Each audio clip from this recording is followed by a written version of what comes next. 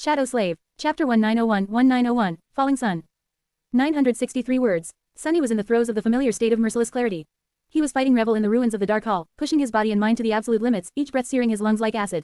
The devastating fury of their clash made the world quake. Everything around them was enveloped by flowing darkness and suffocating smoke, the air suffused with sweltering heat. Neither Sunny nor Revel were armed, using nothing but their bodies to destroy each other. The rolling echoes of their crushing blows were like deafening thunderclaps, and both moved at a speed far greater than what a mundane human would have been able to perceive.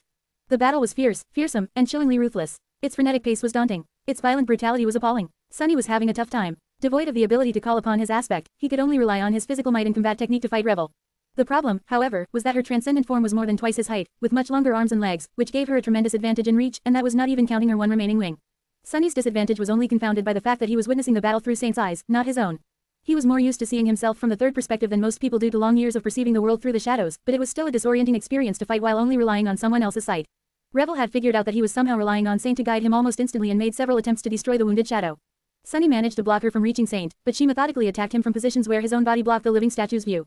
Worst of all, Lightslayer could still use her aspect freely, which she did with great foresight and skill.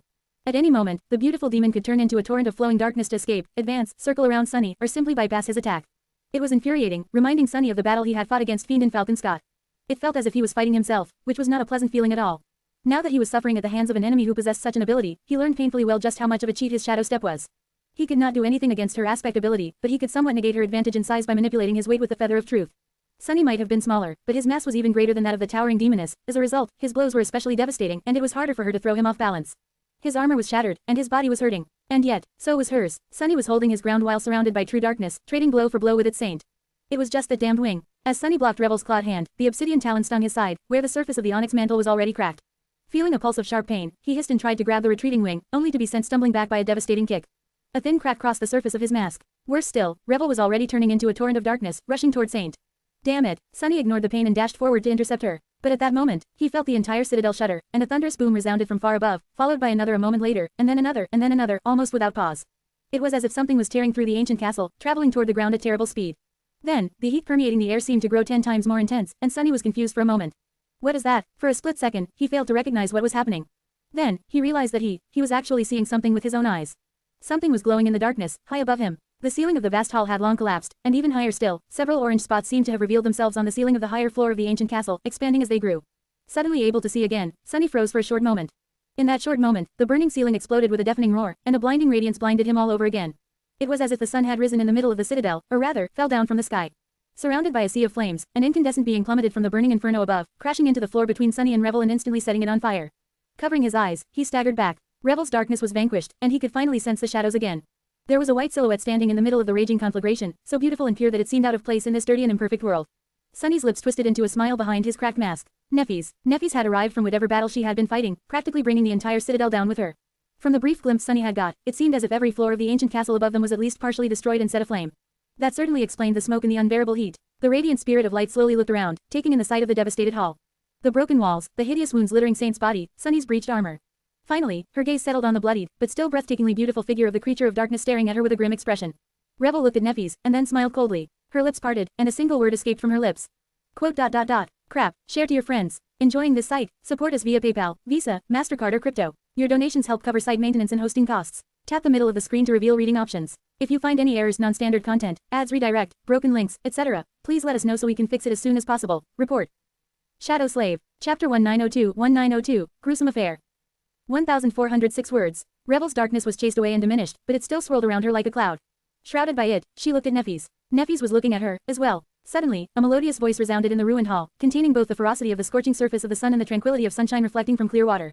Quote. You are the Lightslayer. Revel remained silent for a heartbeat. Her battered, bleeding body looked like a dirty mess in front of the pristine, radiant spirit of light. That's what they call me, yes. Neffys remained silent for a few moments, then spoke in her usual even tone. I'm not impressed. Her tone might have been emotionless, but that only made the remark sound more derisive.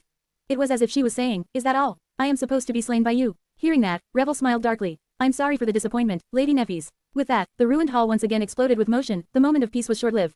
The scorching flames fell upon the Princess of Song, as if possessing a life of their own. The radiant spirit seemed to turn into a streak of light, rushing at her with impossible speed. Sunny was not far behind, either, knowing that this was their best chance to kill Revel. Revel herself, meanwhile, took a step back and turned into a torrent of darkness. The darkness did not attack, however. It did not try to defend itself, either. Instead, it flowed down and seeped into the cracked floorboards, disappearing from view. The flames only licked the ancient wood, scorching it. Neff's strike missed. Sunny emerged from the shadows a split second too late. Revel had fled. For a moment, he was face to face with Neffis, feeling her heat despite the incredible level of elemental resistance granted to him by the onyx mantle. He was silent for a moment. Quote. Are you okay? The spirit of light nodded, her graceful figure drowning in the blinding radiance. What about you? Sunny grinned behind the mask. I am alive, if that is what you mean. With that, there was no time for conversations anymore. Because they both knew what Revel's retreat meant, she had fled downward, in the direction where the rest of their comrades were most likely fighting for their lives. Go, destroy the corpse of the terror at all costs. Sunny threw a brief glance at Saint, commanding her to stay safe, and stepped through the shadows once more. A moment later, he emerged in the chaos of the vast hall where the saints of the Sword Army had been ambushed by the daughters of Kisong. Just one look was enough to erase the smile from his face, replacing it with a somber expression. So many have died. The casualties suffered by the sword domain were appalling. He could only see 4 members of the conquest team still drawing breath: Roan, Ali, Jest, and the unfortunate saint who had been wounded by Silent Stalker at the start of the fight. Rivalan was nowhere to be seen, and the rest of the saints were now corpses, some of them damaged too terribly to be of use for the Raven Queen, some still moving. Silent Stalker was a bloody mess, barely clinging to life. Lonesome Howl and her one remaining reflection were engaged in a fierce brawl with Fiend, protecting her fragile human body from him. The corpse of the Great Terror, at least, seemed to have already been destroyed. Sunny did not know why Neffis had asked him to make getting rid of it a priority, but he was glad to know that the abominable creature did not pose any threat anymore. Revel had just coalesced from the flowing darkness, standing at the opposite end of the hall from him. She had dismissed her transcendent form and looked like a human once again, her pale face smeared with blood. Just as he caught sight of her, she shouted, "Back!" Immediately, the 2 great wolves leapt away. The reflection lingered for a moment before retreating to stall Fiend, while Lonesome Howl herself gently grabbed Silent Stalker in her teeth and dragged her toward Revel like a kitten. Sunny shaped a mass of wild shadows into an odachi and prepared to defend the wounded saints from the champions of song. Fiend, come here. The infernal troll looked at the retreating wolves with regret, and then stepped through the shadows to stand by Sunny's side. The 4 surviving saints were now behind them, looking relieved at the sight of the Lord of Shadows. They were in a sorry state. Even Sir Jest, who had escaped with relatively fewer wounds, was covered in blood. In fact, the only person in the vast hall whose armor wasn't covered in blood was Sunny himself. That was because it was rather hard to make him bleed. However, to those who did not know about that peculiar trait of his, it looked as if he had escaped the dreadful battle against Dark Dancer Revel entirely unscathed. His armor was breached and broken, though, making some of them question if there really was a human body underneath it. Sunny, meanwhile, was given pause by Sir Jest's transcendent form. Where had the amicable old man gone? Instead, a sinister abomination had taken his place, pure malice burning in its inhuman eyes. It had the body of a man and the legs of a goat, with 2 frightening horns growing from its disturbing, bestial head. The only word that could be used to describe it was demonic. Was he a satyr, or a literal fiend from the depths of hell? Sunny suddenly felt a chill run down his spine. Across from them were Revel, Lonesome Howl, Silent Stalker, the Reflection, and the remaining undead saints. The air seemed to crackle with tension, and none of the sides was in a hurry to make a move. It was then that a violent explosion shook the hall, and Neffis arrived from above in a rain of burning debris. At the same time, it felt as if Sunny's vision was blurred for a moment. Suddenly, a delicate beauty with white hair and shimmering eyes, Moonveil, appeared near Revel, her face pale and smeared in blood. Accompanying her, he blinked. Accompanying the beautiful princess was a reflection of Neffis. The creature looked like her, and had the same presence as her, and yet, Sunny found the copy lacking. There was simply no way to mistake it for the real changing star, even if one was blind. The appearance of the reflection answered Sunny's recent question, though, making him scowl behind the mask. No wonder, now that he saw the copy of Neffis, he knew why she had told him to destroy the corpse of the Great Terror as fast as possible. Considering that the reflection was able to mirror her, it could not be a mere beast. Neffis had already reformed the soul core she had detonated to escape from the cursed tyrant, condemnation, and was a transcendent titan once again, therefore, the reflection had to be a titan, as well. Either a transcendent one, or even supreme. Sunny's eyes widened a little. That bastard, if the Great Terror remained whole, the damn creature might have been able to mirror it, instead. Then, they would have had to contend against that abomination in addition to the daughters of Kisong. Sadly, Sunny could only see the reflection of Neff's mirrored soul cores, and with the mess of various potent auras clashing in the dark hall, he could not measure the power of the reflection accurately. It might have been hiding its power, as well. Can it really be supreme? What the hell could Mordred have done to nurture a supreme titan? How would he have even created one, considering that each reflection demanded a sacrifice of as many soul cores as a creature of its class was meant to possess? He had so many questions, and none of the possible answers promised anything good for the future. As Neffis softly landed on the ground, an eerie silence settled in the darkness of the devastated hall. A moment later, however, the darkness was chased away by soft light. The wounds on the bodies of Roan, Ali, and the saint slumped on Ali's back shone with white radiance and began to heal with startling speed. Almost at the same time, the reflection of Neffis laid its hands on Revel and Silent Stalker, healing them in turn. Great, Sunny sighed. It was an incredible boon, to have a healer on one side. However, if the enemy had access to a healer as well, an already terrible battle could become a truly gruesome affair. That was precisely what seemed to be happening right now. Share to your friends. Enjoying this site? Support us via PayPal, Visa, MasterCard or crypto. Your donations help cover site maintenance and hosting costs. Tap the middle of the screen to reveal reading options. If you find any errors, non-standard content, ads redirect, broken links, etc., please let us know so we can fix it as soon as possible. Report. Shadow Slave. Chapter 1903 Wide Sleeves. 1011 words. For a few moments, neither side moved. The saints of the Sword Army had almost recovered from their wounds, all except Sir Jest, curiously enough. Sunny couldn't help but notice that Neffis was able to heal the rest from a distance, but that did not include the old man. On the other side, Revel and Silent Stalker were also close to being healed. At the same time, something that Sunny had assumed was a severely damaged statue of a fearsome gargoyle moved, revealing itself to be a living creature. Single quote. The Saint of Sorrow. Even though they were enemies in this battle, Sunny was a little glad that Tamar's father had survived. For now, at least. Even though those who had been wounded most severely were now saved from the clutches of death by pure white flames, both sides were still in a sorry state. Most of them were exhausted, mentally shaken, and wary. More importantly, almost every participant of the battle had expended great amounts of essence in the furious fight. Funnily enough, Sunny was an exception, since he had been prevented from calling upon his aspect in the clash against Revel. In addition to that, he barely used any memories, those put a strain on one's essence, as well, especially with soul arsenals as powerful as those saints usually possessed. The more powerful a memory was, the more essence its enchantments consumed. Unlike the rest of the fighters, Sunny was fresh and could go on fighting with the same level of intensity for a long while. Neffy seemed flush with essence, as well. He did not know what she had faced prior to descending from above in a storm of flames, but it did not seem like she had used her aspect extensively. Apart from that, she was a transcendent titan. Her pool of essence was 7 times more voluminous than that of other saints, to begin with. Her lineage enhanced it even further. So, both of the most powerful champions on the side of the sword domain were in a good shape, which could not be said about the daughters of Kisong. Honestly, things weren't looking good for them. They had started the battle in a supremely advantageous position. Not only had they had the element of surprise on their side, immediately eliminating several opponents, but they had also been able to isolate and suppress the leaders of the conquest force. Now, however, these advantages were gone. Worse than that, several of Mordred's reflections had already been destroyed. The corpse of the Great Terror was also gone, and it would not be easy to counter Sunny's powers next to Neffy's. Revel's own power was being suppressed now. We should be able to decimate them. Unless Lightslayer had more trump cards hidden up her sleeve, he did not see a way for her to salvage the situation. Judging by her somber expression, Revel had come to the same conclusion. She looked up, at the burning ceiling of the vast hall and the vertical inferno left by Neff's descent from the upper floors of the Garden Temple.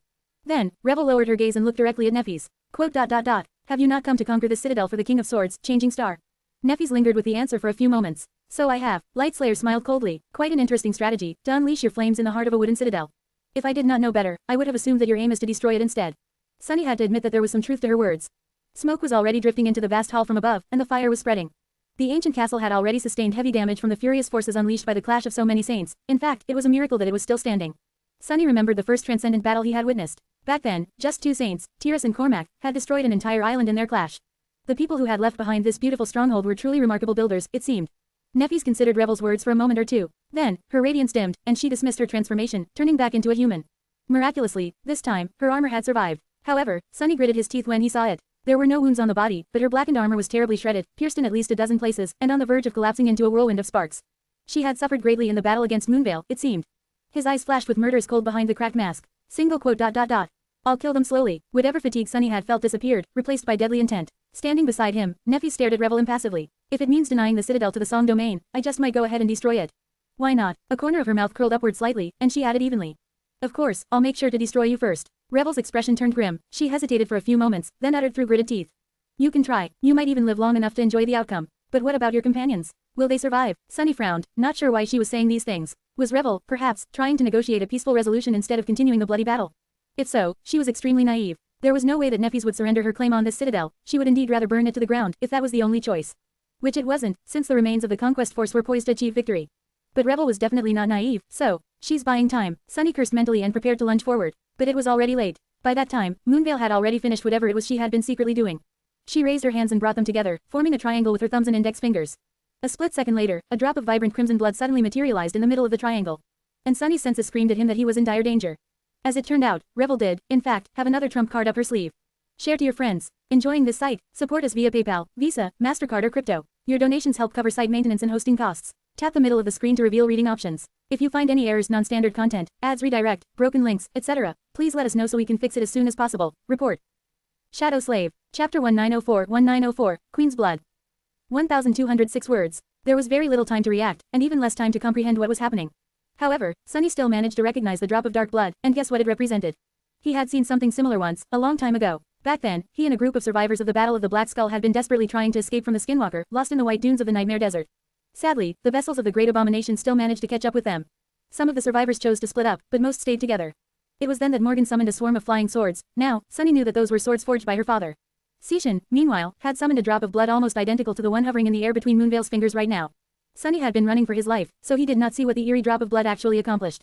He just remembered a strange feeling of awe, and that the entire world was momentarily painted in shades of red when its vast and terrifying power was unleashed. He could make a conjecture, though, considering that Anvil had bestowed the swords, conduits of his power, to Morgan before sending her to Antarctica, wasn't it reasonable to assume that Kisong had bestowed something to her daughter, as well? If so, then the drop of blood was a vessel of a sovereign's power. Which did not mean anything good for Sunny, Neffys, and the rest of the saints of the sword domain. Damn it, it was already too late by the time Sunny realized that Revel was scheming something. The crimson drop swirled in the air, and then exploded into a tidal wave of red light. Sunny stumbled back, momentarily dazed by a crushing force of tyrannical presence. It was as if a cold, penetrating gaze of someone's vast and unfathomably powerful conscience brushed past him, making his very soul shiver in fear. The flood of crimson light rushed at them like a raging wave of blood, submerging the world in a red radiance. He tried to raise a wall of shadows in its path, but the ethereal light simply passed through it. A moment later, the wall crumbled, the shadows forming it destroyed. Neff's figure ignited with a blinding radiance of her own. Her pure light seemed to hold the blood tide back for a few moments, but was then overpowered and painted red. Sunny steeled himself, knowing that he would have to withstand the power of a sovereign a heartbeat later. Just before the wave of ethereal blood reached them, though, a ghostly visage of interlocking shields shimmered in the air around the remnants of the conquest force, enveloping them like a dome. The flood of crimson light collided with it and parted, flowing past them on both sides. Looking back, Sunny saw the sorry figure of Saint Rivalan of Aegis Rose slumping against the wall near the gates of the citadel. The insufferable fool is alive, after all. He allowed himself to feel relieved for a short moment, then turned his attention back to the dire situation. From what Sunny could remember, the power Seishan had unleashed in the Nightmare Desert receded after a few moments. But then again, she had been a mere master back then, perhaps a saint would be able to channel the power of a supreme better. He took a step closer to Neffes and commanded Fiend to move forward, shielding the group from the rush of red light. Sadly, Sunny was right, a few moments passed, and then a few more.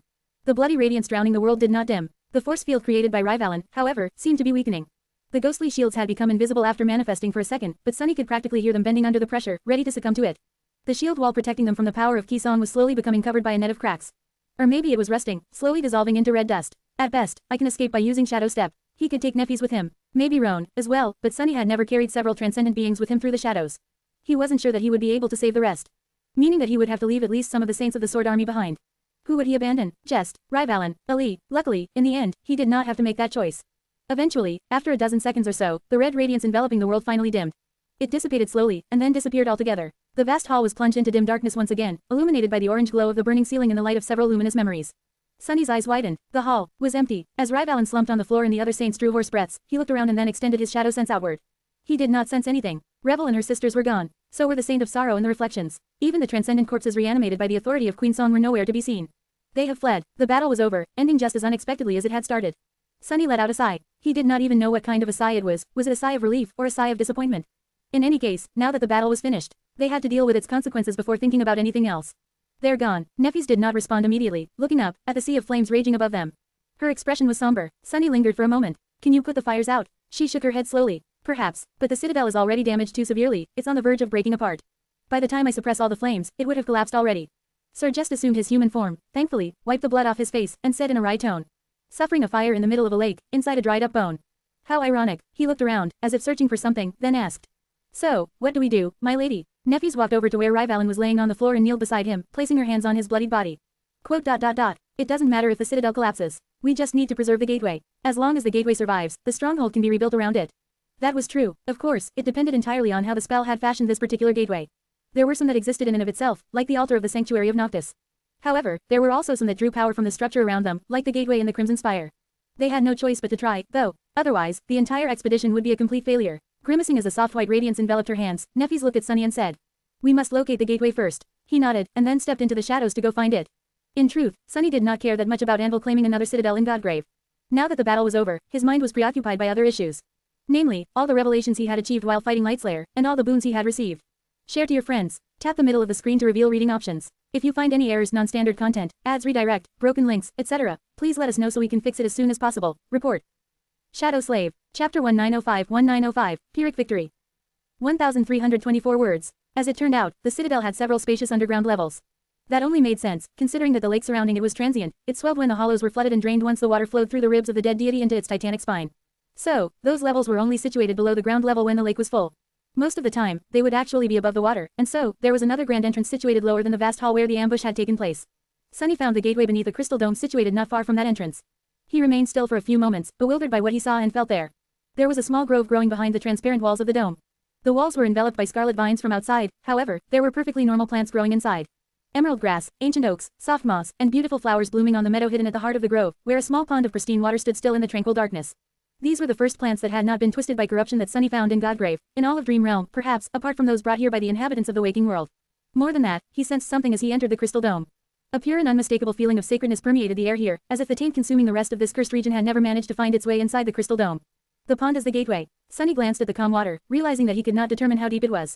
Then, he turned away with a shrug and stepped through the shadows back to where he had left Neffes and the other saints. Soon, all of them sought refuge in the grove. The citadel above them was burning and falling apart. Its walls were resilient enough to repel the incinerating flames summoned by Neffes, at least for a while. However, the castle had become overgrown by the scarlet infestation over the ages. The vines and trees piercing its structure were like kindling, helping the fire spread and destroy the ancient walls. It would reach these lower levels soon, as well. However, Neffes could protect at least one floor from being consumed by flames. The bloodied saint sat silently on the grass, too tired and rattled to talk. Only Sir Jess seemed to be in a pleasant mood, but even he was keeping his mouth shut, concentrating on cleaning the cane he had picked up from the floor before leaving the ground level. One of them had to erase Revel's imprint on the citadel and replace it with their own. However, 6 of the 7 surviving saints already controlled a citadel of their own, doing so would relinquish their authority over it. The person most suited for the job was the saint who had been wounded in the ambush, but he was currently unconscious. There were a few things they could do, but after discussing it shortly, the saints of the Sword Army had decided to simply wait for a while. Of course, Sunny could have taken the citadel too. After all, he had 7 incarnations and could place 7 tethers instead of 1, but that was not something he wanted the King of Swords to know. So, he just sat down and stared into the distance. There was a lot for him to think about. The battle, technically, they had won it. They had repelled the ambush and conquered the citadel, the gateway, at least, thus fulfilling the goal of the expedition force. Soon, the authority of the King of Swords would spread to Central Godgrave, and his domain would stretch all the way from the clavicle plain to the breastbone reach. Even if Sishan and her 7th Legion managed to take the citadel in the west, the Song domain would still possess fewer citadels, control less territory, and be pressed to reach deeper into the hollows from their remote stronghold. The Sword Army had achieved a victory today. However, it was a Pyrrhic victory. Sunny sighed. Revel might have chosen to retreat, but that was in part due to the fact that withdrawing was still a good outcome for the forces of Song. Yes, they had lost the citadel, but in the process, their enemy had suffered a debilitating loss as well. 7 saints of the Sword domain were dead. Silent Stalker had reaped more lives than anyone else, killing 3 transcendent champions of the Sword Army. Lonesome Howl and her reflections were just behind her, with 2 kills between the 3 of them. Moonveil had killed 1, and the last fallen saint was brought down by the risen dead. Revel did not kill anyone herself, but she had orchestrated the entire battle. In exchange, the Song army only lost 3 of Mordred's reflections. Their destruction was not an insignificant loss, but it was not comparable to the casualties suffered by Nef's team. The Sword Army had already been at a disadvantage due to having fewer saints in its ranks. With the loss of these 7 champions, the gap in the number of transcendents between Valor and Song was bound to become a dire influence on all future battles. So, none of the factual victors was in a good mood.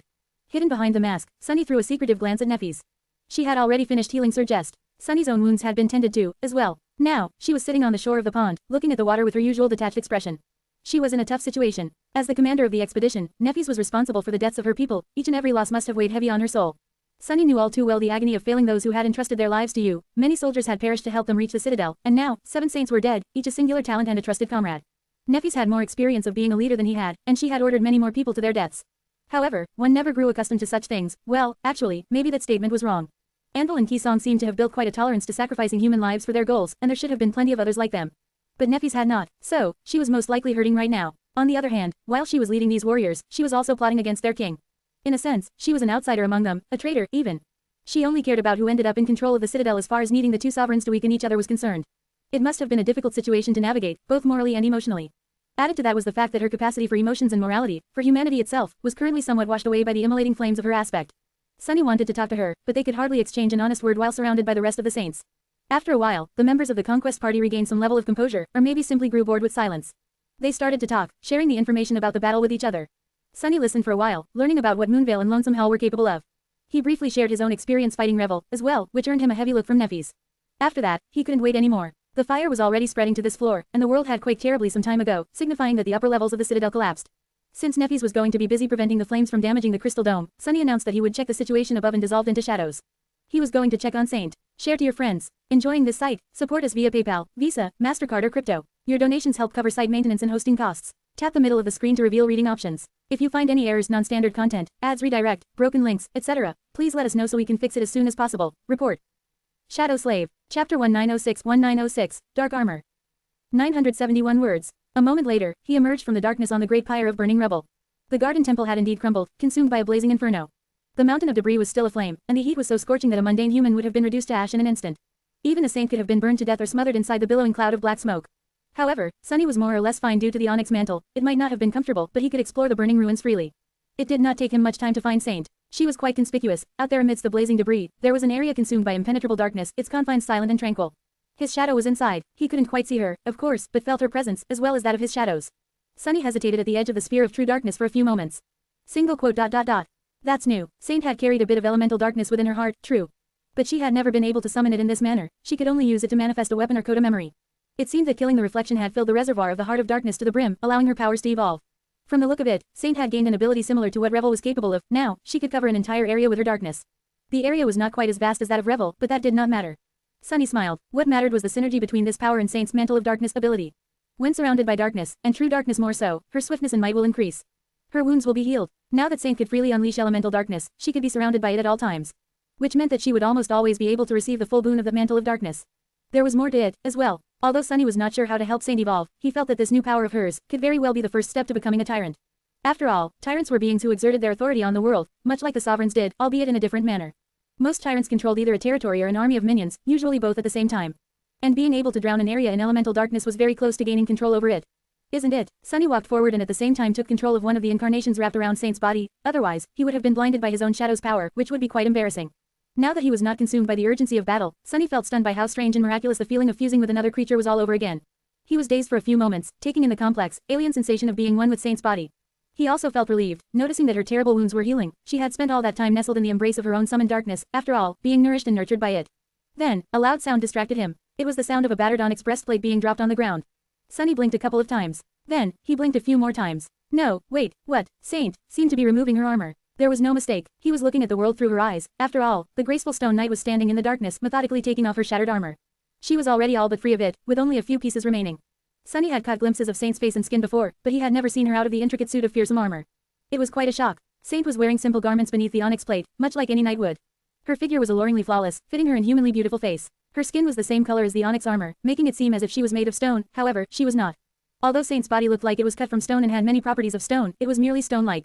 Now that Sunny could sense it, he realized more clearly than ever that she was a being of flesh and blood, well, at least of flesh and dust. And seeing her like this, Sunny couldn't help but remember the beautiful statue of Storm God he had seen in the shrine of the Ebony Tower once. It was quite clear who Nether had used as inspiration when creating the stone saints, at least in terms of appearance. Saint, meanwhile, spared him an indifferent look and continued removing her armor. Her greaves and vambraces fell to the ground, leaving her entirely defenseless. Sunny remembered that he had not come here to stare just then. But why is she taking off the armor instead of restoring it? His answer came a moment later. Saint knelt beside the broken armor and stared at it for a while. It almost seemed as if there was a hint of an unknown, somber emotion in her ruby eyes. Then, she raised a hand and brought her fist down. The adamantine onyx shattered like glass, and was then absorbed into her body, just like the memories she used to consume had been before. Suddenly, the crimson flames burning in her eyes grew deeper, and Saint seemed to become stronger. Standing up with a prideful expression, she straightened her back. A moment later, her beautiful figure was enveloped by flowing darkness, and that darkness solidified, encasing the body of the taciturn shadow in an impenetrable carapace of intricate onyx armor. Pristine and new, Sunny remained motionless. I'll be damned, Saint had just manifested her own onyx mantle, it seemed. Share to your friends. Tap the middle of the screen to reveal reading options. If you find any errors, non-standard content, ads, redirect, broken links, etc., please let us know so we can fix it as soon as possible. Report. Shadow Slave. Chapter 1907 Negative Quality. 1110 words. After donning her new armor, Saint turned slightly and gazed at Sunny with her usual indifference. He would have loved to study the design of the onyx suit. It was not every day one saw an armor forged of pure darkness, after all, but sadly, he couldn't. That was because Sunny only saw the world through Saint's eyes, and she was looking at him, not herself. How frustrating. This must have been what Cassie felt when conversing with someone in private. The confusion was only made worse by the fact that Sunny did not only share Saint's vision, he shared all of her senses, just like Cassie shared all the senses of those marked by her ascended ability. Of course, it was much easier for him to get accustomed to such a strange way of perceiving the world, since he had already been sharing his consciousness across many incarnations. The quantity of perspectives was not a problem for Sunny, it was just that their quality dazed him. His avatars were identical copies of his own body, after all, while Saint was very different from him. At least he was already used to her stone-like nature after years spent together. Or so he had thought. As it turned out, his shadow was not done surprising him today. The ability to summon a pool of elemental darkness and manifest a suit of armor was not the full extent of what she had gained by slaying Revel's reflection. There was some distance between Sunny and Saint, still. The debris was charred and highly unstable, making it hard for her to move. After all, she was close to 3 meters in height and weighed a literal ton. A few of them, actually. So, the debris could very well fail to support her weight. Which was why Saint did not walk. Instead, she simply turned into a torrent of darkness and traveled all the way to where Sunny was standing in a heartbeat. It was not quite as instantaneous as moving between shadows with Shadow Step, but still quite fast. The sensation of becoming a stream of darkness was also very different from what Sunny usually felt when traveling through shadows, in many ways that he found hard to describe, but mainly because of how hollow it felt to be one with the darkness. He did not feel embraced by the flow of elemental darkness. Instead, it was a cold and unfathomable thing, too alien and indifferent to be welcoming. Even being a part of it, Sunny felt nothing but profound solitude. A moment later, Saint was towering above him, standing only a few meters of scorched wood and debris away. The ground shook precariously, and the blackened wood creaked, as if ready to crumble into embers and ash. Of course, neither Saint nor Sunny would be seriously hurt if they fell beneath the upper layer of the wreckage. They would not be burned in the infernal depths of the smoldering ruin, either. Still, he would have liked to avoid becoming smeared from head to toe in soot. Before Sunny could do anything, though, something about Saint changed subtly. And then, not so subtly, he opened his eyes wide. Did she just? She had. Saint had effortlessly changed the weight of her stone-like body, making it as light as a feather. Sunny blinked a couple of times. Feather of Truth. It was the same ability he possessed, granted by the onyx shell. Saint had not been able to adjust her mass while wearing her original armor, but now that it had become a part of her personal darkness, she could. The effect was more or less the same, but the process was different. Sunny had only vaguely felt it, but it was as if she had not simply changed her mass. Instead, it was as if a negative quality was added to it, thus reducing the weight. Where had that negativity come from? He did not know. Then again, he did not know how the Feather of Truth worked, either. Perhaps he had always done the same thing without realizing it. In any case, Sunny was quite pleased with the fact that Saint could change her weight at will now. Naturally, an ability like that was an incredible boon in combat. He had woven it so deeply into his own battle art that fighting any other way seemed clumsy and ineffectual now. However, it was also quite useful outside of combat, since Saint's great weight often presented a problem in mundane situations. Like walking on fragile floors, traveling by boat, or swimming. Considering how often Sunny found himself inexplicably thrown into large bodies of water, that alone was an invaluable boon. Saint stared at him from above for a bit. Then, she stared at him some more. Her gaze was cold and indifferent, like always. However, this time, Sunny had a completely different reaction to it. He shifted from one leg to another, trying not to take offense. No, but, am I really this tiny? Since he was looking through Saint's eyes right now, he was staring at himself from her great height.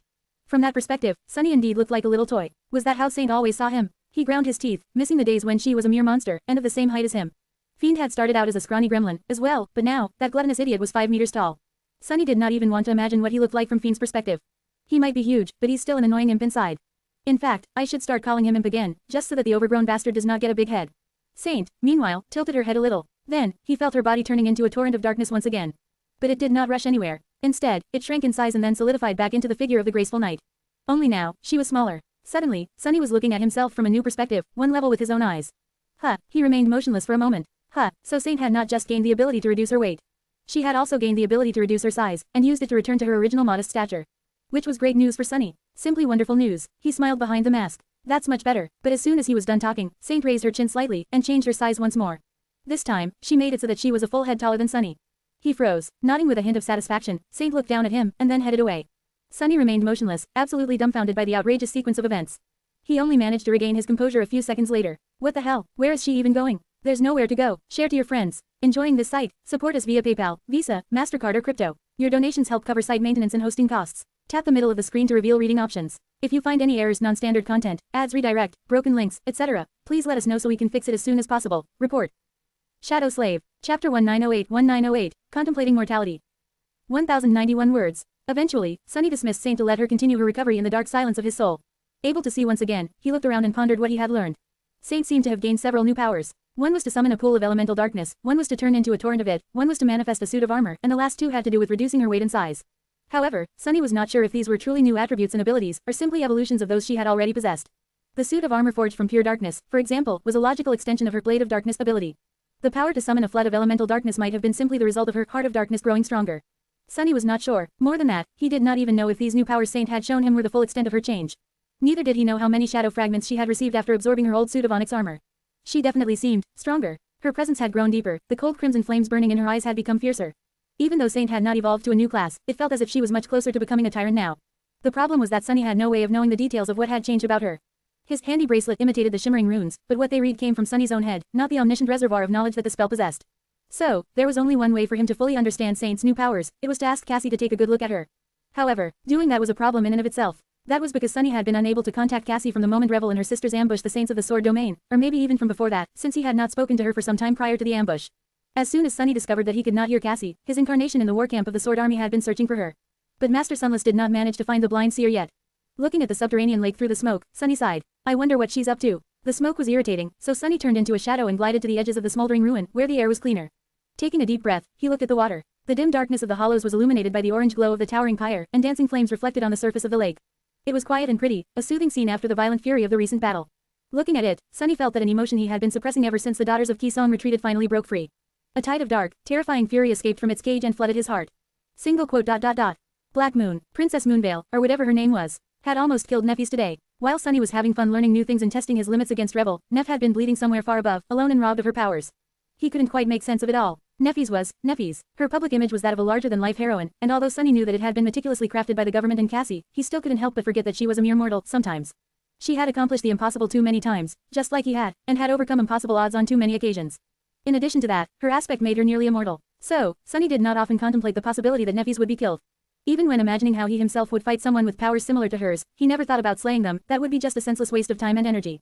Instead, he carefully considered how he would restrain the opponent and render them helpless, which was the optimal way of defeating such a foe. But today, that subconscious bias of his had been shattered. Each aspect was unique, and there were all kinds of them out there. Even such an insidious power as the ability to nullify all other powers existed, wielded by one of the princesses of the Song Domain. And Moonveil had used that power of hers against Neffys. Sunny did not even know how close he had come to losing her, and he was not alright with that fact. His hands turned into fists without him noticing. For a moment, Sunny contemplated using his incarnation in the camp of the Song army to go on a slaughter. He was currently not too far from Seishan and Death Singer, maybe killing them would be enough punishment for Clan Song, who had dared to lay a hand on Neffys. If not, it could at least make him feel better. However, he quickly discarded that idea. Not only would it put Rain in danger, but he couldn't really kill saints for personal reasons.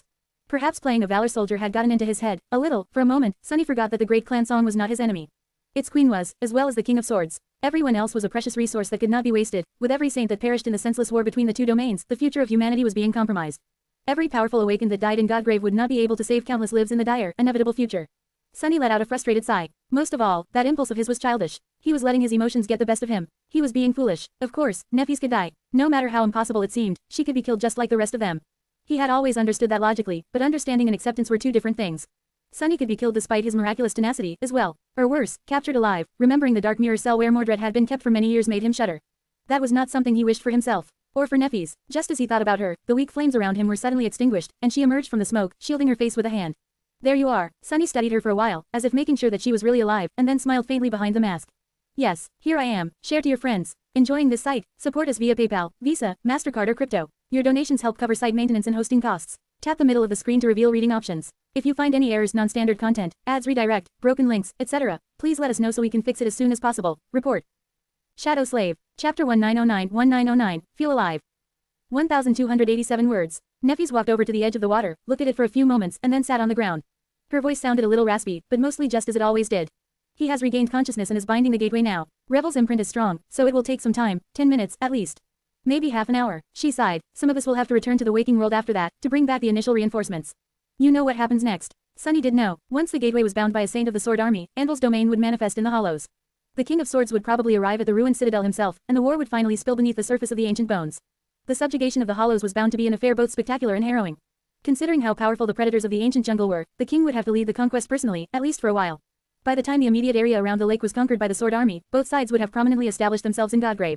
The first stage of the war would be complete, and the two armies would start clashing in large-scale battles, clamoring for control. Control over the surface, control over the hollows, control over the paths to the remaining two citadels. Everything that had happened before was merely a prelude, and the true bloodshed would begin now. Well, there were 10 more minutes before that happened, at least. Neffy sighed and looked down, at her blackened, shredded armor. Then, she dismissed it and summoned a soft white tunic instead. Her voice sounded a little gloomy. You know, I think I am going to give up on wearing armor altogether. What is the point, if it only ends up being destroyed? Or worse, a burden. Especially these suits of full plate that Knights of Valor prefer. In the last battle, the left elbow joint was bent almost immediately. I had to struggle every time I needed to bend my arm. A faint smile appeared on her face. I think it will be great, less burden, more mobility, wider field of view. Not to mention the heat. Everyone still cooking inside a steel armor will be green with envy, looking at my well-ventilated self.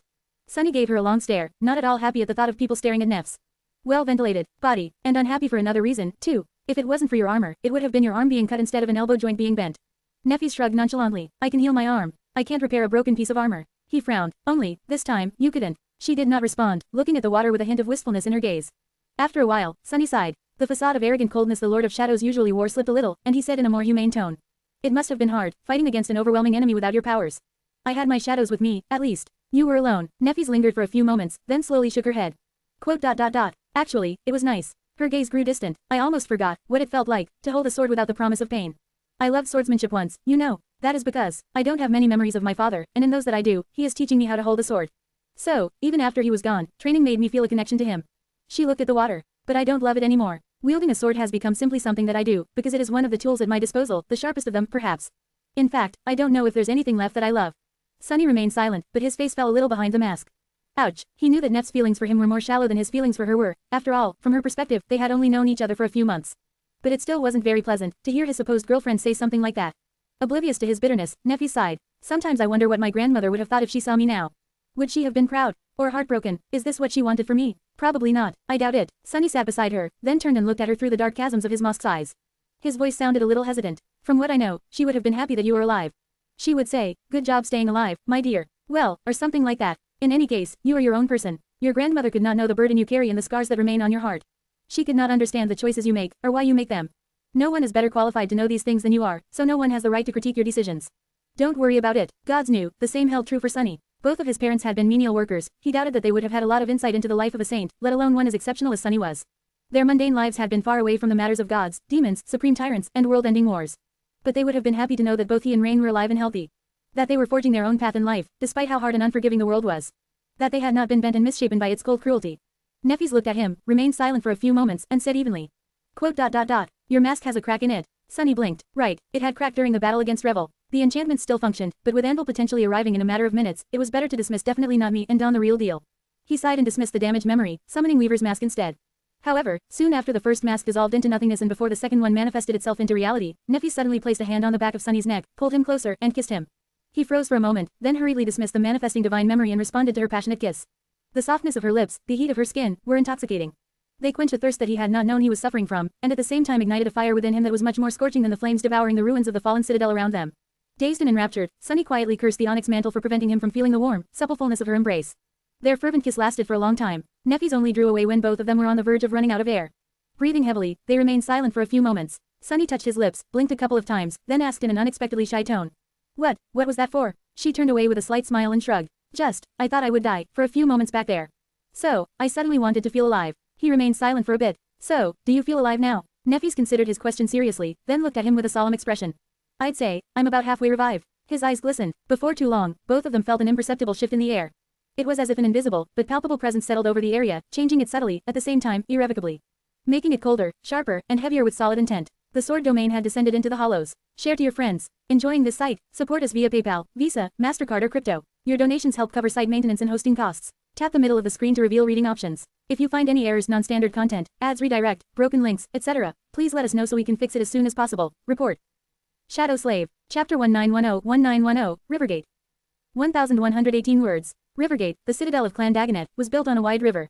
It cut across it like a great wall, or rather, a series of walls, descending from tall cliffs like steps meant for a giant. It was both a dam and a lock. The highest wall held back the powerful current. Each step below it was separated by a vast chamber with towering gates, which could be filled with or drained of water with the help of ancient enchantments. A ship traveling to or from the Stormzia could descend from the cliffs or scale them due to the ancient system of locks, never leaving the river. At the same time, nothing could swim further upstream without destroying the citadel, and even then, the assailant would have to crawl out of the water and travel by land with the locks destroyed. There was almost a kilometer of vertical distance between the highest point of Rivergate and its lowest point. Each descending wall was incredibly tall and thick, built of monolithic stone, with battlements constructed on top of it.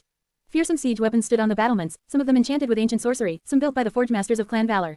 Hundreds of awakened crowded the walls, led by a dozen masters. 7 saints were standing on the highest of the fortress walls, looking down with somber expressions. They were Morgan, the Princess of War, and 6 champions whose help she had enlisted, or coerced. At this point, there was little difference. 3 of the 6 saints had belonged to the House of Night once, Saint Knave, Saint Bloodwave, and Saint Ether. The other 3 were with the government, Nightsinger, War Beast, and Soul Reaper Jet. At that moment, Knave was talking to War Beast, Saint Athena, raised by wolves. Quote. So you encountered that fiend before? She gave him a long look, then smiled wryly. We even killed him before. Knave turned to a startlingly beautiful man with auburn hair and mesmerizing green eyes, a stunned expression on his face. Saint Nightingale, is this true? Saint Kai shifted uncomfortably. Not exactly. What we killed was not that fiend, rather, it was a corrupted version of his transcendent self conjured by the nightmare. Even then, none of us 3 dare claim any credit. He was eradicated by Lady Changing Star. He sighed. Still, we know more about what he's capable of than anyone else. That should be of some help. Knave looked down, then cast a dark gaze south. Quote. At least we know that he can be killed, then. Less than a day had passed since Mordred of nowhere, really, had landed on the shore of the Sword Domain.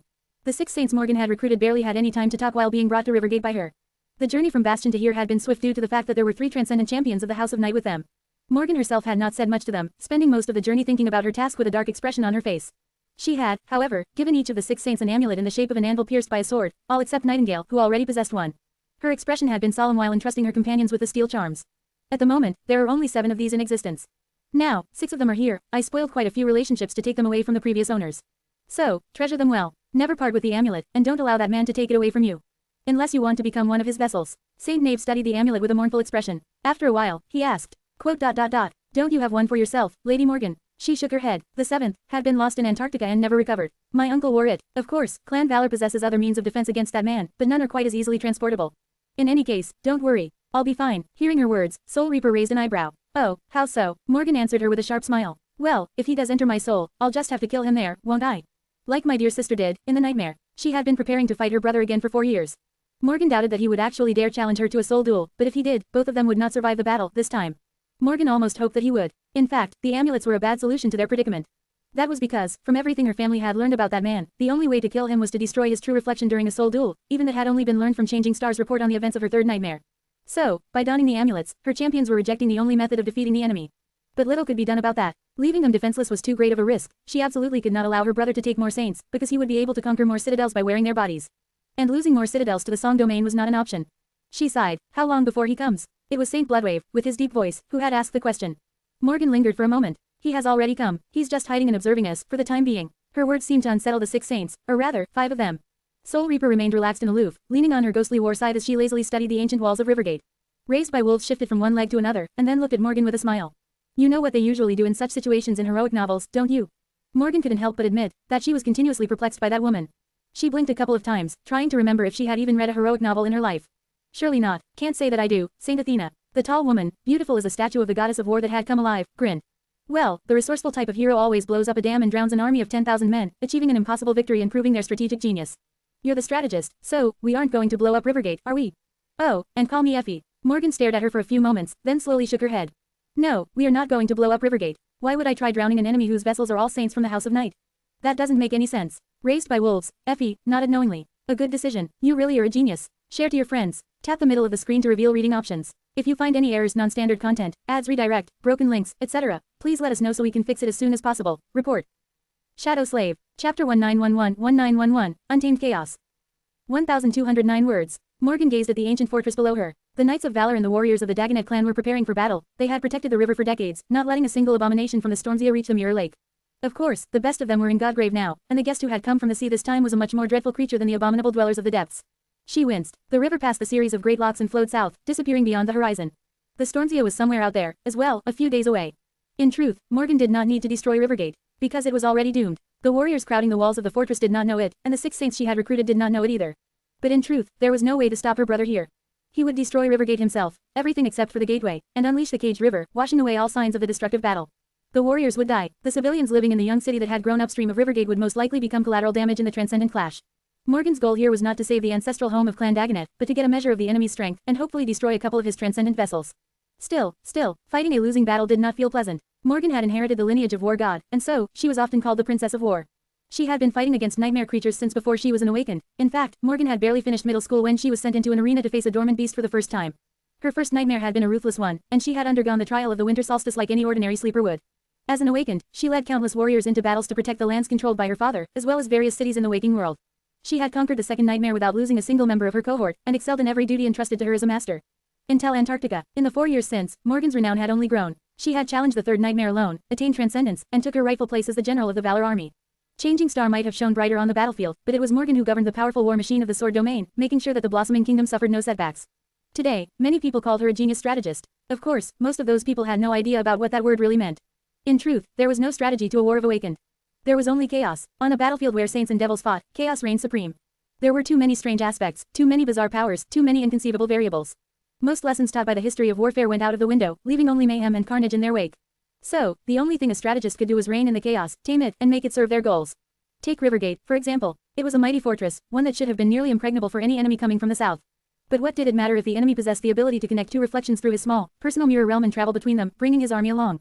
The warriors on the walls were preparing to repel an attack from the south, the siege weapons were aimed downstream, and even Morgan herself was looking there. But her brother could easily attack from the north, taking the city behind the fortress hostage first. In fact, he could just bypass Rivergate entirely and go directly to Bastion. Only he wouldn't, because Morgan was here, taming the chaos. Mordred's goal was Bastion, but he did not know what traps his father and Clan Valor had set up for him there. So, he would not attack it recklessly. Conquering the Great Citadel was a time-consuming affair. And if he left Morgan behind to advance north, she would simply go south and take the Night Garden, instead. That was also the reason why Mordred could not spread his vessels thin and attack the cities of the Sword Domain situated further inland. Not only would he have to surrender the citadels of the Stormzea to place new tethers, but the former Great Citadel of the House of Night would be left defenseless. Of course, Morgan was sure that her brother actually wanted her to attack Night Garden. Otherwise, he wouldn't have run it ashore, turning it into an almost irresistible bait. Who knew what kind of trap he had prepared for her there? After all, Mordred, that thing pretending to be her brother, was an heir of war, as well, no matter how much her father wanted to deny it. Mordred knew how to tame chaos, too. Between the two of them, the one who could do it better would survive, and the other one would die. Funny, Morgan smiled, enjoying the warm breeze. She did not really have memories of her brother from early childhood. He had already been gone by the time she grew old enough to remember anything. Morgan's mother had died giving birth to her, and her father was a distant presence at best. He was more of a teacher than a parent, full of demanding expectation but devoid of warmth. She was mostly raised by the elders of Clan Valor, but there was a distance between her and the members of branch families, as well as the children from the vassal clans. Growing up, the closest thing she had to friends her age were the daughters of Kisong, who were now her enemies, funnily enough. Still, it had not been an unhappy childhood, until the brother she did not remember returned. Morgan had been 10 or 11 when he showed up in Bastion, having already conquered the first nightmare. She was happy at first, but then, she quickly learned that there was something wrong about the eerie boy who called himself Mordred.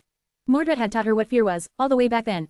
And now, standing on the wall of Rivergate, Morgan felt it again. She hated to admit it, but she was a little afraid. An amused smile appeared on her face. How refreshing, it was such a nostalgic emotion. She had not felt it in a long, long while. Turning to her 6 transcendent companions, Morgan lingered for a moment and then said, "What are you waiting for? Get to business." Nightingale gave her a confused look. Even his confusion looked elegant and dashing. He was so annoying. What business? Morgan raised an eyebrow. What do you mean? Command the soldiers to retreat, get them off the walls, start evacuating the city. Put everyone on boats and send them up the river, to Bastion. Rivergate might have been doomed, but that did not mean that everyone here had to die or become a hostage to the Prince of Nothing. Even though there was some strategic value in using the garrison as cannon fodder to stall his vessels, Morgan decided to forego the most rational path this one time. She shook her head. Stop staring and start moving. Go. I want the city to be empty by evening. Share to your friends. Enjoying this site? Support us via PayPal, Visa, MasterCard or crypto. Your donations help cover site maintenance and hosting costs. Tap the middle of the screen to reveal reading options. If you find any errors, non-standard content, ads redirect, broken links, etc., please let us know so we can fix it as soon as possible. Report. Shadow Slave. Chapter 1912 Self-Reflection. 1003 words. It wasn't easy to evacuate an entire city in the span of a day, even if it was many times smaller than Bastion. Luckily, Morgan had Nightingale with her. With his commanding voice, everything went smoothly and swiftly. The warriors defending the fortress were reluctant to leave their post, but they did not dare to disobey her. The members of the Dagonet clan were even more reluctant to abandon their citadel without a battle, but Morgan persuaded them without too much trouble. They were mostly non-combatants. Anyway, the true strength of the clan was far north, fighting in Godgrave. The rest knew that they would be of no real help in the clash against the banished Prince of Valor. By the time the sun started to roll toward the horizon, Rivergate had grown eerily quiet. Now, only the 7 saints remained in the ancient fortress, calmly preparing for battle. The saints from the House of Night were grim and full of murderous desire for vengeance. The 3 government saints were strangely nonchalant. Or maybe not so strangely. 2 of them were survivors of the Forgotten Shore, after all, while the 3rd was Soul Reaper Jet. Morgan wasn't even sure if it was possible for them to lose composure. Like Nephi's, Morgan briefly contemplated destroying the gateway of Rivergate, but then discarded that idea. It would not mean much for the war, anyway, not in the long run, at least. The infrastructure of the sword domain would suffer greatly, though, and it would be hard to rebuild after the war was over. If there would be anyone left to rebuild, that was death. Death. Morgan stared at the annoying crow that seemed to always follow Soul Reaper around with displeasure. She scowled slightly. What are you saying, stupid bird? The crow stared back at her, then fluttered its wings in the air. Bird, bird. Morgan sighed and shook her head. What was she doing talking to an echo? Finally, their preparations were complete. She threw one last glance at the river, which shone beautifully in the radiance of a blazing sunset, and took a canteen of water off her belt. Opening the lid, Morgan took a sip of water, then poured the rest on the paved surface of the rampart. For a moment, she could see her reflection in the puddle, surrounded by the reflections of the 6 saints. Then, her reflection smiled, and spoke, quote, It has been a while, my dear sister. None of the saints reeled back, but those of them from the House of Night visibly paled. Even Saint Ether, who used to be the ideal of composure and decorum in the past, seemed unnerved. Morgan nodded somberly, not paying the young man any attention. Indeed, the last time I saw you, was it when you failed to kill me and ran away to save your sorry skin? And right after giving the big speech about how uncompromising your desire to see me dead was, no less. That must have been quite embarrassing for you. Her reflection laughed. Ah, what a sweet memory. You floundering in the dirt, too weak to stand up, I truly cherish it a lot. Morgan gritted her teeth, the familiar feeling of shame cutting her like a blade. Mordred had taught her what shame was, as well. Her reflection, meanwhile, pretended to look around. I see you've evacuated the town. How very unlike you, my dear sister. I would have rather expected you to string every man and woman living there on the fortress walls to serve as padding. That would be more in line with our family's style, wouldn't it? The reflection smiled pleasantly. Quote, Of course, nothing is stopping me from going after the boats first, and then returning here to finish you off. Morgan met his smile with one of her own. Funny you should mention boats. Tell me, did you crash the night garden into the shore because of some devious plan, or simply because you couldn't properly control it? At that moment, Soul Reaper sighed. Are you really just going to trade insults? Morgan's reflection shifted its gaze to the 3 government saints. Its smile suddenly brightened. Saint Jet, Saint Kai, Saint Athena, it warms my heart to see you again, my old comrades. Knave, Bloodwave, and Ether too. I cherish the memories of conquering nightmares and battling the Stormsia side by side with you all, as well. Saint Knave stared at the reflection coldly, then uttered through gritted teeth. You vile creature. The reflection remained silent for a few moments, its smile slowly draining away. Eventually, it stared at them with an eerie, inhuman expression. Seeing her own face wearing it was a little disturbing, even for Morgan. The reflection spoke once again, this time not bothering to put on a human mask. I am going to say it once. The 6 of you have nothing to do with this. This is between me and the great clan Valor, a family affair, if you will. So, I'll give you a chance to escape. Surrender the fortress and leave. Then, I will spare your lives. Saint Knave looked at the reflection darkly. It is indeed a family affair. Our family, which you slaughtered. Soul Reaper Jet, meanwhile, just shrugged nonchalantly. It would be really inconvenient for me if you conquer Bastion. So, sorry, we'll stay. Her crow chose that solemn moment to call loudly. Sorry. Morgan glanced at the stupid bird, shook her head, and looked back at her reflection. It must be getting really crowded in your head, huh? Did you really think they would take you up on that offer? The reflection remained motionless for a few moments, then suddenly smiled. Not really, but I had to ask for the sake of politeness. Now that is out of the way. Its smile turned bleak and eerie. Quote, Prepare to die, I guess. Ah, I have really waited for this moment for a long, long time. A moment later, the wall under their feet trembled slightly, and at the same time, the water of the river far downstream churned, revealing several gargantuan shapes. Morgan looked at the sunset and took a long, deep breath. Scarlet sparks danced around her head, forming into a black helmet. Prepare for battle, and just like that, the battle for Rivergate began. Share to your friends. Enjoying this site? Support us via PayPal, Visa, MasterCard or crypto. Your donations help cover site maintenance and hosting costs. Tap the middle of the screen to reveal reading options. If you find any errors, non-standard content, ads redirect, broken links, etc., please let us know so we can fix it as soon as possible. Report. Shadow Slave. Chapter 1913 Devastation. 1072 words. The battle for Rivergate began at sunset. By the time the sun rose from behind the horizon once more, the ancient fortress was gone. The towering gates of the great locks were bent, broken, and torn off their hinges. The impregnable walls had crumbled. The enchanted siege weapons had been reduced to dust. The river, which had been held back by the immense dam for thousands of years, had broken free and rushed toward the distant sea. The devastating flood had demolished the smoldering ruins and washed away the traces of the dreadful battle. The artificial lake around which the city had been built dried up, revealing its muddy slopes. The basin of the river below the cliffs, on the contrary, was flooded. The entire landscape of the region had been devastated and reshaped, becoming almost unrecognizable. A great waterfall roared as it plummeted from the tall cliffs, while the stronghold of Clan Dagonet was no more. Single quote. What a pity. Morgan looked at the ruins of Rivergate with a wistful expression. With the loss of the ancient stronghold, the sword domain would grow a little weaker, while the song domain would grow a little stronger. But that was not the reason for her regret. The real reason was that Bastion had lost its connection to the sea. Even if Godgrave was conquered by humans, it would never be a safe place, so, no matter which side won the war in the end, the Stormzia would become the connection between the two parts of the great human kingdom in the Dream Realm. Without Rivergate, it would be much more difficult to establish trade routes to and from Bastion. And trade was the true engine of civilization. Single quote. Why am I even thinking about this? Morgan tiredly dismissed her helmet and spat out a torrent of blood. The helmet had caved in by a devastating blow, and so had the right side of her face. She could feel the sharp edges of her shattered teeth cut into her tongue and the inside of her torn cheek, an unpleasant sensation, no doubt, but far from the worst of what she was feeling right now. Mordred had been like a calamity, descending upon them in all his cold, inhuman fury. They had managed to give him a good fight, quite an excellent one, really, but at the end of the day, it was all for naught. They stood no chance against him. So, Morgan had commanded her 6 subordinates to retreat, and stayed back to stall the enemy for a little while. She was starting to regret that decision a bit, now. You don't look so well, my dear sister. Her brother's insidious voice was not mocking or full of dark glee, but rather cold and indifferent. Strangely enough, that only made it sound more frightening. Morgan looked at herself quietly. It's true, her armor had been breached and broken. Her body was terribly mutilated, and one of her arms was practically severed, a commendable accomplishment, really, considering how tough and durable her flesh was. Blood was flowing from countless wounds, painting the shattered stones beneath her into vibrant shades of scarlet, the same color as her strange eyes. Her bloody lips twisted into a grin. Really, I think red is my color, though. Mordred simply stared at her, probably trying to guess what her next move would be. His own body did not bear many wounds, because he had used the transcendent vessels to shield it. The stolen bodies of the Saints of Night were worse for wear, especially those who had fought raised by wolves, but sadly, none had been destroyed. His soul had not been damaged too severely, either, despite having faced Soul Reaper Jet. Mordred knew just how dangerous she was, so he had made sure to suppress her in particular during the battle. All of them had fought valiantly, but none managed to stop his terrifying assault. Knave and Bloodwave had battled their former clansmen in the depths of the river, 2 against 4, making it boil. Nightingale alone had engaged 4 more vessels of the Prince of Nothing attacking from upstream. Raised by wolves had plunged into the water and almost tore the most powerful of the Leviathans, a terrifying kraken, apart, and that was after wounding many by bombarding them with gargantuan javelins from high above. Ether had defended the walls, while Soul Reaper had played a deadly game of cat and mouse with 4 of Mordred's vessels in the south. Morgan herself had engaged the true body of the Mirror Wraith, hence her current sorry appearance. She took a hoarse breath. I'll give it to you, brother. You are indeed great and terrible. To think that you have been able to obliterate an entire great clan, not only that, but you have even become no different from a great clan yourself. What a weird sentence to say. Oh, but in any case, it is quite an amazing feat, for a single individual to change the entire flow of the war through his personal achievements. She spat more blood, straightened slightly, and added in a neutral tone. But you know what? Mordred raised an eyebrow and remained silent. After a few moments, he shook his head. I am a little disappointed. I really expected more from you, sister. Morgan smiled. What, do you really think that this is it? Surely, no, you and I, we are only just starting. With that, she pierced him with a sharp gaze, and called upon one of the enchantments stored deep within her body. Instantly, her essence flowed like a tide, washing over her body and seeping deep into its every cell. Morgan's smile swiftly turned less lopsided. Her caved face regained its previous shape, the deep cuts marring her flawless skin closing as if they had never existed. Her broken teeth were restored to their previous pristine condition. The countless wounds on her mangled body healed, while her arm, which was hanging by a thread, was pulled back by ropes of growing muscle and was then attached back to where it belonged. In just a few moments, Morgan was restored to perfect health, her body brimming with energy and overflowing with soul essence. It was as if she had not endured a grueling battle against her brother at all. She moved a hand, and a deep cut split the stones between her and one of Mordred's vessels, almost severing its head. Standing some distance away, Mordred scowled. Quote. Now where did you find a healing enchantment as powerful as that? Morgan simply smiled. I guess you might say that I saw it in a nightmare. Share to your friends. Tap the middle of the screen to reveal reading options. If you find any errors, non-standard content, ads redirect, broken links, etc., please let us know so we can fix it as soon as possible. Report. Shadow Slave. Chapter 1914 Floodgates Open. 1291 words. Morgan raised her sword and pointed it at the man who called himself her brother. Quote. I've collected a few other enchantments in preparation for meeting you one day, brother.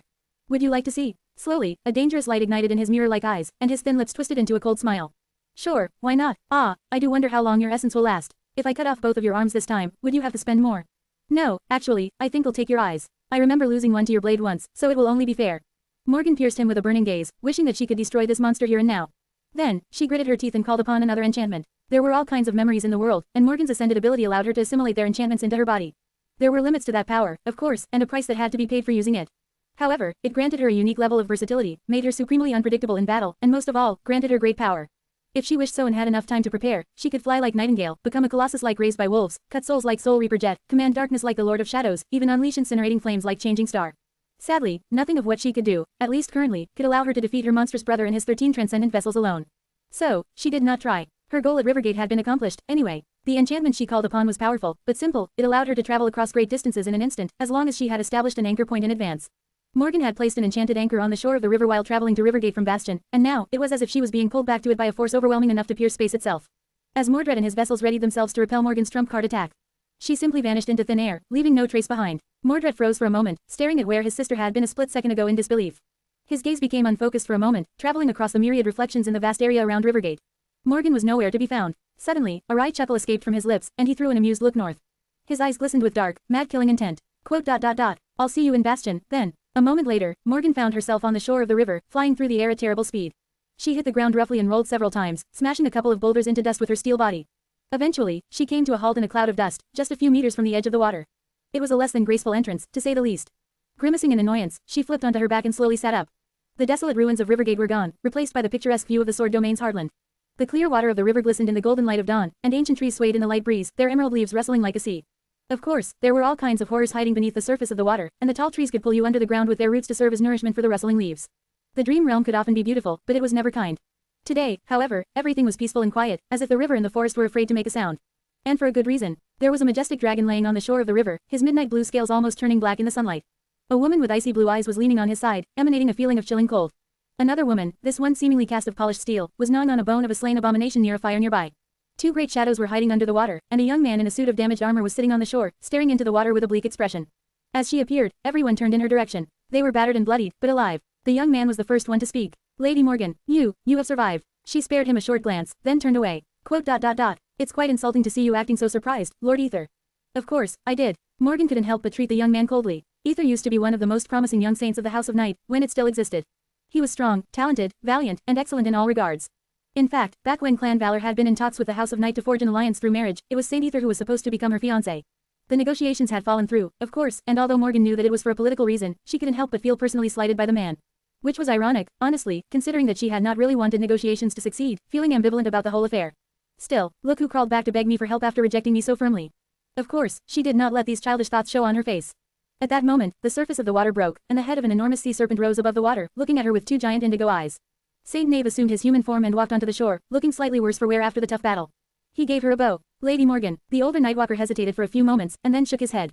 It is good that you are unharmed. However, the enemy, I simply can't understand how an individual can be that strong. What kind of monster has your clan created? She gave him a bleak look. First of all, it wasn't us who created him. If anything, my clan had been protecting the world from that thing for many years. Secondly, he is that strong because he is the first human in history of our world who has attained a divine aspect. Yes, those do exist. But actually, we are in luck. Knave scowled. You call that luck? Morgan let out a tired sigh and smiled at him. Unlike Ether, she quite liked Saint Knave. That was because she had met his daughter briefly while arranging for the survivors of the House of Night to be taken care of, and the little girl was positively sweet. Indeed, because what you have witnessed at Rivergate is merely half of that monster's strength. He did not even bring out his reflections. Given the circumstances, we might very well assume that he is unable to do so at the moment for whatever reason. So, yes, count yourself lucky. The dragon raised its head and looked at her, which made Morgan shiver. A moment later, a deep, melodious voice resounded in her ears. We lost Rivergate. What now? Morgan hesitated for a few moments. She could evacuate the modest town that had grown around the citadel of House Dagonet, but there were tens of millions of people living in Bastion. They would not be able to flee anywhere when the war came knocking on their door.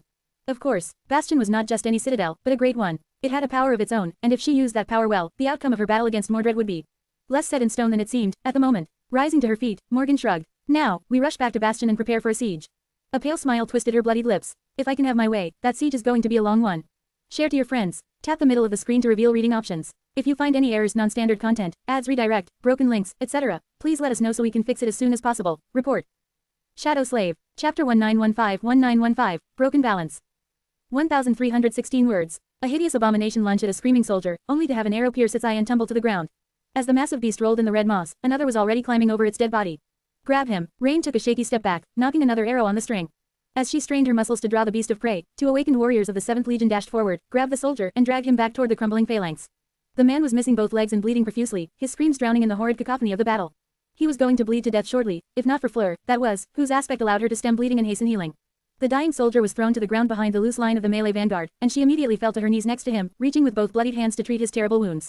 The delicate young woman had lost her usual sweet appearance and luster, looking grim and haggard. Her beautiful silk robe was painted red by blood, and her red hair was soaked with sweat. She gritted her teeth, which made her fair face look even paler. Rain did not have time to see if her friend was doing all right. She barely managed to take aim before letting go of the string, then stumbled another step back. All around them, the expedition force of the Song army was drowning in a seemingly endless tide of abominations. There was no end to them, and the hideous corpses kept piling, forming a morbid rampart around the stubbornly resisting human legions. That rampart of bleeding flesh, at least, slowed the nightmare creatures down. The scale of the battle was inconceivable. There were countless awakened warriors, more than 1,000 masters, and 3 dozen saints battling the frenzied hordes of nightmare creatures under the blinding radiance of the cloudy sky. The ground was quaking, the air was permeated by an unbearable stench of blood, and the abominable jungle was burning all around them, black pillars of smoke rising above the chaotic battlefield. Tamar and Ray were just ahead, holding back the flood of nightmare creatures as part of the first line. Rain was using her enchanted bow and stunning archery skill to support them, while Fleur played the role of the field medic.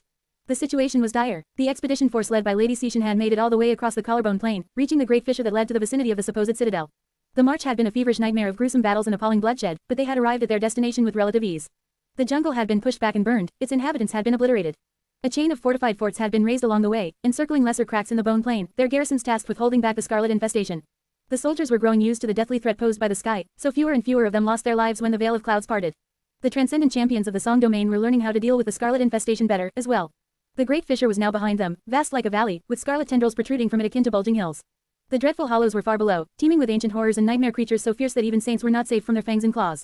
The plan had been for the army to camp near the edge of the fissure while the elite conquest force went into the dim darkness of the hollows to conquer the citadel.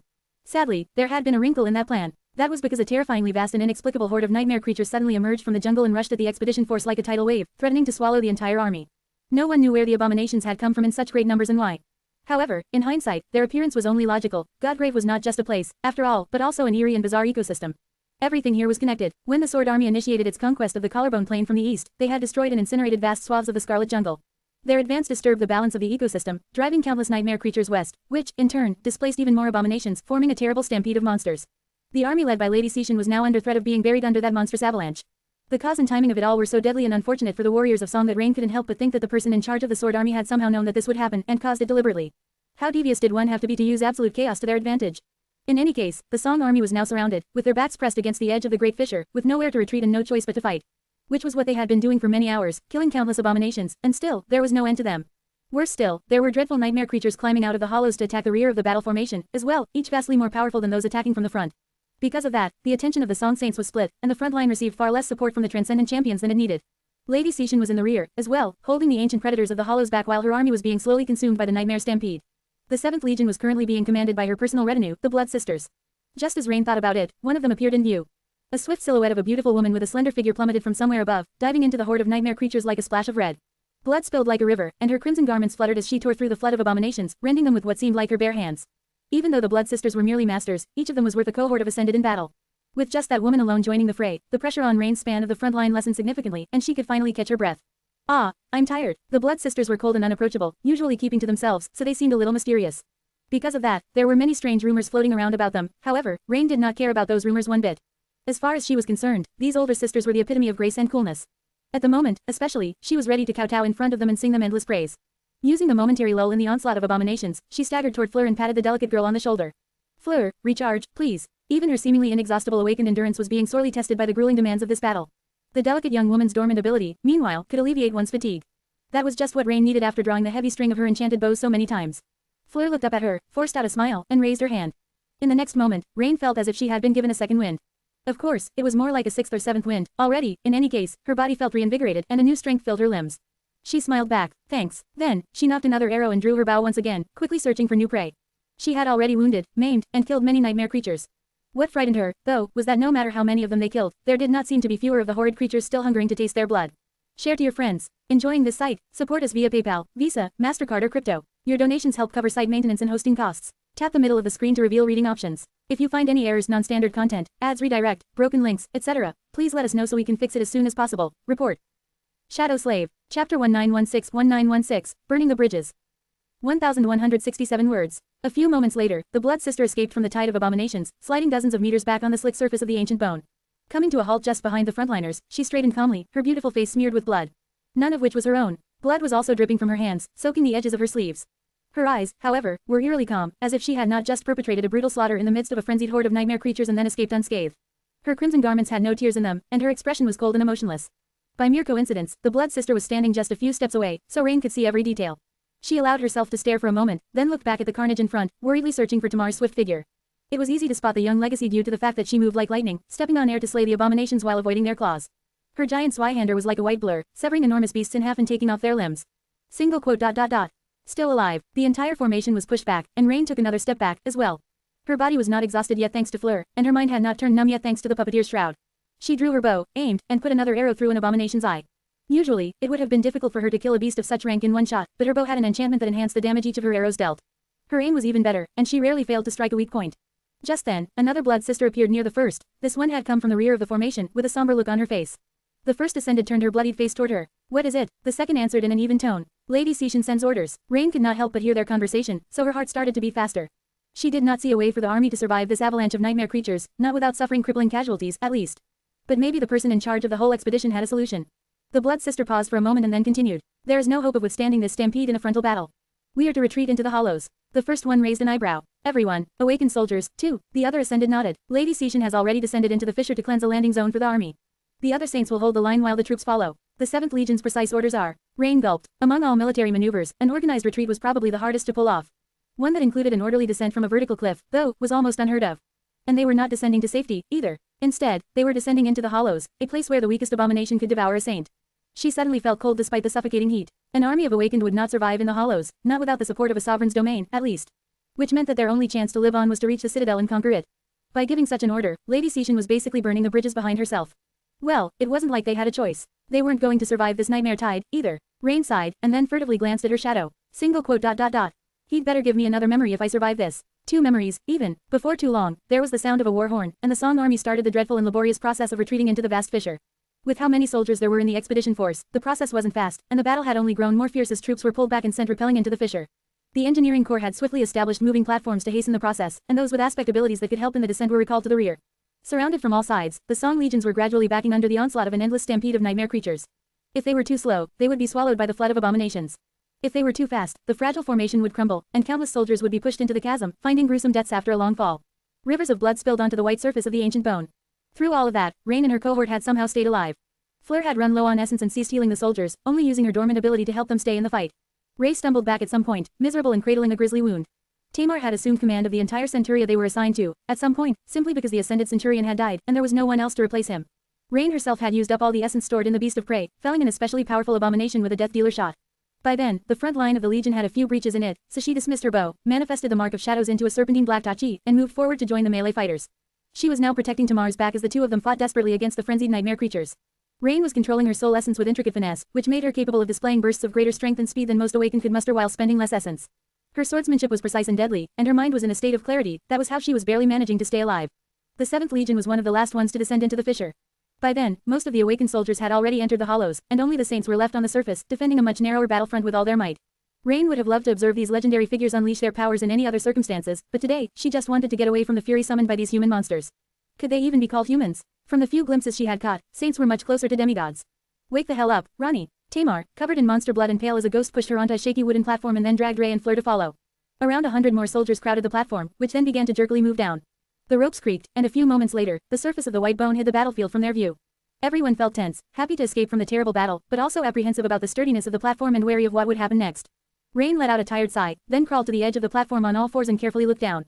There, far below, the hollows were waiting for them, full of darkness and terror. Share to your friends. Enjoying this site? Support us via PayPal, Visa, MasterCard or crypto. Your donations help cover site maintenance and hosting costs. Tap the middle of the screen to reveal reading options. If you find any errors, non-standard content, ads, redirect, broken links, etc., please let us know so we can fix it as soon as possible. Report. Shadow Slave. Chapter 1917 Fast Promotion. 1003 words. Once the platform passed the great width of the porous bone, they were surrounded by emptiness from all sides. The vast hollow sprawled beneath them, drowning in darkness. Here and there, radiant pillars of light fell from the cracks in its dome and illuminated the ancient jungle. No one knew what unspeakable horrors hid under its impenetrable scarlet canopy, so the soldiers shivered, trying to distance themselves from the edges of the platform as much as possible. Rain simply sat on the creaking wood, trying to catch her breath. She did look at the alien landscape below, but only for a short moment. Seasoned hunters like her knew not to stare at the dream realm too closely. Lest something stared back, she looked at Ray. How's your wound? The young man was pale and uncharacteristically quiet. Fleur was treating him, but with how low she was on essence, the process was taking time. The young man forced out an unconvincing smile. I'll live. Then, he glanced down and paled even more. Quote. Until we reach the ground, at least. Tamar dismissed her helmet and sat down near Rain, swiping back her sweaty hair. She scowled and looked at him with scorn. Why are you worried? You have escaped the hollows before, as a mere sleeper and completely alone. You are an awakened now, and we are surrounded by an entire army.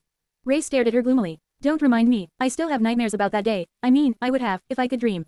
The other soldiers heard their conversation and turned, looking at the young man in disbelief. Quote. Is that true, Ray? You survived the hollows as a sleeper? Ray seemed startled by the question. Wait, have I not regaled you guys with the amazing story of our chilling winter solstice? If that's the case, then, why, yes. Listen here, it happened on a dark and gloomy night. He launched into the story, making Rain wince. She had heard it retold at least a dozen times, after all, and each was more unwieldy than the previous one. Still, she couldn't help but notice that the expressions of the soldiers eased a little as they listened to Ray talk. All of them were frightened, and hearing that 3 sleepers had escaped from the hollows alive gave them some much-needed solace and maybe even a little hope. It was probably Tamar's reason for bringing up their winter solstice all along. Ray had been distracted from his wound, as well. How sneaky, that girl knew how to be subtle, as well. Soon, the platform reached the ground, and they all disembarked, looking around with wary apprehension. All around them, the battered soldiers of the expedition force were sprawled on the ground, resting or hurriedly wolfing down their rations. The wounded were being treated, the dead or missing were being tallied and mourned. 7th Legion, your position is right ahead. They were corralled to a particular area and left to their devices for a while. No one knew how long this rest would last, so the soldiers did not waste any time and dropped down, unpacking their provisions and dismissing their armor to bandage shallow wounds. Tamar's cohort was no different. What do you think the commanders will do now? Fleur's voice sounded subdued, but not at all meek. Rain had assumed that the delicate girl was really soft at first, but after getting to know her better, she realized that their sweet healer had more spine than most awakened. She shrugged and looked into the darkness. We'll know soon, they weren't properly in the hollows yet. The fissure the army had used to descend here was so vast that sunshine freely poured down, and so, the scarlet infestation in a wide area was no older than on the surface. It had already been annihilated by the advance party led by Lady Cetian, making the landing zone relatively safe. But not peaceful. The sounds of the fighting above barely reached here, but there were other sounds reaching the makeshift camp from somewhere in the darkness. Lady Cetian and Deathsinger were currently there, facing the old monsters of the hollows in a bloody battle to clear a path for the army. Deadly nightmare creatures in front of them, a vast horde of abominations behind them. The expedition force was in a perilous position. Well, there's not much we can do about it. All they could do was fill their stomachs, replenish their strength, and prepare for battle. Which was exactly what they did. Half an hour later, a weary adjutant approached from deeper in the camp and gave something to Tamar, then ran off after saying a few words. The young legacy remained motionless for a few moments, then sighed and sat back down. Then, she attached a pin in the form of a blood drop to her armor, and threw another one, this one much smaller, to Rain. Congratulations, Ronnie, I guess you're my right-hand man now, which technically makes you a junior officer. Rain caught the pin, raised an eyebrow, and asked in an amused tone. Goodness, I'm so honored I could cry. Right, what does it make you, then? Tamar stared at her bleakly. A captain. No, wait, a centurion, technically, since we're in a royal legion. Ray whistled, ever the overachiever. The entire composition of the Song army was a bit of a mess. There were brigades and divisions, following the unit structure borrowed from mundane armies, but also the 7 royal legions, which did not. The legions consisted of centurii, which were supposed to consist of 100 awakened warriors, but were actually larger than that. In any case, these units of awakened were usually led by an ascended officer, called a centurion. Tamar wasn't the first awakened in the Song army who had been given the command of a centuria, but she was definitely the youngest. It was indeed quite an achievement. The young legacy did not seem too impressed, though. Instead, she grimaced and asked in a grumbling tone. Whatever, is the food ready? Fleur smiled, coming right up. They ate a simple, but filling meal in silence. After that, another messenger arrived, dropping a scattering of shimmering crystals in front of them. Rain's eyes glistened. Finally, the crystals were, of course, soul shards. Share to your friends. Enjoying this site? Support us via PayPal, Visa, MasterCard or crypto. Your donations help cover site maintenance and hosting costs. Tap the middle of the screen to reveal reading options. If you find any errors, non-standard content, ads redirect, broken links, etc., please let us know so we can fix it as soon as possible. Report. Shadow Slave. Chapter 1918-1918, Growing Strength. 1026 words. The soul shard were some of those that the engineers had time to scavenge from the corpses of the nightmare creatures in the recent battle. That task was important enough that it had to be completed even in the middle of the most terrifying clashes. After all, with every soldier that managed to fully saturate their soul core, the strength of the Song army grew. Tamar had long saturated hers, so the share of their cohort was divided 3 ways between Rain, Fleur, and Ray. Today, that meant that Rain received about a dozen shards. The rewards were distributed according to the contribution of a cohort, and theirs always performed exemplary. Granted, in a chaotic situation like this one, no one was actually keeping score. Usually, the centurions would make reports to Legion Command after the battle, and the allocation of spoils would be decided later on. But their centurion was dead, and the battle was not even over yet. So, Rain felt lucky to even receive anything. All of these shards were of a higher rank than Rain herself was, as well. It was a sizable boon. Forgetting her worries for a few minutes, she concentrated on shattering the shimmering crystals in her fist. And look at that, she did not even need to use the pommel of her knife to break them. Just her awakened strength was enough. I'll never grow used it. A stray grin somehow found its way onto Rain's face. She had not been awakened for long, so the novelty of possessing superhuman strength was yet to lose its luster. She loved the feeling of being strong, of being powerful. After all, it was the feeling of powerlessness that had instilled into her the desire to step on the path of ascension all those years ago, to begin with. Rain still remembered the day when a nightmare gate opened near her school clearly. The panic, the dazed faces of the students, the teachers who tried to look calm in front of the children but still couldn't hide their fear. She was supposed to die on that day, most likely. But through a twist of fate, somehow, she survived. An awakened warrior appeared out of nowhere at the last moment, shielding Rain from the lunging abomination and slaying it with a single slash of her sword. Rain's memories of that awakened were strangely blurry. Well, it wasn't that surprising, considering her mental state at that moment. She vaguely remembered a graceful black armor, a feminine silhouette, and a cold indifference with which the unknown woman cut down one nightmare creature after another, not letting a single one pass. In the end, none of the students died. The teachers had survived, as well. And Rain had come to know that she never wanted to feel that weak again. For her parents, for her siblings, and for herself as well. Her path to awakening had been a long and brutal one. She often complained and berated her teacher for his whimsical antics and unreasonable demands, wondering why she was putting herself through all that grief, but she had never once regretted her decision to strive for strength, and had never once regretted agreeing to her teacher's offer. Even if Rain died in this godforsaken land, she would probably still die feeling gratified for having chosen strength over weakness. Strength was a bit intoxicating, like a sweet drug, and with each soul shard she absorbed, Rain grew stronger. The improvement was small and incremental, but noticeable, especially now that she had already absorbed close to 200 of them. Since most, if not all, nightmare creatures in the Godgrave were of a higher rank than Rain, her core was supposed to be getting close to full saturation. The same was probably true for most awakened warriors of the Song army, as well. She was still unclear on how to ascend without the help of the spell, but this increase in overall power was most welcome. What's that stupid grin for, Ronnie? Crushing the last soul shard, Rain glanced at Ray and winked at him. Oh, I'm just glad to be an archer. How is the frontline duty treating you, stealth boy? He gritted his teeth and hissed in outrage. Hey, that's a low blow. She simply laughed. Sadly, Rain had not laughed for long when a new command arrived, stirring the entire camp. Assemble. Battle march formation. Hurry, hurry, hurry. Move. Tamar sighed and jumped to her feet, going about bringing their centuria to order. The soldiers seemed a little disoriented, but not very surprised by the sudden command. No one had expected to get a good rest in the hollows. But why did the orders sound so urgent? Soon enough, they found out. By the dead gods, high above them, ant-like figures appeared on the great vine bridges that stretched all the way to the surface, flowing down their twisting width like a tide. The engineers, who had been desperately trying to destroy their roots, cursed and dashed away, dropping their tools as they ran. It was a good decision. Just a handful of seconds later, the first nightmare creature fell from above, its body hitting the ancient bone with a disgusting squelch. The massive beast let out a shriek of agony, then struggled weakly, trying to stand up. Although its body was terribly damaged, it was still alive. A split second later, there was another squelch, and then another. Driven mad by the smell of human souls, the horde of nightmare creatures was following the expedition force into the hollows.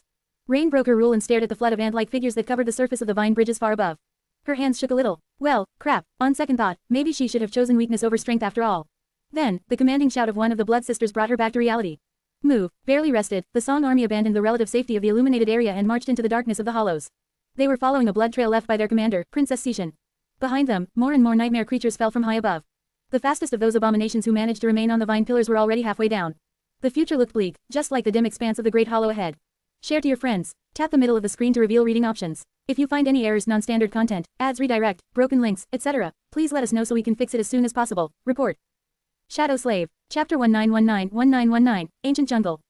1110 words. As the army marched into the jungle, several figures plummeted from high above to surround it. This time, however, they were not nightmare creatures, although some looked quite monstrous. Instead, they were the saints who had been holding the abomination tied back on the surface, and were retreating now that the enemy could not be stalled anymore. Some had assumed their human forms to descend safely with the help of memories, some were naturally able to fly while transformed. Others simply took the fall, relying on the nature of their bestial bodies to withstand the damage. The thick canopy of the jungle helped cushion their fall, somewhat, but the impacts were still chilling. In that brief moment, Rain noticed all kinds of awesome creatures. There was a monstrous, but eerily beautiful harpy with blood dripping from her sharp claws and red lips. There was a giant with the head of a jackal, his towering body the color of obsidian. There was a hill-sized canine with 3 heads, his bloodied jaws powerful enough to grind mountains to dust. There was a horrid creature that resembled a horned lion with a viper for the tail, drops of venom flowing from its fangs. There was even an enormous reptile with powerful hind legs and short, underdeveloped arms, its tyrannical footsteps making the ground shake. The saints were battered and bleeding, their powerful bodies a map of wounds. However, they did not seem to pay it any attention. Landing on the ground, they instantly assumed positions around the army, ready to defend the soldiers from those inhabitants of the ancient jungle that had survived the passage of the daughters of Kisong. Sadly, the expedition force was so large that even 36 transcendent champions were not enough to protect everyone. The feeling of safety provided by the sight of them was an illusion. Rain gripped her bow nervously as the scarlet canopy obscured the distant dome of the great hollow. Countless luminous memories chased the darkness away, making it easy to see the surroundings. The jungle of the hollows was both similar and different to the one infesting the surface. The shapes, the colors, and the smell were all the same. However, this jungle was much more ancient, and therefore, more harrowing. The trees were many times taller, the vines were as thick as a human body, and the moss was deep enough to swallow a person whole in some places. Of course, to digest them. The trees were just as hungry, and some of the vines moved like enormous snakes, ensnaring people and rending their bodies with razor-sharp thorns. There were blood-sucking insects the size of a human head and crawling bugs with mandibles long enough to bite off one's foot. Those moved in swarms, of course, felling people and devouring them in a matter of seconds. Soon enough, the jungle was filled with the rustle of weapons and chilling screams. The ancient jungle of the hollows was absolutely deadly, and that was even after Princess Sishan and Deathsinger had passed here, obliterating the most dangerous predators. The traces of their passage were everywhere. The towering trees were snapped and shattered, the predatory vines torn apart. The hideously torn, enormous corpses of terrifying nightmare creatures were laying here and there like dark hills of torn flesh, lakes of fetid blood pooling below them. In some places, entire swaths of the jungle were entirely destroyed, as if a hurricane had passed there. Dark liquid was seeping from beneath the fallen trees. Rain was stunned and horrified by the nightmarish reality surrounding her at first, but quickly grew numb to it. There was no time to feel fear, anyway. Another one. She drew her bow and let an arrow loose, aiming at the buzzing of wings above. The blood-sucking horrors hid themselves in the thick canopy of the jungle and were too fast for an awakened to see when they attacked. However, she could sense their shadows, see in the darkness, and hear them. That was just barely enough to give her a chance to hit the abominable vermin before they killed someone. Their elongated, blade-like mouths were already deadly enough, leaving terrible wounds on the bodies of their victims. Much worse, they secreted some kind of toxin that paralyzed the victim, stopping a human heart in a matter of seconds. Usually, by the time the creature was noticed, it was already too late. But not this time. A blurry silhouette shot toward the marching soldiers from high above, but was intercepted by her arrow in the air. The wings and the carapace of these creatures were so tough that her enchanted bow couldn't even put a dent in them, but the soft belly was somewhat vulnerable. Hit by the arrow, the bloodsucker lost balance and fell to the ground. Immediately, the awakened soldiers rushed at it. Their memories were not powerful enough to kill the creature, so they struggled to immobilize it instead. Special wire nets were thrown over the appalling insect, which it promptly tore apart and escaped. Luckily, the delay was enough for one of the ascended to appear, shattering the creature's carapace with a devastating strike of their heavy mace. At that time, not too far away, a soldier was screaming as he found himself drowning in the scarlet patch of moss. His comrades managed to pull him free, but by then, his lower legs had already dissolved in the digestive fluid. At the same time, a tall tree shook, and a rain of vermilion leaves fell from its branches. Each leaf was like a serrated blade, easily slicing through enchanted armor, flesh, and bone. A dozen soldiers fell to the ground, bleeding, some of them dead, some gravely wounded. Both the dead and the living were then pulled underground by the roots that emerged from beneath. Other humans tried to dig them up, but it was useless. At the same time, a vine covered in beautiful flowers released a cloud of scarlet pollen into the air, and a few soldiers that were not fast enough to escape dropped their weapons to the ground, walking into the red haze with empty expressions. By the time the pollen dissipated, they were gone, vanished without a trace, with not even footprints hinting at what might have happened to them. Rain covered her mouth with a hand, looking around with horror. This is hell. It must be. All around the marching army, the saints were engaged in desperate battles with the great abominations that emerged from the jungle from time to time, attracted by the smell of human souls. And behind the army, the tide of nightmare creatures was drawing closer with each minute, threatening to catch up with the formation's tail. Surrounded and pursued, the warriors of Song marched toward the distant citadel. Share to your friends. Enjoying this site? Support us via PayPal, Visa, MasterCard or crypto. Your donations help cover site maintenance and hosting costs. Tap the middle of the screen to reveal reading options. If you find any errors, non-standard content, ads redirect, broken links, etc., please let us know so we can fix it as soon as possible. Report. Shadow Slave. Chapter 1920-1920, Marching Through Hell. 969 words. Eventually, the already dire situation turned into absolute chaos. The horde of nightmare creatures had caught up with the expedition force, and the rear of the formation became engrossed in a moving battle. Several saints led the defensive efforts, slaughtering the menacing abominations with all their might. The death toll among the nightmare creatures was high, but the soldiers were suffering heavy casualties as well. Luckily, or perhaps unfortunately, the mad frenzy of the pursuing nightmare creatures had caused a destructive chain reaction in the hollows. The local predators were overcome by hunger and bloodlust at the sight of human troops, but they weren't happy to see the numerous abominations from the surface invade their territory either. To the great ones inhabiting the ancient jungle, the weak surface dwellers were nothing but prey, just like humans were. For that reason, the pursuing horde suffered a terrifying massacre when appalling silhouettes lunged into it from the jungle. The ancient predators grew mad from the stench of blood, slaughtering everything they could see with chilling cruelty. A few of them fell, too, buried under an avalanche of hideous monsters. The internal strife between the rightful rulers of the hollows and the invading surface dwellers alleviated some of the pressure on the army, but not a lot of it. The expedition force was still bleeding lives, not a staggering number of them, but more than ever before. The people trapped in this morbid hell soon found themselves missing the unpredictable and inescapable radiance of the deadly sky. Who would have thought? Rain, meanwhile, was missing the weird antics and ridiculous stories of her teacher. In the past 4 years, she had lived through plenty of frightening situations. Hunting nightmare creatures as a mundane girl was not a safe vocation, after all, but he was always there, with her, talking her through the difficult ordeals and taking care of her when she felt lost. He was still with her, hiding in her shadow, but because they were surrounded by thousands of soldiers, her teacher could not speak. Even though Rain would never admit it, she would have loved to hear him tell an outrageously nonsensical story with a straight face right now. Let's see. Breathing heavily, she helped Tamar deal with a monstrous stick that had lunged at them from a branch and assessed how much essence she had left. One benefit of not having an aspect was that she rarely ran low on it, unlike other awakened. So, Rain was doing quite fine, for now. What would he say in this situation? Probably something like, "What, this? This is nothing. Have I told you about that time I climbed into a cursed terror's nest and stole its egg? I was actually looking for tasty fruit to treat someone special, but that nest was in the way." Actually, he might have really told her that one. Or, the hollows. Oh, I've been there. On a date, of sorts. With Lady Changing Star, who was my girlfriend. Despite the dreadful situation, Rain smiled crookedly. Yeah, right, she could actually believe that her teacher had stolen from a cursed terror once. He did look like the kind of scoundrel to attempt such lunacy, but that last one was too laughably ridiculous even by his standards. Manifesting another arrow in her enchanted quiver, she knocked it on the string of her bow and took a deep breath. Let's just survive. Believe in Lady Cetian, she will not lead her army to certain doom. If not because she was a virtuous leader, then at least because she needed that army to fight the forces of the sword domain in the future. The citadel must not be that far, by now. And it wasn't. Some time later, the 7th Legion was sent to the rear of the formation. They steeled their hearts and plunged into the bloodshed, retreating slowly while holding back the frenzied mob of nightmare creatures. The saints were fighting some distance away, breaking the tide, while the soldiers served as the shield of the formation. In some ways, it was much more dangerous here, in the rear of the escaping army. That was because the abominations were numerous and driven to utter madness both by their lust for human souls and by the terror of the great ones rampaging in the horde far behind. Between the ancient rulers of the hollows and the human soldiers, countless nightmare creatures had already been slain, and more were dying each minute. But in other ways, fighting against them was much safer than marching further into the army formation. That was because most of the dangers hiding in the ancient jungle, like the blood-sucking horrors, the razor-sharp falling leaves, the man-eating patches of moss, and the clouds of scarlet pollen, would be dealt with or at least discovered by those who marched in the front. After withstanding the flood of abominations for a while, the 7th Legion was rotated to the head of the column. By then, the army had almost caught up with the daughters of Kisong. Rain and the other legionnaires dragged their tired bodies to the front of the formation, where they were supposed to get a little rest. Since Lady Cetian and Death Singer were so close, the jungle was safer than before. Its inhabitants had just been slaughtered by the transcendent princesses, and those pests that had survived were hiding, afraid to attract their attention. Finally, they caught sight of their general. Lady Cetian was standing on the trunk of a fallen tree, her crimson dress ripped and soaked in blood. Her eyes were sunken, and a dark smile was twisting her alluring red lips. Her sister was leaning on the trunk, huddled and covering her face with the hood of her black robe. Rain was curious to know what they were looking at. Up ahead, behind the fallen tree, the jungle receded, revealing a vast clearing. And there, in the distance, she could finally see the citadel. Share to your friends. Tap the middle of the screen to reveal reading options. If you find any errors, non-standard content, ads, redirect, broken links, etc., please let us know so we can fix it as soon as possible. Report. Shadow Slave. Chapter 1921-1921, Stuff of Legends. 1,105 words. There, in front of them, the jungle parted and revealed a vast expanse of white bone. It was almost completely flooded, but the water was so shallow that it would barely reach a human's shins. Most stunningly of all, the flooded clearing was completely devoid of the scarlet infestation. There were no trees, no vines, no grass, no moss. It was as if the ancient jungle was afraid of getting any closer to the dark hill that towered in the heart of the empty expanse and reeled back in fear. The hill itself was tall and strangely shaped, its slopes dark and barren. From time to time, strange ripples spread from it across the shallow water, reaching all the way to the edge of the jungle. As if something enormous was breathing somewhere out there, behind the hill, the measured weight of its breaths reverberating in the ancient bones. Rain and her cohort were not far away from the fallen tree on which Lady Cetian stood, so she caught a good look at her. At that moment, the regal saintess turned around, looking down at her sister from the considerable height of the ancient trunk. Standing above the battered masses of the 7th Legion, she was like a sinister deity. Her otherworldly beauty was both breathtaking and chilling. Princess Cetian looked subtly inhuman because of her silken gray skin, and the lower half of her exquisite face was smeared by crimson blood, as if she had been tearing the great nightmare creatures apart with her teeth. She looked like a malevolent spirit summoned into the world by a great blood sacrifice. Despite that, Rain found herself calming down at the sight of the graceful princess.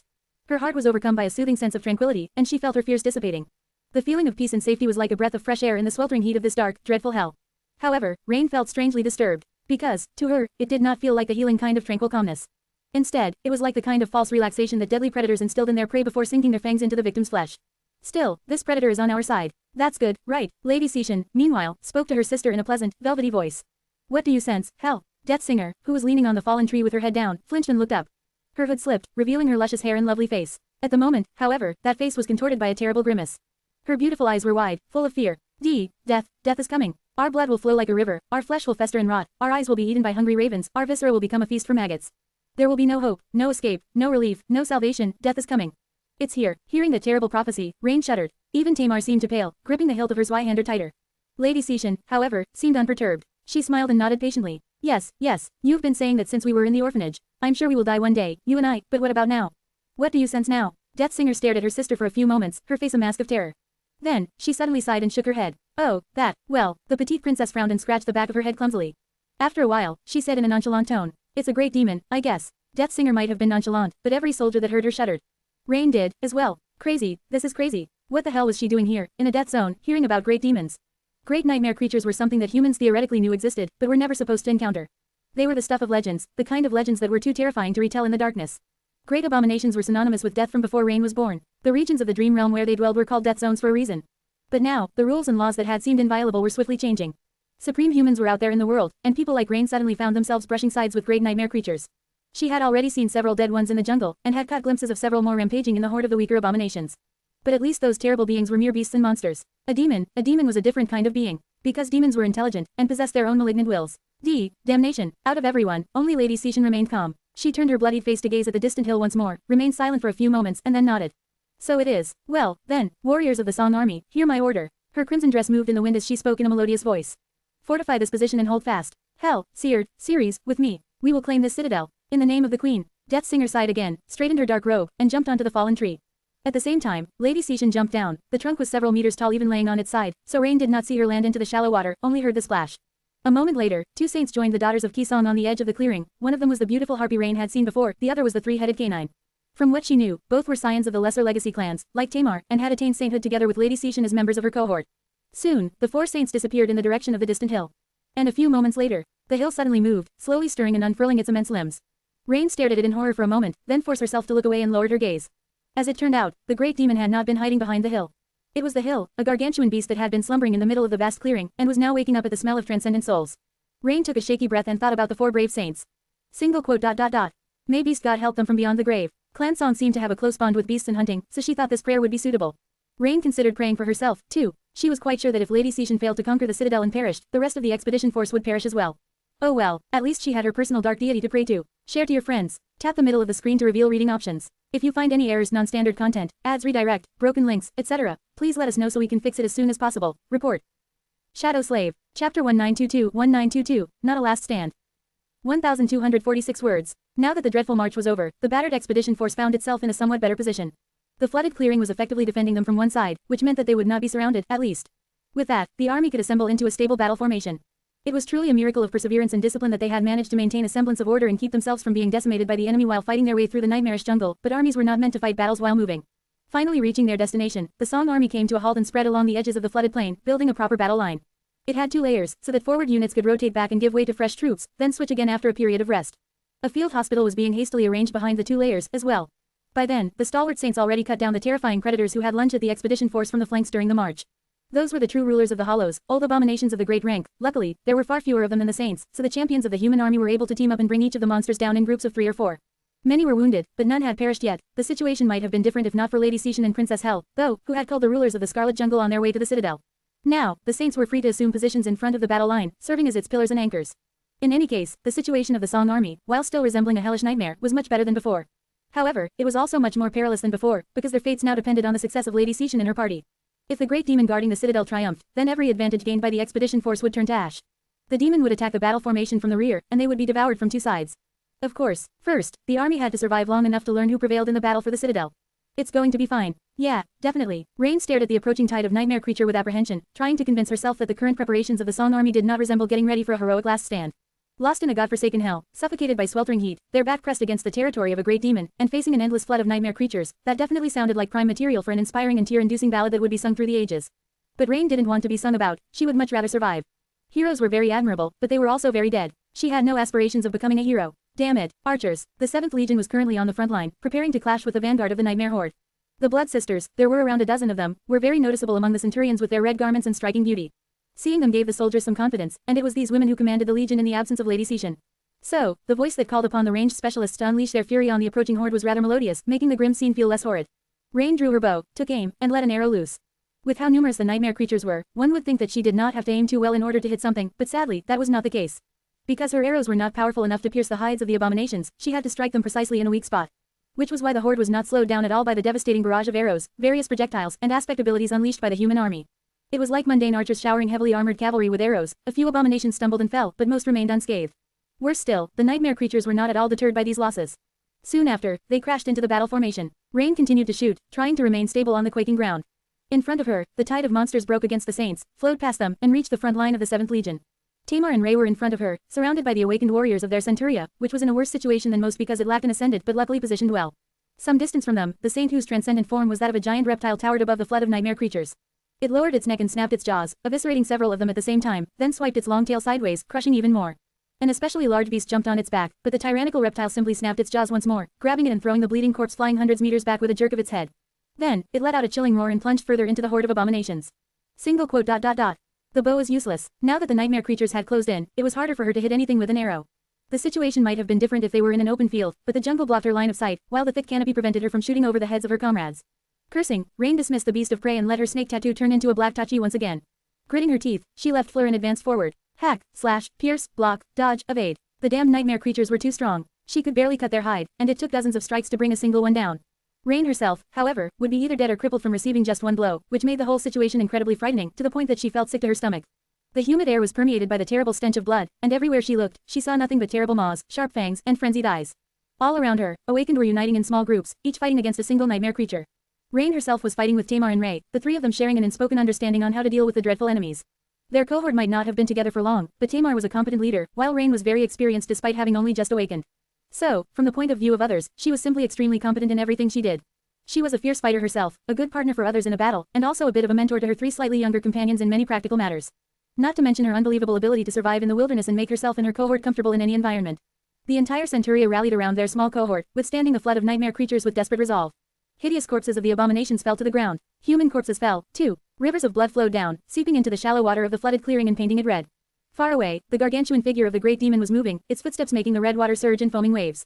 Share to your friends. Tap the middle of the screen to reveal reading options. If you find any errors, non-standard content, ads, redirect, broken links, etc., please let us know so we can fix it as soon as possible. Report. Shadow Slave. Chapter 1923, Dwindling Hope. 987 words. Just, die, damn you. Rain staggered back, supporting the blade of her tachi with a hand to block a descending stinger. Its speed was so great that she had barely managed to react in time, and its force was so terrible that she was thrown back a dozen meters. Her arms felt numb. When fighting nightmare creatures of a superior rank, blocking was really not a good idea. But the damn thing was so fast that there was simply no time for her to move out of the way. Luckily, she had done her job. A split second after Rain was tossed back, Tamar's Swyhander plummeted on the tail of the abomination, striking precisely at the spot where its armor had already been broken. The severed stinger fell to the ground in a flood of fetid blood, and the monstrous creature turned threateningly toward the young centurion, its claws flying forward at lightning speed. Tamar had no time to disengage and dash to the side. She simply stepped on air and leapt over the claws, then did so again. This time, the invisible platform seemed to be situated perpendicular to the ground, so she threw her body sideways instead of up, twisting and landing in a slide. The nightmare creature was already lunging at her, but at that moment, Ray, whom it had not noticed, blinded by pain, jumped onto its carapace and drove his sword through its eye. The abomination convulsed and fell, moving weakly. It was still alive, but completely dazed. The three awakened rushed forward and unleashed a barrage of attacks, eventually finishing it off. All three were breathing heavily, barely enduring their exhaustion, and that was despite the occasional infusion of stamina from Fleur. The rest of the soldiers were faring even worse. Rain shivered, noticing that another nightmare creature was already barreling in their direction. Just how many? The ground was already littered with so many corpses that it was hard to see the scarlet moss beneath. They couldn't go on much longer. Luckily, at that moment, the familiar, reassuring voice of the Blood Sister reached them like the most beautiful melody in the world. 7th Legion, retreat. Their turn on the front line was over, this turn, at least. The Legion retreated in an orderly manner, and at the same time, another brigade advanced between their ranks. Soon, their backs hid the battlefield from Rain's view, and she let out a relieved sigh. Moving back almost all the way to the edge of the water, the 7th Legion came to a halt. The soldiers fell to the ground where they stood, shell-shocked, exhausted, and covered in blood. Some dismissed their armor despite the dire danger. The heat was just too unbearable, and they were all drowning in sweat. Everyone was dehydrated, so the first thing many did was greedily drink water from their canteens. Rain was no exception. After drinking her share, she finally felt alive again. While Fleur was tending to their wounds, all minor, fortunately, and infusing them with refreshing vitality, the three members of the cohort who had actively participated in the melee remained silent. Honestly, they were too stunned by the magnitude and ferocity of the violence, too dazed, and too tired to talk. Even Tamar, who had been programmed to always maintain composure by her clan, seemed subdued and shaken. None of them had died yet, at least. The same could not be said about most other cohorts. The number of slain nightmare creatures was incalculable, but the casualties suffered by the Song army were also heavy. Single quote. It is not a last stand. Rain knew that it wasn't, but it seemed like one more and more with each passing minute. The 7th Legion had fought well during their first rotation, and during the second, too. However, during the third, the tired soldiers started to make more and more mistakes. As a result, more and more of them died. They had just finished the 5th rotation, and the situation was starting to look bleak, not just for them, but for the entire army. The warriors of Song were desperate, exhausted, and slowly succumbing to fear. Their morale had especially plummeted when one of the saints, the one whose transformation resembled a horned lion with a venomous viper for the tail, finally fell, debilitated by countless wounds, and was immediately swallowed by the tide of nightmare creatures. Like that, the Song army lost its first transcendent champion. Watching a Saint was a shock to everyone, not only because they were watching the death of a living legend, but also because it forced the soldiers to ask themselves a simple question. If even demigods were dying, then what hope did mere mortals like them have? Rain threw a glance at her shadow, drawing strength from it, then turned to the flooded clearing and stared into the distance with a detached expression. The battle had been unbearably hard on the army, lasting an eternity. She couldn't imagine how Lady Cetian and her team could still be alive while fighting a great demon, but they were, continuing the devastating battle. Even though it was taking place too far to discern the silhouettes of the daughters of Ki Song, everyone in the second layer of the battle formation could turn around and look at the flooded plain to see the massive shape of the demon moving across the water, making it surge and boil. At some point, Rain did not know when, the water, which had been clear and transparent before, had turned entirely red, like a lake of blood. Some of it was because of the blood flowing from the shore where the Song army was fighting, but most of it, she had no idea where it had come from. Something flashed in the distance, and a few moments later, the echo of a terrifying roar reached them from afar. The ground quaked, and the lake of blood surged, a tall wave crashing into the low shore. The Queen's daughters were still fighting the great demon. Share to your friends. Tap the middle of the screen to reveal reading options. If you find any errors, non-standard content, ads, redirect, broken links, etc., please let us know so we can fix it as soon as possible. Report. Shadow Slave. Chapter 1924, Pit of Despair. 1,422 words. In the middle of the flooded clearing, Song Cetian was standing in the crimson water, looking at the gargantuan creature in front of her with a twisted smile. Her eyes were shining with an eerie red glow in the dim darkness of the hollows, and her long braid was fluttering in the wind that had risen from the demon's last attack. The Great One was like a mountain, its mighty body covered by bristling black fur. Its body was not quite bestial, but also not quite human. The creature was like an abominable ape, its fangs protruding like cliffs, its eyes burning with diabolical cunning and murderous fury. It was wielding a great club made out of bone, and each time it struck the ground, the entire world quaked. Seared, the beautiful harpy, was playing a deadly game of cat and mouse with the demonic ape by flying around its head, barely dodging its obliterating attacks. Ceres, the enormous three-headed canine, was in an even more precarious position, dancing between the abomination's feet and trying to tear pieces of flesh out of its shins. Neither had managed to deliver even a single wound to the great demon, yet. However, the demon was bleeding. Opening its maw, the terrifying creature let out a deafening roar and shuddered, forgetting about the annoying fly and the three-headed pest for a moment. Then, it vomited a terrifying waterfall of blood. Blood was flowing from its mouth, from its nose, even from the corners of its eyes, spilling into the shallow water like a red river. That was because Cetian was using her awakened ability. It had taken a while for her ability to take effect, considering how powerful her enemy was, but she wasn't powerless either. If anything, the most difficult part was limiting the area of effect of her ability to spare her allies from sharing the same fate as the demon. The intoxicating smell of blood was driving her mad, and at the same time making her many times stronger. Standing in the middle of a lake of blood spilled by a great abomination, Sishin was infused with a raging inferno of hungry, furious power. It was the scaling augmentation granted by her ascended ability. It was partially because of that power that she had been able to move with stunning speed to evade the demon's earth-shattering attacks and recover from the terrible wounds littering her body, staying alive despite how vast the gap between her and the guardian of the citadel was. The second reason was her transformation ability. Sishin had possessed the ability to turn into a monster from the time she was a young sleeper, lost in the darkness of the Forgotten Shore. Therefore, she had not gained the ability to transform into something else when attaining transcendence. Instead, she had gained the ability to transform others. Those she transformed became stronger, and their strength could enhance her own power in turn. And finally, the third reason was the blood of beast god that flowed in her veins, bestowed upon her, whether she had wanted it or not, by her mother. The Raven Queen. And then, there was her flaw. Sishin grinned and dashed forward, flying above the red water with stunning speed. The infuriated demon swatted Seared away and kicked Ceres with devastating might, sending the giant canine flying like a tiny pup. Both saints crashed into the shallow water, their bodies bleeding and broken. After that, she was the sole target of the Great One's fury. The enormous bone club crashed into the ground, displacing countless tons of water and making the world shake. Sishin never slowed down, pivoting and then leaping gracefully. Before the displaced water could even start raining down, she already landed on the surface of the club and rushed across its surface, ascending hundreds of meters above the clearing in a heartbeat. Her polished nails turned into terrifying claws, and the red glow of her eyes turned furious and predatory, full of murderous intent. Sadly, she knew that she could not kill the great demon. Maybe if she had time to observe and study the abomination, learning its strengths and weaknesses, gaining a thorough understanding of its powers, and getting insight into the way its perverse mind worked, she would stand a chance. But she was forced to attack it blindly, without making any targeted preparations, so her chances were close to zero. Just the sheer size of the abominations was already an obstacle, not to mention every unholy trait and attribute that thing possessed. Seared and Ceres were severely wounded and would not be joining the fight again. But that was alright. There was a reason why Sishin survived the longest out of anyone who had ever been sent to the Forgotten Shore. That reason was that she knew how to find a way out of the most desperate situation, and then drown her enemies in the pit of despair she had escaped. Right now, for example, there was little chance of defeating the great demon. Therefore, there was no reason to try. Instead, her goal was simply to draw its attention, which she had already done, and stall it for a while. After all, they had not come here to slay a great demon. They had come here to conquer a citadel. And while Sishin was dancing with death by enduring the wrath of the dreadful abomination, her sister Hel was sneaking into the citadel to claim its gateway. The great demon raised its club, lifting Sishin ever higher above the surface of the water. For a moment, she was level with its enormous head, and saw the waterfalls of blood flowing from its maw and nostrils. She shivered, feeling her flaw call upon her from somewhere deep, deep within. Sishin licked her alluring red lips. I want to taste it. Advance. The battered 7th Legion rushed forward once again. The retreating soldiers stumbled between them, bleeding and barely staying upright. Their pale faces and sunken eyes were full of numb terror. Reaching the front line, Rain saw a carpet of corpses covering the ground everywhere she looked. Most belonged to hideous nightmare creatures, but many were those of humans, some sickeningly mangled, some strangely intact. There were so many dead that the ancient jungle seemed unable to swallow them all, its profane hunger satiated for the first time in eons. Curse it all, the Song army was still holding fast, but its breaking point was drawing close. Once they reached it and the battle line collapsed, an even more harrowing slaughter would take place, and all of them would be devoured by the rampaging of nightmare creatures. Stay alive, forward, together, for the queen. Tamar's shout brought her back to her senses. Gripping the hilt of her black tachi, Rain gritted her teeth and braced herself. A moment later, the nightmare creatures were upon them. Hopeless. It is hopeless. No matter how much they fought, no matter how much they killed, no matter how much they died, the flood of abominations would not end. And these nightmare creatures were the lesser evil, at that. Even if the expedition force somehow managed to eradicate them all, the true horrors of the hollows would soon arrive, attracted by the overwhelming smell of blood. Rain felt a chilling shiver run down her spine when she realized that she could, indeed, die here today. Her sweat turned cold, and she drew in a shaky breath. And then, something imperceptible changed about the world. It was as if the sweltering heat of Godgrave receded a little, and a cool breeze gently caressed her skin. Rain was not just imagining it, either. She could see her fellow soldiers react to the strange change, too. Even the nightmare creatures were affected. Their ceaseless onslaught turned slower, for a moment, and then lulled. What? Confused and struggling to believe what she was seeing, Rain stared at the abominations. The abominations had actually stopped, and were now sniffing the air, growling, and it almost seemed as though some of them were cowering in fear. Far behind her, in the middle of the flooded clearing, the gargantuan great demon noiselessly fell down. And, at the same time, Rain froze in terror. The countless corpses littering the vast swath of the jungle all moved at the same time. The dead nightmare creatures, the fallen humans. They all stirred, moved, and then slowly rose from the ground. Far behind her, the slain great demon was rising from the bloody water, as well, its dead eyes staring forward with no emotion. Rain took a step back, her face turning even paler than usual. The queen. A moment later, the legion of the dead came alive, tearing into the nightmare horde.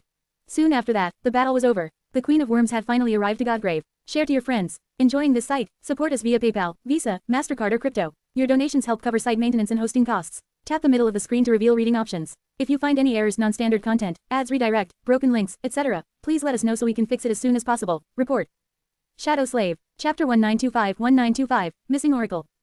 1,233 words. Far away, Sunny, his original body, donning the guise of the charming Master Sunless, was sitting on the edge of the ivory island with a resigned smile on his face, suffering in silence.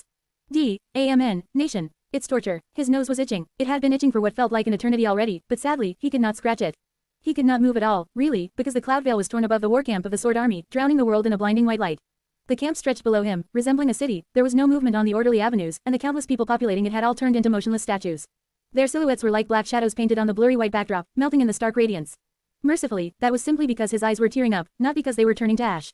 Now that Saint Tyrus had left to accompany the expedition force on its quest to conquer the citadel, the main camp of the Sword Army had lost her protection. That was why everyone had been forced to learn how to survive the annihilating gaze of the incandescent abyss. Now, several weeks later, people rarely died when the clouds parted. Of course, there were measures in place to alert them of the imminent danger in advance. Sunny was not entirely sure how that was achieved, but there were countless talents in the sword domain, both mundane and awakened. He did not doubt that someone would have come up with a method to predict the movement of clouds. Granted, the warnings rarely came more than a minute before the cloud break, so the method clearly still required some improvement. This time, the clouds parted while Sunny was searching for Cassie, leaving him no choice but to sit down and patiently wait for the danger to pass. It had been close to an hour since then, and the gray veil was finally starting to show signs of repairing itself. 10 minutes later, the blinding radiance finally subsided, and Sunny furiously scratched his nose. Ah, damn it, he wondered if anyone in Godgrave had died from sneezing yet, then rose to his feet and looked around. Sunny had already checked everywhere on the Ivory Island, including the underground level of the Ivory Tower and Cassie's personal quarters. He had checked every cabin of the chain breaker, as well, and asked around among the firekeepers. No one had seen the blind seer, which could only mean one thing, that she was performing her duties as the seneschal of the great clan Valor somewhere in the camp. Unless something out of the ordinary had happened. Frowning, he walked over to one of the 7 chains anchoring the Ivory Island to the ground and descended by walking across it. Sunny was reluctant to unleash his shadow sense here, so his best choice was to go check personally. Fortunately, Valor Keep, the stone stronghold that served as the headquarters of the Sword Army and the residence of the king, was not far. He reached it in a matter of minutes and hesitated at the entrance, feeling uncomfortable under the dubious gazes of the guards. The thing was, Sunny had only ever entered the keep while accompanying either Neffys or Cassie. He had never been here alone, and wasn't sure if he was even allowed inside. Clearing his throat, he hesitated for a moment, cringed inwardly, and addressed the guards in a commanding tone. I am Sir Sunless, Knight Commander of the Ardent Wardens. Move aside. Gods, I actually said it. The guards stared at him some more. Eventually, one of them sneered. Oh, yes, we know precisely who you are, Sir Sunless. The derision in his voice was not even hidden, but the guards did move aside. Sunny glowered at them for a moment, then walked into the gate. Halfway across the threshold, however, he halted, backed a few steps, and looked at the rude guard for a moment. Then, a pleasant smile appeared on his face. Do you, perhaps, want to challenge me to a duel? The guard paled a little, shivered, and slowly shook his head. No, Knight Sunless, sir. Sunny's smile brightened menacingly. Thought so. With that, he entered the stronghold without looking back. Neffys was gone from the camp, as well, so people were getting braver as far as showing him their contempt was concerned. Sunny did not really mind, but it was starting to get tiresome. Perhaps it was time to teach them another lesson in humility. But not now. Sighing, Sunny found the nearest person wearing the colors of Clan Valor and inquired if Song of the Fallen was nearby. He had not really expected a positive answer, but to his surprise, the man simply nodded and gave him directions to a certain chamber in the depths of the keep. The chamber was guarded by several knights, which gave him pause. Although nothing showed on his face, Sunny felt his whole body tense up for a moment, and his heart started to race. Were these ascended guards sent to protect Cassie as a sign of how highly she was valued by Clan Valor, or were they here to make sure that she couldn't escape? Was there a sorceress cage inside the chamber that cut off her powers, similar to the one in which the two of them had spent an unforgettable time in the Night Temple? This was the burden of being a double agent for a regicidal insurgency. Sunny never knew if he was one heartbeat away from having his treasonous ways revealed. He lingered for a moment, then asked with decorum, "Is Saint Cassia inside?" One of the knights looked down at him sternly, then nodded and turned around to knock on the door politely. "You have a visitor, my lady." Hearing Cassie's response, he opened the door and let Sunny inside. The chamber was sparsely furnished, but quite comfortable. There was a soft sofa, several armchairs, a wooden table with succulent fruit and refreshments, and even a memory keeping the air cool, not to mention a few bottles of beverages from the waking world. Vermilion curtains moved slightly in the wind, and sunlight was pouring through a narrow window. Cassie was half sitting, half laying on the sofa, her beautiful face showing signs of extreme fatigue. One of the hands was lowered powerlessly, while the other was holding a silver goblet. Sunny was worried for a moment, then determined that there were no wounds on her body and let out a sigh of relief. The blind seer, meanwhile, turned her head in his direction. Who is it? He frowned. Shouldn't she know already? Then again, their mental link seemed to be inactive, which meant that Cassie's ascended ability was suppressed, for some reason. If the same was true for her awakened ability, which allowed her to sense what would happen a few seconds in the future, then she would be truly and utterly blind. Sunny's frown deepened. It's me, Saint Cassia. Master Sunless. He threw a glance at her ascended guards and unceremoniously closed the door. That would not prevent them from eavesdropping on their conversation, but it was better than nothing. A pale smile illuminated Cassie's face. Sunny, it's good that you're here. I was just thinking about asking someone to escort me back to the Ivory Island. Sunny took a deep breath, considered his thoughts for a moment, and then asked bluntly. What happened to you? He thought that he already knew the answer. In hindsight, it was quite obvious. Cassie sighed, then dropped her head on the soft armrest of the sofa. Her voice was a little tired.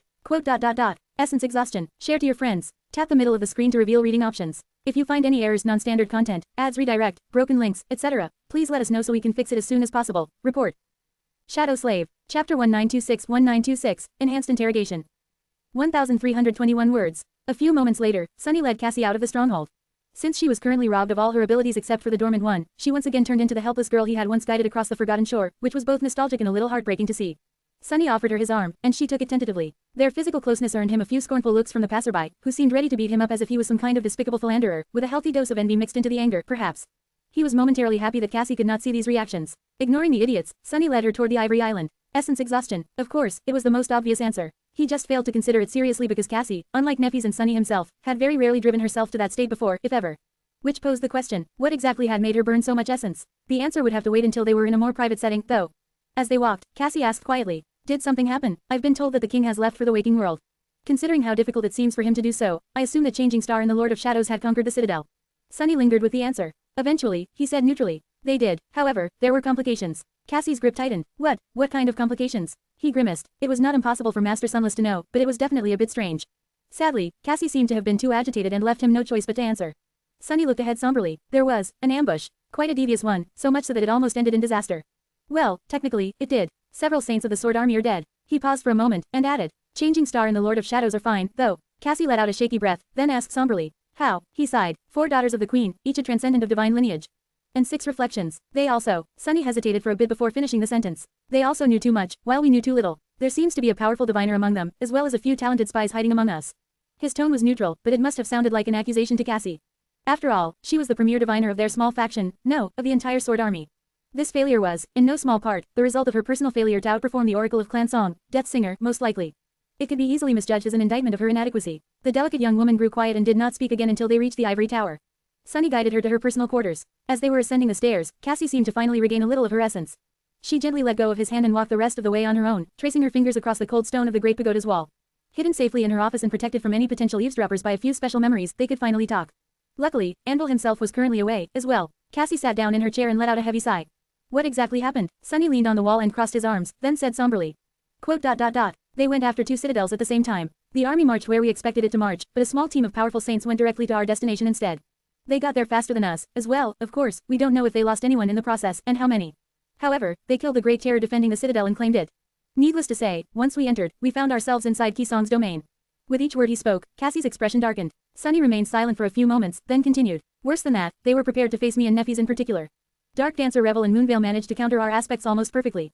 They might not have managed such a feat alone, but with Mordred's reflections mirroring their powers, it worked. It was a tough fight. I have not felt that pressured in a long while. He slowly shook his head. We managed to drive them away in the end, but not without heavy losses.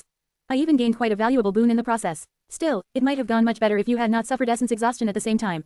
Finally, it was his turn to ask the questions. What did you do? How did you end up like that in the middle of the war camp? Cassie did not answer immediately, troubled by what he had said.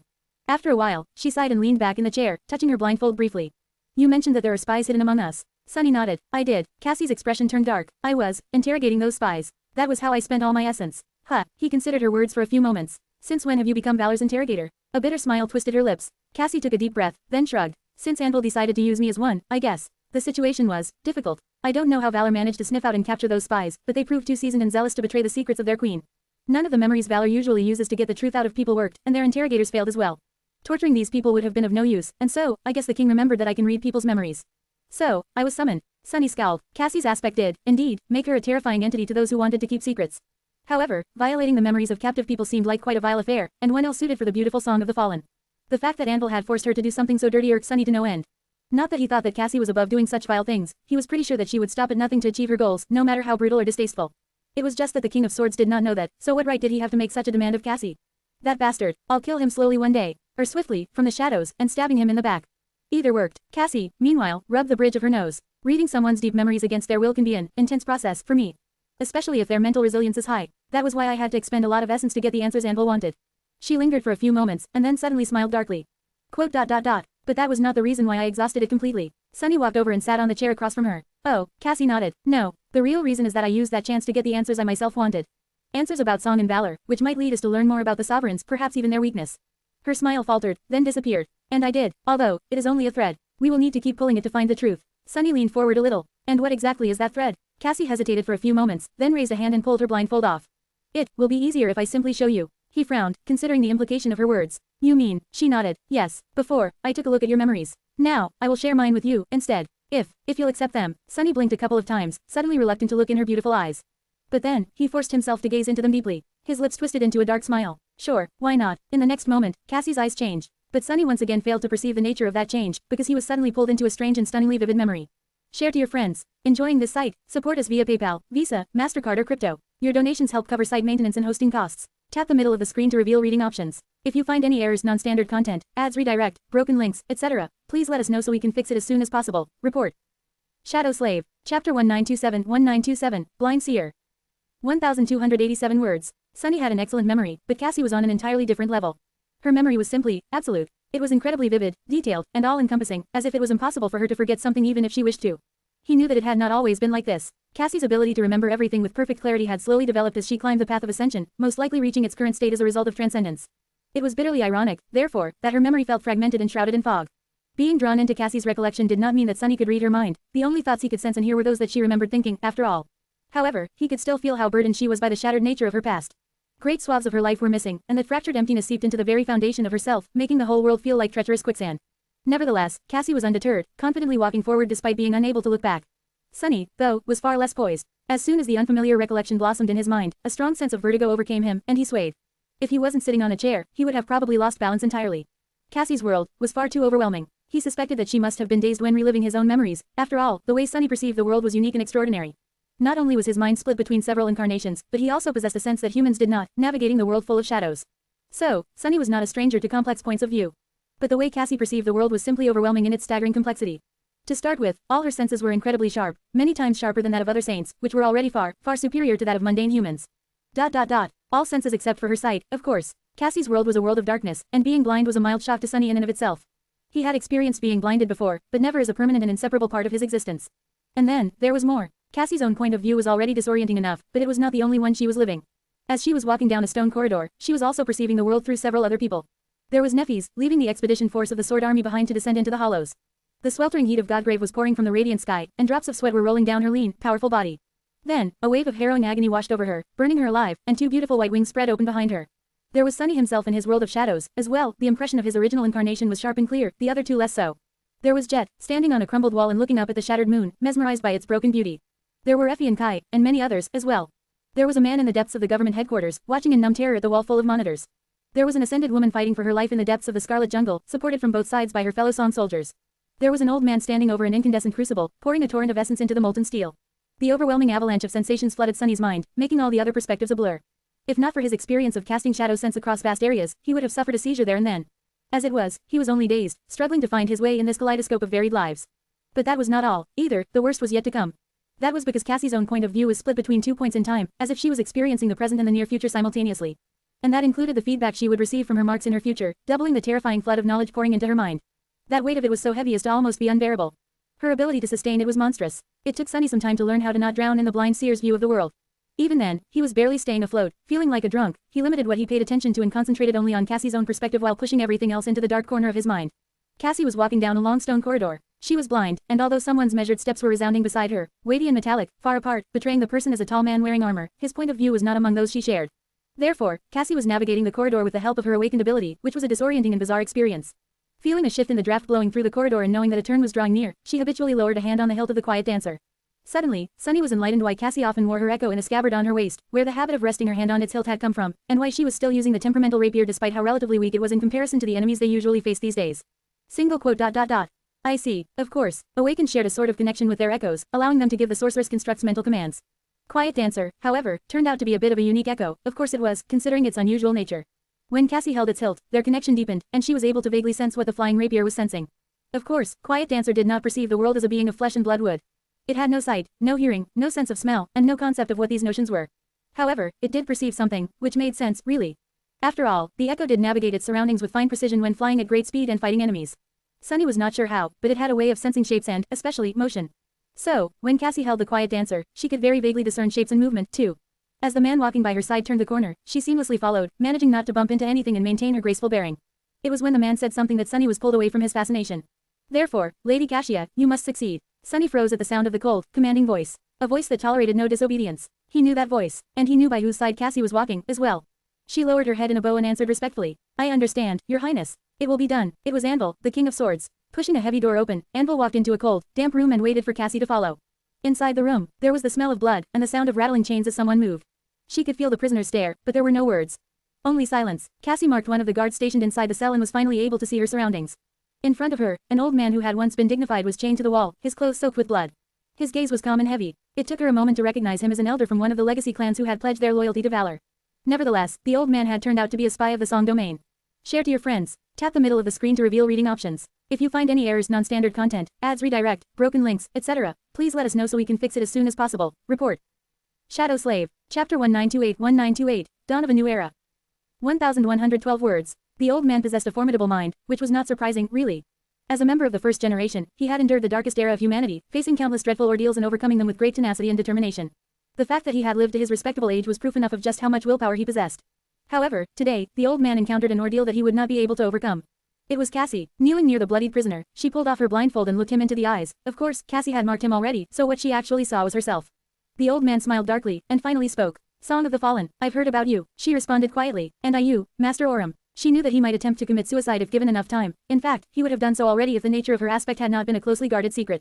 So, there was little time to waste, especially considering that there were several other captured spies she would have to interrogate later. But this one was more valuable to Cassie, because he had lived a long life, and would know many secrets that had nothing to do with the clandestine side of the domain war. Looking into the man's eyes, Cassie activated her transcendent ability. Master Orim's formidable mental defenses crumbled easily under her tyrannical attack. After that, Sunny experienced something very strange. He was reliving Cassie's memory, who in turn was reliving the memories of the old man. If anything, it was a relief, since Master Orim was very much human, his point of view was infinitely less crushing than her own. The recent memories were the easiest to access. The fear, the pain, the despair of being caught, but below it all, an eerie sense of calm and cold determination, as if he had been prepared to meet such an end all along. Deeper than these fresh experiences were the memories of the war. The span of time was too great, and Master Orim's memory was not much different from a mundane human, many details of his recent past already erased by the passage of time. Cassie somehow sifted through the vast volume of random recollections, zeroing in on only the most important ones. She completed the royal order with relative ease, finding the details of Orim's clandestine activity.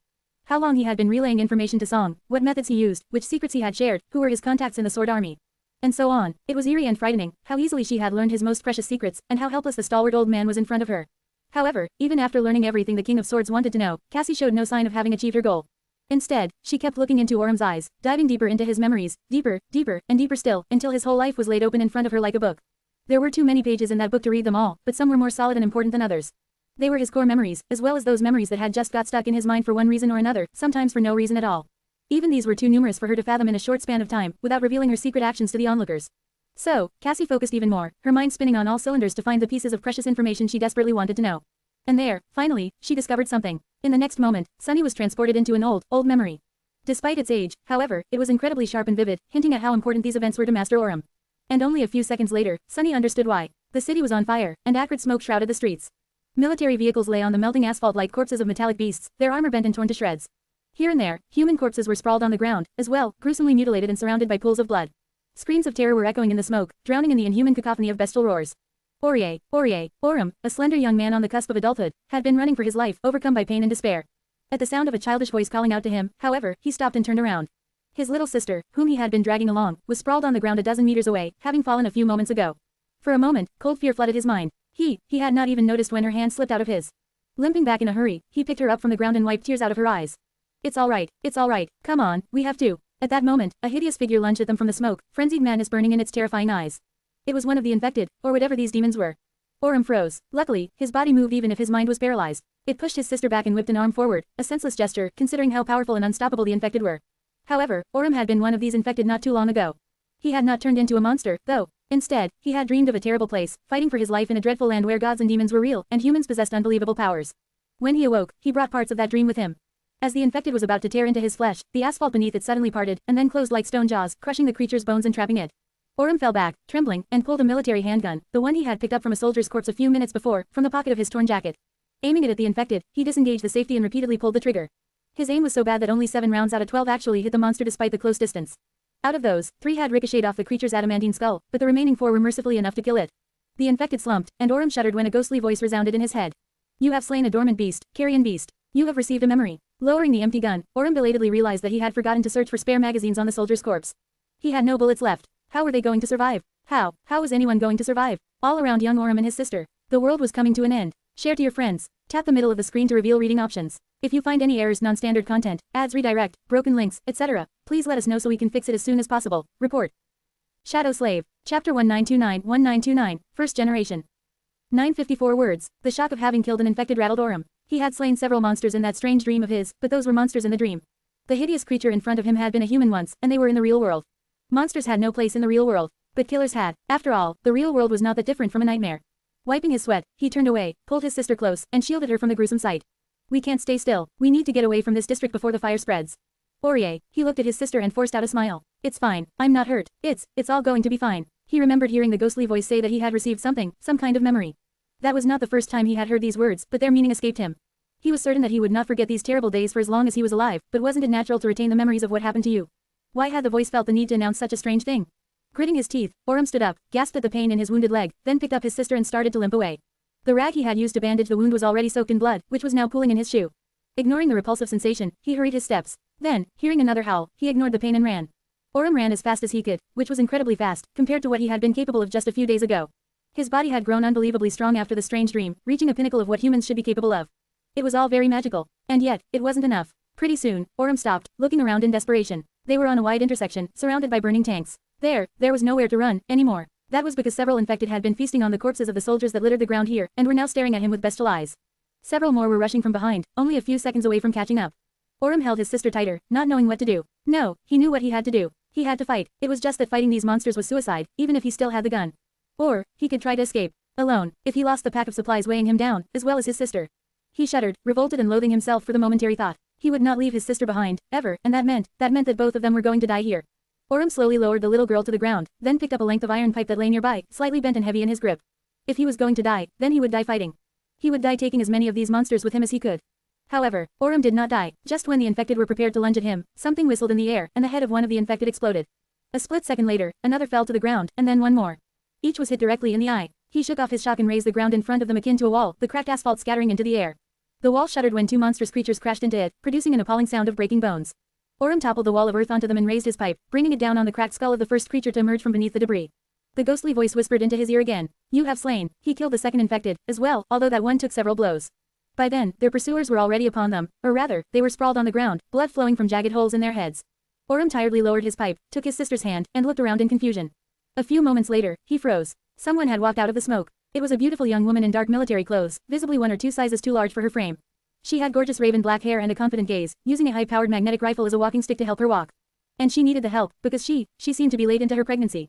Her belly protruded forward like a ripe fruit, and she was using her other hand to support it. Aurum recognized her as his savior and bowed hurriedly. Thank you. The young woman glanced at him, then hung the rifle over her shoulder and outstretched a hand. His eyes widened when a scary-looking hunting knife appeared in it, seemingly out of thin air. She studied him for a moment, then smiled lightly. What's your name, boy? Aurum gulped. It's Aurier. She nodded, then smiled wider and offered him the strange knife. Well, what are you waiting for? We need to get the shards before more of them appear. And it's a bit hard for me to bend down, at the moment, so.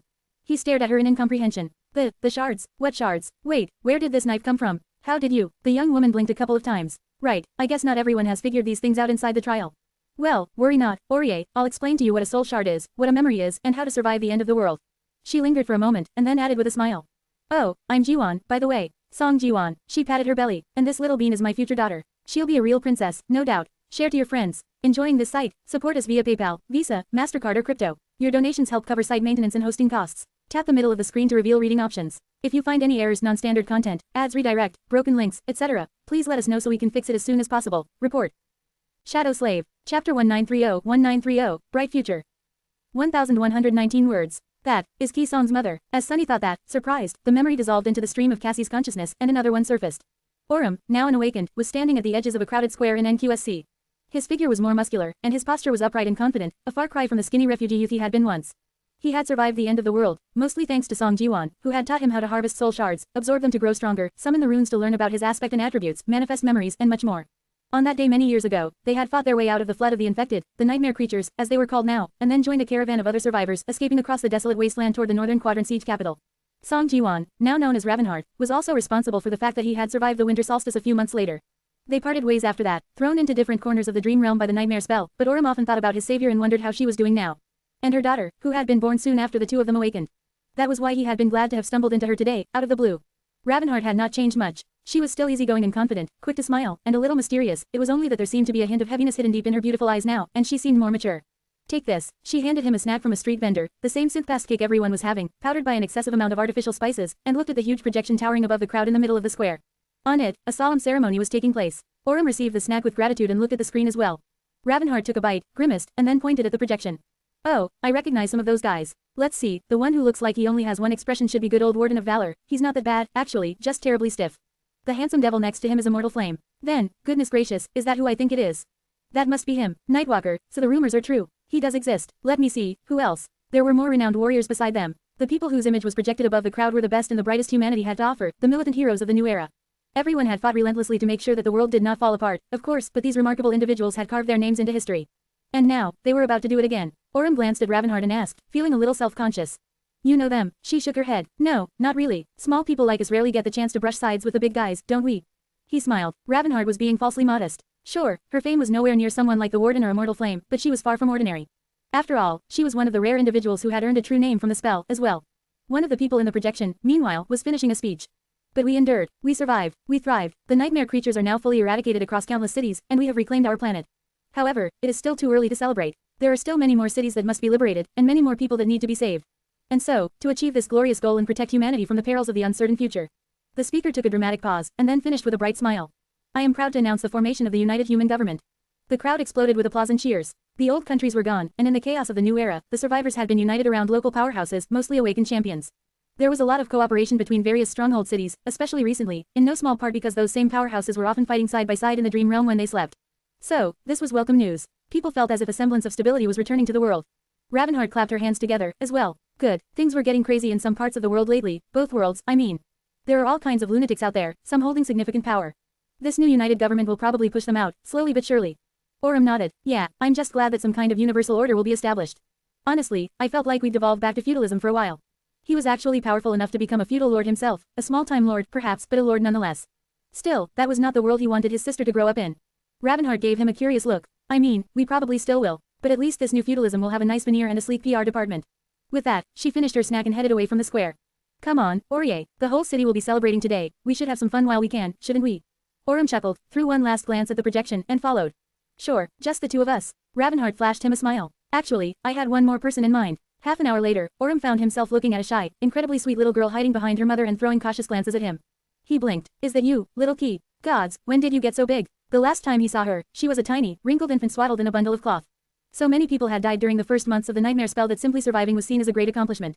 Surviving while being pregnant, like Ravenheart did, was nothing short of a miracle, as well as a testament to how exceptional she was. So, this little girl's life was a miracle. She had been born and survived against all odds. But it was only looking at her now, grown up and resembling an actual human, that Orym finally felt it. How far they had come. And that the world was not ending anymore. That they had saved it. Looking at the shy little girl, he smiled. What, don't you remember your Uncle Aurier? Ah, I'm hurt. I was there when you were a tiny little baby, you know. He couldn't help but wonder what future awaited this sweet child. Surely, she would live a long life. Her future will be warm, bright, and full of happiness. Share to your friends. Enjoying this site? Support us via PayPal, Visa, MasterCard or crypto. Your donations help cover site maintenance and hosting costs. Tap the middle of the screen to reveal reading options. If you find any errors, non-standard content, ads redirect, broken links, etc., please let us know so we can fix it as soon as possible. Report. Shadow Slave. Chapter 1931-1931, Torchbearer. 1,249 words. He actually did it. Today was another day of celebration, but Orym remembered too much, and felt too much, to share in the excitement that had seemingly taken the entire world by storm. He was dressed in his best clothes, standing in the Grand Assembly Hall of the UHG headquarters.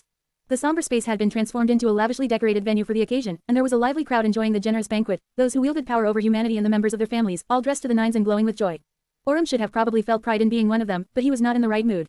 He was not young anymore. He was also not an inexperienced greenhorn who barely knew how to kill a nightmare creature.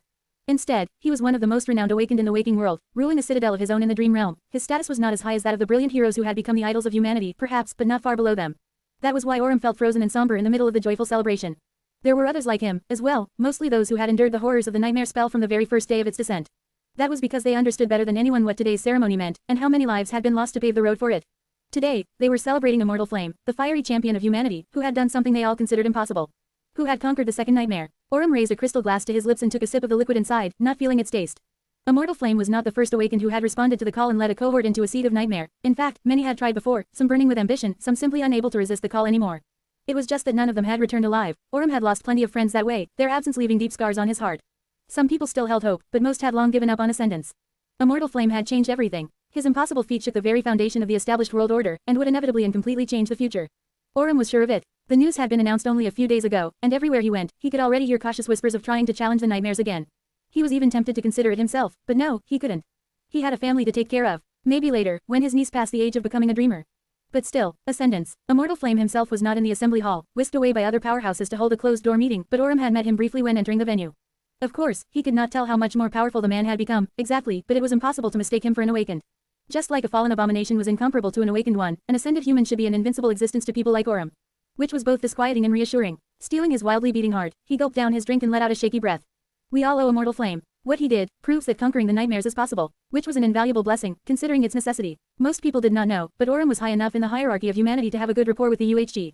Having access to its information network, as well as one of his own, he knew that the rumors about a greater gate opening in the eastern quadrant were not rumors at all. In fact, several of these terrifying rifts had opened across the world in the last couple of years, far more devastating than any before, and countless lives had been lost.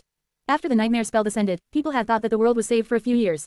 He still remembered the elation and optimism of those precious days, however, they had not lasted long. Soon, the nightmare gates started opening, and their lives had turned to fear and bloodshed once more. And now, the gates were growing more potent. There was already a classification system proposed, designating these new rifts as those of the third category. Although nothing had been proven yet, 3 more categories were theorized, up to a category 6 gate. Or maybe even category 7. What would such horror look like? Aurum did not know, and could not imagine. He did know one thing, though. It was that there would be nothing but chilling escalation in the future, with more terrifying beings entering the waking world each year. If humans wanted to survive, they would have to keep up with the tyranny of the nightmare spell, as well. That was why what Immortal Flame had achieved was so important. Not even because he was the first human to become ascended, but because he had proven that conquering a nightmare was possible. That ascension was just another step on a long and winding path to salvation, the path of ascension. Immortal Flame had given them hope. Aurum placed his glass on a nearby table and went to the far side of the hall, planning to hide his heavy thoughts behind a plate of snacks. He was still pondering the dire future when his concentration was broken by infectious laughter. Looking down, he saw a group of children doing what children usually did during the gatherings of adults, being bored and finding their own fun wherever they could.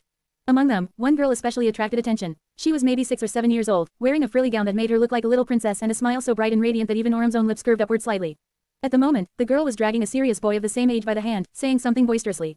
Come on, Vale, I really saw an echo. It's just outside. The boy pursed his lips, unhappy. But Maddox said that I must stay here. The girl scoffed. What does he know? Why is he ordering you around, anyway? He's only a year older than us. Aurum recognized the cute pair. The boy was the younger son of the warden. The girl would probably be the daughter of Immortal Flame himself. He sighed and looked away with a smile. Little monsters. Aurum had never become a father himself, but he was helping raise his niece. There had been a time when he thought that the children of the new era would grow up knowing nothing but peace and warmth, but fate was cruel. Instead, they grew up surrounded by terror, blood, monsters, loss, and death. They had been raised in the world of the nightmare spell, and as a result, they were far more fierce and feral than the children of his own era. Thinking about that, he looked up and froze. There, separated from the group of boisterous kids, stood another girl, this one a couple years older and a little gloomy. No one seemed very interested in speaking with her, so she was all alone, holding to the dull fabric of her far less opulent dress awkwardly. Aurum paid no attention to her clothes, however. He only looked at her face, which was painfully familiar. It took him a few moments to remember whom she reminded him of. The girl was the spitting image of her mother. Forgetting everything, Aurum couldn't help but walk closer and ask, his voice hiding suppressed emotion. Quote. Little key, share to your friends. Enjoying this site? Support us via PayPal, Visa, MasterCard or crypto. Your donations help cover site maintenance and hosting costs. Tap the middle of the screen to reveal reading options. If you find any errors, non-standard content, ads redirect, broken links, etc., please let us know so we can fix it as soon as possible. Report. Shadow Slave. Chapter 1932, Second Generation. 1094 words. Aurum had not seen Ravenheart and her daughter often since that day they spent together in NQSC. They were living in turbulent and tumultuous times, and he had had family matters to deal with back then. Later, his focus shifted to the dream realm. He pursued his ambitions and eventually conquered a citadel of his own, wishing to build a livelihood for himself and his family. Awakened were naturally grouped together by the region of the dream realm they traveled to at night. Ravenheart was simply too far away, in a place where few others had been sent by the nightmare spell. She was not very sociable, either, so the two of them had grown distant, eventually losing contact altogether. He used to hear about her from time to time, feeling happy to know that she was doing fine. Ravenheart's life seemed quite tough, considering how remote and dangerous her corner of the dream realm was. There were not many awakened there, and even less citadels, unlike the region where Aurum himself was anchored. People there had rallied around the impressive citadel of the Warden of Valor, which was now a bastion of humanity in the dangerous alien world. It almost seemed like it was the center of the dream realm, with everything else existing on the periphery. Well, there were the elusive Nightwalker and other unfortunate souls who had found themselves in a nebulous sea, of course, as well as isolated citadels scattered here and there across the vast expanse of the dream realm. Considering its nature, it was hard to even establish where they were located in relation to more populated areas, let alone carve a path to them. The last Aurum heard about Ravenheart, she had conquered a citadel somewhere far north, near a colossal mountain chain that stretched from east to west as far as humans explored. Preoccupied with other things, he had not thought of her for many years. But now, seeing her daughter, the memories of all the time they had spent together flooded his mind. Aurum felt nostalgia, tenderness, bittersweet wistfulness, and shame. Ravenheart had done so much for him, but he never paid her back. Instead, he had simply forgotten about her, too busy with his own affairs and the complexities of life. Little Key, who had grown up a lot, looked up at him and frowned in confusion. It seemed that she once again did not remember who he was. Still dazed a little, Aurum offered her a smile. I'm awakened Aurum, Uncle Aurier. I'm a friend of your mom. There was no hint of recognition in her eyes. The girl shifted awkwardly, her gloomy face untouched by a smile. Oh, it is nice to meet you, awakened Aurum. He hesitated, not knowing what to say, then suddenly looked around. Is your mother here? Little Key, although he would probably have to stop calling her that soon, shook her head. No, Mom's citadel is situated in a dangerous region of the dream realm, and many people use it as shelter. Since they need her protection, she spends most of her time sleeping. She lingered for a few moments, then added stiffly. Mom told me to spend more time with children of other awakened families, though, so I accepted the invitation on her behalf. To represent our family. There was a hint of pride in her last words, which prompted Orem to look at her closely. You don't seem to be spending time with other children, though. Little Key's eyes widened. Well, I will approach them in due time. I'm just gathering my thoughts. Orem smiled, having a suspicion about why Ravenheart had told her daughter to socialize with other kids more. Are you having a hard time? Little Key gave him a long look, then sighed. Quote. A little. Then, she added bitterly. They all know each other, already. Plus, the families of other named awakened are all, better off than we are. When I introduced myself, they just said hi and lost interest immediately. Orem suppressed a wince. The families of people like Immortal Flame and the Warden were indeed a bit of an exclusive club. They had to be, considering how many sycophants sought out their favor, often with little or no sincerity. He regretted that his niece wasn't here, although she was much younger than this shunned girl. Little Key would probably not be interested in spending time with a baby, either.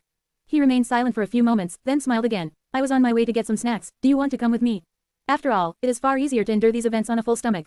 Plus, I want to know more about how your mom is doing.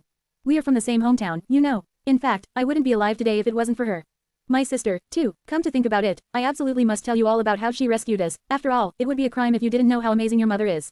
Finally, the familiar shy smile appeared on the gloomy girl's face. Oh, alright, but I already know how amazing she is. Orem spent some time with Little Key, talking about Ravenheart in the early days of the nightmare spell. She was still the same sweet child underneath the veneer of gloominess, which made him happy. In the process, he introduced her to a few people and helped her mix in with the crowd. Her awkwardness receded, and she eventually left his side to talk to a few kids from the less influential families. He was quite glad at the chance to help his benefactor's daughter, even if it was in such a small way. There was a small smile on his lips. I hope my sister's little troublemaker gets to know her one day. After that day, though, life became turbulent once again. Immortal Flame's achievement had made an enormous splash, and a tidal wave of change rattled the entire world. Those changes were especially poignant for awakened like him. Soon, more ascended, called masters now, emerged. The existence of the Category 3 gates was revealed, plunging humanity into chaos for a while. Eventually, Orem started to make tentative preparations, planning on challenging the second nightmare himself. In all that turmoil, he had not thought about Little Kisong a lot. Until the day came when he regretted it bitterly. That was because, by then, the first generation of children born after the descent of the nightmare spell reached the age that allowed them to become infected by it. And awakened like him quickly discovered that the children of those who had passed the trial of the spell were much more likely to become its victims. Share to your friends. Enjoying this site? Support us via PayPal, Visa, MasterCard or crypto. Your donations help cover site maintenance and hosting costs. Tap the middle of the screen to reveal reading options. If you find any errors, non-standard content, ads redirect, broken links, etc., please let us know so we can fix it as soon as possible. Report. Shadow Slave. Chapter 1933-1933, Legacy. 1,186 words. Several years later, Orem found himself standing at the edges of a desolate lot, watching massive construction machines moving some distance away. A tall alloy wall had been raised near the outer radius of NQSC, enclosing a vast space. The city had been quite crowded lately, with many people even having to settle outside the barriers. How they survived out there, he could not imagine. But they did. So, the value of this plot of land was astronomical. It could be measured in human lives, after all. The construction was nearing the end. The wall was mostly complete, the moat in front of it had been dug. Fearsome turrets were already installed atop the rampart, although none had been brought online yet. It looked like a fortress ready to repel an attack by a titan. As he watched, a large group of awakened used their inhuman strength to hoist an immense alloy gate up. Painted red, it stood out starkly against the dull metallic surface of the wall. A swarm of construction workers rappelled down a few moments later, ready to guide the enormous slab of red alloy into a complicated locking mechanism. When gods close a door, the nightmare spell opens a window. Hearing someone speak beside him, Orem turned his head in surprise. He had not felt anyone's presence there before. Considering how sharp his instincts were, sneaking up on him was a difficult task, and yet, someone seemed to have managed to do just that. Disconcerting, Orem noted the slurred words and the drunken giggle that followed the sudden proclamation, then smelled alcohol in the air. He frowned. There, just a step away from him, a disheveled man in expensive clothes was leaning on a wall, holding a mostly empty bottle of liquor in his hand. There was a snide smile on his lips, and a strange expression in his cold eyes. Orem looked away and smiled. I didn't know that it was possible for a master to get drunk. Are you pulling a prank on me? Ascended Jest. The man turned to him and grinned. Yo, awakened Orem. Funny to run into you here. Orem pursed his lips. He knew Jest rather well, and although the two of them were on friendly terms, the man always made him feel uncomfortable. Everyone was aware what role that Jest played in Warden's cohort, and how many people had died by his hand. Plenty of fringe factions had been quietly eliminated to restore the order in the world, after all. Despite his carefree attitude and humorous appearance, the man had quite a twisted and sinister side. Jest turned to the towering alloy wall and asked, his voice curious. Have you come to take a look too, Orem? Awakened Academy, what a grand name. Ah, but these lazy bastards, the opening is in a few days, and they haven't even finished setting up the defense systems. He sighed. Well, on the other hand, some might say that they're right on time. The Awakened Academy was a project that had been forced on the government by the factions of several renowned masters. Or rather, the government was forced to make it a priority. There had always been plans of creating a centralized education facility to newly infected carriers of the nightmare spell and the younger awakened, but considering how difficult and complicated the logistics of such an endeavor were, it always ended up on the back burner. Until now, that was because almost 18 years had passed since the descent of the spell, and the children of many original awakened were swiftly approaching the age that would allow them to be infected. In fact, some already had been. Much worse, the rate of infection among the relatives of awakened had been proven to be much higher than among the general population. The grim news had shaken the awakened a great deal. So, those in power had finally taken off the gloves and showed the government in no uncertain terms what its place was. Just looked at the alloy wall somberly, the smile slowly disappearing from his face. You must have heard, right? Old Valor's youngest boy is infected. Immortal Flame's girl, too, and so many others. They'll be the first class of the Awakened Academy. Aurum remained silent for a few moments. What about your kids? Jess smiled. Nope, my kids aren't infected. My youngest is not of age yet. My oldest, he's dead. He didn't pass the first trial, so he's technically not infected anymore. There, this academy has nothing to do with me. As Aurum looked away with a sigh, Jess took another sip of liquor and laughed. Ain't it a joke, Aurum? The nightmare, it never ends. All the dirty things we've done, and it's only getting worse. Worse, and worse, and worse. Ah, it's hilarious. He looked down, his gaze turning cold once again. Your sister's children are what, around 10? You must be thinking about a lot of things right now, too. Huh, Aurum. Aurum nodded slowly. Yeah, I am thinking, I really hope that they won't become infected. Of course, I'll need to prepare them well, in case they do. Everyone would probably be thinking the same, at the moment. The Awakened Academy was one thing, but the entire education system would have to be reworked. There were more and more infection cases every year, so it was not enough to teach children literature, sciences, and basic self-defense anymore. They needed to be taught how to survive, how to fight, and how to kill.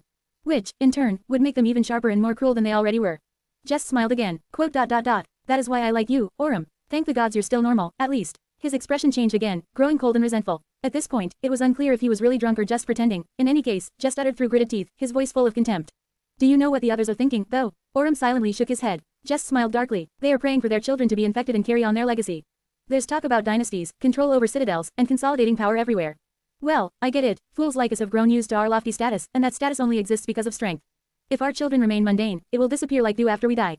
There'll be no legacy. Aurum looked at him, unamused. I'd rather not leave a legacy, then. Jess simply laughed, as if you have a choice. Aurum, my friend, listen to this fool, abandon hope. In this era, the only thing worth believing in is the nightmare spell, and the spell is a cruel bitch. Just, teach your kids well. Teach them really well, bastard. With that, he finished his liquor, waved a hand weakly, and headed away. See you at the opening ceremony, Aurum. Old Valor is giving a speech. Ah, I love the scumbag, but he is so dreadfully boring. And yet, he refuses to accept the jokes I wrote for him. Honestly, I'd skip the entire thing if I were you. Aurum watched him go in silence, his gaze heavy. Despite the piece of friendly advice, he did attend the opening ceremony of the Awakened Academy a few days later. It was there that he met Kisong once again. Share to your friends. Enjoying this site? Support us via PayPal, Visa, MasterCard or crypto. Your donations help cover site maintenance and hosting costs. Tap the middle of the screen to reveal reading options. If you find any errors, non-standard content, ads redirect, broken links, etc., please let us know so we can fix it as soon as possible. Report. Shadow Slave. Chapter 1934, First Class. 1,259 words. The turrets on the massive wall were still being calibrated by an army of technicians, but the academy was already welcoming its first crop of young dreamers. This late in the year, there were a considerable number of them, almost 500. Some had come from here in NQSC, some had arrived from other cities in the northern quadrant. Many had even been brought across the oceans on heavily armored naval convoys, not only from Africa, Antarctica, and Australia but also from the Americas. It was a clear sign of how seriously the government was taking the establishment of the academy. There were many distinguished guests, as well. Aurum was one of them, observing the ceremony silently. Just had not shown up, which was probably for the best, but he saw a lot of familiar faces. Warden of Valor did indeed give a speech, and it was indeed a little boring. Filtering out the man's stern voice, Aurum looked at the young dreamers. They had already done well to survive the first nightmare. In fact, there were much more survivors this year than ever before. It was most likely because the kids infected by the spell this year had all been born after its descent, and grew up in its ruthless claws. They were a different breed. Honestly, Aurum sometimes felt scared of the new generation. In any case, there was another trial waiting for them now. The winter solstice was not that far, and soon, they would be sent to the dream realm. How many would be left alive? He hoped that all of them would, but of course, his wish was not meant to come true. At least the impressive roster of instructors employed by the academy would be able to prepare them for the journey better. Naturally, those instructors were not awakened of the highest caliber, but they were competent enough to earn his trust. He recognized a few of the sleepers, as well. The tall youth with a cold expression was Anvil, Old Valor's son. He gave off an unapproachable impression and was easily noticeable because of his flawless poise and composure. His dark hair was cut neatly, and his gaze was sharp. Unlike most of the sleepers, who seemed traumatized by their nightmares and frightened of the solstice, he was calm and collected. As if he was born to carry the nightmare spell. The youngest son of Valor was not the center of attention, though. Instead, it was a beautiful young woman standing next to him, wearing an easy smile on her lips. She was like a ray of sunshine in the somber atmosphere of the underground hall, attracting many furtive gazes from other youths. She was Smile of Heaven, Immortal Flame's daughter, and already a trailblazer, just like her father. After all, she was the first human to have earned a true name in the first nightmare. Her future was undoubtedly bright. Aurum vaguely remembered seeing these two a few years ago, when they were still little kids. Now, both were 16, and already tempered by the cruelty of the nightmare spell. To his surprise, though, there was someone else who drew his attention. He did not know this youth, and couldn't place him. The young man did not look like a child from any of the powerful families that had emerged since the descent of the spell. Unlike Anvil and Smile of Heaven, the youth was wearing cheap clothes that were most of the way to becoming rags. He had black hair and piercing gray eyes, his gaze strangely heated. There was a quality of sharpness about him that only those who had witnessed a lot possessed, but also a hint of gentleness that was both endearing and out of place. Aurum's instincts told him that the youth was special in some way, but he couldn't quite put a finger on it. Ah, I see. He finally understood why the young man stood out among his peers, and smiled slightly. It was because everyone else was trying to hide their glances, but the youth was staring at Smile of Heaven brazenly. What a brave fellow. Shaking his head, Orem looked away and threw another look at the sea of youthful faces. Then, he froze for a moment. There was another familiar face in the crowd, quite far from the center of attention. One that he knew far better than that of Valor's son or Immortal Flame's daughter. Little Key. A dull pain pierced Orem's heart. She was a couple of years older than the other two, at the edge of the age susceptible to the plunder of the nightmare spell. She had almost been safe. Her youthful awkwardness was gone, replaced by quiet confidence. The hint of gloominess remained, though. Orem gritted his teeth and looked away. Single quote. Of course, her mother was such an outstanding awakened, after all. If even his niece and nephews were at risk, then Little Key would be, too. He sighed heavily. It's all right. She was Ravenheart's daughter. An apple did not fall far from the tree, and her mother would have prepared her well. Little Key had already survived her first nightmare, proving that she was strong enough to endure the cruelty of the nightmare spell. Yes, her future would be one of bloodshed and peril, like that of all awakened, but Orem had been living this life for a while, and he was fine. Surely, she would be fine, too. Her mother ruled a citadel in the dream realm. Although the Song family was not very renowned, it was still one of the most distinguished families of the modern era. Little Key had plenty of advantages to help her survive both in the waking world and in the dream realm. And he had his own problems to deal with, too many of them to waste time on the child of an old acquaintance. Soon, the ceremony was over. The sleepers were taken to their dormitories by the attendants, and the distinguished guests were guided to a banquet hall. Orem found himself in the middle of a celebration once again. He did not attempt to socialize with his peers, though, standing in the corner with a somber expression. Eventually, he found his way to the center of the hall, where a small crowd was gathered around an exalted figure. Quote. Congratulations, sir. Your son has definitely inherited his father's valiance. How goes the struggle against the Dark Forest? I haven't visited Bastion in a while. Orem patiently made his way through the circle of sycophants and bowed slightly. Ascended Warden, the man, Warden of Valor, looked at him in confusion for a moment, then smiled slightly. Awakened Orem, it is nice to see you again. How's your citadel doing? If that fallen demon is still causing trouble in your territory, I can send some of my knights to assist you. Orem smiled politely. Thank you, but I have dealt with it already. Rather, I wanted to talk to you regarding something else. Warden's smile brightened a little, and he patted Orem on the shoulder. You took down a fallen demon, Orem. As expected. Great, that is what an awakened should strive to be. He threw a derisive glance at the other people around them, then looked back to Orem. What did you want to talk about? Orem lingered for a moment, then said in a neutral tone. Actually, I was quite touched by your speech. Everything you said is true. These children are indeed our future. So, I was wondering if there is an instructor's position left open at the academy. I'm quite busy handling my territory in the citadel, of course, but I think I can stay at the academy for a few months. Learning from a seasoned veteran like me should benefit the kids, don't you think? Share to your friends. Tap the middle of the screen to reveal reading options. If you find any errors, non-standard content, ads redirect, broken links, etc., please let us know so we can fix it as soon as possible. Report. Shadow Slave. Chapter 1935-1935, 4 Prodigies. 1074 words. I'm Instructor Orem. Orem looked at the youths crowding the dojo, hiding his confusion behind a cold expression. How the hell did he end up becoming a teacher? Doing something like that had never been a part of his plans. In fact, he was supposed to be preparing to challenge the second nightmare right now. His soul core had long been saturated, and he had carefully assembled a potent arsenal of suitable memories. He was even in negotiations to purchase a powerful echo. He was also in contact with several seasoned awakened, searching for reliable companions to enter the seed. Each of them had endured the horrors of the nightmare spell shoulder to shoulder with Orem at some point in the past, so he trusted both their skill and their character. However, assembling a strong cohort was about more than mere power. There was also the question of complementing each other's powers and covering for each other's weaknesses, not to mention that most people were unwilling to even entertain the thought of gambling away their lives by challenging the second nightmare. In short, the process was slow. So why was he at the Awakened Academy, preparing to teach a combat class? Orem's gaze briefly fell on a young woman with raven hair and gloomy eyes. There was his reason. Of course, he did not let it show. It would not do Little Key any good if everyone knew that she was favored by one of the instructors, and more than that, he was not here to be her friend. He was here to teach her how to survive, and the lessons she needed to learn were all harsh and unforgiving. So, he had to maintain a stern facade. Plus, Orem was ashamed to admit that he had not been a good elder to Little Key. So, it was questionable if he even had the right to act friendly around her. Looking at the crowd of sleepers, he lingered for a few moments and then asked in a cold voice. I will be teaching you combat. All of you here have already faced the first nightmare, so you are not children anymore. You'll be treated as adults. Don't expect any pity from me. The world is a ruthless place, after all, and the spell will not show you any mercy. Orem smiled darkly. Quote. What do you think the essence of combat is? Most youths remained silent, afraid to speak in front of the stern instructor. Only a few of them remained calm. Anvil, the tall young man with a cold and unapproachable expression, raised his chin slightly and answered in a calm, clear voice. The essence of combat is a confrontation between warriors. The warrior who wields a better weapon and knows how to use it with greater skill wins. Combat is the purest expression of one's valor and will, and therefore, its essence is glory. Orem stared at him silently. So many words, so little sense. This poor kid must have spent too much time with his father. Warden of Valor was a great man, sure, but his solemn adherence to knightly values often went too far. It was more than enough to indoctrinate an impressionable child into having strange ideas, no doubt. Granted, young Anvil seemed better than he could have been. At least Orem saw a hint of cold practicality in him. His words might have been lofty, but he still remained grounded. Now, how do I disabuse him of these nonsensical notions without sounding too harsh? Before Orem could say anything, however, another voice resounded in the dojo. It was the youth with black hair and gray eyes he had noticed during the ceremony, speaking in an confident tone. The essence of combat is murder. His simple answer caused a few chuckles from the crowd of sleepers. Orem, however, looked at him with interest. Elaborate. The youth looked at him in confusion. What is there to elaborate? The enemy wants to murder you, and you want to murder the bastard first. That's all there is to it, everything else is just nonsense. Orem suppressed a smile. What a feral child. The youth had been delivered to the northern quadrant by ship, so he had no friends and no family here, or anywhere, most likely, considering his habits and attitude. Orem shook his head lightly. Not every battle is fought with the intent of killing the enemy. The youth suddenly smiled. Well, that just means that you're fighting it wrong. There was another wave of chuckles, and Orem blinked. That rascal, something was telling him that he would have his hands full with this one. Smile of Heaven glanced at the cynical youth and hurriedly covered her mouth with a hand, trying to suppress laughter. Anvil, meanwhile, looked unamused. He even lost his flawless composure for a moment, shaking his head and uttering in a disapproving tone. Ridiculous. Well, at least Warden's son was still a human. Orem shifted his gaze to Little Key, who was standing in the back row, and asked neutrally. What do you think? The sleepers turned around, not sure whom he was asking. Ki-song did not seem to have made an impression, so many looked confused. Put on the spot, she frowned slightly. Her answer, however, was calm. The essence of combat is failure. If you are forced to fight, you have already lost. Orem raised an eyebrow, surprised by her answer. It had some merit, sure, more than that, he was somewhat inclined to agree. The second best way to resolve a conflict was to never give the enemy a chance to fight you, in the first place, by killing them before the battle could even begin. The best way to resolve a conflict was to prevent it from happening entirely. However, very few would have given such an answer in this era of strife and bloodshed. Awakened prided themselves on being skilled warriors above all else. Smile of Heaven looked at the older girl with a hint of mirth in her eyes. You've just insulted every awakened in the world, Ki. Including our venerable parents, and Instructor Orem. Little Key threw a gloomy glance at her, then turned her gaze to Orem and looked him right in the eyes. Quote. It's not my problem if they feel insulted by the truth. Smile of Heaven finally couldn't hold herself back and laughed. Orem sighed quietly. I'm going to have my hands full with this one too, aren't I?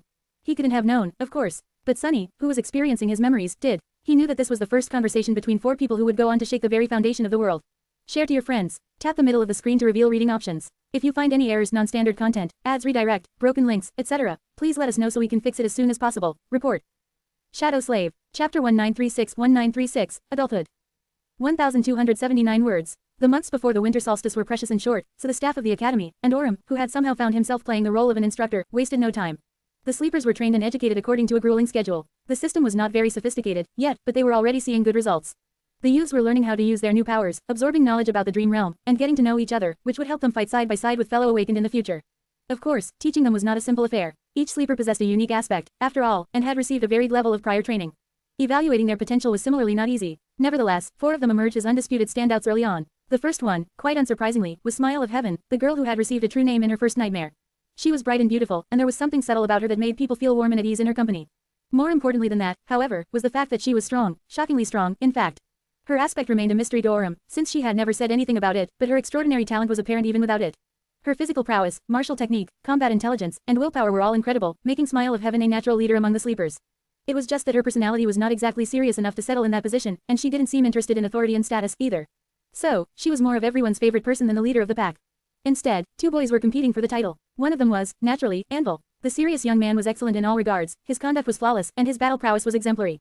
Added to the immense fame of his family, it was no surprise that other sleepers looked up to him. Interestingly enough, he seemed more interested in knowing weapons than he was in wielding them, although his combat technique was still stellar. His aspect granted him a high affinity to metal, which he used to skillfully control a flying sword or enhance his swordsmanship in a number of ingenious, and quite insidious, ways. Both Smile of Heaven and Anvil showed a level of physical strength and endurance that Orem couldn't quite explain, and honestly found a little monstrous. However, he was happy to see the new generation thrive in the perilous world they had been born into. The second candidate for the title of the very best among the crop of sleepers, however, was a complete surprise. It was the brazen youth with gray eyes whose amusing remarks had made the entire class chuckle during the first combat class. The young man had come out of nowhere and had no background to speak of. Nevertheless, he was truly a genius at all things having to do with swordsmanship and combat, easily holding his own against the scions of the most prestigious families and defeating them one after another. His talent stood out starkly even when compared to the most excellent sleepers in his class, perhaps of any sleeper ever, really. His technique was rough, sure, but it was improving by leaps and bounds every day. It was to the point that Orem almost felt exasperated and insecure, unsure if he would have anything left to teach the rascal in a few more months. The boy's aspect was an unusual one, too. It had nothing to do with combat, but was instead connected to perception. The young man had an uncanny ability to perceive the underlying elements of various concepts and deduce the connections between them, granting him an unparalleled level of insight into all kinds of things, from how a battle style flowed to how communicators were built. And lastly, there was Ki-song. While not as bright and eye-catching as the other 3, she soon quietly emerged as one of the strongest members of her generation. Everything about her was balanced and without glaring flaws. She could wield a wide variety of melee weapons with deadly skill, never missed a shot when handling a bow, and could bring most opponents down in hand-to-hand combat. Above all else, she possessed a deep well of knowledge and skills in the area where many other sleepers only knew the bare minimum, wilderness survival. Just like her mother, who was an experienced hunter, Ki-song excelled at adapting to any environment, subterfuge, tracking, and eliminating enemies in the most efficient way. She couldn't really use her aspect in the training, though, because it was quite an eerie one. Her dormant ability was pretty much the opposite of healing, allowing her to exacerbate any wound in a slow, but exponential process. Even though she could not very well use it against fellow sleepers, it would be quite a potent ability to wield in actual battles. Orem made a point of paying special attention to preparing her for the dream realm, as much as he could without making it seem as though this one student was more important to him than all the rest. He did his best, but the passage of time was ruthless. In what seemed like the blink of an eye, several months passed, and the day of the winter solstice approached. On the last day, the instructors led the sleepers to their designated sleeping pods in the newly built medical complex of the academy. Orem finally gave up on his pretense and guided little Key to her pod personally. Eventually, it was just the two of them in a small underground chamber. The young woman already looked sleepy and fatigued, so he knew that he would have to leave soon to allow her to get ready and enter the sleeping pod.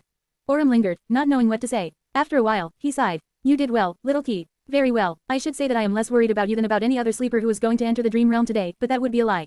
In fact, I am quite worried, against all sense. She looked at him with her usual somber expression, then smiled slightly from the corner of her mouth. Quote. It's all right, Uncle Aurier. I won't let you down. A little smile touched Orem's lips in response. Oh, so she does remember, after all. He hesitated for a few moments, feeling glad, then finally asked the question that he had wanted to ask for a long time. How is your mother doing, by the way? Ki-song turned away and faced the sleeping pod, her slender figure silhouetted by its pale glow in the darkness of the chamber. Her voice sounded even when she answered. She is dead. Her words struck Orem like a hammer. He froze, paralyzed by the immensity of she had said, and afraid to comprehend it. A sharp pain pierced his heart, making him shudder. The young woman sighed, and then said quietly, she died not long before my first nightmare. The being that lived in the volcano emerged and attacked the citadel, so, she decided to fight it instead of running away, to protect the gateway and the people anchored to it. The people she was trying to protect, though, all decided to hide and leave her alone. The cowards. Ki-song pressed a button, and the lid of the sleeping pod opened. Turning to Orem, she looked at him calmly. Her face was not the face of a teenager. Instead, it was already the face of an adult. The next time we meet, I will be an awakened. See you soon, Uncle Aurier. A few weeks later, she returned to the waking world and fulfilled her promise. Share to your friends. Enjoying this site? Support us via PayPal, Visa, MasterCard or crypto. Your donations help cover site maintenance and hosting costs. Tap the middle of the screen to reveal reading options. If you find any errors, non-standard content, ads redirect, broken links, etc., please let us know so we can fix it as soon as possible. Report. Shadow Slave. Chapter 1937. Her last trace. 1,328 words. Orem spent several weeks after the solstice feeling numb. There was little to do at the academy now that the students were away, and he did not want to keep vigil next to their sleeping pods like some other instructors did in secret. So, he returned home, spending time with his sister and her children during the day and concentrating on taking care of his citadel at night. But even when Orem was with other people, he remained quiet and detached, his expression subdued. His mind was far away. He was thinking about Ravenheart, his heart full of anguish and regret. Death was an old friend to the original awakened like himself, and he had lost many friends and comrades to its clutches. And yet, her death wounded him much deeper than anything had in the past.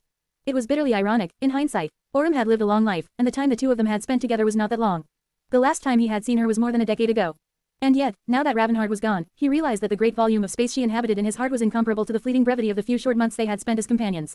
But there was nothing he could do, anymore. He could never see her again, and he would never be able to repay his debt to her.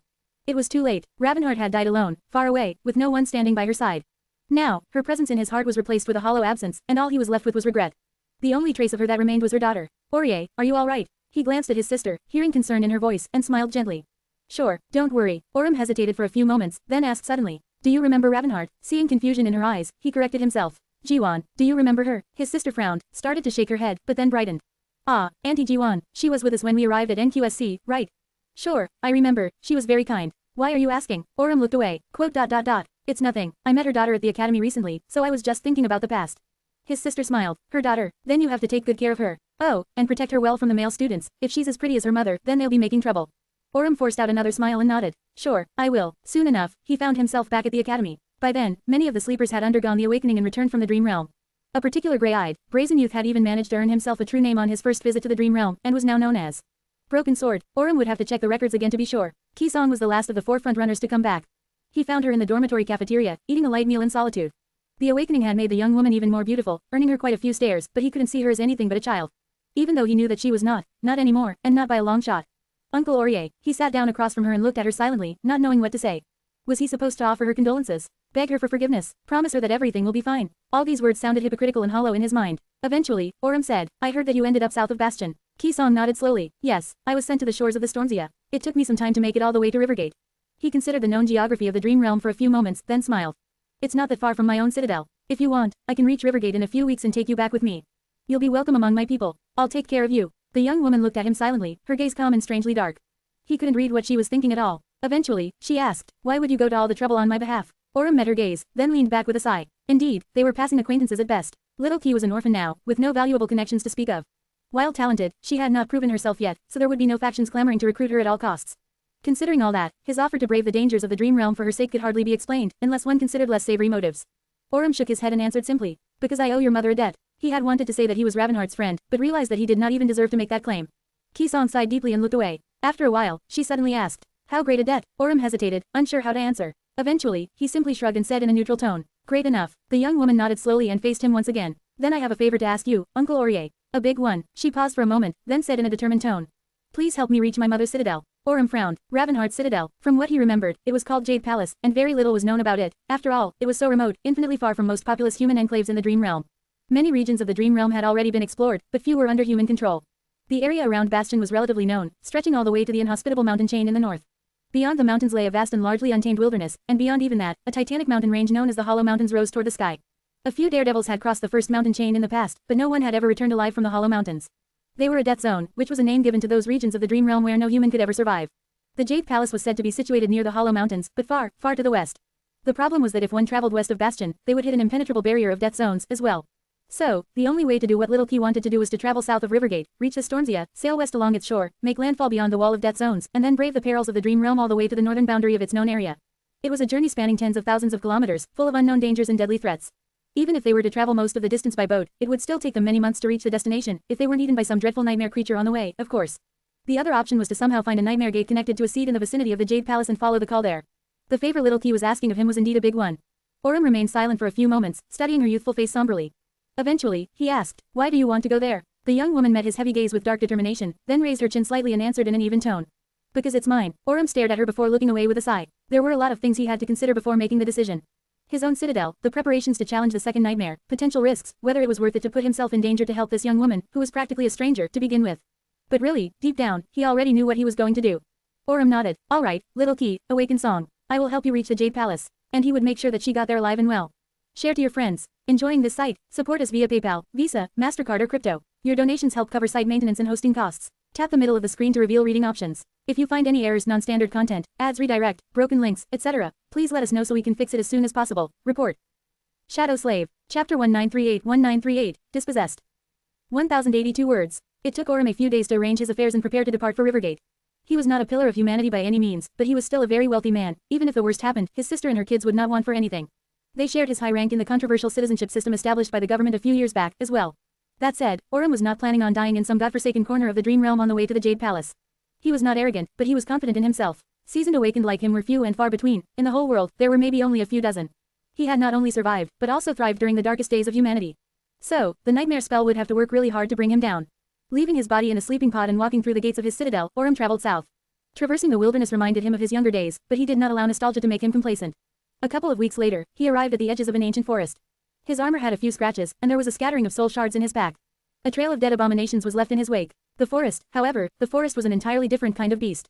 Entering it alone was simply asking to be swallowed by it. So, Orem made camp and waited for a while. The sea of leaves rustled in the distance, and the nearby river murmured as it flowed south, disappearing between the tall trees.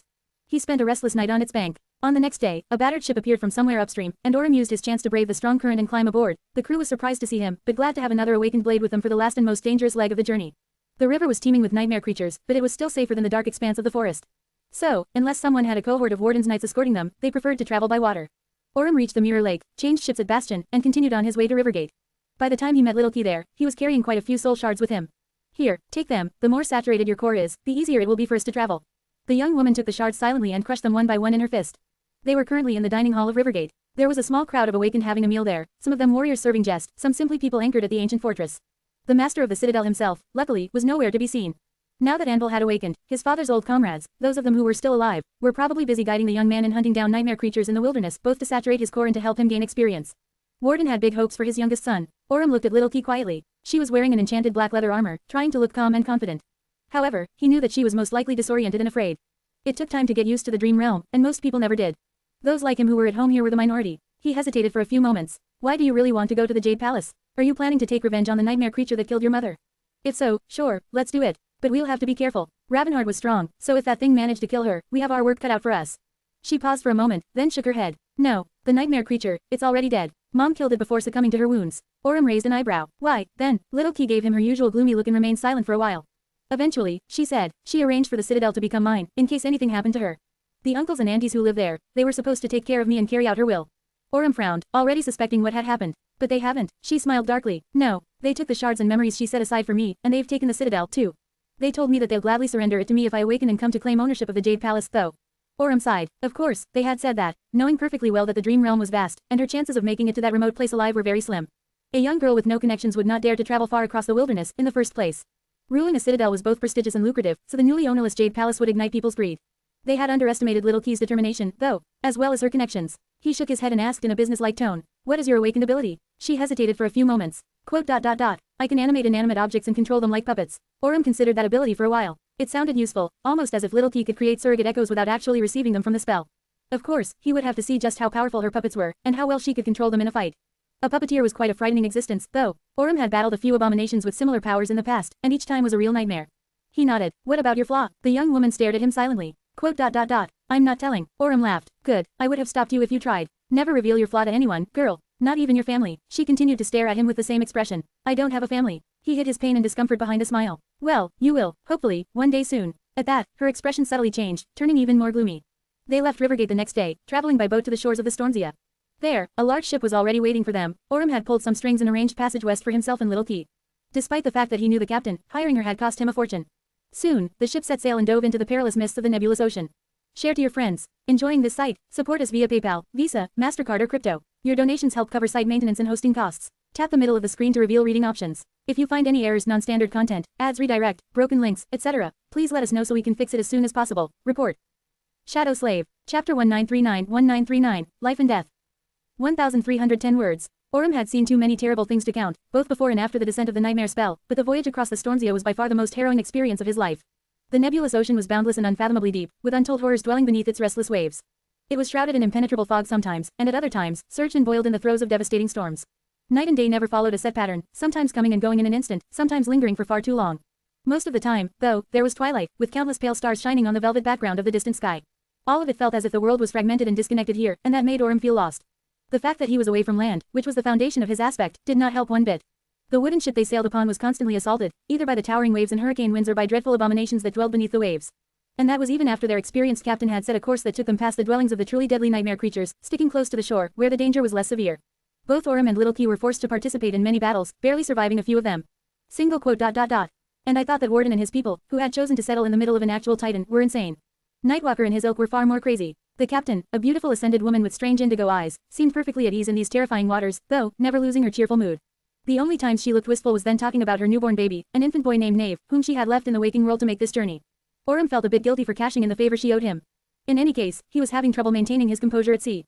Considering that Little Key had just awakened and did not have a lot of experience, he would have expected her to struggle much more, but to his surprise, she took the horrors of the Stormzia in stride, never showing any signs of fear or agitation.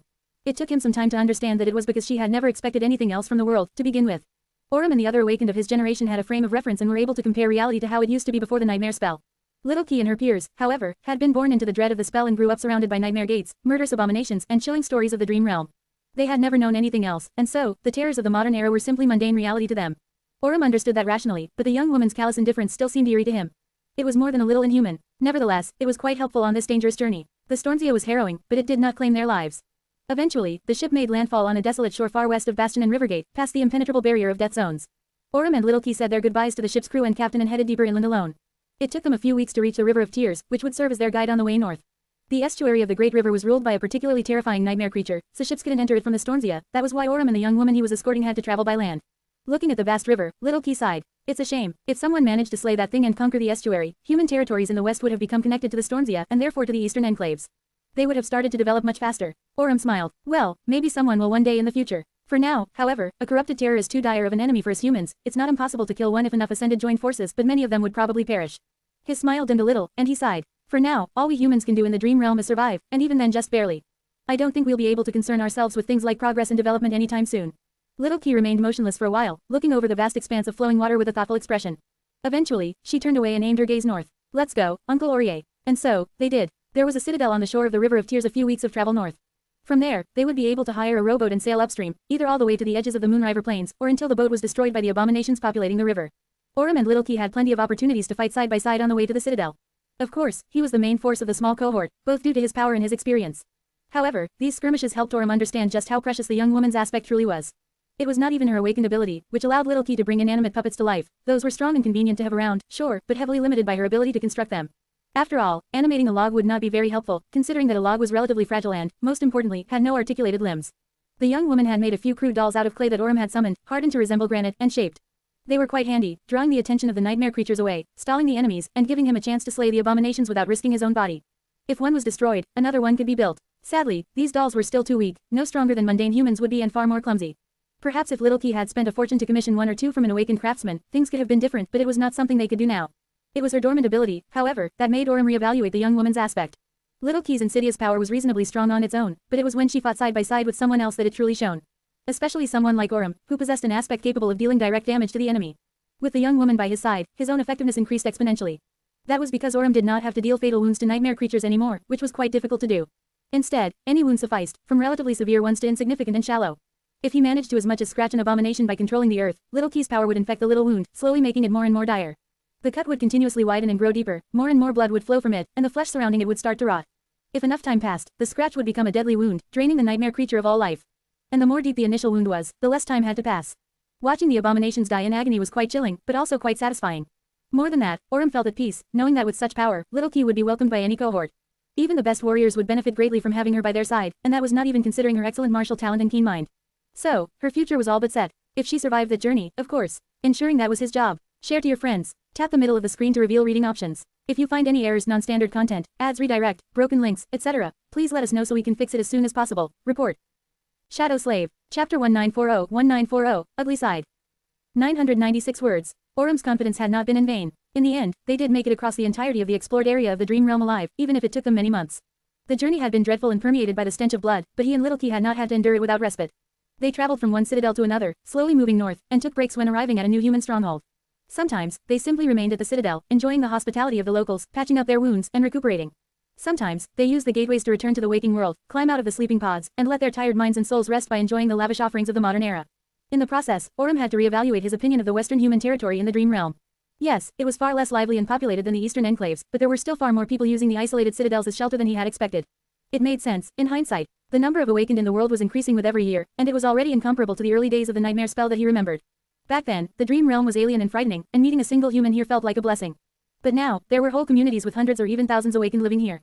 Many of those awakened did not even have to fight for their lives every day, providing valuable services to the warriors or working to maintaining and improve the citadels, even in the West. Some of the citadels here were small and constantly besieged by abominations, but others were like small towns, with strong garrisons and powerful lords leading the people to if not prosperity, then at least stability. The only thing that was missing was a figure like Warden, someone strong enough and influential enough to unite the disparate groups of struggling awakened and build connections between their strongholds, allowing humans to cooperate and support each other. Little Key was absorbing the reality of this wild land like a sponge, observing the lives of the local awakened with her serious, gloomy eyes. She didn't speak much, but the further north they went, the more her gaze seemed full of determination. Eventually, they scaled the Moonriver Plains and came in view of the mountains where her mother's citadel stood.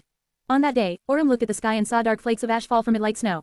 He lingered for a while, then sighed and then looked at the silent young woman by his side. In these months they had spent together, Little Key had grown from a newly awakened novice to an experienced warrior. The excellent foundation of martial techniques taught to her by Ravenheart bloomed, becoming actual skill. That skill had been sharpened by countless battles with nightmare creatures, and her character had undergone a subtle change, giving her more confidence. Her soul core was also much more potent now, reinforced by hundreds of soul shards. She had also earned quite a few memories, and was not at all the destitute awakened she had been after her inheritance was stolen by unscrupulous people. However, Aurum had not taught her the most important lesson, one that he was reluctant to teach the daughter of his dead friend and benefactor, but nevertheless had to. There was no place for naivete and innocence in the Dream Realm. He sighed. Little Key, we will reach the Jade Palace soon. She nodded, then smiled a little. Her smile looked a little dark with ash swirling around her pale face. Finally, Aurum hesitated for a moment. Quote. What do you think will happen when we do? When those people promised to surrender their claim to your mother's citadel, they weren't necessarily being sincere. You know that, right? The young woman just stared at him silently, as if not understanding the question. He pursed his lips. You've grown quite good as battling nightmare creatures, Little Key. You've done well to survive so far. But you need to realize something important. Out here in the Dream Realm, abominations are not the only danger. Humans can be just as dangerous as abominations, and just as monstrous. Do you understand what I am trying to say? Aurum had matured in the chaos caused by the descent of the nightmare spell, so he knew all too well how hideous and vile humans could be. Little Key, however, was raised in the world where relative stability had already been established. She did not have an opportunity to witness the ugly side of humanity yet. Which was a mercy, as far as he was concerned. The young woman considered his question for a while, then tilted her head a little, confusion still apparent in her eyes. Of course, I understand. She lingered for a moment, and then added matter-of-factly. I'm a human too. Aurum sighed, then nodded and headed west. Good, let's be done with this dreadful journey, then. They traversed the Moonriver Plain and scaled the mountains, eventually coming in view of a colossal stone bridge. On its other side, a beautiful palace that seemed to be cut from obsidian stood, shrouded in a billowing cloud of ash. This was where Ravenheart had lived, fought, and died. The stark landscape was lonesome and beautiful, just like she was in Aurum's mind. He shivered in the cold and took a step forward. We should cross the bridge as fast as we can. Little Key followed. As they stepped on the bridge and walked across it, struggling against the powerful winds, she said suddenly. Uncle Aurier. He spared her a glance. The young woman remained silent for a few moments, and then said quietly. No matter what happens once we reach the citadel, don't interfere. I have to handle it myself. Promise me. Orem hesitated, but eventually nodded. All right, I won't do anything, unless you're in danger. She looked at the distant edifice of the dark palace, cold determination burning in her eyes. Suddenly, Orem felt a chilling premonition grasp his heart. He couldn't quite explain it, but grew tense nonetheless. Share to your friends. Enjoying this site? Support us via PayPal, Visa, MasterCard or crypto. Your donations help cover site maintenance and hosting costs. Tap the middle of the screen to reveal reading options. If you find any errors, non-standard content, ads redirect, broken links, etc., please let us know so we can fix it as soon as possible. Report. Shadow Slave. Chapter 1941-1941, Children of a New Era. 1,482 words. The inhabitants of the citadel noticed their approach from afar. By the time Orem and Little Key reached the gates of the palace, a small crowd had already gathered in the great hall beyond, looking at them with varied emotions. There were very few awakened anchored here, no more than 30. Some of them looked surprised, some were tense. The latter were probably those who recognized Little Key, and knew that they had sinned against this young woman. The two battered clay dolls following her attracted quite a few stares, as well.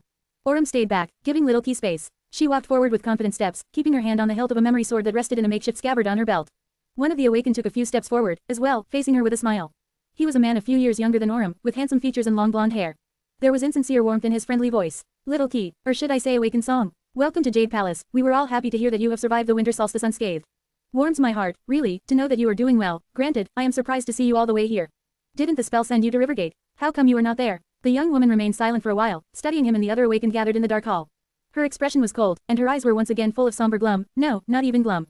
They were simply full of darkness, devoid of any human warmth. Little Key looked at the blonde man and said calmly, "Where else would I be? This is my citadel. I have come to claim what is mine." The man hesitated, his smile growing a little cold. Come on, girl, surely you didn't take what I said the last time we met seriously. I was just being polite because of how thankful we all were to your mother.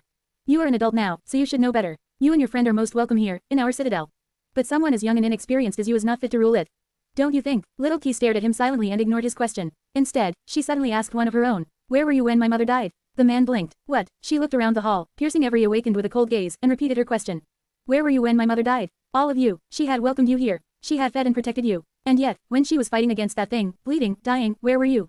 Some of the awakened looked away, some met her gaze with anger. The young woman snarled. All of you are complicit. All of you are her murderers. And yet you have the audacity to claim that this is your citadel.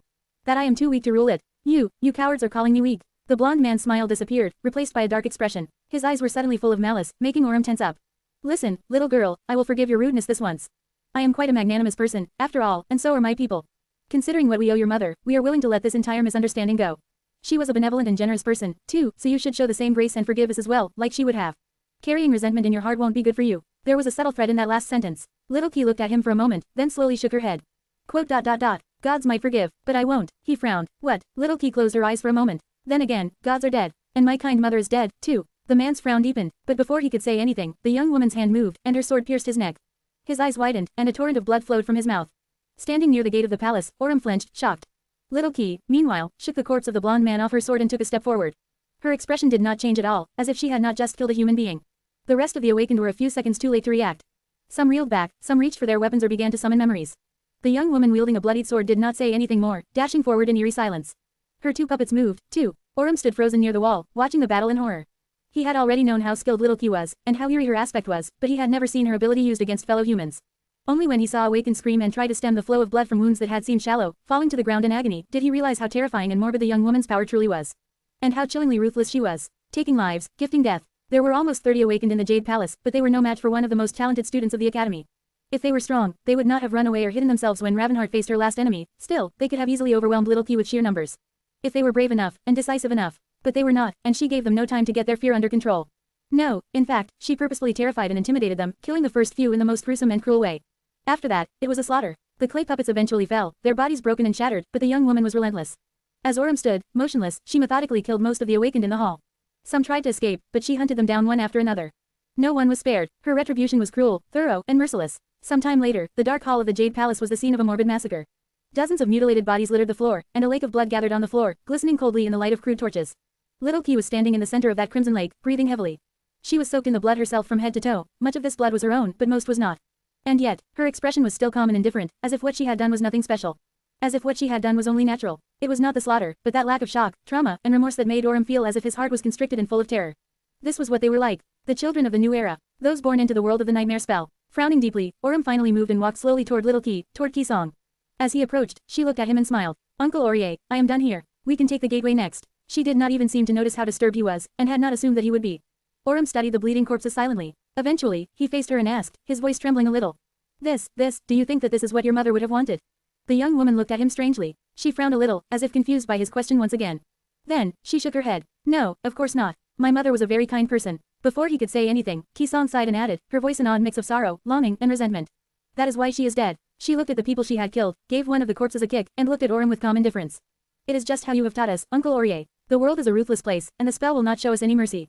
There is no place for kindness in this world. He shivered slightly, hearing his own words come out of her bloodied mouth, spoken so easily and with such confidence. As if it was a trivial truth. That is not what I meant. But instead of saying that, Orem winced and covered his face with a palm for a moment. Eventually, he sighed. You still made a mistake, Ki-song. Whether they deserved to die or not, you still needed them. One person can't defend a citadel. You should have executed the leaders and brought others to heal. You need warriors to serve you. Otherwise, the first swarm of nightmare creatures will make the Jade Palace their nest. The young woman looked around, then smiled brightly. About that, I've been thinking about my aspect lately, Uncle Aurier. These clay puppets we've made, I think they were the wrong solution all along. Orem frowned, not understanding what she meant. He remained confused up until the moment the first of the corpses suddenly moved, and then slowly rose from the ground. Ki-song rubbed her chin, and then nodded in satisfaction. Yes, this works much better. Share to your friends. Tap the middle of the screen to reveal reading options. If you find any errors, non-standard content, ads redirect, broken links, etc., please let us know so we can fix it as soon as possible. Report. Shadow Slave. Chapter 1942 Master Orem. 1,667 words. The last memory of Master Orem Cassie showed Sunny took place several years later. By then, the Jade Palace, now known as Ravenheart, had already become a thriving citadel, attracting thousands of humans from the eastern reaches of the Dream Realm. Ki-song herself had become a renowned awakened, her fame second only to that of those three brilliant stars of her generation, Smile of Heaven, Broken Sword, and Anvil of Valor. Her influence and authority spread all the way to the estuary of the River of Tears, where a corrupted terror still dwelled, blocking convenient access to the Stormzia. The prominent families of the first generation were already being called the legacy clans. Valor, Immortal Flame, and the newly established House of Night were at the height of their power, known as the best among equals. No one called them the great clans, yet, but the idea of some distinguished families being a cut above the rest was already apparent. Clan Song was relatively small and unassuming when compared to these titans. Orem's relationship with Ki-song, however, had grown distant over the years. After helping her settle in the newly retaken Jade Palace, he made the long journey back home, where his own citadel was waiting for him. They still saw each other in the waking world from time to time, but not too often. It was partially because both were terribly busy with their own affairs, and partially because Orem did not feel completely comfortable around little Ki anymore. That strange discomfort made him feel both ashamed and conflicted, but he could not do anything about how he felt. That young woman frightened him a little. Many things happened since the day she massacred the people whom her mother had died to protect. New regions of the Dream Realm were explored and conquered. The number of awakened continued to grow exponentially. Orem himself finally challenged the second nightmare and became a master, receiving his legacy relic as a reward. His niece turned 16 and became a carrier of the nightmare spell. Which was why he was now back at the Awakened Academy, preparing to continue educating her in an official capacity. The first batch of sleepers had yet to arrive, so there was nothing much for him to do. Orem checked the equipment in the dojo, then visited the medical complex, and finally made his way to the cafeteria to have an early lunch. His steps slowed down as soon as he entered, though. That was because there was someone familiar sitting behind one of the tables in the mostly empty dining hall. Little Ki looked quite different now. She was still young, but the teenage girl he remembered was gone, replaced by a mature young woman. She had to be 24, 25 by now. Her gloomy awkwardness was replaced by confident grace, and her ravishing beauty was impossible to ignore. Orem hesitated for a moment, then put on a smile and headed in her direction. Awakened Song, it is so nice to see you, young lady, how have you been? Her own charming smile seemed quite sincere. Master Orem, I didn't expect to run into you here. I am doing well, thank you, what about you? He sighed. My niece has just conquered her first nightmare, so I am back at the academy to help prepare her for the winter solstice. But what brings you here? Are you planning to teach a class or consult one of the specialists? Ki-song leaned back a little, glanced at the empty chairs surrounding her table, and echoed his sigh. No, I am meeting a few colleagues to discuss an important matter. We chose the academy to reminisce a little. Sadly, they seem to be running a little late. Well, their time can be said to be more valuable than mine. There was a gentle hint of dissatisfaction in her voice. Orem remained silent for a moment, then smiled. Well, I'll scold them if you want. For now, though, I'll leave you and go get something to eat. We should catch up after your meeting is over, though. I really want to hear all about how your citadel is doing. The shallow politeness of their conversation pained him deeply, but at the same time, he felt a little relieved to have a way out. Orem excused himself and went to take a seat a few tables away. By the time his food arrived, a few new faces appeared in the cafeteria. It was a very august reunion. Smile of Heaven and Broken Sword, his former students, arrived first. The two had been attached at the hip ever since their days at the academy but were officially married now. They were a beautiful couple, indeed. Broken Sword spoke first, his calm voice too strong and confident to be ignored. Awakened Song, please forgive us for being late. Smile of Heaven grinned and landed on a chair next to Ki-song, grasping her shoulder in a friendly manner. Song, I haven't seen you in ages, since the wedding, I think. What, did you not like the cake? Impossible, Mom personally made the cake. Not long after, two more people arrived. One was Anvil of Valor, as composed and serious as ever, while the other was an unfamiliar youth with a pleasant smile on his lips. Orem would have mistaken him for one of the sleepers who were supposed to arrive at the academy in the next few days, if not for the fact that the teenager was obviously already unawakened. The two of them took their places across from Broken Sword and Smile of Heaven, Anvil greeting everyone with a few short words. The five awakened remained silent for a few moments, but then Broken Sword suddenly slapped Anvil on the shoulder and smiled brightly. Congratulations, I hear you're a father now. Gods, you didn't waste any time, did you, Vale? I can't believe you have a son. Anvil glanced coldly at his shoulder, then cleared his throat. Well, yes, in any case, we should discuss the preparations, shouldn't we? You know that I have invited Awakened Song to join us. Naturally, she needs no introduction, we all know how excellent he is. This young man, however, he looked at the smiling youth, lingered for a moment and then added calmly. This is Astarion, we met in Bastion, and I believe that he will be of great help when we challenge the second nightmare. Orum's memory ended there. He moved further away to avoid eavesdropping on the conversation, not knowing that what he was witnessing was the inception of the legendary cohort that would shake the foundations of the world. After that, Sunny found himself back in the damp cell, looking into Cassie's beautiful blue eyes through Orum's own. The ironclad figure of the King of Swords towered behind her, both familiar and unrecognizably changed. The features of the young man Orum had once taught could still be recognized on the somber face of the sovereign, but just barely. Anvil's gaze was infinitely heavier than it had been once, and there was no hint of human emotions in it anymore. Only the cold indifference of sharpened steel. Cassie lingered for a moment, feeling tired and drained of essence. There were other spies she would have to interrogate, too. She sighed, and then rose from her knees. Taking a step back, she faced Anvil. I have learned what you asked for, your majesty. Cassie lingered for a moment before adding. For what it's worth, Master Orum's family does not seem to be aware of his actions. Saint Ali, her loyalty was not compromised. Anvil gave her a curt nod and stepped closer to Orum, looking down at him with a cold expression. When he spoke, however, a hint of emotion finally found its way into his usually even voice. Was it worth it, teacher? To betray your own for that woman? I wonder what she had offered you to change sides. Orum looked up at him and smiled darkly, no sign of fear or regret written on his weathered face. After a few moments of silence, he said slowly, worth it, sure, I guess it was. I finally managed to repay my debt, at least. Anvil took a deep breath and looked away. You are a fool, she is a monster, don't you know? To her, people's lives have little value. She'll gladly rule the living, but if that's not an option, she'll rule the dead, as well. Did you really wish to leave your family in a world she would create?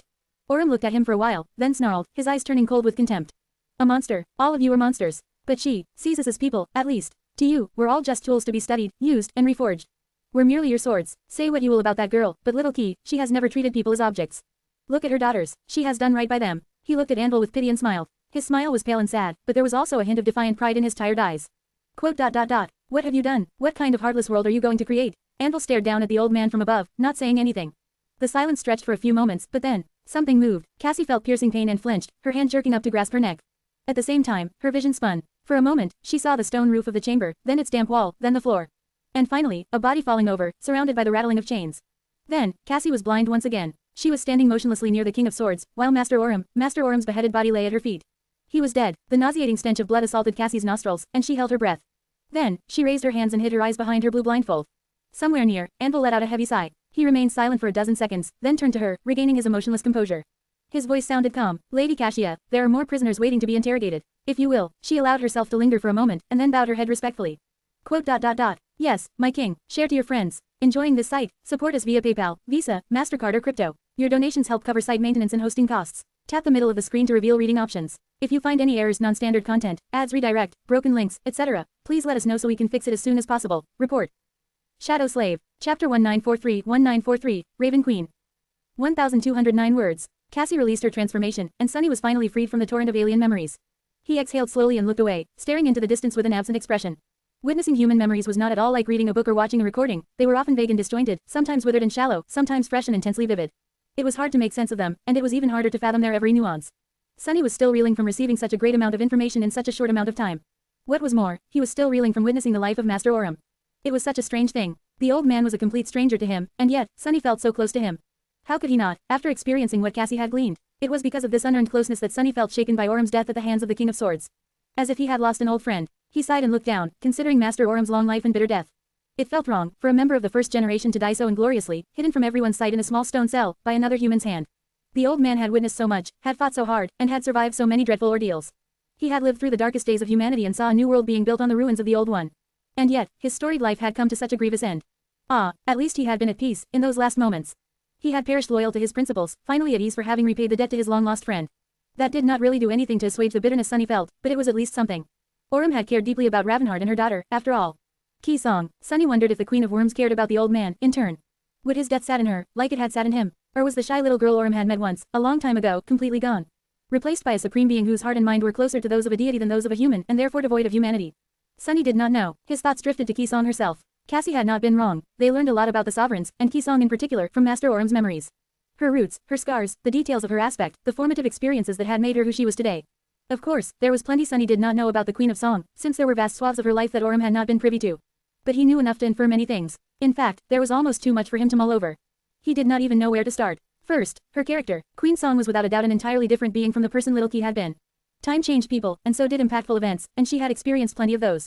More than most people ever would. If even the world itself had been fundamentally altered by the things Key Song had lived through and made happen, how could she have remained the same? And that was not even accounting for the inevitable changes that walking the path of ascension caused. Both Sunny and Cassie were examples of how deeply people transformed as a result of attaining higher ranks. The way they lived, thought, and perceived the world was quite different from mundane humans. Ki-song, meanwhile, had walked down the path of ascension much further than any human of the waking world had, except for the other two sovereigns. And yet, some things about a person never change. If you know the enemy and know yourself, you need not fear the result of 100 battles. Was that not what Nefis had told him once, in the depths of the third nightmare? Sunny would not go as far as to say that he knew Ki-song now, but he knew her a fair bit. She had been born in the year of the nightmare spell's descent. Her mother had been a benevolent, but solitary awakened warrior. Ravenheart spent most of her time in the dream realm, so Ki-song must have felt lonely, growing up near her quietly humming sleeping pod. And yet, she had loved her mother fiercely. She had also felt proud of her, because her mother was one of the most powerful awakened in the world, but not the most powerful. It did not escape Sunny's attention how neglected young Ki-song had felt in the company of the true aristocrats like Anvil and Smile of Heaven. It must have been an awkward position for a child to be in, to come from a family that was prominent enough to be included in the gatherings of the nascent legacy clans, but not prominent enough to garner much respect or attention from them. Especially considering her talent, which was in no way inferior to those who were seen as her betters. And then, there was Ravenheart's tragic death, and the ruthless retribution young Ki-song had delivered to those who had stood by and done nothing while her mother was dying. It was funny, Aurum had been terrified by her callous disregard for the sanctity of human life and her cruel ruthlessness, but Sunny did not see anything wrong with it. Sure, Ki-song did not only kill those directly responsible for stealing her inheritance, but also every bystander who had failed to help Ravenheart. However, Sunny was not at all certain that he would have been any more merciful if someone's cowardice contributed to Rain's death. In fact, he would have probably been much more ruthless. That just went to show that the new generations were indeed different from those born before the nightmare spell, for better or for worse. In any case, although Aurum's memories did not show what had happened after the massacre in the Jade Palace, Sunny already knew a lot, and could deduce the rest. In the span of several years, Ki-song had elevated the status of her citadel to one of the most populous human strongholds in the West. She slowly expanded her sphere of influence, clearing routes through the dream realm to connect various citadels to each other, and became the cornerstone of human forces there, just like Warden of Valor and Bastion were in the East. At some point, she joined Broken Sword's cohort and challenged the Second Nightmare, becoming a master and earning wide renown. Following that, Ki-song defeated the corrupted terror ruling the estuary of the River of Tears, opening the path to the Stormzia and strengthening the ties between the West and the East. Thus helping all awaken deepen their roots in the inhospitable soil of the Dream Realm. While Anvil was waging war against the Dark Forest and leading human conquest of new territories in the north, she was busy working on developing the basin of the River of Tears and strengthening human position there. That helped Clan Song soar to the pinnacle of prominence. And at some point during those years, she had also found and claimed the divine lineage of Beast God. Share to your friends. Tap the middle of the screen to reveal reading options. If you find any errors, non-standard content, ads redirect, broken links, etc., please let us know so we can fix it as soon as possible. Report. Shadow Slave. Chapter 1944-1944, Footsteps of War. 1,211 words. Sunny did not miss the fact that neither Ravenheart nor her daughter had seemed to possess the lineage in the early years of the Nightmare Spell era. At the academy, Aurum had noted that Smile of Heaven and Anvil were exhibiting unexplainable physical prowess and strength, but Ki-song was not. That was because by then, Immortal Flame had already claimed the lineage memory of Sun God, while Warden of Valor had already found the lineage memory of War God. Nightwalker, meanwhile, had most likely already gained the lineage memory of Storm God. Sunny did not know how Ki-song earned the lineage memory of her own or where, but she definitely had not inherited a divine bloodline like Smile of Heaven and Anvil did. Instead, she found it at some point after awakening, just like their parents had. Then, she followed Broken Sword into the third nightmare and attained sainthood. By then, Clan Song would have already been considered one of the great clans. And then, finally, after both Smile of Heaven and Broken Sword were gone, the Raven Queen would be born in the crucible of the fourth nightmare, cementing her power over the world. It was admirable, really. Sunny could not help but feel odd what that woman had achieved. He would have applauded Ki-song, if he wasn't planning to kill her, and was therefore at great risk of being killed by her first. If anything, Sunny would have dearly preferred if his adversary was less outstanding. He rubbed his face and sighed. Sunny felt a little conflicted now that the enemy he had been thinking about so much had a face in his mind. Both Ki-song and Anvil, despite how valuable it was to have seen where they had come from, it was harder to hate them after witnessing them as children and inexperienced youths. But, at the same time, it only made him resent them more. Because he had seen the world of their youth, with all its countless possibilities, and knew what they had turned it into, in the end. Regardless, knowing what he now knew about Ki-song, he felt that he could understand her actions in the war a little better, and maybe even predict what she would do next, to some degree. Sunny looked at Cassie. Her flaw, although little Ki had never confessed it to Aurum, there were a few hints. Witnessing the old man's memories and knowing how her life would turn out in the future, he could make a cautious guess. Cassie leaned back in her chair. It has to be connected to family, right? Sunny nodded. Right. Back then, Ki-song had just lost her mother and faced her first nightmare almost immediately after. There, she earned her aspect, and her flaw. Her expression had changed subtly when she told Aurum that she did not have a family anymore, as if she wanted to say that she would never have one again, either.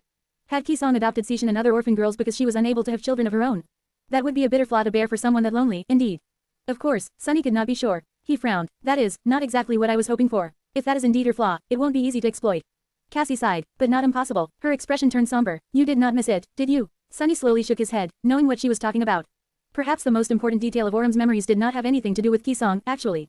Instead, it had to do with Anvil. Due to the fact that Ki-song had been a lonesome child and slaughtered everyone who could have known her well, there weren't any people Sunny and Cassie could seek out to learn more about her most important secrets. Even her daughters might not know much about their regal mother. But it was different for Anvil. Aurum remembered that the youngest son of the founder of Clan Valor had been entrusted to his father's comrades soon after awakening, to be trained by them and gain experience in the dream realm.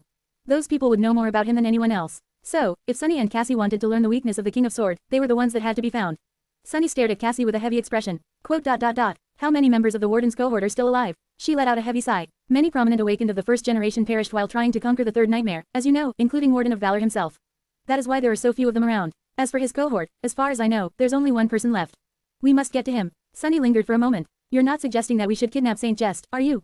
Cassie raised an eyebrow. Why, has the old man's amiable act fooled you? Sunny slowly shook his head. Not really. She leaned forward a little. Good, because he is more sinister than you can imagine, and probably the most prolific killer of this era. Worst of all, there are people loyal to Valor, and then there's Jest of Dagonet. His devotion to the king is absolute. So, whether we like it or not, he'll turn his malice toward us sooner or later. Sunny looked at her with a grim expression. That might be true, but he is a saint and one of Anvil's most trusted people. I doubt that he'll share what he knows voluntarily, so how do you expect us to take him without Anvil noticing? Cassie grimaced, then shrugged. The war is chaotic. There will be an opportunity, I'm sure. Her voice sounded determined, but tired. She had been exhausted even before showing Sunny Orum's memories, and her fatigue must have only grown worse as a result. He closed his eyes for a moment. There was a lot to think about. He would have to go over everything he had learned, examining each event and every detail for hints he had missed. He would have to contemplate all of it deeply, as well. Of course, Neffys would have to be brought up to speed, too. Sunny suddenly looked at Cassie. These memories, will you show them to Neffys? She nodded silently. A sigh escaped from Sunny's lips. Quote.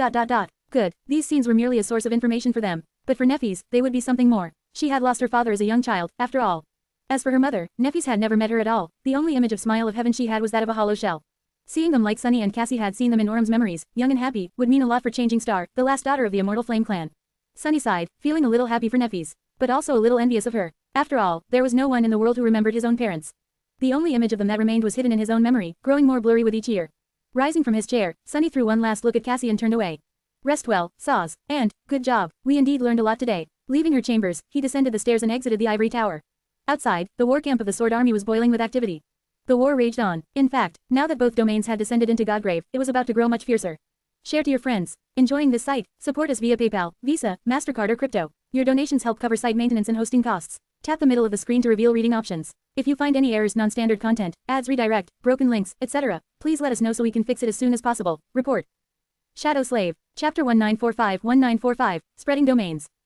1,190 words. The nature of war did indeed change after the invading armies of humanity conquered two of the ancient citadels in Godgrave. The authority of the King of Swords now stretched from east to west, covering vast areas of the Collarbone Plain and the Breastbone Reach. Anvil had waged a terrifying battle against the inhabitants of the Hollows after arriving at the smoldering ruins of the citadel, eventually clearing a safe area around the lake. The lake itself grew shallow and drained in a few days, though, turning into a nearly impassable marsh. The Sword Army established a secondary camp above the closest fissure and stationed a formidable garrison to guard the gateway in the Hollows. From there, they started a tentative exploration of pathways to the remaining two citadels, one situated far below, in the spine of the dead deity, the other at the very edges of the Sea of Ash, on one of the titanic skeleton's femurs. Neither were easy to reach, let alone conquer. The path to the spine ocean was perilous and hard to navigate, while the dark waters below were home to untold horrors. The femur citadel in the south was relatively easier to reach, especially considering that the Nameless Temple, the stronghold of the Lord of Shadows, was located on the southernmost point of the Breastbone Reach. However, the territory of the cursed tyrant, Condemnation, lay between the lands conquered by the Sword Army and the Nameless Temple.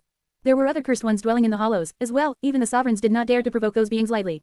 So, the conquest of the King of Swords was temporarily stalled. On the other side of Godgrave, the influence of the Song Army was similarly growing. Seishan and Deathsinger had conquered the citadel in the western part of the Collarbone Plain, finally allowing the Song domain to descend upon Godgrave, and for the Queen of Worms to appear personally, as well. The battered soldiers of Song were saved from the depths of despair by the arrival of their queen.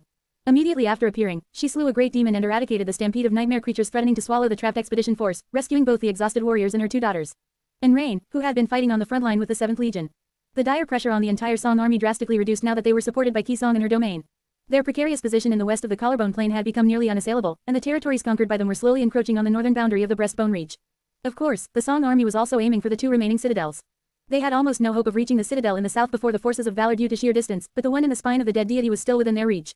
On paper, Song still seemed like the losing side. After all, they only controlled one citadel in Godgrave, cornered on the western part of the Collarbone Plain. The Sword Army, meanwhile, controlled 3, or 2.5, if one considered the lukewarm loyalty of the Lord of Shadows, its vast sphere of influence dwarfing that of Song and stretching all the way from the eastern edge of the dead deity's collarbone to the southern boundary of the Breastbone Reach. However, if one looked beyond the mere marking on the map, the strength of the two armies would seem more or less equal. While the Song army controlled much less territory, it also possessed many more saints. More than that, Prince Mordred was still besieging his father's domain from the south. His seemingly inevitable march north had been halted by the tall walls of Bastion, for now, but no one knew how long Princess Morgan would be able to contain the terrifying power of her traitorous brother. The outcome of the war was still uncertain, and the future of the world still hung in fragile balance. Which was good news for Sunny and Neffys, who needed the sovereigns to weaken each other. The 3 leaders of the Sword Army's expedition force had temporarily parted ways. The Lord of Shadows was dispatched back to the Nameless Temple in order to defend it and prepare raids on the supply lines of the Song Army, just like he had been supposed to do before the fall of the House of Night. Summer Night was left in charge of the lesser camp of the Sword Army in the Breastbone Reach. Nephis was eventually sent back to the main camp in order to mobilize the fresh forces there and helm the expansion of the Sword Domain's territory. It was then that Sunny learned a peculiar fact about the domains, something that he had not known before. In his mind, the territory of a domain had always been strictly dictated by the power of its ruler and the location of loyal citadels. Sunny had usually imagined the influence of a sovereign akin to his own shadow sense, as a formless sphere that spread to a certain distance, centered around its source. Only, in the case of supreme domains supported by the nightmare spell, their source were the sovereigns themselves, while each citadel that belonged to them served as a powerful relay that increased the reach of their authority. But reality turned out to be more nuanced than that. Not only did the citadels channel the power of the sovereigns, but each of their subjects anchored at those citadels was a vessel of their domains, as well. At least that was what Sunny had surmised after observing the movements of both armies. Perhaps there was a more complicated process involved, but the truth remained the same. The more ground the soldiers gained, burning down the Scarlet Jungle and establishing fortified strongholds on the surface of the ancient bone, the further the reach of the domain spread. The increase was minuscule when compared to the benefit of having a citadel nearby, but still significant. Now, the previous orders of both Anvil and Kisong made more sense to Sunny. Laboriously conquering the territory between the main war camp and the fissure leading to the garden castle had not been simply for the sake of helping the army entrench itself in Godgrave and provide reliable support for the frontline fighters, it was also to help the sword domain stretch, uninterrupted, all the way from northeast to center of the breastbone reach as soon as the citadel was conquered. Now that it did, both armies continued to push the Scarlet Jungle back and claim more and more land. The Song domain was spreading south, toward the territory of the sword domain. The sword domain was spreading north, toward the territory of the Song domain. Which meant that the two armies were going to clash soon. The Scarlet infestation would not be their only enemy in Godgrave for much longer. There were still a few days left before that happened, though. And Sunny was determined to use these few days well. In particular, he hoped to thoroughly explore the unexpected benefits he had earned in the battle against Revel, pushing his mastery of weaving to a new level. Share to your friends. Tap the middle of the screen to reveal reading options. If you find any errors, non-standard content, ads redirect, broken links, etc., please let us know so we can fix it as soon as possible. Report. Shadow Slave. Chapter 1946 Divine Shadow. 1,280 words. Although the battle in the Hollows had dealt a heavy blow to the Sword Army, Sunny himself received quite a boon as a result of facing Revel in her true darkness. Robbed of most of his powers, he had been forced to rely on his shadows to prevail, and discovered a new facet of his aspect in the process. That timely discovery had helped Sunny defeat the daughter of Kisong, but its repercussions were much wider than a momentary triumph. He felt that the ability to augment his shadows and his memories personally could potentially propel his mastery of shadow dance and weaving to new heights. In fact, Sunny suspected that he had stumbled onto one of the cornerstones of what a divine shadow like him was meant to be. Not that he was obliged to follow someone else's designs, he had done quite well by being his own independent person so far, after all, instead of acting as a loyal minion of the being casting him. Even if his aspect originated directly from Shadow God, it was folly to assume that a long-dead deity had known better what its uses would be in the distant and dire future of the nightmare spell. Still, the discovery held so much promise that it left Sunny impatient, giddy with anticipation, and almost breathless. He felt something that he had not felt in a while, the pure excitement of an explorer. Even if what he was going to explore were the depths of his own power, it was still uncharted territory. The Lord of Shadows had returned to the Nameless Temple, and Nephis was still on her way back to the main camp of the Sword Army. So, Master Sunless had little to do for now. Locking himself in the basement of the marvelous mimic, Sunny dedicated himself to research and experimentation. There were two avenues he wanted to explore. The first one was his newly discovered ability to augment his shadows, which allowed him to gain a profoundly deep understanding of their physical nature. It also allowed him a glimpse into the nature of their powers and mindset, albeit to a more shallow degree, for now, at least. Needless to say, such a source of profound knowledge about how the bodies of his shadows were built and functioned could potentially do wonders for his ability to construct faithful shadow shells, as well as push the intricacy of his control over shadow manifestation to a new level. Sunny suspected that the path to the next step of shadow dance lay in that direction. Right now, his shells were a crude fusion of emulation and improvisation. His most natural shell, for example, was the giant version of himself. Sunny knew his own body the best, after all, so reconstructing it was relatively easy. Which was not to say that it was simple. Many things went into building this powerful shell, from deep knowledge of human anatomy, material science, and basic physics to more esoteric subjects like souls, essence, and will. Much of that complexity was miraculously solved by shadow dance, but the process still required a lot of conscious effort from Sunny. A shadow shell was not a perfect replica of the original, but it was close enough. For example, Sunny did not need to recreate things like the heart, the blood, and the digestive system when turning into the Shadow Colossus. However, he did need to create a semblance of things like bone structure, musculature, tendons, and so on. That was how the Shadow Colossus was able to move and fight effectively. The foundation was rebuilt, while all the parts that Sunny neglected to shape were substituted by the intricate use of shadow control, and the whole shell was empowered by his essence. Of course, building such a complicated shell required him to get inventive with using shadow manifestation as well. Sunny had gotten quite adept at manifesting shadows in various ways, manipulating not only their shape, but also their physical attributes. He could easily control such traits of the manifested shadows as rigidity, elasticity, viscosity, density, and so on. He could make them rough or slippery, solid or fluid, dense or porous. Of course, there were limits to how sophisticated these manipulations were. Sunny could manifest a shadow as a liquid, but he could not make it resemble water in all regards. He could make the surface of a manifested shadow slippery, but he could not turn it into actual ice. While sufficient for his purposes, his ability to finely control the physical attributes of shadows was relatively crude. This was going to change now. While augmenting Saint, Sunny had sensed the structure and composition of her stone-like body with stunning clarity, as if it was his own. Even greater than that, really, considering the mystical nature and legendary origin of his taciturn shadow. Those turbulent moments alone had given him some insight into how to improve his shadow manifestation and potentially build a shell of a stone saint, one superior in quality and faithfulness than any other shell he had created before. The benefit did not end there, though, on the contrary, that spark of inspiration was merely the appetizer. Sunny could also augment Fiend, Nightmare, and Marvelous Mimic, learning more about how their bodies were constructed. The more comprehensive examples he had to compare, the more he would be able to understand and infer, and the better his skill would eventually become. And there lay the source of his excitement. Because he had Serpent, and Serpent could assume the forms of thousands of creatures whose silent shadows dwelled in Sunny's soul, waiting to become fuel for his development. Single quote. I've struck a jackpot. What Sunny now possessed was basically a vast library of all kinds of beings, all ready to be studied and fathomed by him. From the Mountain King to the abominations of Godgrave, he could potentially learn from them all. And by attaining all that knowledge, who knew what Sunny would be able to achieve? He couldn't even imagine. Or rather, maybe he could. Standing in the basement of the brilliant emporium, Sunny suddenly shivered. His eyes widened a little, full of shock and fear, glistening with ambition and greed. Shadow Dance. He had often wondered, of course, what the final form of Shadow Dance was supposed to be. He had already mastered 4 of its steps, but 3 still remained, both alluring and elusive. The first 4 steps of Shadow Slave were about sensing the essence of a being to shadow their mind, skill, and overall form. The 4th step in particular had allowed Sunny to delve into the physical structure of creatures both deeper and faster, which allowed him to shadow them more perfectly by assuming the same shape as them through the use of Shadow Shell. But there was a glaring difference between the forms Sunny assumed and the beings he endeavored to shadow. It was that he could not replicate their attributes, aspects, and mystical powers. He could become a 5-meter-tall adamantine troll to resemble Fiend, but he could not breathe out jets of infernal flame. But what if he could? If he was supposed to be a divine shadow, then what was the shadow of a god supposed to look like? Was it supposed to only replicate the general shape of the being casting it, or was it supposed to replicate more? All of it, perhaps. Overwhelmed by these thoughts, Sunny made a tentative guess about what the final form of Shadow Dance was meant to be. It was the ability to become a true shadow of a being, all of them, including their mystical powers and authorities, not just their shape. The 5th step of Shadow Dance, then, would have to encompass the ability to shadow a being's attributes. Some of them, at least. Share to your friends. Enjoying this site? Support us via PayPal, Visa, MasterCard or crypto. Your donations help cover site maintenance and hosting costs. Tap the middle of the screen to reveal reading options. If you find any errors, non-standard content, ads, redirect, broken links, etc., please let us know so we can fix it as soon as possible. Report. Shadow Slave. Chapter 1947 Formlessness. 1267 words. Sunny's theory that mastering the remaining steps of Shadow Dance would allow him to shadow the attributes and aspects of other people, as well as profane powers of nightmare creatures, was not built entirely on pure conjecture. Sure, his intuition was telling him he was right, but sadly, his intuition was not what it used to be now that Sunny was cut off from fate. However, there was also something that corroborated his theory. A piece of information that Sunny had noted a long time ago, but never managed to explain before now. It was the scope of powers that the Mad Prince had seemed to possess. The Mad Prince, Sunny's own past self, had been a corrupted titan. He had attained transcendence, or rather, descended into the abyss of corruption, all on his own. He had also formed the Titan core in the depths of the tomb of Ariel, somehow, despite the dire number of shadow fragments that would have required. Sunny himself was currently facing the problem of how slow the process of building a new shadow core was, so he knew very well what the easiest way to absorb a vast amount of shadow fragments would be. It was to slay other shadow creatures. So, he had a strong suspicion that the Mad Prince had slain his own shadows to become a titan. Considering that none of the shadows had been heard of by the people of the Great River, that suspicion was all but confirmed. So, then, how had the Mad Prince been able to visit Anank in her dreams and instruct her where to meet Sunny and Nefis? If Nightmare had been killed, then he wouldn't have been able to use the Black Steed's Dreamwalker attribute. Unless the Mad Prince had learned how to shadow that attribute. It made sense, in hindsight. The vile madman had spent hundreds of years in the tomb of Ariel, and while many paths to advancing his power were not available there, one path remained wide open because it depended on nothing and no one except Sunny himself. It was to deepen his mastery of his own powers. Sunny did not know how many years exactly the Mad Prince, the last version of the Mad Prince, to be precise, had spent on the Great River. But if his mastery of weaving had grown sufficient to create the mind-boggling estuary key, then it must have been a long, long time. So, he could have mastered more steps of Shadow Dance, as well. Anank must have called him a sword saint for a reason. Crazy bastard. While Sunny did not really want to follow in the footsteps of his past demented self, the Mad Prince was proof of what the future held. Thinking about him made Sunny feel hopeful about the potential of Shadow Dance, but also reminded him to be careful. Slow and steady, taking a deep breath, he remained motionless for a few moments, and then summoned Saint, Fiend, and Serpent. In the next several hours, Sunny conducted a lot of different experiments. He told himself not to hurry, but his excitement and drive were too powerful. In the end, he spent more essence than he had planned to, and brought himself to greater mental exhaustion than what was wise. His eyes were still full of excitement, though, despite the fact that these early results were incremental at best. The first thing Sunny confirmed was that augmenting his shadows was indeed an excellent method to improve the intricacy of his shadow manifestation.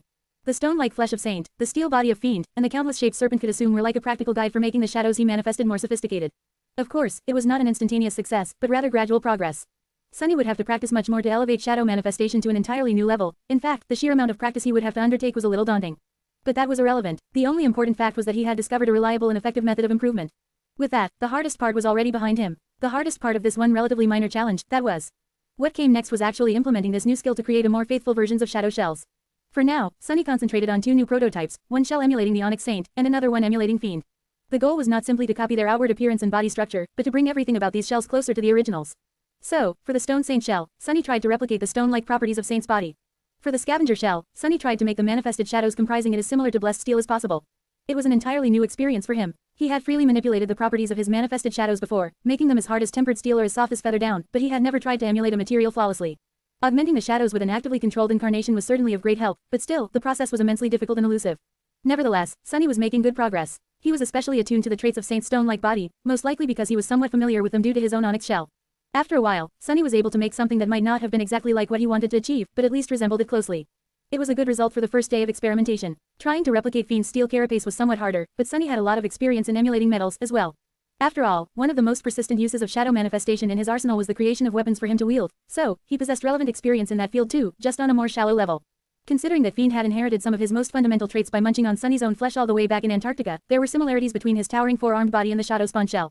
So, Sunny experimented both with replicating the gluttonous shadow's form and with modifying his very first shell to resemble it in a few ways. In the process, he also spent several minutes standing motionlessly, basking in the feeling of sharing a supreme creature's ferocious power. Sunny had a little hope that augmenting a supreme devil would instantly reveal the secrets of supremacy to him, but sadly, that was not the case. Although it was indeed a new and startling experience, Fiend was not a sovereign. Creatures like him were different from humans, and followed a different path, and even though Fiend did possess a nascent will capable of influencing the world, he was too young and inexperienced to truly be in command of it. In fact, Sunny felt that his own will was infinitely more robust and domineering than that of his shadow, even if it lost in terms of potency. There was also something about the very fact of being a shadow that made Fiend different from the great nightmare creatures Sunny had faced before, something that he could not quite explain, but nevertheless felt like a limitation. Sunny did not dwell on that vague feeling for long, adding it to the pile of unanswered and barely formed questions he would hopefully get to explore later. Instead, he returned to his current experiments. Next in line was Serpent. Sunny turned to the serpentine shadow and smiled widely, his eyes gleaming so dangerously that it hissed in alarm. A few hours later, however, Sunny furiously rubbed his temples and let out a frustrated sigh. Damn it, damn, share to your friends. Tap the middle of the screen to reveal reading options. If you find any errors, non-standard content, ads redirect, broken links, etc., please let us know so we can fix it as soon as possible. Report. Shadow Slave, Chapter 1948-1948, Familiar Barrier. 1,369 words. Serpent was indeed of immeasurable value to Sunny in his endeavor to master the next step of shadow dance. Given its ability to assume the form of any shadow resting in Sunny's soul, those equal or inferior to Serpent in class and rank, at least, the legacy shadow could be used to gain access to a vast repository of shapes for its master to study in profound detail. As long as Sunny was using an incarnation to augment Serpent, he could experience complete unity with countless beings, from dormant beasts to corrupted terrors. In fact, now that Sunny considered it, wasn't Serpent's formless ability more or less identical to what he was trying to accomplish? What he wanted to achieve was to learn how to mimic not only the outward shape of a being, but also their attributes and mystical powers. And that was what Serpent had been able to do all along. The final goal had been in front of Sunny all that time. The problem, however, was that the same obstacle that had prevented him from slowly learning the essence of Serpent's forms with the help of shadow dance in the past was preventing him from truly delving into the state of unity with these beings now, the threat of losing himself in the formlessness, forgetting who he was and what separated him from the beings he shadowed. If anything, the risk was even more dire now, because he was not simply peering into the essence of the alien beings. Instead, he was fusing with them entirely, becoming one with their bestial forms. Sunny had managed to maintain a strong hold of his sense of self while experiencing the state of unity with Saint and Fiend, perhaps because they had been born of his aspect and dwelled within his soul, to begin with. Augmenting Serpent was not a problem, either, it was just when Serpent used formless that he was suddenly overwhelmed by the feeling of otherness. Sunny persisted for quite some time, then uttered a few curses and called his incarnation back. He stared at Serpent for a while with a grim expression, then clicked his tongue and looked away. I am still crippled. Being banished from the nightmare spell and losing his true name was still making life hard for him, even after all these years. Sunny thought that he had finally managed to adapt to his fateless existence well enough, but now that an alluring opportunity was right in front of him, his deficiency was showing its ugly head once again. He remained motionless for a while, then let out another resentful sigh. Whatever, I'll find a way to break through this barrier eventually. There are plenty of other things for me to explore right now, anyway. In fact, with everything else he had to do, diving into the endless well of knowledge contained within the formless ability of his serpentine shadow might have been too much for him at the moment. Even with 7 bodies, Sunny was in no position to explore it thoroughly just yet. He continued to experiment with building the stone saint shell and the scavenger shell for a while, eventually losing track of time. Sunny even chose to augment the marvelous mimic, becoming a transdimensional house for a short while. That was quite a bizarre experience, to say the least. If Nightmare had not been busy lulling a cursed one to sleep, Sunny would have summoned him here, as well. Eventually, something thundered in the basement, and the entire brilliant emporium shook a little. Aiko, who had been sleeping on an opulent wooden chair, flinched and floated into the air. Wiping drool off her face, she looked around in a daze. What? No way, I wasn't sitting in your precious chair. Noticing that there was no one around, she calmed down a little, only to notice that the door to the basement was open, revealing a dark entrance. An insidious voice resounded from the darkness, making her skin crawl. Hey, Aiko, can you come down for a moment? The petite woman hesitated a bit, suddenly uneasy. Boss, actually, I have to leave. Urgently, my great dog is terribly sick and my family aunt has been run over by a PTV. Wait, no, the other way around. The darkness spoke again. It won't take long. Come down. Aiko let out a heavy sigh and glided into the basement with a resigned expression. Her boss was sitting on the floor with a mad look on his face and a frightening glint on his eyes. She landed softly on the floor and scratched the back of her head. Hey there, boss, I must warn you, if you finally lost it and decided that you want to eat me or some such, I'll be expecting a huge bonus come payday. Sunny stared at Aiko with a dumbfounded expression. Quote. Who wants to eat you? Tisk, don't flatter yourself. He shook his head. Honestly, sometimes, I have no idea what is happening in that head of yours. You are such a weirdo. Anyway, don't move, I'll be quick. Aiko just stared at him in disbelief, as if she had never expected to hear such an accusation coming from him. Sunny, meanwhile, allowed his incarnation to separate itself from Fiend. Then, he controlled it to glide across the floor, and wrap itself around Aiko. The petite girl let out a yelp. Ah, what the hell? She subconsciously floated up, this time shooting almost all the way to the ceiling. Sunny let out a whistle. So, this works, too. Aiko regained her composure, landed, and looked at her small hands. After making them into small fists a few times, she blinked. What the hell, why am I suddenly so strong? Sunny took a deep breath. His aspect could be used to augment himself, his memories, his echoes, and his shadows. He could also augment inanimate objects, to a degree. But he had never been able to augment other living beings, with the sole exception of Neffis, whom he had been connected to by Shadow Bond before. Shadow Bond was no more, and although Sunny did not have a master now, he did have a connection to two other people. They were Rain and Aiko, both bearing the mark of shadows. So, Sunny had decided to see if he could augment his followers as well. Amazingly, it worked, which was a great thing, because keeping Rain alive in the middle of Godgrave was getting harder and harder, and would get harder still once the two armies clashed in earnest. She did not even have an aspect, so Sunny was quite happy to find a way to boost her strength. Looking at Aiko, and staring at himself through her eyes, Sunny grinned. Don't worry, that's just a little benefit of being a member of the Shadow Clan. Basically, I used one of my incarnations to fuse with you, thus doubling your strength. No need to stare at me with admiration. The petite girl was indeed staring at him. However, the emotion in her eyes was very far from admiration. Fuse with me. Who, bastard, you have some nerve, going around fusing with unsuspecting women without permission. Thanks, but no thanks, I did not assent to fusing of any kind. Defuse me right this second. Sunny blinked a couple of times, then recalled his incarnation and coughed awkwardly. Right, in hindsight, he could have just sent his shadow to augment Aiko without controlling it directly. He just forgot about it in all the excitement. Well, that's embarrassing. Sunny cleared his throat. Whatever. Anyway, you can go, I'll think about giving you a bonus. A small bonus, mind you. Aiko opened her mouth, wanting to retort, but he added sternly. And, by the way, were you sitting in my chair? The petite girl turned around and hurried upstairs. I'll be going, boss. My great uncle and my family cat. I mean, my auntie and my dog. Anyway, see you later. Sunny scoffed and looked at his shadows. After a while, he dismissed them, deciding that it was time to switch gears. Next, the memories. It was time to delve into the second avenue he wanted to explore. The first one had to do with augmenting shadows to advance his mastery of shadow dance, while the second one was inspired by the experience of fusing with Serpent in the soul weapon form, and had to do with memories. Sunny hoped to advance his mastery of weaving by augmenting them. Share to your friends. Enjoying this site? Support us via PayPal, Visa, MasterCard or crypto. Your donations help cover site maintenance and hosting costs. Tap the middle of the screen to reveal reading options. If you find any errors, non-standard content, ads redirect, broken links, etc., please let us know so we can fix it as soon as possible. Report. Shadow Slave. Chapter 1949-1949, Sonorous Silver Sunless. 1,260 words. Sunny had quite high expectations for the next stage of his experiments. He had been making a living by selling memories, after all, and was obligated to forge a stellar sword for Neffis. There were many saints in the world, and even a couple other people who possessed divine aspects. However, he was the only weaver left in existence. There were some who could enchant weapons and craft memories, but their ability was no more than a pale imitation of his own. Therefore, what Sunny was going to do now thrilled him even more than the possible advancement of shadow dance. It was just that he was a bit tired, so his excitement was calm and focused. He was going to fuse with his memories, which would hopefully allow him to learn more about their weaves. Let's see, he summoned the runes to study his soul arsenal. Memories, Silver Bell, Extraordinary Rock, Endless Spring, Weaver's Mask, Shadow Lantern, Shadow Chair, Overpriced Saddle, Weaver's Needle, Nebulous Mantle, Handy Bracelet, Quintessence Pearl. Definitely not me. He possessed far fewer memories now, after being banished from the nightmare spell. Still, it was enough for a good start. The memories he did possess could be divided into three categories: the ones he had created himself, the ones he had altered, and the two divine memories he had received by chance. Sunny suspected that he would be able to learn the least from the first category, and the most from the last, if he even had the capacity to fathom the infinite sophistication of Weaver's Mask and Shadow Lantern, which was unlikely. In any case, it made sense. He knew everything there was to know about the weave of those memories he had personally created, after all. Shadow Chair, Overpriced Saddle, and Weaver's Needle could be barely called memories, they were simply objects he had outfitted with the rudimentary enchantments every memory possessed. Handy Bracelet, Quintessence Pearl, and Definitely Not Me were far more complex, each created after he already became a transcendent. Studying them would be of more use, but probably not as much as studying the memories initially forged by the spell. They were Silver Bell, Extraordinary Rock, and Endless Spring. Each had accompanied him for a long time. Then, there was that nebulous mantle which had a somewhat special origin. Neither Sunny nor the nightmare spell had created it. Instead, it had been woven by the sorcerers who worshipped Weaver, passed down to an Ankh, and eventually ended up being turned into a memory by Sunny. And finally, there were Shadow Lantern and Weaver's Mask. Sunny actually did not know how Shadow Lantern had come to be. Was it a true relic of Shadow God, or simply a replica of one? He had received it as a legacy relic, and since aspect legacies seemed to come from the spell, it would be reasonable to assume that the spell had created it. However, another legacy relic Sunny had received was the fragment of Shadow Realm, and even the spell did not seem to know how to deal with it, to the point that it did not know how to describe the fragment with runes, and where to place them. Sunny knew the origin of Weaver's Mask, though. It was indeed a mere replica of the mask the Demon of Fate had personally worn, one of the two granted to the high priests of the nightmare spell in the distant past. However, it had been created by Weaver's own hand. So, it was indeed a true relic left behind by the nebulous demon, just like the nightmare spell itself. Sunny stared at the runes describing Weaver's Mask for a few moments. Then shifted his gaze and glanced at the overpriced saddle. A sad sigh escaped from his lips. Chasing away the sudden feeling of crippling inferiority, Sunny raised a hand and summoned the silver bell. A beautiful bell wove itself from sparks of light, its familiar weight making him feel a hint of bittersweet nostalgia. Sunny closed his eyes for a moment. A small memento of a long-lost home, which once brought its owner comfort and joy. He rang the bell quietly and listened to its sonorous ringing, then smiled, a hint of sadness finding its way into his eyes. When the melodious sound of the bell dissolved into silence, Sunny took a deep breath and controlled his incarnation to glide onto the small memory. Immediately, his consciousness was split into two states of being. Sunny was the person who sat on the floor, holding the silver bell in his hand. But he was also the bell being held by the person. Overwhelmed by the strangeness of this alien feeling, Sunny shuddered. Because the hand holding him trembled, Sunny swayed and produced a beautiful ringing sound. Ah, it's too strange. Becoming one with the silver bell was even more odd than fusing with the soul weapon form of serpent or with the marvelous mimic masquerading as a quaint cottage, much more odd by far. His shadows were living beings assuming the shapes of inanimate objects, at least. The silver bell was simply the silver bell. It was a thing cast of silver, with no awareness of the world, of itself, or of anything at all. It had no senses, no feelings, no fears, no thoughts, no desires. It just was. Sunny's eyes widened, and his expression froze. He remained motionless for a while, his mind torn between two incongruous and irreconcilable states.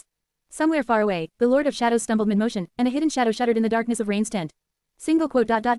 Is this what it feels like to be truly insane? Who else would be in the state of mind to consider themselves a little bell, if not for a complete lunatic? Slowly, laboriously, he called upon his many experiences acting as a shadow of alien beings and managed to get a grip on his incapacitated mind. Sunny built a wall around the part of his mind that had become one with the silver bell, separating it from himself, and finally exhaled with relief. Damn it, wow. Sunny had known that he would experience something exceedingly bizarre by personally augmenting a memory, but nothing could have prepared him for the strangeness of this foreign state of being. Still, it was illuminating. Even though the silver bell had no senses, no concept of self, and no way to perceive anything, it still had something. A subtle awareness of movement, vibration, and sound. And underneath it all, something far more conclusive. The silver bell might have been inanimate and simple on the material plane, but beyond that, it was a marvel of radiant light and flowing energy that existed in the vast emptiness of a lightless abyss. After all, it was woven out of soul essence and contained intricate enchantments designed by the nightmare spell itself. Even that sonorous enchantment added to it had not been invented by Sunny, but simply copied from another memory into the weave of the silver bell. Within it, soul essence flowed according to an elegant, complex, and infinitely ingenious pattern, its movement and pathways dictated by the intricate tapestry of ethereal strings embedded into the nature of the silver bell beyond the material plane. That was its spell weave and the resulting mechanism of its enchantments, shining brightly in the darkness. And, therefore, that was Sunny's spell weave and the mechanism of his enchantments. He inhaled slowly, staring into the distance. Sunny had seen plenty of weaves before, but he had never experienced being a weave before. He had never felt every detail and nuance of his sorcery so deeply, vividly, and in such a profound way. His eyes, which were opened wide, suddenly glistened with sharp light. And deep within them, golden threads shone for a moment, then disappeared into lightless depths.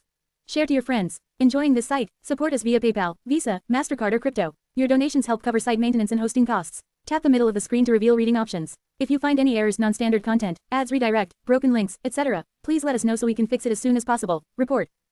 Shadow Slave. Chapter 1950-1950, High Sorcerer. 1,166 words. Some time later, Sunny let out a shaky breath and sprawled on the floor. His mind felt like it was on fire, and there were a myriad of thoughts swarming in his head. He had been right. Using an incarnation to augment a memory was, indeed, a game changer. The act of fusing with a memory gave him an entirely new level of understanding of how its enchantments functioned, and how its spellweave caused those enchantments to exist. It was one thing to see the tapestry of ethereal strings, but experiencing it as a part of himself was completely different. Before, Sunny could study a weave and make logical conclusions about how its elements functioned, as well as what role each string played in the tapestry. By observing the structure and guiding principles of countless weaves and comparing them to each other, he could deduce the purpose of some of the patterns in weave memories by recreating them. That was how his career as a sorcerer had started, and he had made great strides since then. Sunny had steadily increased the repertoire of patterns he could weave. Eventually, he was even able to understand the principles behind the structure of these patterns, which gave him the ability to change and modify them. Finally, he reached a point where he could weave new patterns, and thus create somewhat original enchantments, all by himself. However, Sunny had always remained blind to the true essence of weaving. He had discerned how many weaves worked, but he never understood why. In other words, he had only observed the guiding principles of weaving without ever knowing the underlying reasons for why they were that way. His experience as a sorcerer had been purely empirical, lacking the theoretical understanding of the inner workings and causality of the sorcery he practiced. He was an alchemist at best, not a chemist. Now, all of it could change. Of course, Sunny had not fathomed the elaborate underlying laws of weaving yet. But he had obtained a tool to observe them now, to personify them now, which meant that, given time, he would be able to comprehend and learn them. When he did, a soft chuckle escaped Sunny's lips. If he did manage to grasp the why of weaving instead of only just how, then he would not need to rely on imitation to create enchantments. He would not need a repertoire of weaves and patterns anymore, because he would be able to solve any problem by simply knowing the rules of solving it. Of course, that would not make Sunny an omnipotent sorcerer in an instant. After all, having the tools necessary to solve a problem was not the same as mastering them. Otherwise, people would have been able to resolve, well, something terribly complicated in mathematics immediately after formulating the rules of arithmetic. To his shame, Sunny did not know enough about mathematics to come up with an example. Why am I even thinking about that? Right, he was thinking about it because he had decided to rest a little after his brain almost melted as a result of experiencing the fusion with Silver Bell. Still, he had rested enough, already. Hadn't he? Sitting up, Sunny shook his head energetically, and summoned the extraordinary rock. Let's see what mysteries you're hiding. Sunny did not say that. The extraordinary rock said that. But in the next moment, Sunny had become the extraordinary rock. Immediately, he shuddered. Somewhere far away, the Lord of Shadows slammed into a pillar while walking out of the nameless temple.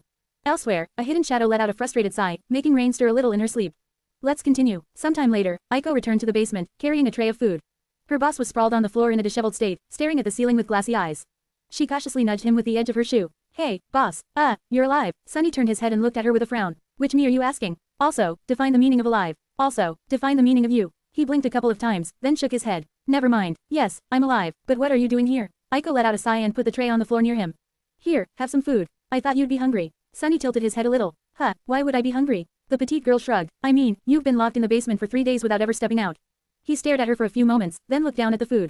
It did smell very appetizing. It's been 3 days already. Wow, that's crazy. Pulling the tray closer, Sunny grabbed the nearest plate and shoved a spoonful of fragrant soup into his mouth. Has Neffy's returned to the camp, by any chance? Aiko watched him eat with a dubious expression, then shook her head. Not yet, she's still en route, inspecting the extermination outposts or some such, from what I hear. She'll probably be here in a couple more days. Sunny nodded. Alright, let me know when that happens, I'll just stay here in the basement until then. Then, thinking about it, he suddenly pierced her with an intense gaze. Wait, how's our war profiteering business coming along? The petite girl flinched. What war profiteering? There's no war profiteering whatsoever happening here. Just a completely benign, officially sanctioned memory redistribution program, for the glory and benefit of the Great Sword Army. Sunny waved a hand. Yes, whatever. You should already have at least a small stockpile of memories in inventory, right? Waiting to be redistributed. Lend them to me for a few days. Oh, also, tell the firekeepers that since I have free time, I can modify some memories for them, free of charge. There should be at least a few of them still in the camp, right? Aiko blinked. I refuse. Sunny froze for a moment. What? Why? She crossed her arms and scowled sternly. Free of charge? What's that? Our services are both exclusive and top-notch, so why should we provide them for free? Dream on. Sunny stared at the petite girl for a few moments, then waved a hand. Fine, whatever. Just get me some memories. The more, the better. Grinning in satisfaction, Aiko told Sunny to enjoy his meal and flew out of the basement, literally. He smiled. Good. Being banished from the spell, he couldn't directly transfer or receive memories. Each had to be modified slightly before he could give them away or claim ownership, if the other party was willing, of course.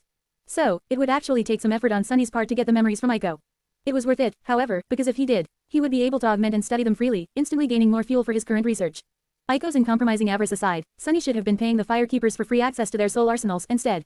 But, no matter, he hungrily attacked the tray of food, grinning from ear to ear. I've made good progress, already. In a day or two more, he would probably be ready to put his new knowledge into practice and test the first results of his recent breakthrough. Therefore, it would be time to weave some memories. Share to your friends. Tap the middle of the screen to reveal reading options. If you find any errors, non-standard content, ads redirect, broken links, etc., please let us know so we can fix it as soon as possible. Report. Shadow Slave. Chapter 1951-1951, The Nuances of Proper Grammar. 1,242 words. It was going to take Aiko some time to prepare the new memories for Sunny to peruse. In the meantime, he hesitated for a while, looking at the shimmering runes with a bit of trepidation.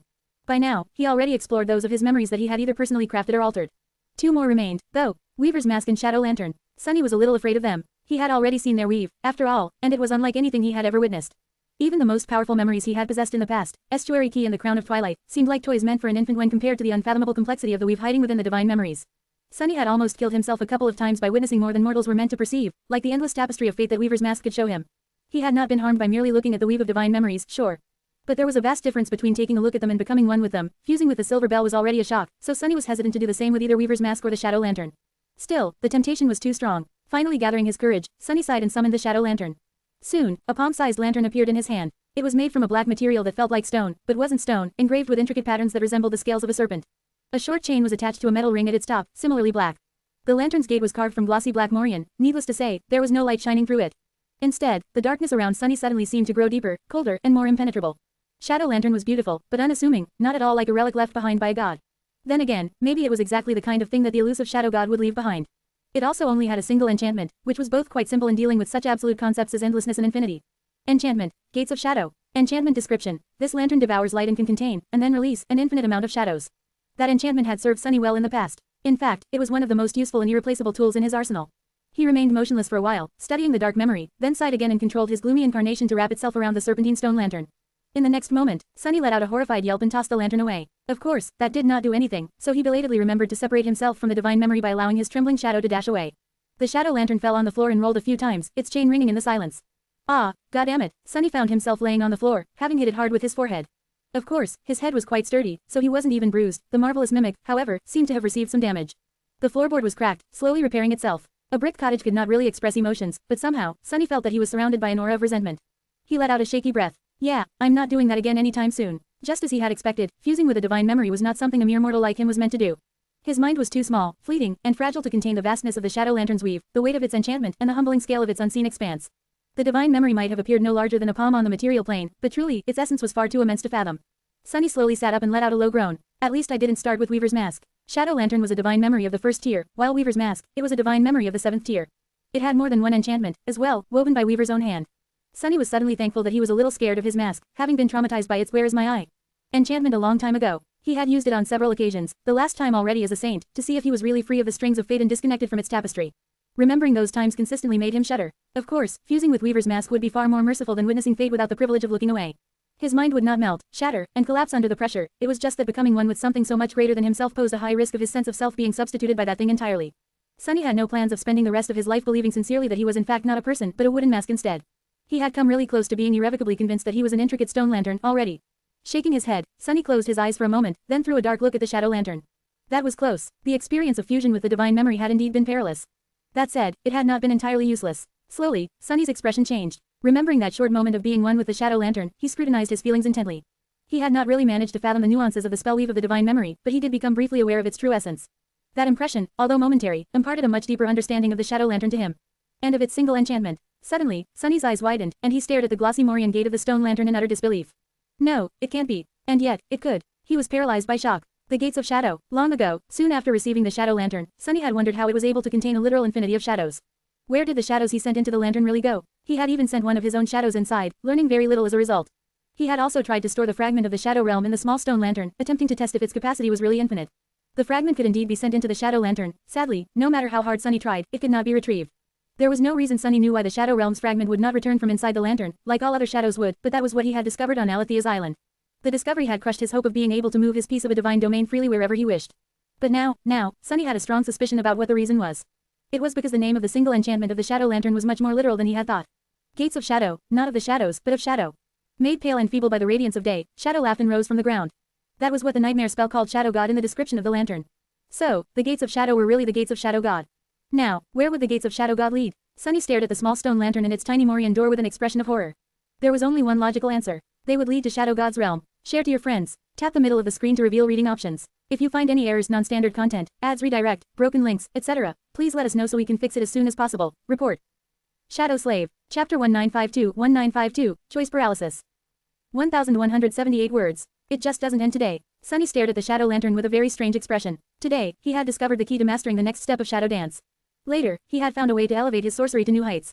And now, he had discovered that the door to Shadow Realm had been in his pocket the entire time. Well, alright, technically, these events had happened in the span of several days, as Aiko so politely reminded him. But still, how is his poor heart supposed to handle this barrage of stunning revelations? Who cares about my heart? I have 6 spare ones anyway. Standing up, Sunny approached the shadow lantern and carefully picked it up. He studied it silently, a deep frown slowly appearing on his face. He was pretty sure that his conjecture was correct. In that short moment when Sunny fused with the divine memory, the two of them had been one and the same. As a result, he had caught a brief glimpse of what the shadow lantern truly was, and what was hidden beneath its surface. He had not fathomed it entirely, of course, but he had learned enough to understand the nature of the gates of shadow enchantment. Sunny was pretty sure that the gate of the shadow lantern led directly to the shadow realm. Which would explain a few things. For example, why an infinite amount of shadows could enter the shadow lantern and then return. Or why the fragment of the shadow realm could be stored inside, but not retrieved. That fragment had been torn from the shadow realm when some dreadful being escaped it, after all. So, by returning the fragment to where it belonged, Sunny was mending a rift in the shadow realm. And he wouldn't very well be able to pull the entire divine domain out of the lantern, would he? Just thinking about these things made Sunny feel incredulous. Shadow Realm. There had been 6 divine realms in existence. After the 7th divine realm, the Dream Realm, was born, it slowly consumed the mortal realms, assimilating them into itself. The same fate befell 5 of the 6 divine realms, as well, at least according to Windflower.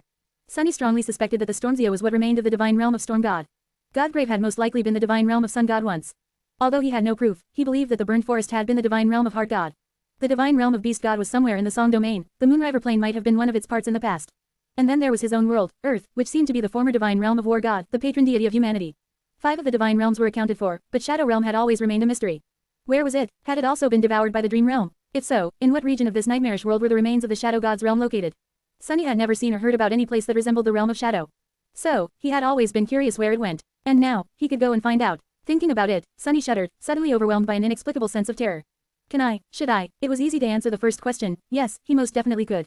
His shadow had been able to enter the shadow lantern all the way back when he first received it.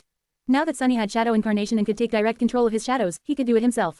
In fact, he probably could have done it even before transcending, by using Shadow Step to assume the form of an incorporeal shadow. It was just that Sunny had not been keen on trying, considering that he had known nothing about what was inside the shadow lantern, and that there would be no one left behind to summon him back if he did enter it. Now, however, one of his avatars could hold the lantern while another ventured inside. He could maintain at least 2 avatars indefinitely, as well. And on top of that, the passive use of Shadow Step did not consume his essence anymore, either. So, the possibility was there. But Sunny was not sure that he should make use of it. There was one big reason why he wanted to go to Shadow Realm, and one enormous reason why he was wary of it. The latter did not really need to be explained. He just needed to look around to know why blindly venturing into a fallen divine realm was a bad idea.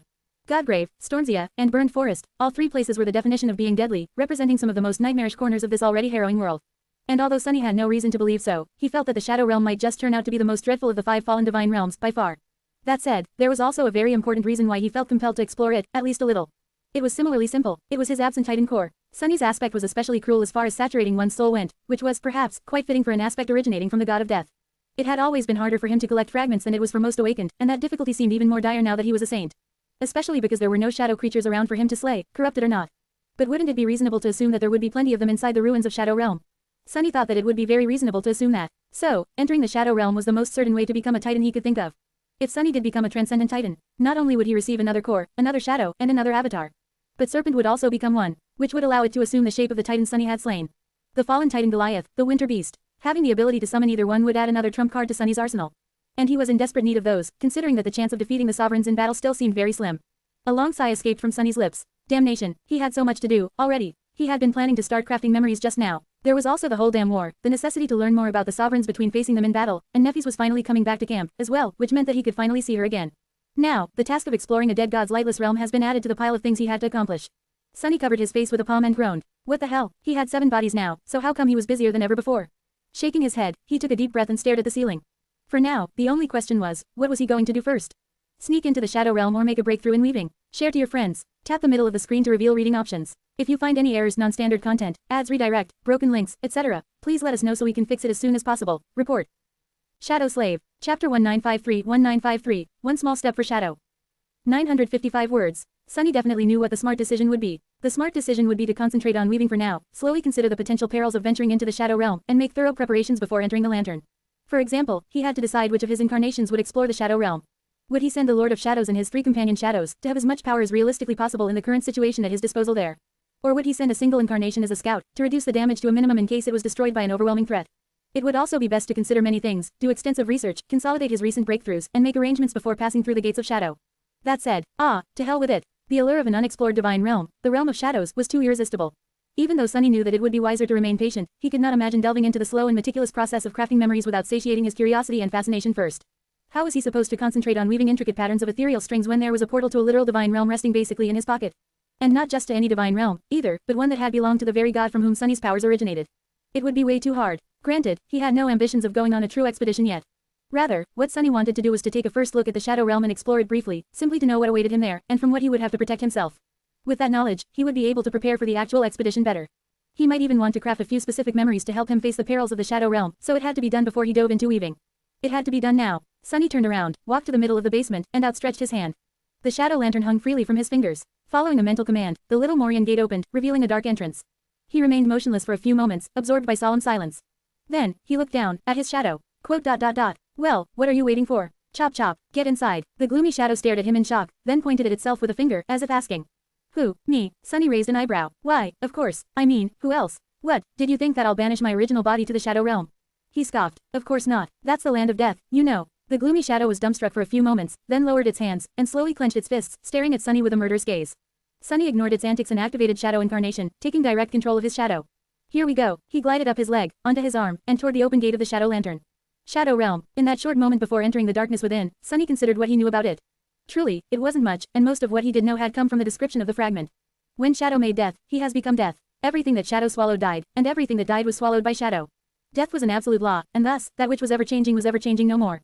Time was an absolute law, and thus, that which was everlasting no more. Space was an absolute law, and thus, that which was endless no more. Wielding time, space, and death, the gods defeated and bound their enemies. However, there were those who defied even absolute laws. One of these beings broke free of the Shadow Realm after being swallowed by it, and in doing so, splintered several small fragments of it. This is one of the fragments. It was strange, really. The nightmare spell seemed to make no distinction between Shadow God, his domain, his realm, and death itself. It almost sounded as if the Shadow Realm was located within Shadow God. Dying and being swallowed by the god of death was used interchangeably. Everything that he swallowed died, and everything that died was swallowed by him, thus ending up in the domain of Shadow, in the Shadow Realm. So, is Shadow Realm, Shadow God's Soul Sea? The idea did not seem that far-fetched, but it also was not entirely plausible, mainly because Sunny did not know much about the gods, who were unfathomable. Had the gods even possessed souls of their own? Had they possessed physical bodies? If so, how had they looked? Everyone knew that the gods were dead, but where were their corpses? Godgrave was called so because people assumed that the titanic skeleton had once belonged to a god, but Sunny did not share that belief. A moment before his incarnation entered the lantern, Sunny suddenly shivered. If he assumed that Shadow Realm was indeed Shadow God's Soul Sea, or at least a divine equivalent of one, then, didn't it sound disturbingly similar to his own lightless soul? After all, the shadows of everything Sunny killed ended up in his Soul Sea. In a sense, those he killed were swallowed by him, as well. He remembered the description of the shadow realm, too. Everything you cherish, everything you nurture, everything that starts with you will one day be mine, be welcomed by me, swallowed by me, and find peace within me. This is the mercy of shadow. The silent shadows contained within the tranquil darkness of Sunny's soul were, indeed, quite peaceful. His eyes widened a little, and a seed of a thought appeared in his mind. But before it could blossom and sprout, his incarnation passed through the gates of shadow and found himself somewhere else. Sunny gasped. Share to your friends. Tap the middle of the screen to reveal reading options. If you find any errors, non-standard content, ads, redirect, broken links, etc., please let us know so we can fix it as soon as possible. Report. Shadow Slave. Chapter 1954-1954, Realm of Shadows. 1097 words. Sunny found himself standing at the top of a tall mound, with a desolate expanse of dark hills stretching in front of him in all directions. There was no grass, no trees, no moss or flowers. No sign of life at all, just stillness and silence. It was a stark contrast to the dreadful reaches of Godgrave, where everything was consumed by the sprawling vermilion jungle that teemed with hungry, restless, abominable life. The ground was covered in a soft layer of fine black dust, but felt more solid than a sand dune would. What made him gasp was not the desolate landscape, however, but everything else he perceived.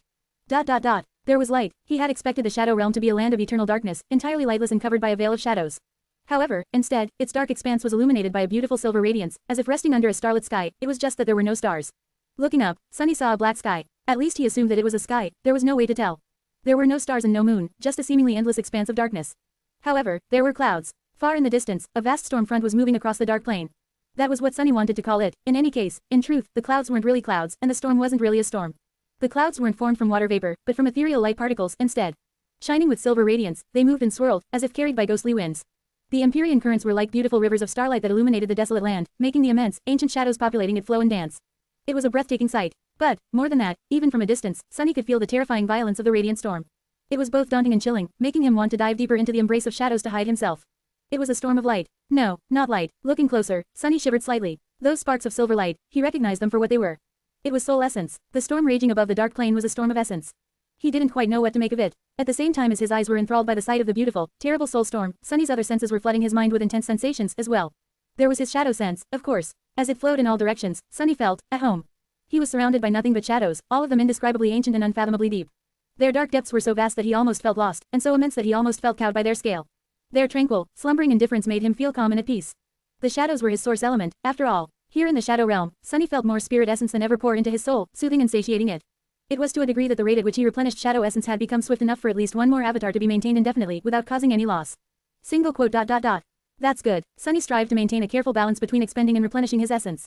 Maintaining 2 avatars at all times, the Lord of Shadows and Rain's companion, was what he could do without constantly draining his reserves. So, knowing that he would be able to send one additional incarnation out to explore the shadow realm without crossing the line was welcome news. Now, then, should I take a look around? There did not seem to be immediate danger around him, but Sunny still remained in the form of an incorporeal shadow for now. He could not see any structures or sense any movement nearby, either. But he felt uneasy, for some reason. Actually, it was completely reasonable for him to feel ill at ease. The shadow realm was supposed to be the land of death, after all. If everything that died ended up here, then, the shadows of unholy titans and horrors beyond description would be here as well, wouldn't they? Sure, those harrowing creatures were supposed to be already dead, but beings of higher ranks were often above such limitations. Had Shadow God not blessed him from beyond the grave? Come to think of it, would the shadows of the gods, and the 7 demons, be here as well? Sunny shivered and carefully glided a few steps forward, nearing the crest of the hill. Something is wrong, I think. He was feeling rather strange. There was no pain and no discomfort, but he definitely felt that something about him was not right. His unease grew stronger. What is it? Then, he froze. If Sunny had eyes at the moment, they would have undoubtedly narrowed. It was because he saw a tiny mote of silver light slowly rise above his incorporeal form, dancing in the ghostly wind. Then, there was another, and another. Why was he emanating sparks of soul essence? That did not make any sense. Not only because he was not supposed to randomly leak essence, but also because Sunny had never possessed soul essence. To begin with, he was rather unique, possessing shadow essence instead. Following an ominous premonition, Sunny summoned the runes and looked tensely at the counter of his shadow fragments. A moment later, he felt a hint of terror. His shadow fragments were dwindling. The rate was not high, just 1 or 2 every moment, but it was unmistakable. His soul was being drained. Not quite. It was not being drained. Instead, it was slowly disintegrating. It was bizarre and beyond reason, but he could not deny the fact. He was not under a soul attack and was not receiving soul damage. He did not even feel any pain, but his soul was slowly falling apart. It was being broken down and turned into pure soul essence. If not for the radiant motes of light, Sunny would not have even suspected anything. Feeling a sense of terror, he looked into the distance, where the immense soul storm was raging above the dark plain. A storm comprised of an incalculable number of essence sparks. If Sunny had hair right now, it would have stood on end. Damnation, what the hell was this place? Following an instinct, Sunny assumed his human form and immediately manifested the onyx mantle. A shadow was quite vulnerable, after all, leaving the soul without the protection of a physical body. Finally, the stream of essence sparks rising above him was cut off. Sunny trembled and let out a relieved sigh. That was close. Before he could celebrate his salvation, however, his shadow sense caught a subtle movement a short distance away. And then, a black arrow suddenly flashed from the darkness, easily piercing his chest. Share to your friends. Enjoying this site? Support us via PayPal, Visa, MasterCard or crypto. Your donations help cover site maintenance and hosting costs. Tap the middle of the screen to reveal reading options. If you find any errors, non-standard content, ads, redirect, broken links, etc., please let us know so we can fix it as soon as possible. Report. Shadow Slave. Chapter 1955-1955, Rude Welcome. 1017 words. Sunny was in the heart of the Shadow Realm, a place where he was supposed to have an absolute advantage over his enemies. And yet, he had not sensed the smallest of movements up until the very last moment. It made sense, in hindsight. Who else could exist in this dark and deadly wasteland other than creatures similar to him? He only sensed the black arrow when it was already too late to dodge it. Sunny only managed to turn his torso a little, bracing for the impact. He had a faint hope that the onyx mantle would protect his body. It was a transcendent armor, after all, its breastplate designed specifically in a way to deflect blows instead of enduring them directly. However, his hopes were futile. The arrow had pierced his armor easily. It pierced his skin and muscles, as well, sliding between his ribs and biting his heart. If not for that slight last moment turn, his heart would have been entirely destroyed. Now, it was merely damaged. A split second later, the arrow had exited from his back and scraped against the inner surface of the onyx mantle. Having wasted its momentum, it failed to break through the stone-like armor again. Consumed by pain, Sunny was tossed back by the devastating force of the impact. He flew a dozen meters back, fell into the black dust, and rolled down the slope of the hill at terrible speed. The world spun, and he tasted iron on his tongue. The shock of the impact was fierce and violent. Being skewered by the arrow hurt like hell. Worse yet, Sunny had no idea where the enemy was, and who the enemy was. The initiative was entirely on the side of the unseen archer, and they were at least powerful enough to effortlessly break an exceedingly durable transcendent armor. Things did not look good for him. Of course, there was plenty Sunny could do. Here in the realm of shadows, he was unreasonably powerful. In fact, he felt more powerful than ever before, as if the world itself was infusing him with dire strength. There was an ocean of shadows around him to manifest. There were his shadows, as well, saint, fiend, serpent. He could call upon them to protect him. There was Shadow Step, and his ability to move great distances in the blink of an eye. Even without the support of other incarnations and unable to augment himself, Sunny could try to give the deadly enemy hiding in the darkness a good battle. However, he did not. There was a much safer solution, after all. Standing in the basement of the Brilliant Emporium, Sunny looked at the open gate of the Shadow Lantern and summoned his incarnation back. A moment later, his avatar disappeared from the slope of the dark hill and crashed on the floor of the marvelous mimic, letting out a muffled groan, sliding a few meters, and colliding with an empty memory display stand. Sunny watched the stand with a pained expression, both because he was feeling the avatar's agony and because that damned display had cost him quite a lot back in Bastion. His first tentative foray into the Shadow Realm seemed to be over, just like that. Well, that's not the best homecoming I could have hoped for, I guess. Not the worst though, either. Walking over to the avatar, who was sprawled on the floor, Sunny looked down at himself with a dark expression. He considered the few short moments he had spent in the Shadow Realm carefully. It was not what he had expected it to be. That dark land was nebulous and beautiful, but also somehow able to destroy souls. If not for how durable his own soul was, it might have been damaged far more severely. In fact, Sunny had a sinking feeling that without Soul Weave, the damage might have been irreparable. On top of that, he had gotten an arrow driven through his chest. His heart had almost been pierced clean through. In fact, the wound would have been fatal for most humans, even saints. His avatar was only alive because of blood weave, which helped him ignore the damage dealt to his heart and keep the blood running through his veins. For now, the avatar stared back at him from below, his face pale and his lips red with blood. Sunny sighed. What are you waiting for, fool? Hurry up and turn back into a shadow. That would not heal his wound, but it would at least prevent the wound from killing his body. The avatar gritted his teeth, lingered for a moment, and then said in a resentful tone. Go to hell, you smug bastard. Sunny smiled pleasantly. Berating himself was still fun. We're already in hell, though. With that, he released control of his incarnation and allowed the avatar to become a shadow once again. Gloomy was a little damaged and seemed rattled by the whole experience, but at least it wasn't vomiting blood. Sunny sighed and looked at the ceiling. Need to think a bit before venturing into the Shadow Realm again.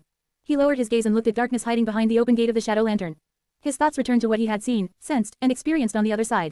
It was a little bit overwhelming. However, Sunny had a feeling that there was something in particular that he was missing at the moment.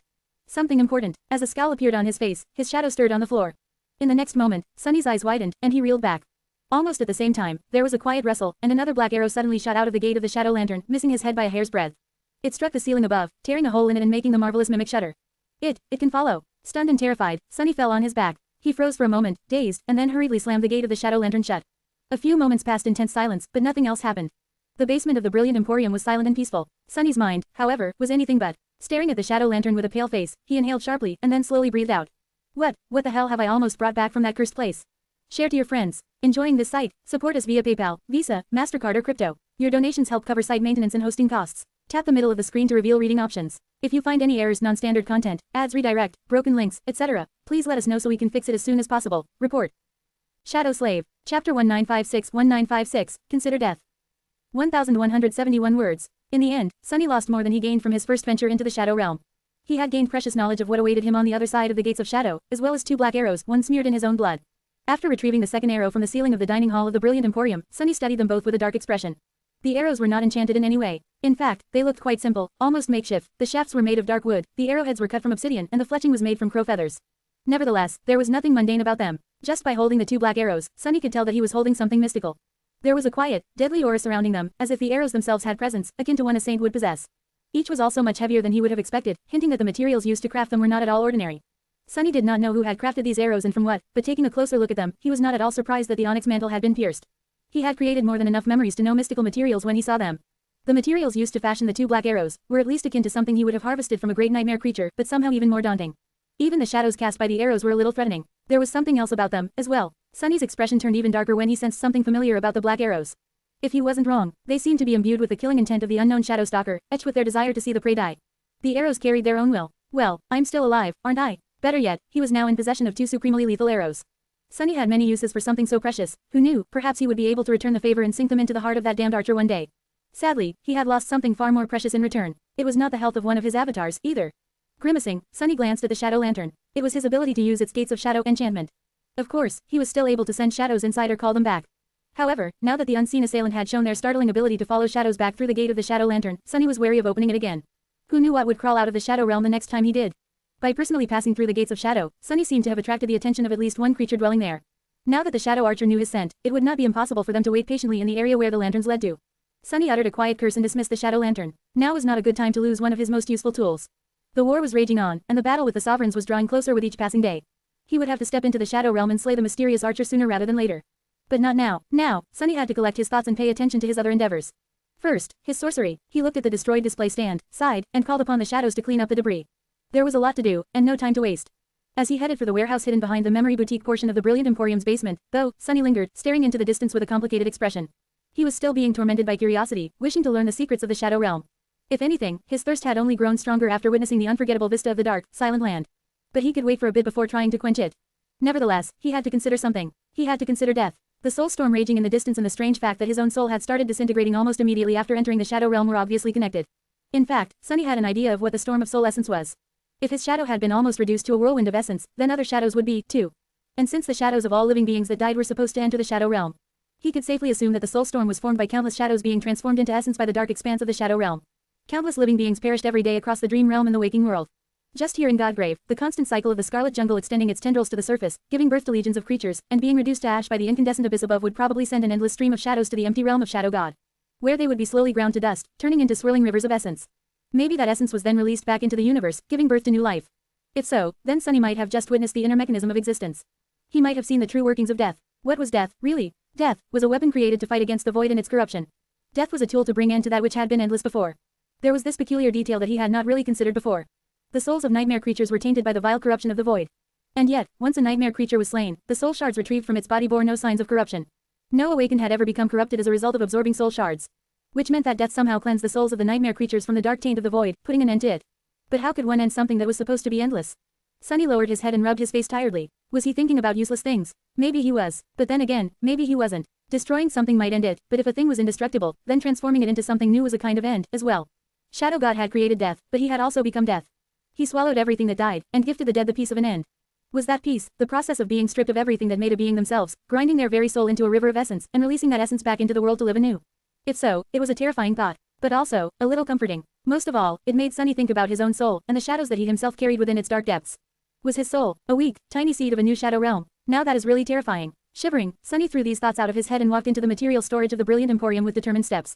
Share to your friends. Enjoying this site? Support us via PayPal, Visa, MasterCard or crypto. Your donations help cover site maintenance and hosting costs. Tap the middle of the screen to reveal reading options. If you find any errors, non-standard content, ads redirect, broken links, etc., please let us know so we can fix it as soon as possible. Report. Shadow Slave. Chapter 1957 Sorcerer's To-Do List. 1025 words. Sunny spent the next several hours exploring various mystical materials he had accumulated over the years and considering what, exactly, he was going to craft. The memories of the shadow realm kept creeping into his mind, but he resolutely ignored them and tried to concentrate on the task at hand.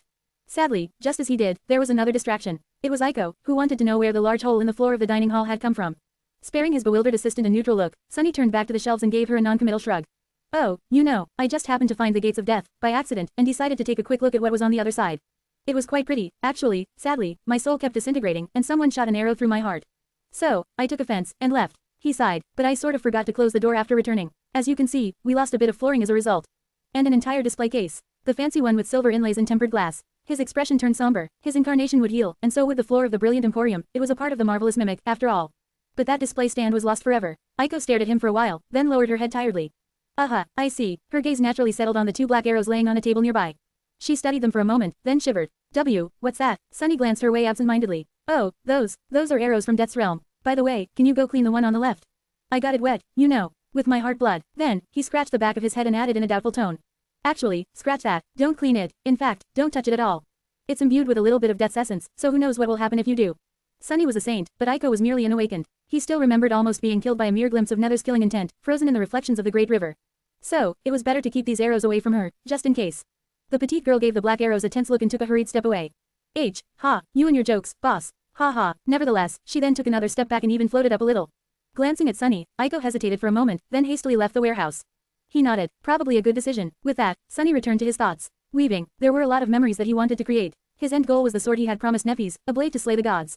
Both figuratively and literally, that sword was meant to accompany her into the battle against the sovereigns, but Sunny was looking further than that. He was looking to what would happen after the sovereigns were gone, to the time she would be sacred and then divine.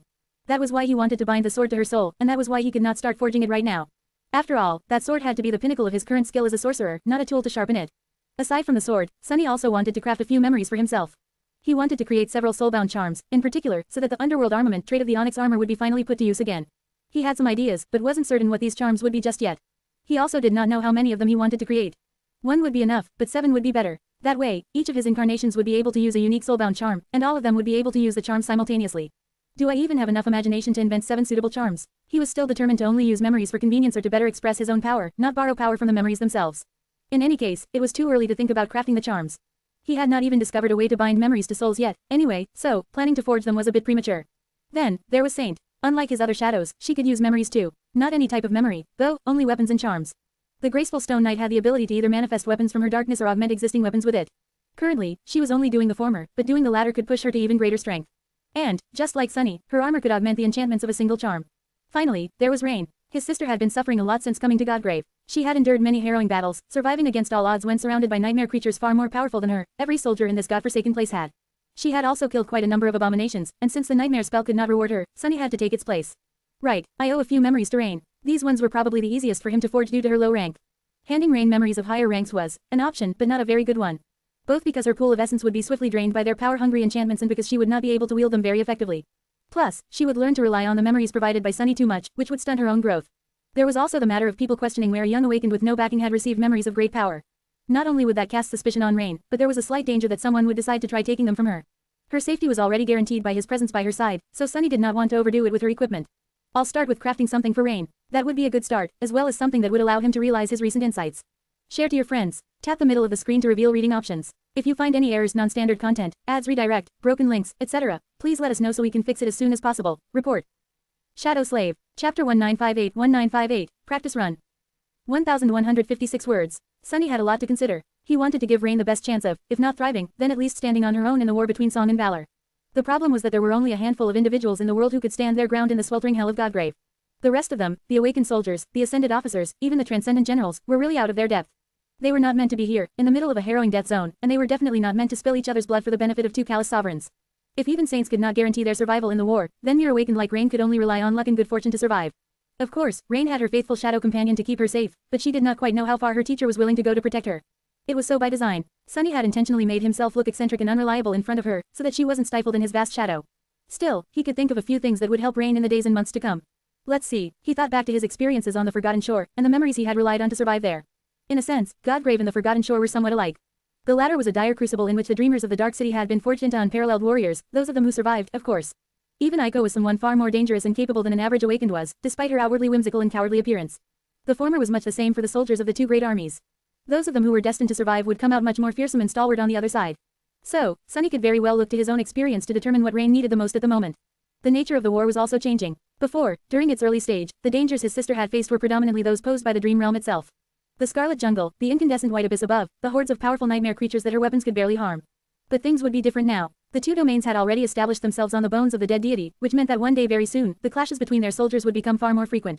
There would be bloody skirmishes, devious ambushes, and large-scale battle fought under the grey veil of clouds.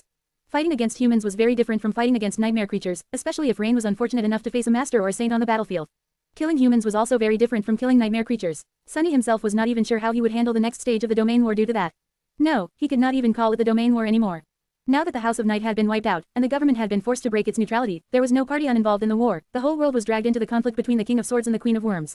Both of the worlds, really, so, it was a world war. Or a realm war, to be precise. He sighed. Rain's soul arsenal certainly had quality. He had forged her bow himself, after all, and gifted her the puppeteer's shroud. There was also the quiver of arrows and the little shadow snake, which could serve her as a melee weapon. However, the collection of her tools and memories was lacking in quantity. Mostly because Sunny had been a little negligent in his role as a surrogate replacement of the nightmare spell. So, what does Rain need the most? There were several areas that needed improvement. The first and the most obvious one was her lacking ability to slay enemies of higher ranks. Most nightmare creatures of Godgrave were transcendent, so many awakened were physically incapable of harming them. Of course, local abominations were also strange, since they were born weaker than most creatures of their rank, then matured and gained true strength in a matter of days, at least on the surface. That was how the two great armies had been able to push the Scarlet Jungle back, slaying these nightmare creatures before the enemy could come into their natural power. Nevertheless, Rain could use a weapon that was capable of piercing the hides of even mature abominations with at least some degree of ease. Considering that her weapon of choice was a bow, that meant arrows. Sunny glanced at the two black arrows, then shook his head. If even Aiko wasn't safe handling them, Rain wouldn't be, either. The second area that needed improvement was Rain's defense. The puppeteer's shroud was a good armor, but it wasn't the most durable of them. Its main benefits were that it was light, sufficiently resilient, and protected one's mind. Better yet, it had an invigorating effect on someone's mind as well, helping its master deal better with mental fatigue, which was perhaps the most valuable gift Sunny could have given Rain in a dreadful war. That said, he had not anticipated that she would keep ending up in the midst of a melee so often when transferring the puppeteer's shroud. Wasn't she supposed to be an archer? Why was his sister constantly fighting side by side with that girl, Tamar of Sorrow? Sunny grimaced and shook his head. Then again, he had been supposed to be a stealthy assassin, too. Life never went the way one wanted it to go. The puppeteer's shroud had seemed sufficient at the start of the war. But now that the two great armies were about to clash, Rain would be going into battle against humans, against Awakened. She would be exposed to countless aspects, and those were varied and unpredictable. So, she needed to both bolster her overall defenses and gain resistances against a varied array of attacks, from relatively simple elemental one to more strange and sophisticated forms of harm. Lastly, there was the third area, perhaps the most important one. It was utility and tools. Sunny had used the Midnight Shard and the puppeteer's shroud well on the Forgotten Shore, but if anyone asked which memories had saved his life the most there, he would have to say that they were the Endless Spring and other utility memories, like the Dark Wing, Neff's Evertwine, or even the Prowling Thorn. In fact, if Rain had the Dark Wing during her days as a laborer on a road crew, she would not have ended up almost dying in one of the canyons of the Moonriver Plain. Of course, she had not awakened yet back then, so it was a moot point. Sunny hesitated for a while, looking around the crowded warehouse. Then, he nodded. Arrows, defensive equipment, utility memories. He had his work cut out for him. Share to your friends. Tap the middle of the screen to reveal reading options. If you find any errors, non-standard content, ads redirect, broken links, etc., please let us know so we can fix it as soon as possible. Report. Shadow Slave. Chapter 1959-1959, in the bag. 1,113 words. Sunny had woven many memories in the past. However, today, he had an entirely new goal, weave something entirely new without relying on imitation. In theory, he was ready for that challenge. His foundation was quite solid. Firstly, he had meticulously studied countless weaves, so his mental library of string patterns was sufficiently vast. Secondly, he had spent numerous hours poring over these patterns, trying to discern how they worked. These efforts allowed him enough insight to change and modify the weaves he was familiar with however he saw fit. Well, maybe not. Although Sunny could indeed achieve a lot, he was still somewhat limited in the scale and scope of such alterations. For now, lastly, there was his new ability to fuse with the memories in his possession, which allowed him to fathom the connection between the weaves and the enchantments they produced on a much deeper level. It was that last gain that was supposed to give him the push he needed to break free from his past limitations. Sunny looked around the material storage, then walked over to the section containing various leathers, which he had made himself from the hides of nightmare creatures over the years. Choosing a roll that wasn't too valuable, he considered it for a moment. Of course, the low value of this leather was relative. Sunny could afford to disregard it, but it would be a real treasure for most Awakened and more than a few masters as well. Nodding in satisfaction, Sunny picked up the roll of leather, then found a few more materials and left for the workshop. Once there, Sunny unrolled the leather, traced it roughly, and then swiftly cut it. The material was durable enough to resist enchanted weapons, but he effortlessly sliced through it using nothing but his nail. After that, Sunny got to work. Sitting down, he manifested 4 more hands. These shadow hands were responsible for weaving threads of essence, while his original pair was handling the leather. Funnily enough, Sunny also summoned Weaver's Needle. Today, it had some mundane stitching to do. Slowly, a leather backpack took shape in his hands. The backpack was on the smaller side, but crafted with utmost care. In fact, it could quite easily compete with the most luxurious leather bags sold by famous fashion designers in the waking world. That was how good his craftsmanship had become. After paying a ridiculous amount of credits for what would eventually become the overpriced saddle, Sunny had given a solemn vow to never be robbed blind like that again and learn how to handle leather himself. The name of that memory was not a joke, but rather an expression of his deep, inconsolable anguish. He continued to focus on his work. When Sunny needed additional tools, he manifested them from shadows. When he needed thread, he used the diamond thread from the ebony tower. Eventually, all that was left was to add the clasps to hold the flap of the backpack tightly closed when moving.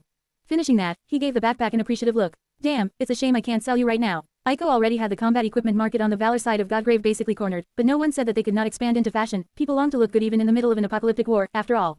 Take Kai, for example, who chose his armor based on how pretty it was. That fool. Shaking his head regretfully, Sunny walked over to a massive chest and opened its lid, revealing a radiant pile of soul shards. Most of his fortune was safely stored in the Nameless Temple, but he had plenty of shards at hand here, as well. Fishing out a few ascended shards from the pile, Sunny returned to his workbench. He did not know yet how many anchors his weave would need, so it was better to be safe than sorry. Then, he summoned the Endless Spring, put it down, and gave it a complicated look. Sunny had always suspected that the beautiful glass bottle was, at its core, a spatial storage memory akin to the covetous coffer. However, after exploring it recently, he realized that he could not have been further from the truth. The endless spring was unique, to say the least. In hindsight, it was a truly remarkable memory, far beyond what other enchanted tools of its rank and class were supposed to be. But then again, Cassie, the person who had initially received it from the spell, was quite an unusual awakened herself. Considering that her aspect was of the almost unheard of sacred rank, the nightmare from where the endless spring had come must have been a remarkable trial as well. In any case, the endless spring could not help Sunny with what he was trying to do at the moment. The marvelous mimic, however, did. So, Sunny augmented his shadow instead of the beautiful glass bottle. He wanted to create a spatial storage memory for Rain, and for that, there was no better reference point than the covetous coffer, which the marvelous mimic had been born of.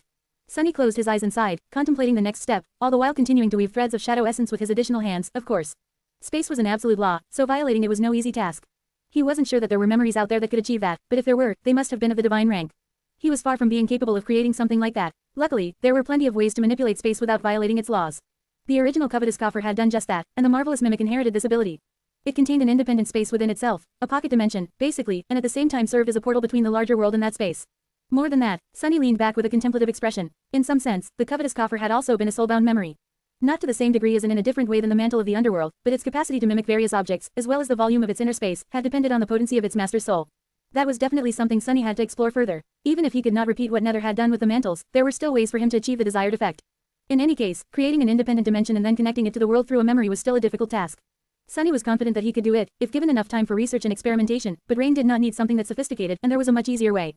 Share to your friends. Tap the middle of the screen to reveal reading options. If you find any errors, non-standard content, ads redirect, broken links, etc., please let us know so we can fix it as soon as possible. Report.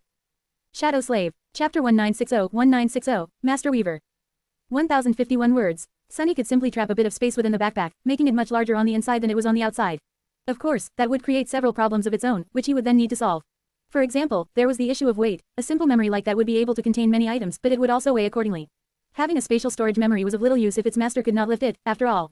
Luckily, Sunny had long mastered enchantments that manipulated weight. By adding a simplified version of the Feather of Truth, he would be able to give the backpack the ability to reduce the weight of all items stored inside. Then, there was the issue of continuity. Effie had actually possessed a spatial storage memory of her own long before the Black Beast locket, all the way back on the Forgotten Shore. However, it possessed a glaring flaw when compared to the covetous coffer. Once it was dismissed, everything inside was tossed to the ground instead of being safely stored within her soul. The same would be true for the leather backpack, unless Sunny came up with countermeasures. He had to weave plenty more shadow threads, so there was enough time to think. Actually, I feel that the answer is hidden in the rudimentary enchantments that all memories possess. The most basic of them, the ability to dismiss a memory and manifest it again from essence. If I can somehow make the backpack treat everything stored inside of it as a false memory, maybe a part of itself.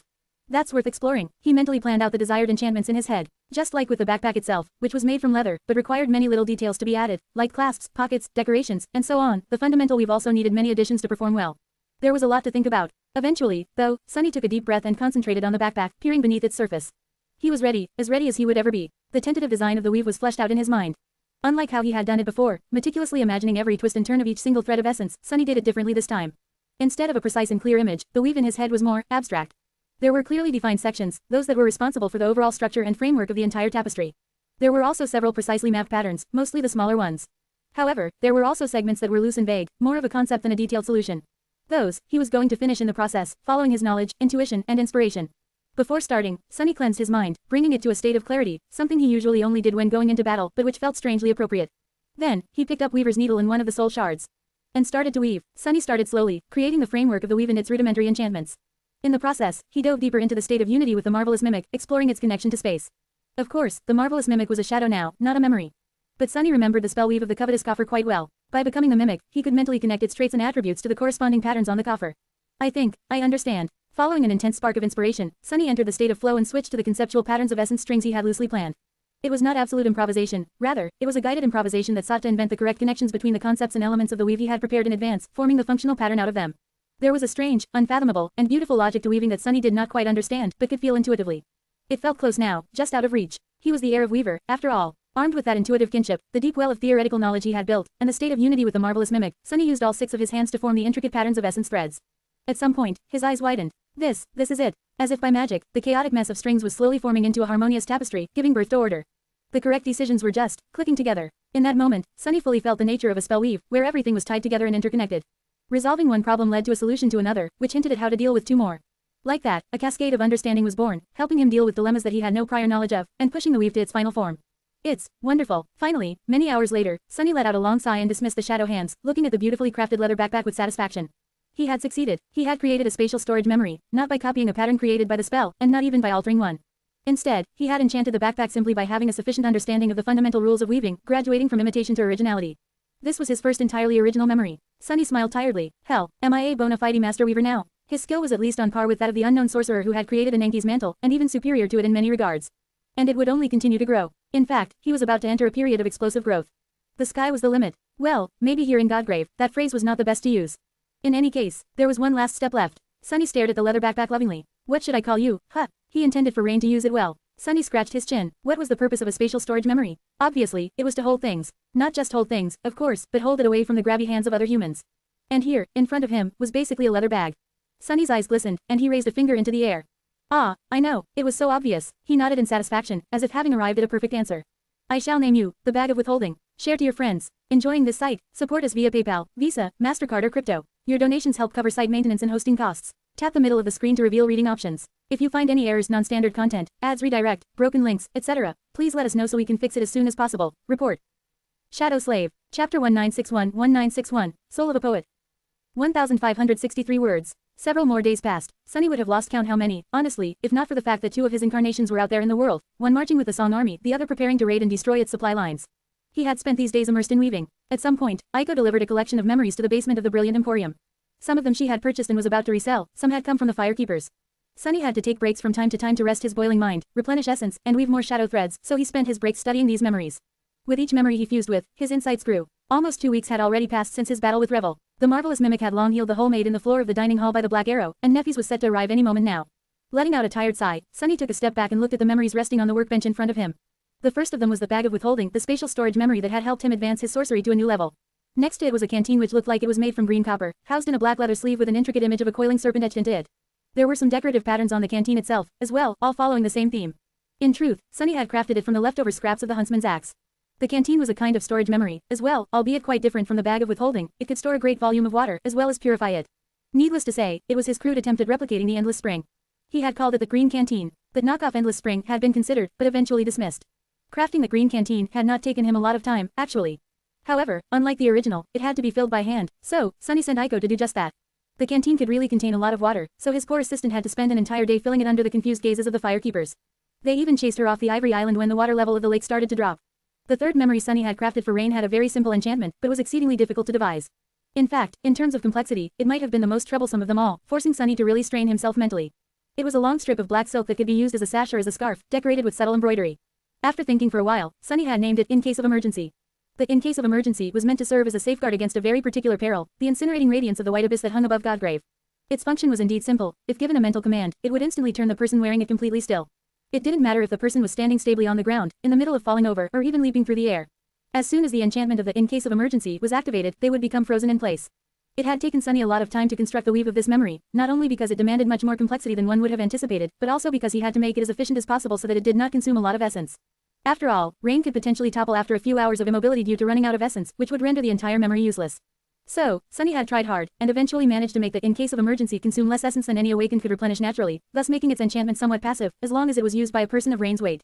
That was it for the utility memories Sunny had prepared. Pressed for time, he had no choice but to eventually turn his attention to other areas. Next to the neatly rolled sash were 3 arrows, each possessing a unique enchantment. They were Heavy Blow, Outskirts at Noon, and Don't Cut Yourself. All 3 had black shafts, crafted from the charred wood of the burned forest. The fletching and arrowheads, however, were different. The Heavy Blow had gray fletching and an arrowhead forged from dull metal.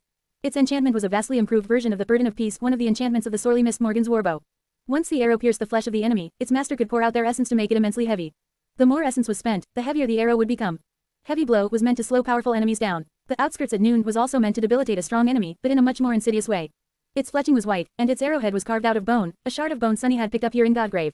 Although its enchantment was his original creation, it had been inspired by the Blessing of Dusk from the Shroud of Graceless Dusk. What Sunny had done was store a mental image inside the arrow, a mental copy of the overwhelming disorientation he had experienced after enveloping the outskirts of NQSC with his shadow sense for the first time. Once the arrow struck true, this terrible cacophony of sensations was projected into the victim's mind, hopefully causing complete sensory overload. Outskirts at Noon was meant to daze the enemy. The master of the arrow could continue to expend essence to sustain the disorienting effect. Finally, there was the Don't Cut Yourself. Its arrow and arrowhead were green, the latter forged from the same metal as the Beast of Prey and the Green Canteen. Unlike the other 2 arrows, which were meant to debilitate enemies, this one was meant to kill. It carried a deadly toxin, infecting the blood of those pierced by its sharp arrowhead. The longer the master of the arrow fed the enchantment with essence, the more poisoned the enemy would become. The harm dealt by the toxin was cumulative, so it was a perfect weapon for Rain, who mostly faced enemies far above her in terms of power. Even though she was much weaker, with enough determination and tenacity, she would be able to slowly kill even the most terrifying of the jungle beasts. In fact, Sunny had created all 3 arrows while thinking about how to help his sister deal with nightmare creatures that she had no business fighting and yet had no choice but to fight. Sadly, the arrows had active enchantments, so she was going to be tactical about when and how to use them. Nevertheless, he would give her effective tools to choose from, at least. Lastly, there were the defensive memories he had crafted. One of them looked quite unassuming. It was a polished piece of volcanic glass hanging on a leather cord. It was a powerful charm that could passively bestow a moderate degree of resistance to elemental attacks upon its wielder, or a high degree of protection if used actively. Better yet, the master of the charm could limit the scope of what resistances were active, thus augmenting them even further. As a bonus, it could either cool the wielder down in case of heat or warm them up in case of severe cold. Sunny had called the charm the pièce de résistance. He had no idea what these words meant, exactly, but it sounded fancy and vaguely fitting. Apart from the charm, Sunny had also crafted a memory inspired by the chainmail shirt Neffys used to wear, which was a unique piece of enchanted armor that could be worn atop or below other memories of that type. The memory he had devised was designed to augment the defensive properties of the puppeteer's shroud, and was made from black, lusterless leather. There was also a lining of light, dark gray chainmail to make the entire ensemble more durable, effectively adding a second, hidden layer of physical protection to the puppeteer's shroud. He had called it that safety first. These were all the memories Sunny had crafted for Rain. His gaze shifted to one more item laying on the workbench. It was a bracelet much similar to his own. However, Sunny had not been able to finish it, yet. He needed Cassie's help to complete the weave of this unassuming, but deeply complicated memory. Still, I have outdone myself this time, if I do say so myself. A faint smile appeared on Sunny's face. He couldn't wait to present these memories to Rain. There was just one thing that bothered him, though. Sunny frowned, then summoned the runes and glanced at the list of his own memories. Shadow chair, overpriced saddle, weaver's needle, handy bracelet, quintessence pearl, definitely not me. His gaze shifted to the memories he had crafted in the last few days. Bag of withholding, green canteen, in case of emergency don't cut yourself, outskirts at noon, safety first. He closed his eyes, and let out a quiet sigh. There was no denying it. I guess, I have a poetic soul, too. Sunny was starting to understand how he and Rain had ended up with their weird names. Share to your friends. Tap the middle of the screen to reveal reading options. If you find any errors, non-standard content, ads, redirect, broken links, etc., please let us know so we can fix it as soon as possible. Report. Shadow Slave. Chapter 1962, Darkest Shadow. 1192 words. Sunny massaged his tired shoulders and yawned. As a saint, and quite a special one at that, he did not tire easily. Still, this latest marathon had been a little exhausting. From battling rebel to fusing with shadows and memories, to weaving without rest for a week straight, his mind was in dire need of respite.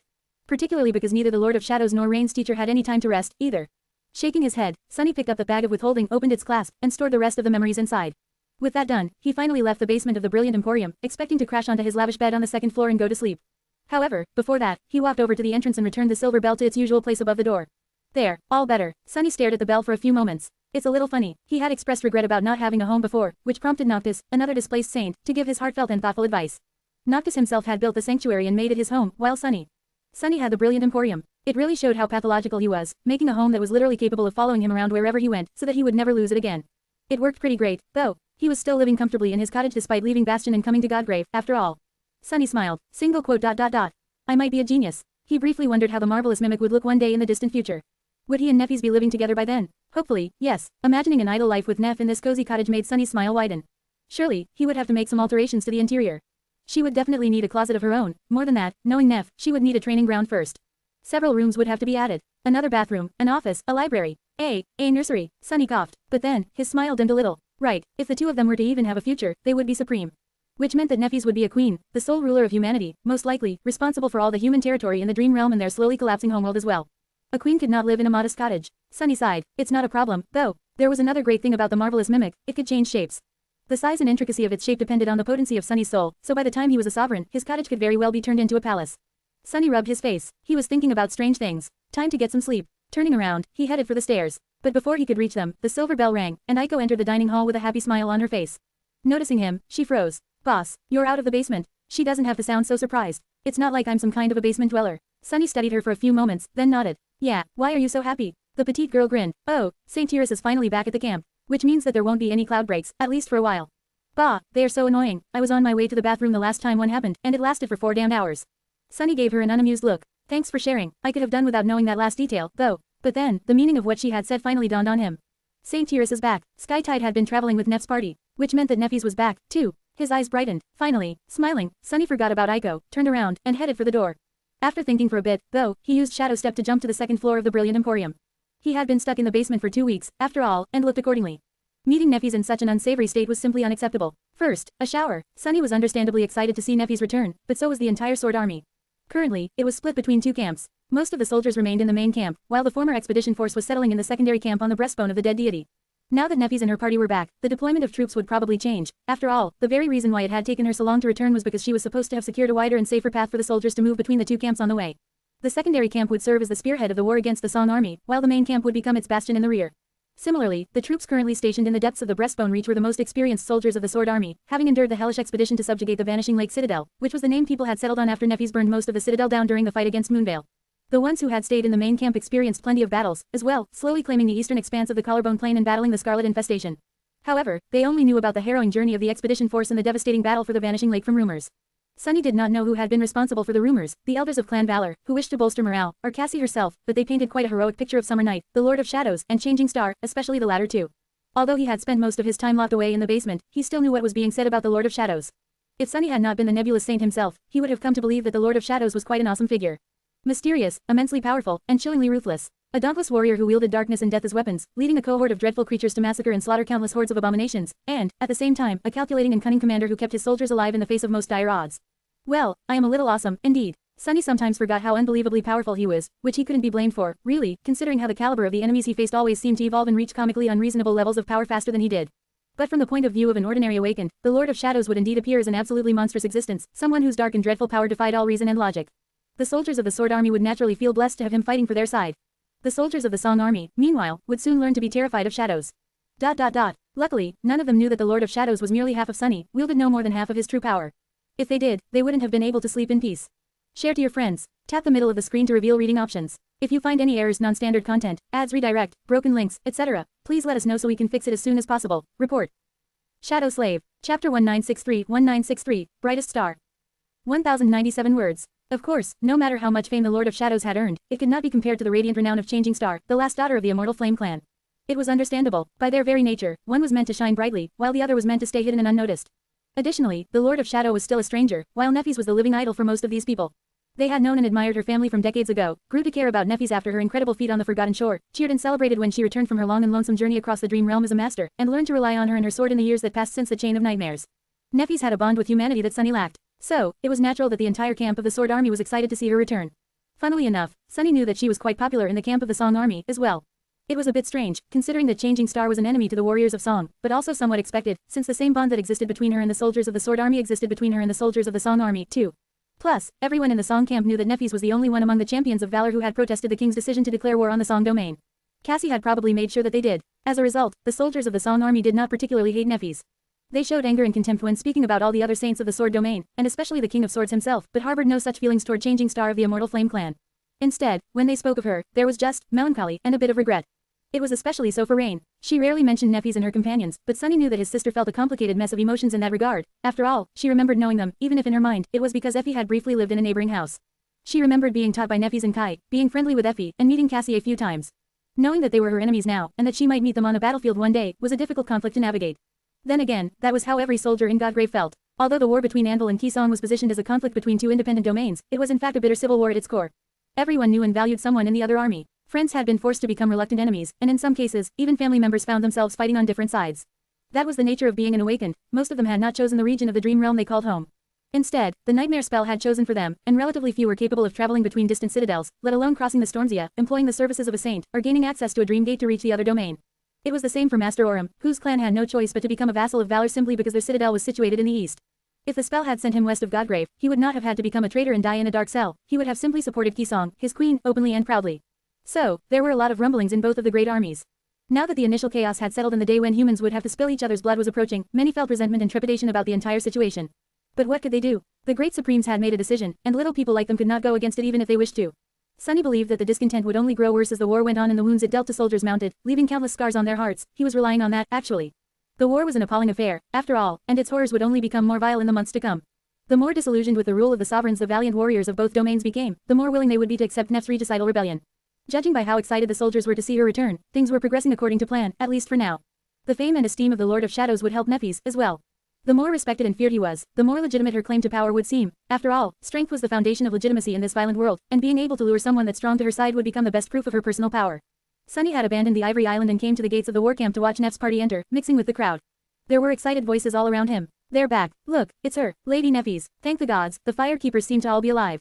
Lady Nephis, here, glory, glory. People were talking about Sunny, as well. Wait, where's the Lord of Shadows? He's not coming back, idiot. He returned to his temple to command the Western Front. Temple? Why does that guy have a temple? What is he, a god? Of course not. I mean, at least I don't think he is. He might be. Sunny smiled crookedly, but then let out a wistful sigh. It was as if none of them realized that what happened at Vanishing Lake, while important for spreading the sword domain across Godgrave, was really a Pyrrhic victory. 7 saints of the Sword Army had perished, which was not only a painful loss for humanity, but also the reason why more of these soldiers would die in the future. Of course, some people knew. The clans to which the fallen saints had belonged were informed, and the news spread. Nobody had tried to keep it a secret, to begin with, at best trying to direct public attention somewhere else. To the supposed triumph of Changing Star and the Lord of Shadows, for example, or to the perceived defeat of Dark Dancer Revel and her sisters. But all of it were concerns for the future. For now, Sunny simply wished to see Neffys after being separated from her for too many days. Soon, his smile returned. There you are, share to your friends. Enjoying this site? Support us via PayPal, Visa, MasterCard or crypto. Your donations help cover site maintenance and hosting costs. Tap the middle of the screen to reveal reading options. If you find any errors, non-standard content, ads redirect, broken links, etc., please let us know so we can fix it as soon as possible. Report. Shadow Slave. Chapter 1964. Nice experience. 980 words. Neffys was walking at the head of the column of tired soldiers, just as pure and radiant as always.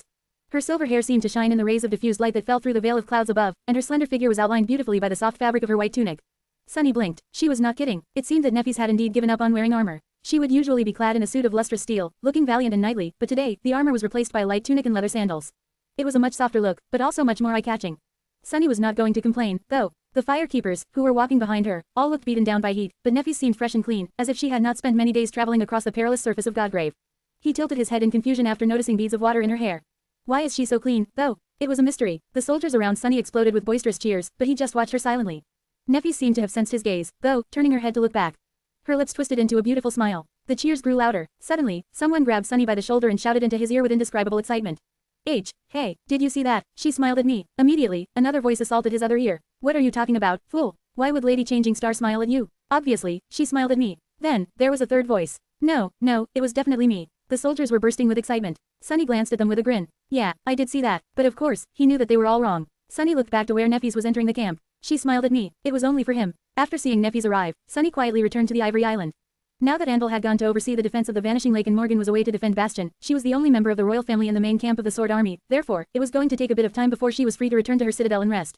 In the meantime, Sunny could prepare to welcome her home. As if by magic, his fatigue seemed to be gone. Instead, Sunny felt full of energy. If not for the occasional yawn, no one would have suspected that he was running on fumes. Now, what should I do? Sunny longed to spend some romantic time with Neffys, but unfortunately for him, Godgrave wasn't brimming with romantic opportunities. Added to that was the fact that he only vaguely knew what people were supposed to do while courting each other. The basics were pretty simple: taking walks together, watching movies or theater plays, dining in fine establishments, visiting museums, going to amusement parks, whatever that was, and attending concerts. Any kind of activity that could allow the couple to spend time together in a pleasant environment and enjoy nice experiences together. But there was nowhere pleasant to stroll in Godgrave, no theaters and no dining establishments. No museums, no amusement parks, and no concerts. Most of the time Sunny and Neffys spent together was dedicated to battling hideous nightmare creatures, and the experiences they shared, while sort of nice, were not exactly romantic. He let out a sigh. Damnation, Sunny was really limited in what he could do to show his affection. He could make her delicious food, give her thorough massages, and listen to what she had to say. Which was fine, but he also felt like he was missing something. Sunny's eyes suddenly widened, and he slapped himself on the forehead. Gifts. I missed gifts. Damn it, I'm an idiot. He should have made her a memory, as well. Why didn't he think about it before? It was too late now. Shaking his head in dejection, Sunny raided the Brilliant Emporium's pantry, then used Shadow Step to teleport to the Ivory Tower and got busy doing one of the few things he could do, preparing a sumptuous meal for Neffys. She would have grown tired of field rations in the past 2 weeks, and they had not been eating well during the march to the Vanishing Lake either. So, she would definitely be happy to taste something delicious. He chuckled while cooking. Come to think of it, I've been known to taste wonderful myself. Single quote. That was not an empty boast. Sunny was quite sure that he was truly delicious, otherwise, countless nightmare creatures would not have tried to feast on his flesh despite his modest stature and slender build. If it wasn't because of his refined taste, then why else?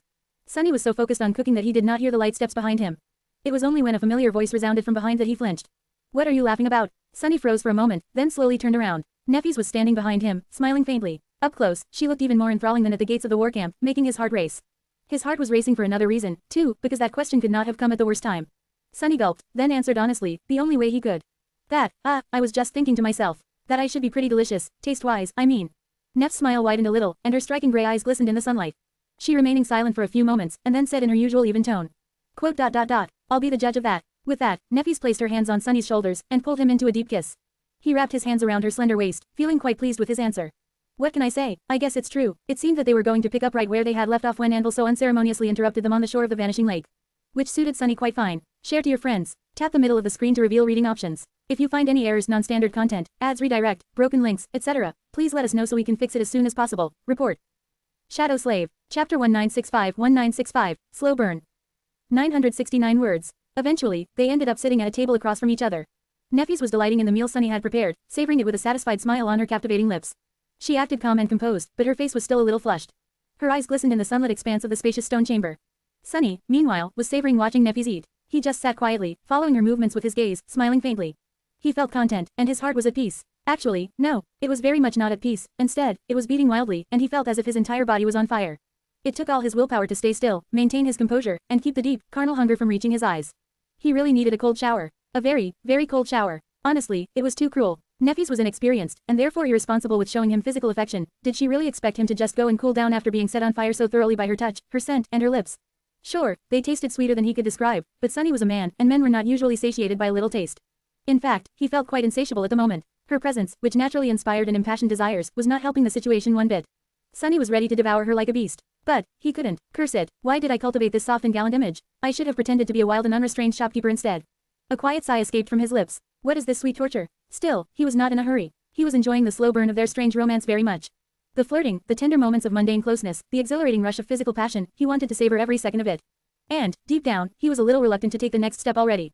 Sunny and Neffys were adults, and they both knew what they wanted. However, he was very aware of how differently they viewed each other. Neffys was fond of him, sure. She enjoyed his company greatly, and there was undeniable physical attraction between them. She might have even begun to develop an emotional connection, learning to care for and depend on him. She certainly trusted him a great deal. But at the end of the day, Sunny was still a stranger to Neffys. She had only known him for a few months, after all, and while some of the experiences the two of them had shared were quite intense, they could never compare to the lifetime bond that still dwelled in his heart. A bond that Neffys did not remember. So, deep down, Sunny hoped that she would at least learn to value him more before their relationship evolved into something more meaningful and irreversible. Before that happened, he would have to be satisfied with what existed between them now.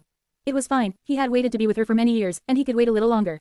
These little sweet moments were precious enough, and he wasn't going to rush. As Sunny was thinking about that, Neffys glanced at him with a smile and winked innocently. His body shivered. No, I take it back. What was the point of being slow and steady? Fortune favored the bold. He had waited for almost 10 years, already, so there was no harm in rushing at all.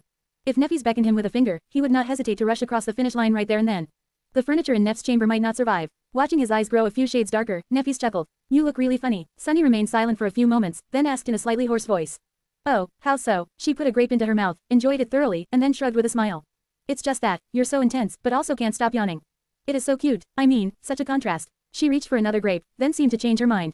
Have you not gotten any rest lately? Sunny blinked a couple of times. Have I been yawning? He hadn't noticed at all. Suddenly, he was embarrassed. I wasn't yawning, before, right? Not just embarrassed, mortified. Sunny coughed. Oh, yeah, to be honest, I haven't slept for a couple of weeks.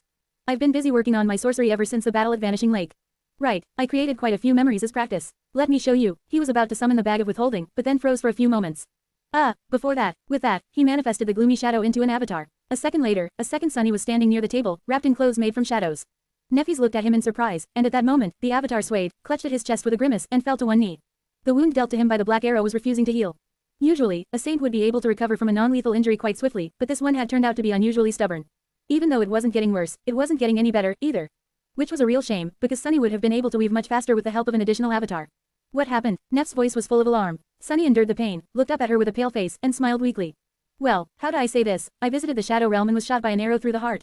Her eyes widened. Neffys remained still for a short moment, and then pushed the grapes away.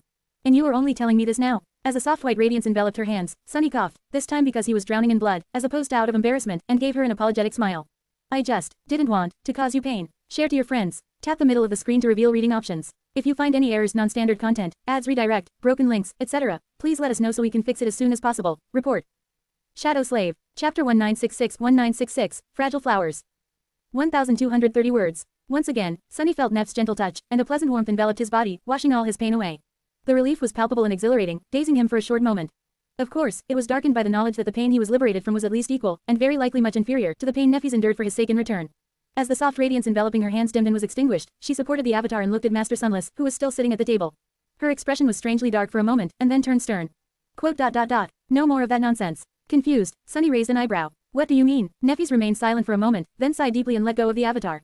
Patting him on the shoulder, she rose from the floor and walked back to her chair. The sparing me the pain nonsense. Neffys took a glass filled with fragrant wine, drank deeply from it, and then carefully placed it down. If I were wounded and in pain right in front of you, and you had the power to stop my suffering, would you have hesitated to help me because of a few fleeting moments of agony? Sunny shook his head. No, I mean, seeing someone I care about suffer would have been quite agonizing, anyway. Neffys nodded slowly. Exactly. So, never hesitate to ask me for help. If you will. Sunny did not say anything for a while. Then, he dismissed the avatar and smiled mischievously. Is this your roundabout way of saying that you care about me, Lady Neffys? She scoffed. Seriously, how come I am only ever surrounded by such people? Nephi sighed and shook her head in resignation. Both you and Cassie, she has this infuriating habit of bottling things up, suffering in silence, and treating me like some kind of fragile flower. I watched her retreat into herself for 4 entire years, never admitting what was wrong. Sunny's eyes glistened. He knew that Cassie could have been very well hearing this conversation, but could not endure the temptation to share his grievances with a fellow victim of the blind seer's cagey nature. Right, she's so secretive, like, who in their right mind would keep so much to themselves? For years, vital information, too. Of course, he knew that Cassie had most likely only been withdrawn in the last 4 years because she simply couldn't make Nephi's, or anyone, really, except for Sunny himself, remember what she had to say. And he knew that Cassie's habit of keeping secrets close to her chest was because of the trauma of watching her visions become self-fulfilling prophecies in the most horrible way. Sunny was personally responsible for cementing that trauma in her heart, after all. But still, was there anyone who could pass on the chance to complain about a friend to someone who knew them as well? Neph's eyes glistened with fervor. Right, she didn't even tell me that you were the Lord of Shadows. So despicable. Sunny opened his mouth to agree, then closed it and coughed. Well, that was my fault, really. Nephi's looked at him with an appalled expression, but couldn't maintain it for long and laughed. Oh, I know. Then, she lowered her head and gave him a curious glance. It seemed like she wanted to ask something, but in the end, she did not. It was only then that Sunny realized that he had let more than he wanted to slip. His words implied that he had known Cassie for a long, long time. Nephi's must have noticed that, but decided to remain silent. By now, she had to know that there was a strange connection between her and Sunny. But, perhaps because of the conversation they had had once in Bastion, she never pressed him to share the truth. Sunny was thankful for that, because he knew that he would not be able to answer. But at the same time, it pained him, because he wanted for her to ask the question so badly. It was a strange thing. Nephi studied his face for a bit, then leaned back and let out a sigh.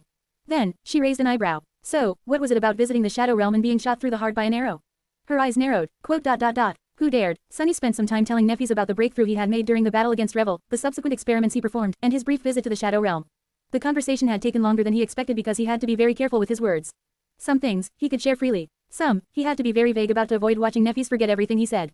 In the end, though, she understood most of what had happened. Sunny then proceeded to boast about the memories he had crafted.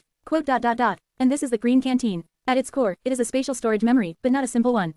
Of course, I had to manage its weight first and foremost, just like the bag of withholding.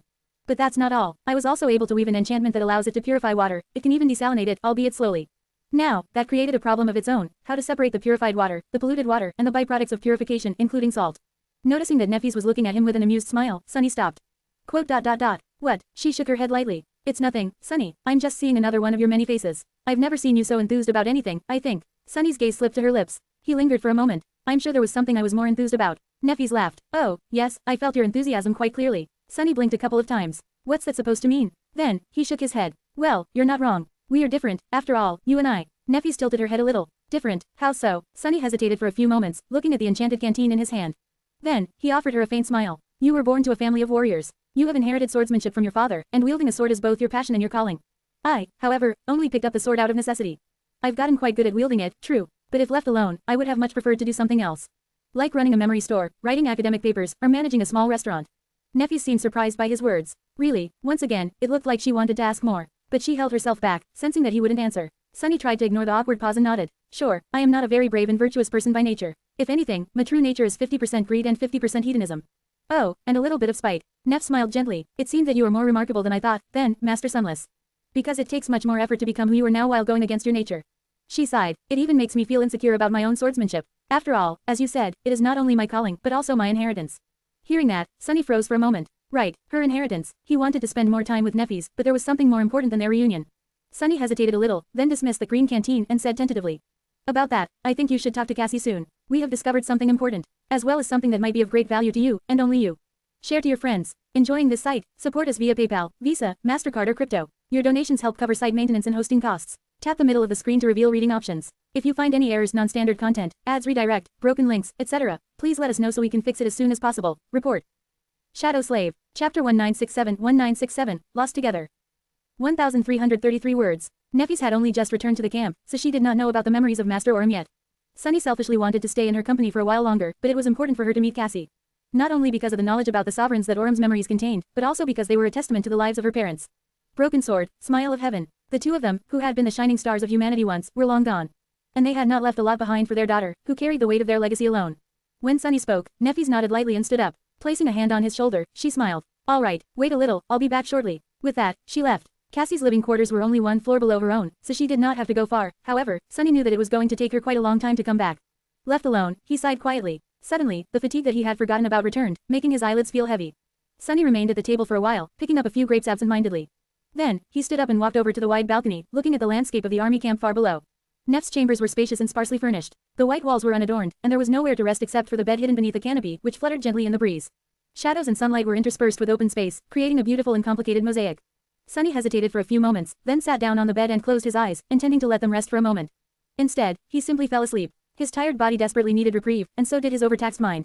So, Sunny decided not to wake himself up. Master Sunless had nothing to do at the moment, anyway. His other two incarnations could pick up the slack. The Lord of Shadows was preparing to attack the Song army from the rear. Rain's mercurial teacher was busy hiding from the Queen of Worms while keeping his headstrong disciple safe.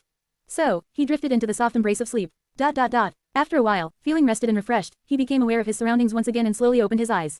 It seemed that he had been asleep for much longer than intended. The air smelled of coming rain, and the stone chamber was much darker than before. Considering that there were no knights in Godgrave, it could only mean that storm clouds were gathering in the sky, casting a deep shadow on the war camp of the Sword Army. Sunny was still in the sweet grasp of sleep, a little. The bed was soft and welcoming, and both his body and mind felt revived. He was in a very good mood. The hollows are going to be flooded again. At least the hollows of the eastern reach of the Collarbone Plain. He did not know how vast the approaching storm would be. Turning his head, Sunny noticed that Neffis had come back at some point.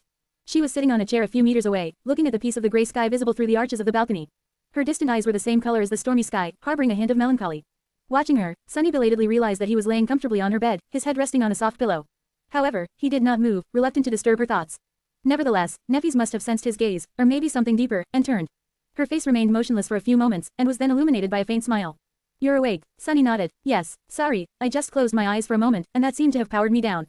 She shook her head lightly. That's all right. It was sweet, actually. I got to see another of your faces. You look very different when you sleep. He raised an eyebrow, hiding his embarrassment. Sunny had only recently called himself delicious, but really, no one had ever described him as sweet, at least not that he could remember. His expression wavered for a moment. Wait, was she watching me sleep? He wasn't quite sure how to feel about it, not the least because it meant that he felt safe enough here to not even bother staying aware of his surroundings with the help of the gloomy shadow. Glancing at it briefly, Sunny looked back to Neffis and hesitated for a moment. Have you met Cassie? She turned to the gray sky again and nodded after a short pause. Yes, we learned quite a bit about the sovereigns. It's good news. In the silence that followed, Sunny sighed deeply. What about the rest of it? Neffis looked up and smiled. There was a hint of bitterness in her smile. Eventually, she sighed. It is something special, isn't it? Cassie's power. I never thought I'd get to see my mother one day. I mean, how she was before becoming hollow. I had only ever heard about how bright and wonderful she was from others. Neffis lingered for a few moments and added, her voice growing a little distant. My dad, too. I still remember him, a little. It was not like we were particularly close, though. He was not indifferent or uncaring, just, always busy. And always bleak, even if he tried to brighten up when around me. Looking back, he was really obsessed with what he was trying to achieve. Conquering the fourth nightmare, most likely. The apple doesn't fall far from the tree, does it? She sighed. It was really strange to see them like that. Young, radiant, loving, and brimming with hope. I had thought that it would be a solace to finally know what they were like. To know that they have not always been just a pair of ghosts. Especially my mother. She looked down at her hands and added, her voice sounding wistful. But to be honest, Neffis sighed. In the end, witnessing them only made me feel lonelier. Sunny remained silent for a while, not knowing what to say. Everything he wanted to say to her would be forgotten in a few moments, never leaving a mark. So, there was no point. Eventually, he looked at the ceiling. There is this guy that I know, who became an orphan early on. He was lonely for a long time, too. But then, he met a girl. He paused for a few seconds. And then, he lost that girl. And then, he found her again, only to lose her again. Come to think of it, I guess it's wrong to say that he lost her, rather, it was him who became lost. In any case, what I am trying to say is, actually, I'm not sure what I'm trying to say. Sunny smiled. I seem to have had some kind of idea when I started talking, but now, I don't know. You don't have to feel like that, I guess. Neffis chuckled softly. Standing up, she walked over to the bed and sat down, looking at Sunny from above. There was a strange emotion in her eyes, both bitter and sweet, both powerful and timid. Perhaps it was longing. Neffis smiled. Well, how does the story end? Was that guy found in the end? Sunny answered her smile with one of his own, then shrugged. I'm not sure yet. Time will tell. She gazed at him deeply, not saying anything. Slowly, her smile dimmed, replaced by a calm and sober expression. And the strange emotion in her eyes grew more intense. Sunny wanted to speak, but before he could, Neffis leaned down and kissed him deeply.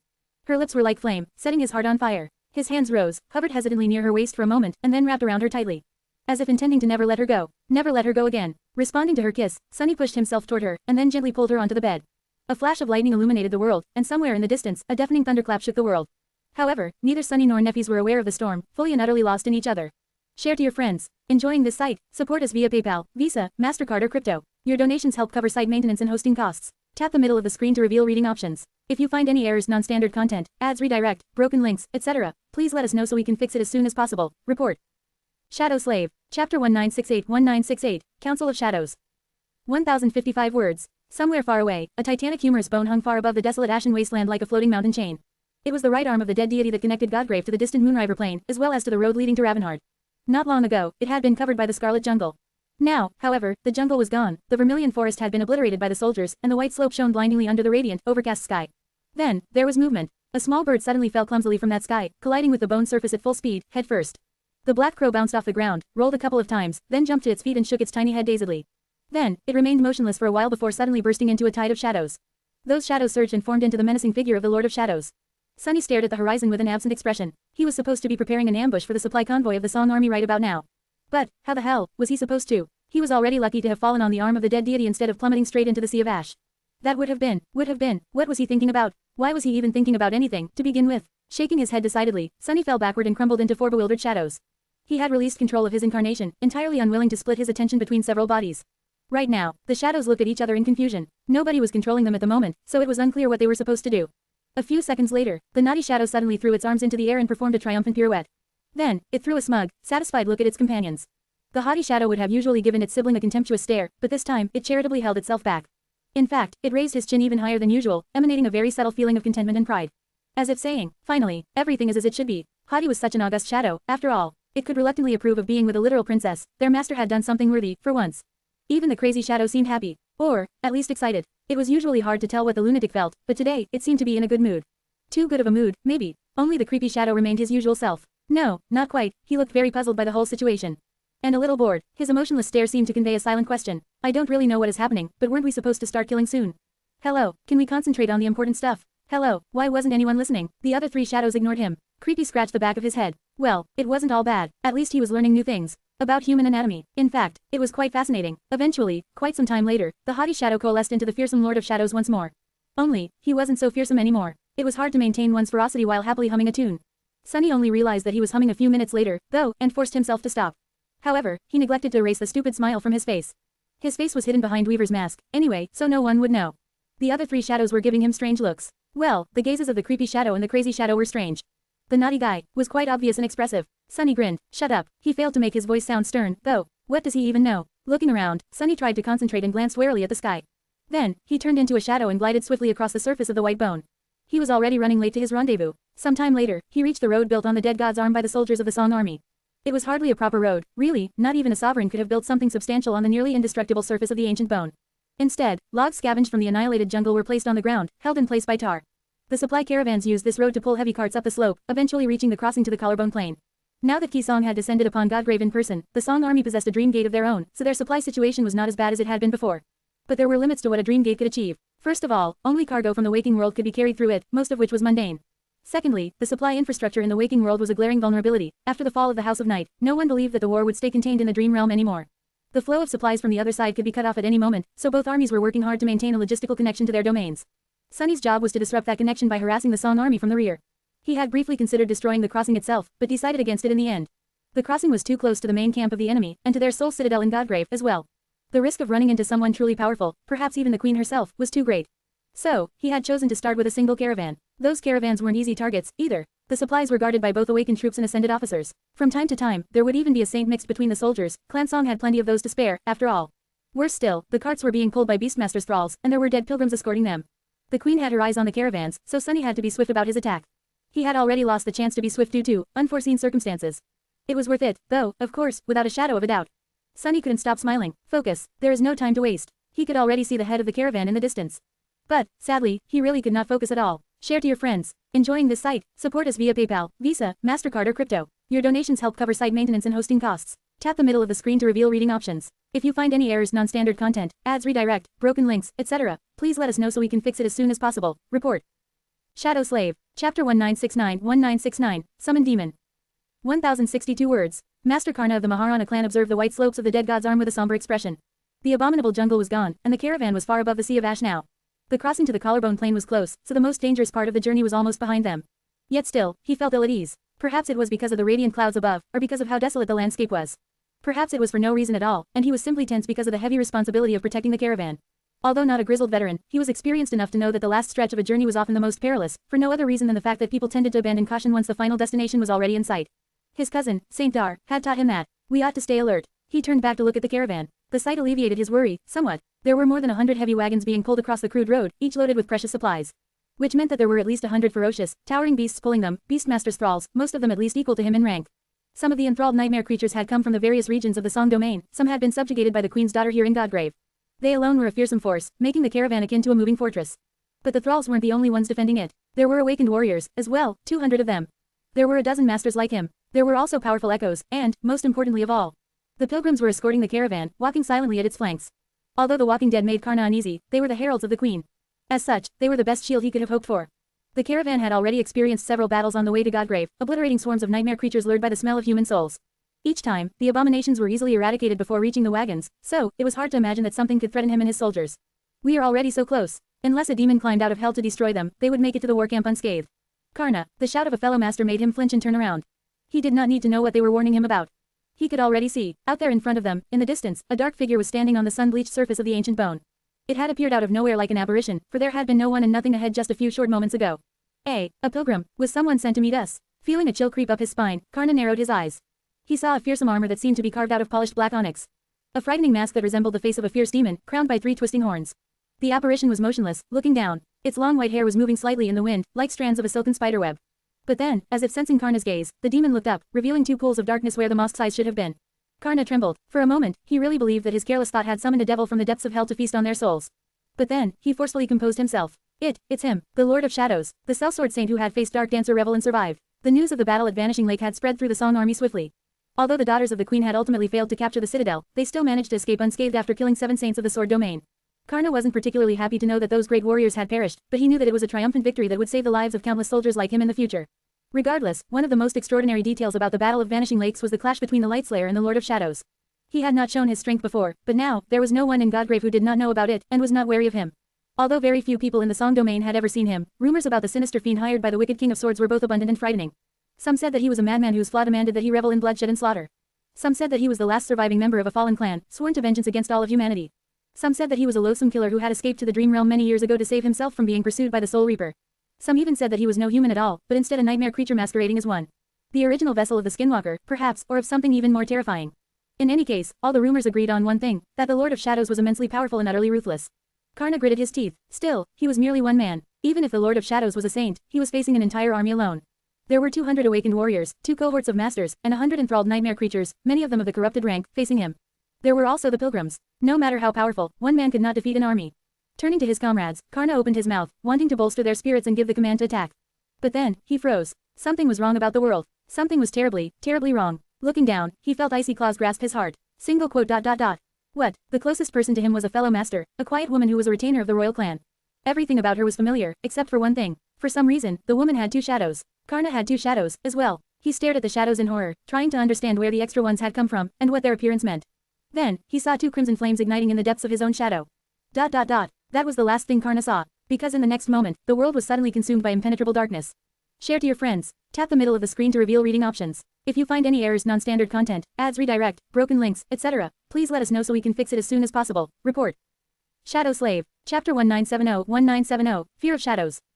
1,678 words. Darkness had descended upon Godgrave, where the sun never set. Karna was both startled and, despite not wanting to admit it, scared. He had in his possession a memory that granted him a night vision akin to that of a nocturnal predator, and yet, he suddenly found himself blind. Which meant that the darkness surrounding him was not simply a vast shadow, but true darkness instead. He could not see anything, but he could hear. There were plenty of sounds. The roars of the enthralled nightmare creatures, the screaming human voices, the clangor of metal, the nauseating crunching of splitting flesh. It all happened in an instant, turning the peaceful melody of creaking wheels into a deafening clamor of battle. How can he? But there was no time to guess. Snarling, Karna activated his awakened ability. In the next moment, he switched places with an awakened warrior who had been guarding a wagon a few dozen meters behind. There was still only darkness, so Karna switched places with another soldier, moving even further back. Come on. Finally, he escaped into the light. In front of him, the front of the caravan was swallowed by a pool of darkness. Behind him was chaos. Everyone was startled by the unexpected attack, not knowing what was going on. There was something different about the state of the caravan, as well. Apart from those unfortunate souls caught in the pool of true darkness, the rest of the soldiers were all right. So were the thralls of Beastmaster. However, the pilgrims, each and every one of them, were gone, replaced by tall bonfires. Someone, or something, had set them all aflame in these few short moments. Karna paled a little and jumped onto the wagon, looking ahead, in the direction where the Lord of Shadows had been standing before. He saw the sinister saint almost instantly. The Lord of Shadows was calmly walking down the bone slope, his steps graceful and unhurried. The back of a black odachi rested on his shoulder, and his white hair was fluttering in the wind. There were still several hundred meters separating him from the caravan, but the madman was indeed intending to face them all alone. Karna's eyes narrowed. If so, he was going to oblige. Raising his bow, he put some strength into his voice and bellowed.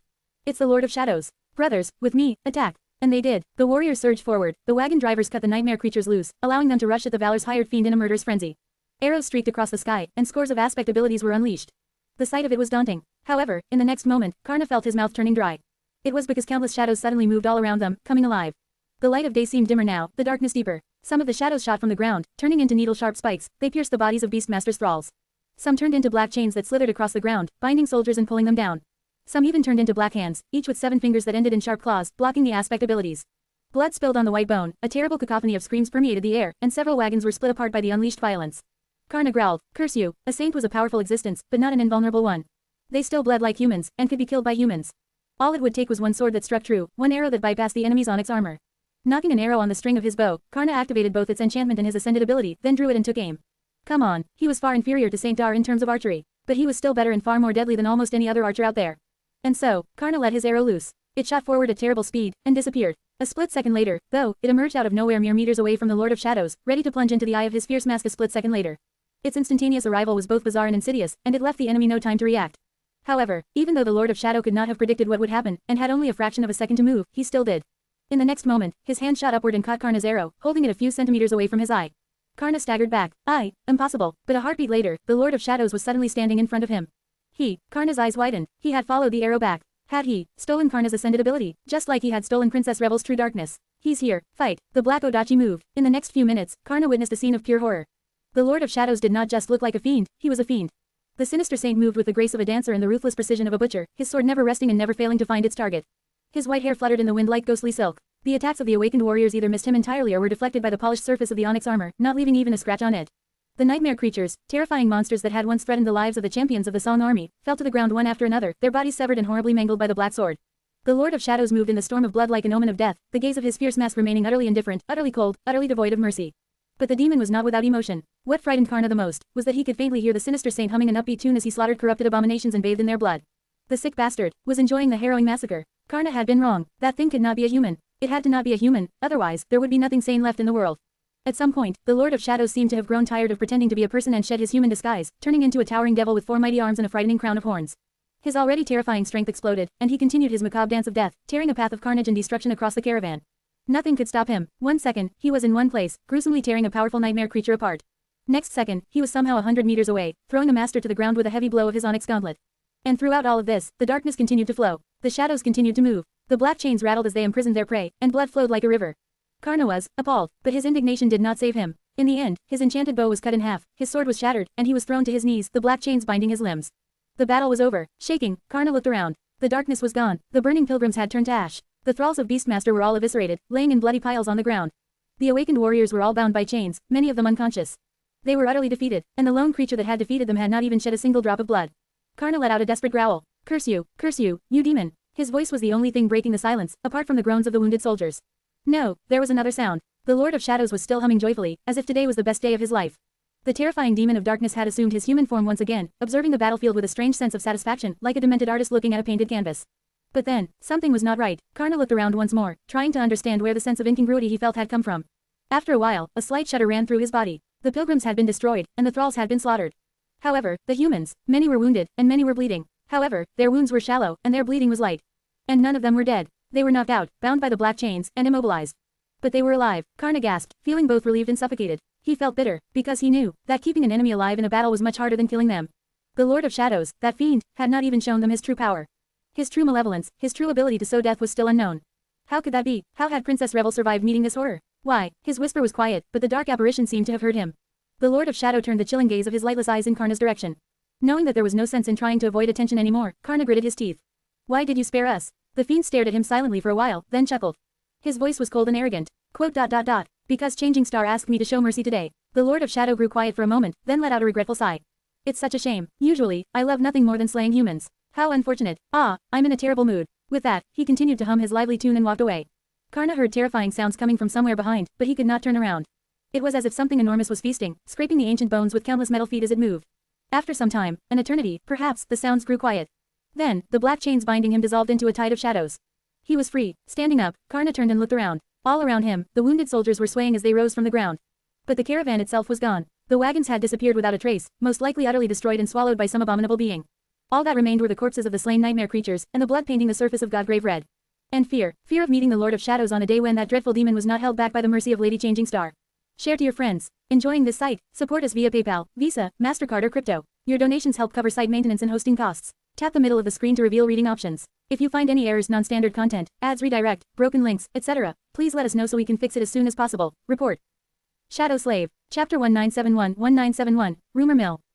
1,234 words. Rain was stirred awake by the blaring of a war horn. Opening her eyes to a stark darkness, she sighed and pulled a piece of cloth off her face. The cloth was nothing more than one of her shirts rolled to resemble a blindfold, which she used to block out the light. Almost every soldier in Godgrave had been forced to seek out darkness in some way or another. The perpetual radiance of the murderous sky was both oppressive and a source of constant fear, but most of all, it was exhausting. It was bright almost everywhere one went, which made sleep elusive. So, they had learned ways to cope with the hateful absence of darkness and night. Rain's way was on the primitive side, but it still let her sleep in peace. Which was why she was quite unhappy to have been awoken so early. What the hell is going on? She would have been hurriedly summoning her battle memories before, but now that the queen was with them, the camp of the Song army was much safer. It was highly unlikely that there was immediate danger, so Rain took her time.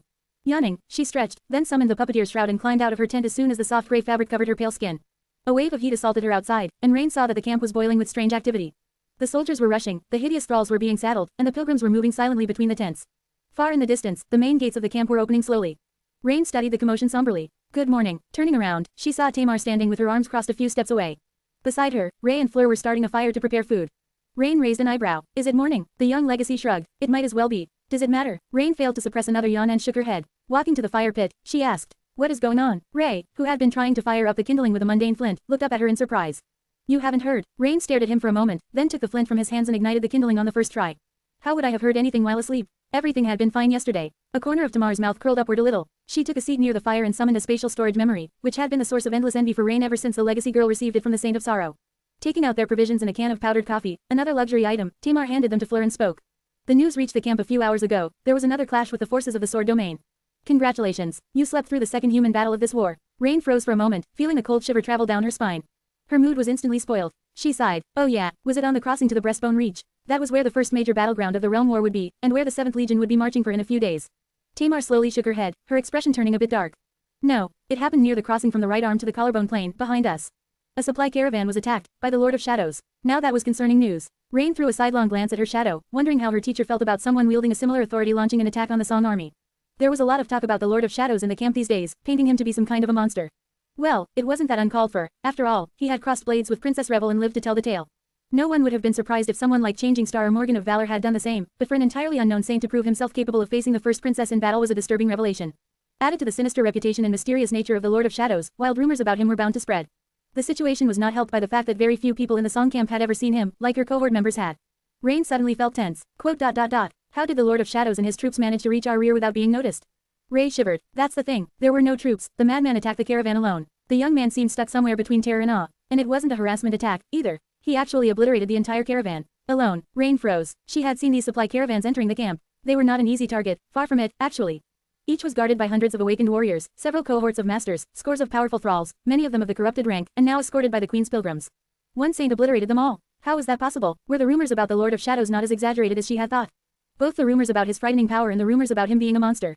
Fleur placed a coffee pot on the fire inside. That is not the strangest part, though. Rain glanced at her. It isn't. The delicate girl nodded, her expression strangely similar to one of relief. The Lord of Shadow did not just destroy the caravan. For some reason, he spared every human guarding it. He killed the thralls and the pilgrims, but left the soldiers alive. Tamar's subtle smile widened a little. Don't we know the reason? He said it himself. It was because Lady Changing Star had asked him to be merciful. She seemed strangely cheerful despite the slap dealt to the Song army. Rain, meanwhile, was a little dumbfounded. She could easily believe that Lady Neffys had asked the Sellsword Saint to be merciful. She could even believe that the Lord of Shadows would actually listen to her. But subduing so many warriors. Not killing them, but defeating them without taking a single life. Just how terrifying did one's power have to be to achieve a feat like that? She felt both disturbed and relieved. Relieved because her fellow soldiers had been spared, and disturbed because the nebulous figure of the Lord of Shadows seemed even more frightening now. What would happen on the day the enemy decided not to stay his blade? Ray cursed quietly. I told you all that he was a scary bastard. The first time I saw him, gods. He said, Dreamer Ray, I've decided not to kill you. As if killing me was the default option. If not for Lady Neffys, I would have probably died right there and then. Fleur looked at him scornfully. But he saved our lives, in the end. Show some gratitude. Ray spared her an apologetic smile. Tamar sighed, took the cup of fragrant coffee that Fleur offered her, and said, in any case, the remnants of the caravan are still on the right arm.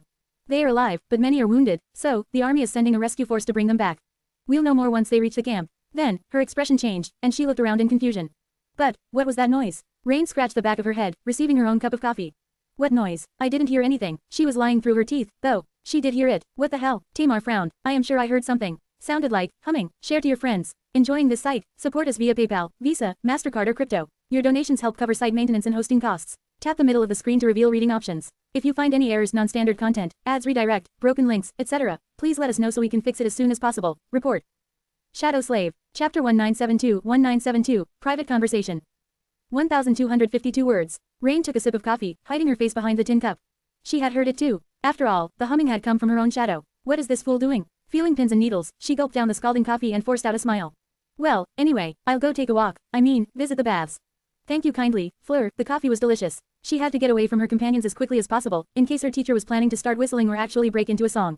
Rain was truly flabbergasted. He had always been flawlessly cautious when around other people. What could have made him commit such a ridiculous mistake? Putting the cup down, she stood up, stretched one more time, and headed away from their small cluster of tents. Wait, Ronnie, aren't you going to eat breakfast? Rain waved a hand and answered Tamar in a carefree tone. Later, I'm not very hungry. Damnation, she needed to find somewhere private to talk to her teacher. Sadly, privacy was not very common in the crowded camp of the Song Army. Still, she knew a place or two. In fact, many soldiers did, since everyone needed privacy from time to time, for one reason or another, some as innocent as simply wanting to be alone, some a bit more salacious. The place Rain had chosen was situated at the back of a large warehouse where the building materials were stored, not far from the towering Dream Gate. Now that the walls of the camp had been built, and the Queen was here, making damaging them a tall task for the nightmare creatures inhabiting Godgrave, very few people visited the warehouse, let alone walked around it. She knew this place well. Squeezing into a narrow space between the wall of the warehouse and a neat pile of stone slabs unloaded behind it, she leaned her back against one of them and closed her eyes for a moment. Then, she looked at her shadow angrily and hissed. Hey, what was that? Her shadow remained silent for a bit. Then, it answered in an absent-minded tone. Huh, what was what? Rain opened her mouth, losing the ability to talk for a second. The humming. Why the hell were you humming before? A second shadow emerged from her own and scratched the back of its head. Quote. Was I humming? Oh, sorry. It must have been because I'm in a really good mood. He finally lost what little remained of his mind. Rain didn't even know what to say. Her teacher, meanwhile, assumed a human form, leaning on the wall of the warehouse across from her. He did indeed seem to be in a strangely good mood, with a subtle smile on his lips and a distant look in his eyes. Rain had not seen him in the flesh for a long time, so being face to face once again warmed her heart. Still, she tried to maintain a stern expression. He couldn't be so careless again. Her teacher, meanwhile, gave her a long look. Right, since we are already here, I actually wanted to talk to you about something. Rain raised an eyebrow. Oh, well, good, he smiled. What, did you miss me? She raised her chin a little and looked at him with disdain. As if that was a lie. She had, indeed, missed him quite a bit. They had not seen each other in a long while, after all.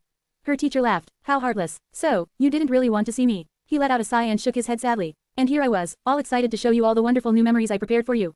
Rain's eyes glistened. Taking a step forward, she grabbed his arm and looked at him with an expression of utter devotion.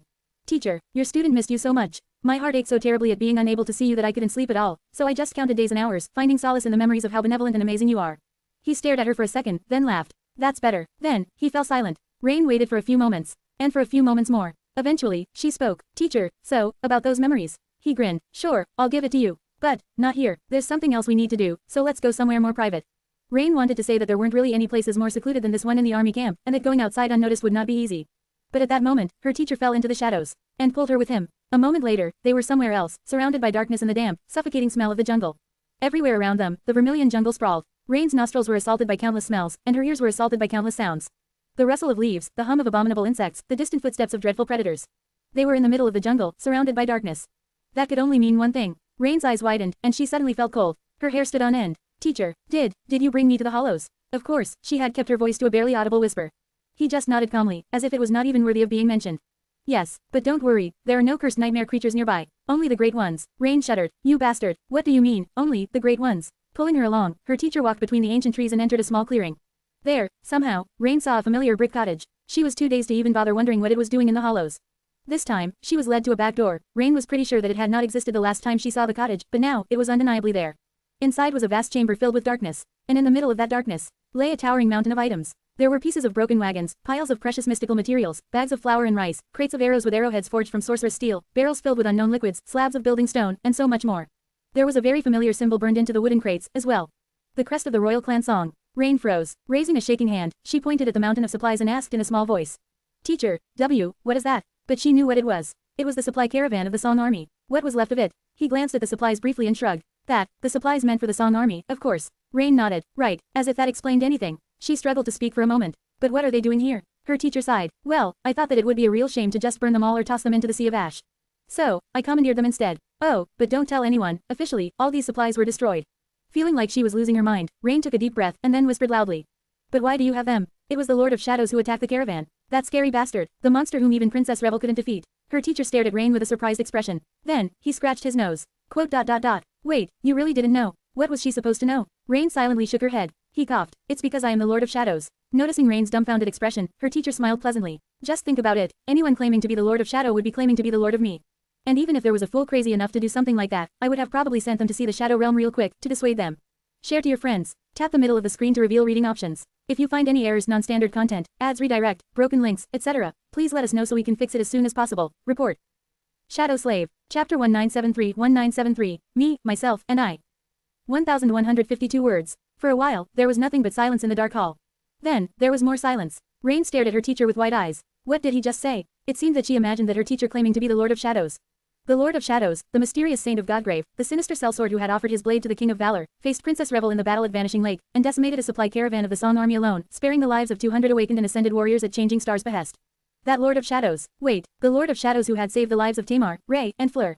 At Changing Star's behest, the situation was so shocking that Rain was struggling to form a single cohesive thought, but despite all its seriousness, an entirely frivolous memory surfaced in her mind instead of something important. It was one of her teacher's preposterous rants. Quote. Do you know Princess Neffis? Changing Star of the Immortal Flame clan. I was practically her boyfriend. Rain almost swayed. No, wait. She pierced her teacher with an intense gaze, momentarily forgetting even about the sweet memories he had promised to give her. Teacher, you really are the Lord of Shadows. The bastard had started humming again, at some point. Hearing her, he looked at her and smiled. Sure, now, can we move on to? Rain did not let him finish. No, we absolutely cannot move on. What the, how, I mean, why, no, what do you mean, you're the Lord of Shadows? He's all the way in the camp of the Sword Army. When he was fighting Princess Revel, you were with me. When he was saving Tamar, you were helping me track down the huntsman. How does that make any sense? What, you can be in two places at the same time? Following me around and simultaneously acting as the Lord of Shadows. Her teacher gave her a confused look. What, of course not. Rain let out a relieved sigh. Thank the gods, it was just another one of his preposterous lies. However, she celebrated too early. Because her teacher wasn't done talking. Quote. I can be in 7 places at the same time. Actually, I am also a Knight Commander of Clan Valor and the Memory Purveyor of the Ivory Island. Oh, and I also run a small restaurant in Bastion. It's quite popular. Rain just stared at him with a dumbfounded expression. Her teacher looked at her with concern and smiled. Do you want to sit down? She nodded slowly. Yeah. A moment later, specks of darkness swirled in the air and formed into an opulent wooden chair. Her teacher moved it caringly to stand just behind Rain, and she lowered herself onto the seat. Or rather, she plopped down on it gracelessly. AAA. So, her teacher could be in 7 places at the same time. She had to repeat it several times mentally for the meaning of these words to sink in. Rain covered her face with a palm. Let's think about it. Something like that was unheard of, but not really impossible. After all, there were all kinds of aspects in the world, and all kinds of unnatural powers wielded by the nightmare creatures. Anything was possible. Actually, it even made a lot of sense. She had long noted how similar her teacher and the Lord of Shadows seemed. It was just that she could not have concluded that they were one and the same without this key piece of information. Assuming that a person could exist in several places at the same time would have been quite an unreasonable leap of logic, after all. Who could have guessed that her closest companion was also a complete stranger, a sinister saint serving the King of Swords, no less? And what was that? Had he mentioned something about running a restaurant in Bastion? A restaurant, somehow, that last detail rattled her mind more than the rest of what he had said. No, that was not important right now. Rain could reluctantly accept that her teacher possessed the power to live several lives at the same time. But, she lowered her hand and glared at him. Teacher, what the hell? He scratched the back of his head. Huh, what are you angry about this time? Rain's eyes narrowed. If you were really the Lord of Shadow, one of the most fearsome champions of the Sword Army, then why the hell did you let me join the Song Army? Did it not occur to you that being on the different sides of this damned war might pose a bit of a problem for us? He looked at her with a strange expression. What do you mean? Of course, it did. Have you forgotten that I tried to dissuade you? But no, you just had to be all moral and righteous. I can't just sit on the sidelines. These are the people I know, and they will be the ones who suffer. I can't step back and do nothing. Those were your words. Do you even know how loudly I was cursing on the inside while going on about how you were joining the war? Rain's eye twitched. Well, when you put it like that. Her teacher scoffed. But I couldn't very well stomp on your principles, so I kept quiet. Well, it doesn't matter that much, anyway. Who says that you and me being on different sides will become a problem? Me and me are on different sides as well, and I'm not worried. Hearing that last sentence, Rain felt a strong headache. As if it made sense. It was too bizarre. Not only had her teacher been living several lives at the same time, but one of his incarnations was even a general of the opposing army, the most feared general of them all. The very same sinister saint who had just attacked the supply caravan of Song. The incriminating evidence was right here, an entire mountain of stolen, commandeered, as he had called it, supplies. And he had not even taken them in the name of the Sword Army. He had just hoarded them for himself. Her eyes trembled. My teacher is a bandit. He's a shameless, flagrant highwayman. But then again, that one actually wasn't that surprising. Quite the opposite, really. She could believe it easily. That sounded exactly like something her teacher would do. Rain took a deep breath. So, her teacher was pretending to be a sellsword saint who had been hired by the King of Swords. He was also the Knight Commander of the Great Clan Valor. He was also the Memory Purveyor, whatever that meant, of the Ivory Island, which was Changing Star's own citadel. And he was a master chef somewhere in Bastion on top of that. Right, it was going to take her some time to come to terms with these facts. Just as expected from a dark deity. No, was he really a dark deity? Suddenly, Rain came to realize that she knew very little about her teacher, despite spending almost every day of these past 4 years in his company. She took a deep breath and looked at him soberly. After hesitating for a while, Rain asked, Teacher, who are you, really? Share to your friends. Tap the middle of the screen to reveal reading options. If you find any errors, non-standard content, ads redirect, broken links, etc., please let us know so we can fix it as soon as possible. Report. Shadow Slave. Chapter 1974. Lost Time. 1,272 words. Rain hesitated, trying to formulate her question better. I mean, are you a human? A spirit? Some strange apparition that enjoys cooking, terrifying vast armies of awakened, and educating young maidens? And don't you dare say that you are just a shadow. What does that even mean? Her teacher stared at her for a few moments. Well, a shadow is the dark area that appears when an object blocks the source of light. Rain clenched her fists. That's not what I was asking. He laughed, then commanded the shadows to rise from the floor and manifest into another, much less comfortable, from the looks of it, chair. Sitting down, her teacher shrugged. What are you even talking about? I am just a human saint. Rain shook her head energetically. No, I've met saints, and there are no human saints like you. You never sleep, never eat, live in the shadows, and go around slaying skinwalker vessels as if they were children. You even know how to guide a person to awakening without infecting them with a spell. And that is just 1/7 of you. He hesitated for a little while. Well, alright, I'm not, just, a human saint. I am quite special, as far as human saints go. Leaning back, he smiled. In fact, there is no one else like me. As far as I know, there are 2 other transcendent humans who can rival my power. However, I am unique even among them, because I am not a carrier of the nightmare spell anymore. Rain blinked. A saint, who is not a carrier of the nightmare spell. Anymore? How is that possible? Noticing her confused expression, her teacher chuckled. It's a long story, a story that spans thousands of years, actually, so forgive me if I don't go into detail. Suffice it to say, I met a very loathsome cursed terror in my 3rd nightmare. And here I am. He hesitated, and then added. My original body is someplace else. Unlike this incarnation, it does eat, sleep, and perform all the things that humans tend to do. The version of me that has been following you around, meanwhile, is one of my shadows. That is why I sometimes seem a bit weird, compared to normal humans. Rain studied him silently. So that's how it is. She felt satisfied, because things were finally starting to make sense. But, strangely enough, she also felt a little betrayed, because her teacher had an entire other life, several of them, actually, that she knew nothing about. Suddenly, something occurred to her. Teacher, if you are a human, then what is your name? He coughed. My name. Well, if you must know, my name is Sunless. But people usually call me Sunny. Rain stared at him for a few moments. Then, she leaned back and laughed. The laughter came on its own, and although she had tried, she failed to contain it. Oh, sorry. It's just funny, because people used to call me Rainy. Sunny and Rainy, they were quite a pair, weren't they? No, I just can't call teacher that way. Rain felt a strange warmth spread in her chest after finally learning his name. But, at the same time, it was very strange, to think about calling her teacher by such a mundane and human name. She could at least imagine calling him Sunless, but, Sunny. Nope, no way, even if he really was a human, he had not deserved to be treated like one. After everything he had put her through, Rain spent some time in silence, digesting the earth-shattering revelations that had befallen her out of nowhere. He's the damn Lord of Shadows. Eventually, another thought suddenly flashed in her mind, and her expression changed. We are quite a pair. Now that she knew about the many incarnations of her teacher, she could understand why he was ruling a citadel in Godgrave and serving the King of Swords. She could also understand why he had positioned himself close to Lady Neffy's. She could even understand why he would run a restaurant, somewhat. In fact, out of all the lives her teacher had mentioned, only one wasn't making any sense. This one, the life in which he followed a random mundane girl around, taught her how to survive and thrive in the dire world, and guided her on the path of ascension. Why was this tremendously powerful saint, someone who clearly aimed to exert influence on the flow of history, wasting his time with her? Rain was no one special. She was hardworking and talented, yes, but so were countless other people. In fact, hadn't their first ever encounter been strange, to begin with? Because even back then, in the nameless convenience store in NQSC, her teacher had already known her name. Rain raised her head and looked at him intently. Teacher, he smiled faintly. Yes, are you ready to take a look at those memories? I've worked really hard on them, you know. Usually, Rain would have been mesmerized by the promise of receiving new memories, but today, she did not even spare them a second thought. Instead, she asked, why did you offer to teach me? He stared at her silently for a few moments. Then, her teacher scoffed. Haven't I told you? It's because I am your long-lost brother. Rain sighed. And I told you that I would have remembered having a brother. He studied her for a while without saying a word. Then, he shrugged nonchalantly. Weren't you adopted? Rain nodded slowly, not knowing what that had to do with anything. Wait, her teacher smiled. Well, I was your brother before that. There, you have my permission to drop it, teacher, and start calling me, older brother, instead. Rain froze. Before that, she had no memories from before she was adopted. After all, that happened when she was very young, 3 years old, at best. Her parents had never made a secret of the fact that she was not their biological child, and had never treated her differently because of that. That was why Rain had never really felt a need to learn where she had come from. However, she had tried to find out eventually. Her parents helped her, and her dad even pulled some strings at work. But there was nothing to learn. There was no robust centralized database that contained the records of every person living in the outskirts. In fact, many of them had no digital trace whatsoever.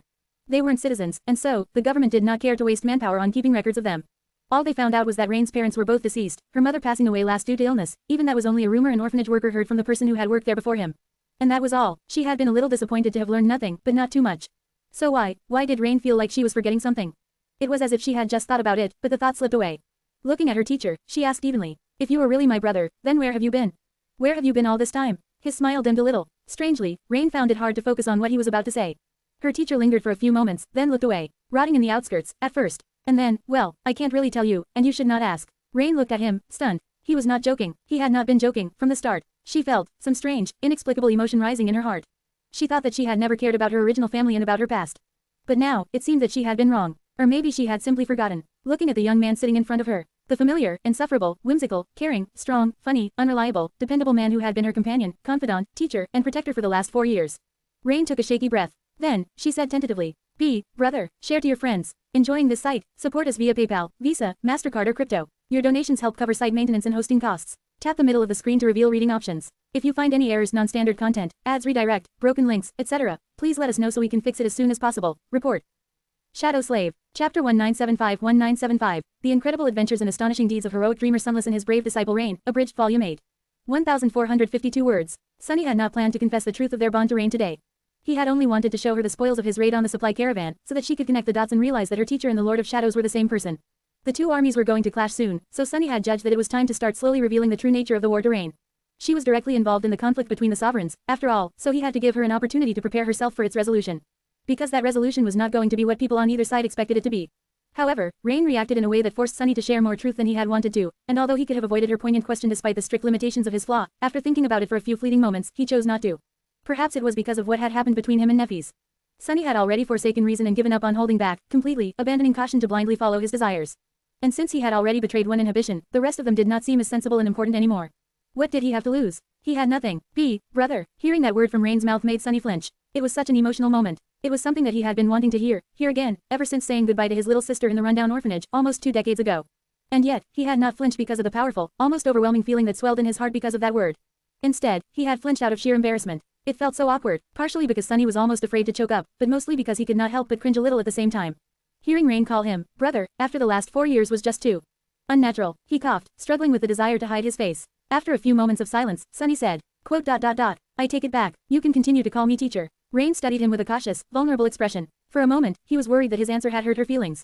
But then, a faint smile twisted her lips. Big brother. Sunny shuddered. Even worse. Stop it. Rain's smile widened. Why, big brother? A heavy sigh escaped from Sunny's lips. I had not thought this through. Sunny led Rain out of the brilliant emporium. Both of them were silent, not quite sure how to treat each other now that the nature of their relationship was completely rewritten. Sunny knew what his familial bond to Rain meant to him. She was the only family he had left in the world. For many years, she had been the only person he cared about in the world, as well. And even though there were other people he cared for deeply now, Rain still held a singular place in his heart. But it was probably different for her. What did the word, brother, even mean to his sister? After all, she did not remember having him as a brother.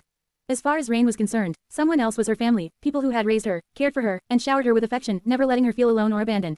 Who had been with her for as long as she could remember herself. There was a lifetime of precious memories shared between them, unlike between her and Sunny. Why would she long for something that she had never lacked? Why would she miss someone she had never known? So, Rain must have felt a little awkward and unsure of what to say, too. However, she did speak soon after exiting the brilliant emporium. That was because Sunny had moved the marvelous mimic while they were talking inside. After ambushing the supply caravan, he had fled the battlefield with as much speed as he could muster, not sparing any essence. It was quite a prudent decision, considering that the battle had taken place within Kisong's domain. If he had not left swiftly, the queen herself could have come to greet him. As a result, Sunny had managed to return to the nameless temple in record time. He had not planned to bring Rain here again, yet, but changed his mind halfway through their conversation. Dismissing the mimic from the hollows below the war camp of the Song army, he summoned it again as the Lord of Shadows inside his citadel. So, Rain was quite surprised to see a vast underground chamber outside the mimic's door instead of the ancient jungle of the hollows. She looked around with interest. This is the nameless temple, then? The citadel of the Lord of Shadows? Sunny nodded. Yes. Rain took a deep breath. So you do have a citadel, after all. He gave her an amused look. Didn't I say that I do? She lingered for a moment. Well, yeah, but you lie all the time, so I did not really believe it.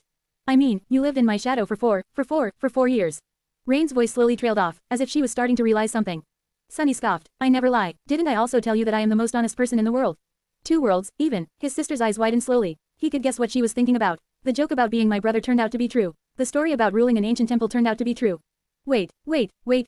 If those are true, then what else is true? Rain looked at him with a fearful expression. A few moments later, she asked in a small voice. So, that story about killing an evil version of yourself. Sunny nodded. Ah, yes, that happened. He was such a hateful, odious, insufferable bastard. Good riddance. Rain hesitated. What about sailing on a river of time that flows inside the corpse of an unholy titan? He shrugged. Sure, that was my 3rd nightmare. Her eyes shook a little. Rain gulped, then took a deep breath. What about being 26 years old, 4 years old, and several thousands of years old at the same time? Sunny glanced at her and smiled nonchalantly. River of time, remember. You would not believe the kind of shenanigans I survived there. It's also the reason why I am 26 years old despite having been born 25 years ago, and am 5 years older than you despite having been only 4 years older than you before. Oh, and the part about being 4 years old, that is the age of this incarnation of mine. I became a saint during the chain of nightmares. Rain just stared at him silently, dumbstruck. As if any of that nonsense makes any sense. Sunny smiled brightly. I'll give you that. The tomb of Ariel was a little confusing. The young woman opened and closed her mouth several times, as if trying to force herself to ask the next question but not daring to. Eventually, she managed to squeeze out. What about being a celebrity, a war hero, and immensely rich? Sunny grinned. I used to be all of those at one point in time or another. Come to think about it, I am back to being all three now. Rain took a deep breath, remained silent for a while, and then asked weakly. Do you really know someone who became a saint as a baby? He raised an eyebrow. Huh, she remembers that, too. It seemed like his nagging had been quite memorable. Sure, you've heard of him too, actually, little Ling, Saint Athena's son.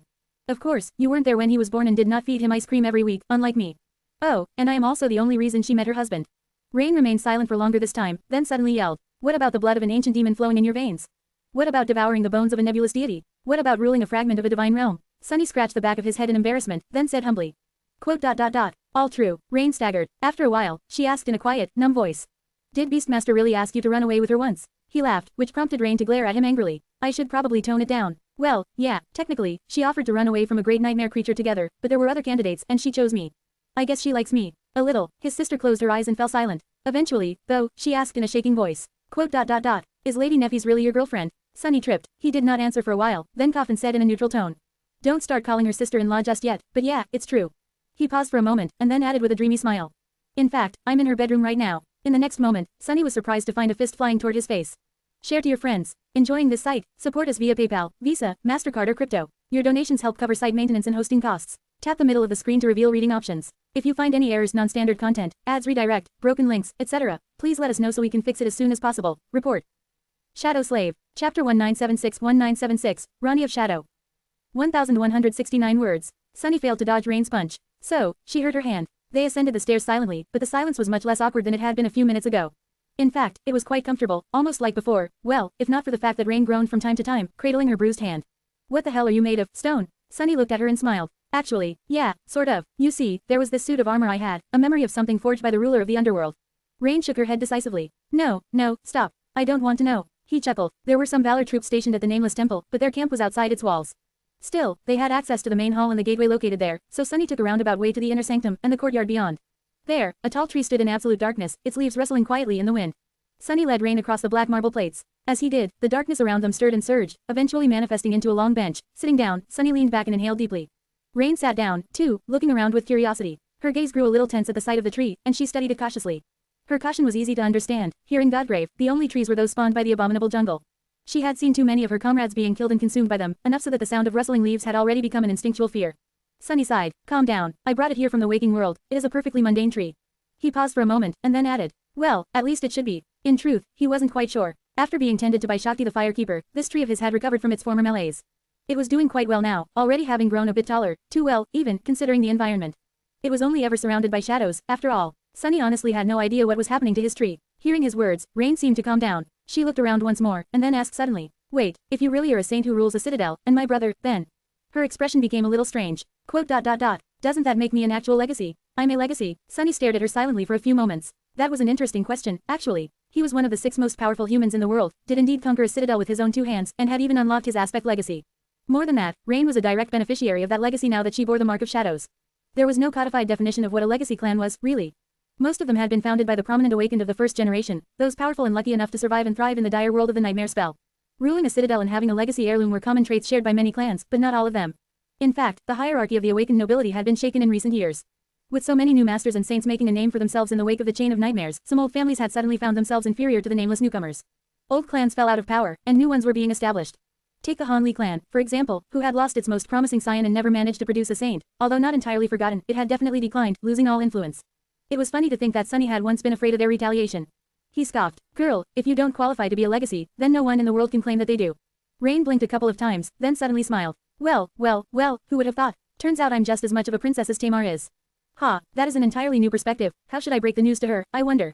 She remained silent for a few moments. Wait, so what do I call myself? Rain of the Shadow Clan. Rain of Shadow, I mean, Rani of Shadow. That does sound kind of cool. Sunny did not answer immediately, since he was stumped himself. What about him? Was he supposed to call himself Sunny of Shadow? Sunless of Shadow? No, that did not sound even remotely right. But then again, Neff's grandfather had not called himself Immortal Flame of the Immortal Flame. He was simply Immortal Flame. So, Sunny did not have to call himself anything. You can call yourself whatever you want. However, do remember that if anyone learns of our relationship, the royal clan will probably capture and execute you as a spy. The Lord of Shadows is a champion of the sword domain, after all. Rain smiled dimmed a little. Right, I guess I'll continue playing the peasant and let Tamar be the princess. For a while longer, but then, she laughed. I'll force her to call me young Lady Rani for a week straight. After that, Rain gave Sunny a curious look, hesitated for a few moments, and said in a tone that was a little more subdued. If it was you who fought Princess Revel at Vanishing Lake, then you must have crossed swords with Tamar's dad, as well. Her words hung in the silence, making the courtyard of the nameless temple feel a bit grim. Sunny knew what Rain had left unsaid. It was that he could have become the murderer of her friend's father, and that fighting on the different sides of a bloody war was not as inconsequential as Sunny tried to make it look. He shrugged. That citadel was quite large. I only saw him from the distance, actually. Then, he looked at her and added, "It is not your place or responsibility to think about these matters, Rain. You are merely an awakened. In the grand scheme of the war, your beliefs and actions are insignificant. Not that they don't have value. In any case, you don't have to feel burdened by what is happening to the world. All you can do is follow your principles and do your best." Sunny turned to the tree, remained silent, and then added, a hint of coldness finding its way into his voice. "People like me will deal with the rest." Rain studied him for a while, then asked neutrally, "Because your beliefs and actions are significant, unlike mine." Sunny smiled darkly and shook his head. "The only difference between you and me is that I am strong enough to force my beliefs onto others and reshape the world with my actions. Strength is the only virtue that matters, in the end, and weakness is the only sin." She let out a quiet sigh and looked at the tree, as well, listening to the peaceful rustle of its leaves. After a while, Rain asked, "Why did you bring a tree from the waking world here, anyway?"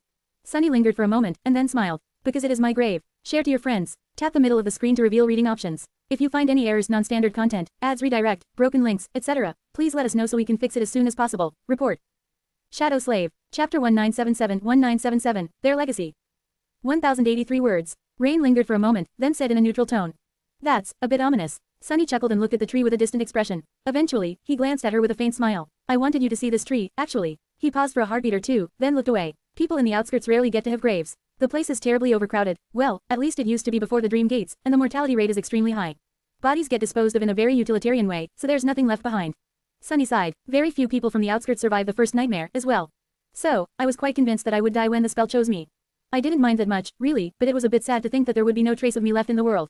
He paused for a moment and smiled wryly, realizing how ironic it was. After all, that was exactly what had happened to him. In the end, every trace of his life had been erased from existence, leaving nothing behind. He had assured this obliteration willingly, earnestly, and with his own hands. Oblivious to his thoughts, Rain listened to him intently. Sunny looked at her, then pointed to the lonely tree. "That was why I carved a line into this tree before entering the nightmare. You know, to leave my mark on the world." She traced his finger and studied the dark bark, then frowned slightly. "But there are 3 lines. Sunny nodded. "Yes, that is because I had carved 2 lines into the tree before that."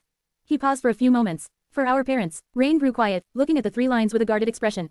Sunny smiled wistfully. What could he say? After a while, he finally spoke. "They were good people, the 2 of them. Actually, they were very mundane people, but that is already an accomplishment in the outskirts. Our father, I don't really remember him that well. In my memory, he is more of a feeling than a person, something big, quiet, strong, and caring. Mom used to say that he had a mischievous side and quite a hot temper hiding behind the calm facade, but I don't know. He worked on one of the city barrier maintenance crews, and died in an accident not long after you were born. Stuff like that happens all the time to maintenance workers." Sunny did not know a lot about his father, but he did know some things. The mere fact that his dad had been a maintenance worker instead of ending up in one of the local gangs spoke a lot about his character. The way he had cared about his family was quite telling, too. He had been a good person, and both Sunny and Rain inherited some of that goodness. It suddenly occurred to Sunny that Rain's mild obsession with building an infrastructure, which she had picked up while working as a laborer on the road crew, might have come from their dad. He smiled. "Our mom, now that I think about it, when you were born, she was about as old as you are now. She was very cheerful, soft, and pretty. Well, at least from what I remember. Actually, you look a lot like her. When I saw you for the first time, I thought, thank the gods, unlike me, Rain took after Mom." Sunny chuckled. Rain indeed resembled their mom very much. Of course, her beauty was far more striking. After all, she was an awakened. Perhaps more importantly than that, she had grown up in an affluent district of NQSC, breathing clean air and eating well. Their mother, however, had spent all her life in the outskirts, where the air was toxic and the best food one could get was sent fast. She had been affected by this harsh and unforgiving environment, inside and out. Still, in Sunny's memory, she was breathtaking. His smile widened a little as he looked at Rain, studying her features subtly. "She loved us very much. Mom worked in a factory that produced air filtration systems, and spent all her free time taking care of you and me. We lived in a small cell in one of the hives, on one of the highest floors. In the winter, she often cuddled with us on the floor, sharing her warmth and reading to us." Sunny searched his memory for more details, not knowing what else to say. "Oh, yes, she liked reading. We had an old communicator with a cracked screen, and she downloaded all kinds of stuff from the network to read. She especially liked fanciful stories about the world before the dark times. What else? Her favorite snack was fried synthpast crumbs, with whichever spices she could get. She called me sunless because I was born during an eclipse, and called you Rain because you were born during a storm." Rain's eyes widened slightly. He paused, remained silent for a few moments, and then sighed. Quote. "She got sick when you were about 3, and eventually passed away. I hope you never believed that you had been abandoned, because she would have never left you, or me, by choice. It's just that life is hard in the outskirts." Sunny hesitated for a while, looking at the gently rustling tree. Eventually, a pale smile twisted his lips. "I know that it probably doesn't mean as much to you as it does to me. After all, you already have parents, and they are quite wonderful parents at that. I don't want or expect you to feel any particular way about what I told you, either. It's just that, being forgotten is quite a sad thing. No one remembers Mom and Dad in this world, except me, but now, you can remember them too. It makes me happy to know that." Rain remained silent for a few moments. Then, she said quietly, "I will. I'll keep them well in my memory." Sunny smiled. With that, he stretched his arms above his head and let out a long sigh. Well, good. Now, speaking of memories, we were sidetracked for quite a long time, weren't we? Young Lady Tamar is probably wondering what the hell you were doing in the baths for so long. So, let's get to the important stuff, shall we? Rain studied his face with a sober expression for a while, then smiled tentatively. Sure, after all, as a legacy, I should receive some cool stuff, shouldn't I? I swear, there has never been a poorer legacy than me, and a stingier founder of a legacy clan than you.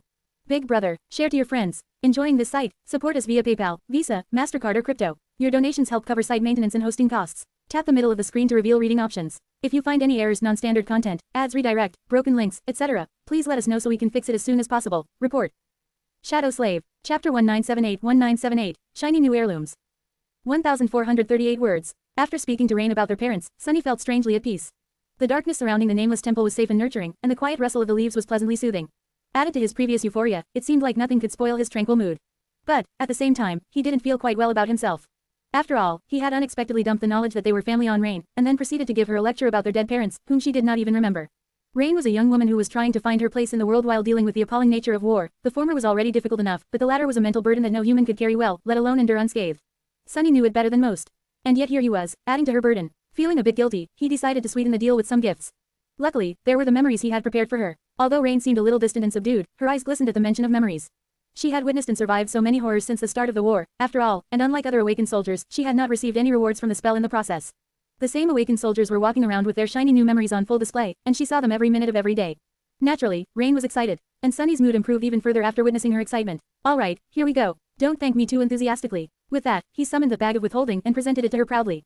However, her reaction was not what he had expected. Instead of bursting with delight and admiration, Rain just continued to look at him expectantly. Her expression did not change at all. She remained silent for a few moments, looking at him with lively anticipation, then blinked a few times and glanced behind him. Sunny tilted his head a little. What's wrong? Rain smiled cautiously. That's not it, is it? What a strange question. Still holding the bag of withholding in one hand, he scratched the back of his head with the other. I mean, yes, that's it. Her smile froze a little. Slowly, the excited gleam of Rain's eyes was replaced with something that strangely resembled fury. A seething kind of fury. Leaning forward, she shouted suddenly. What do you mean, that's it? One memory. One. After everything I went through, and all the abominations I killed.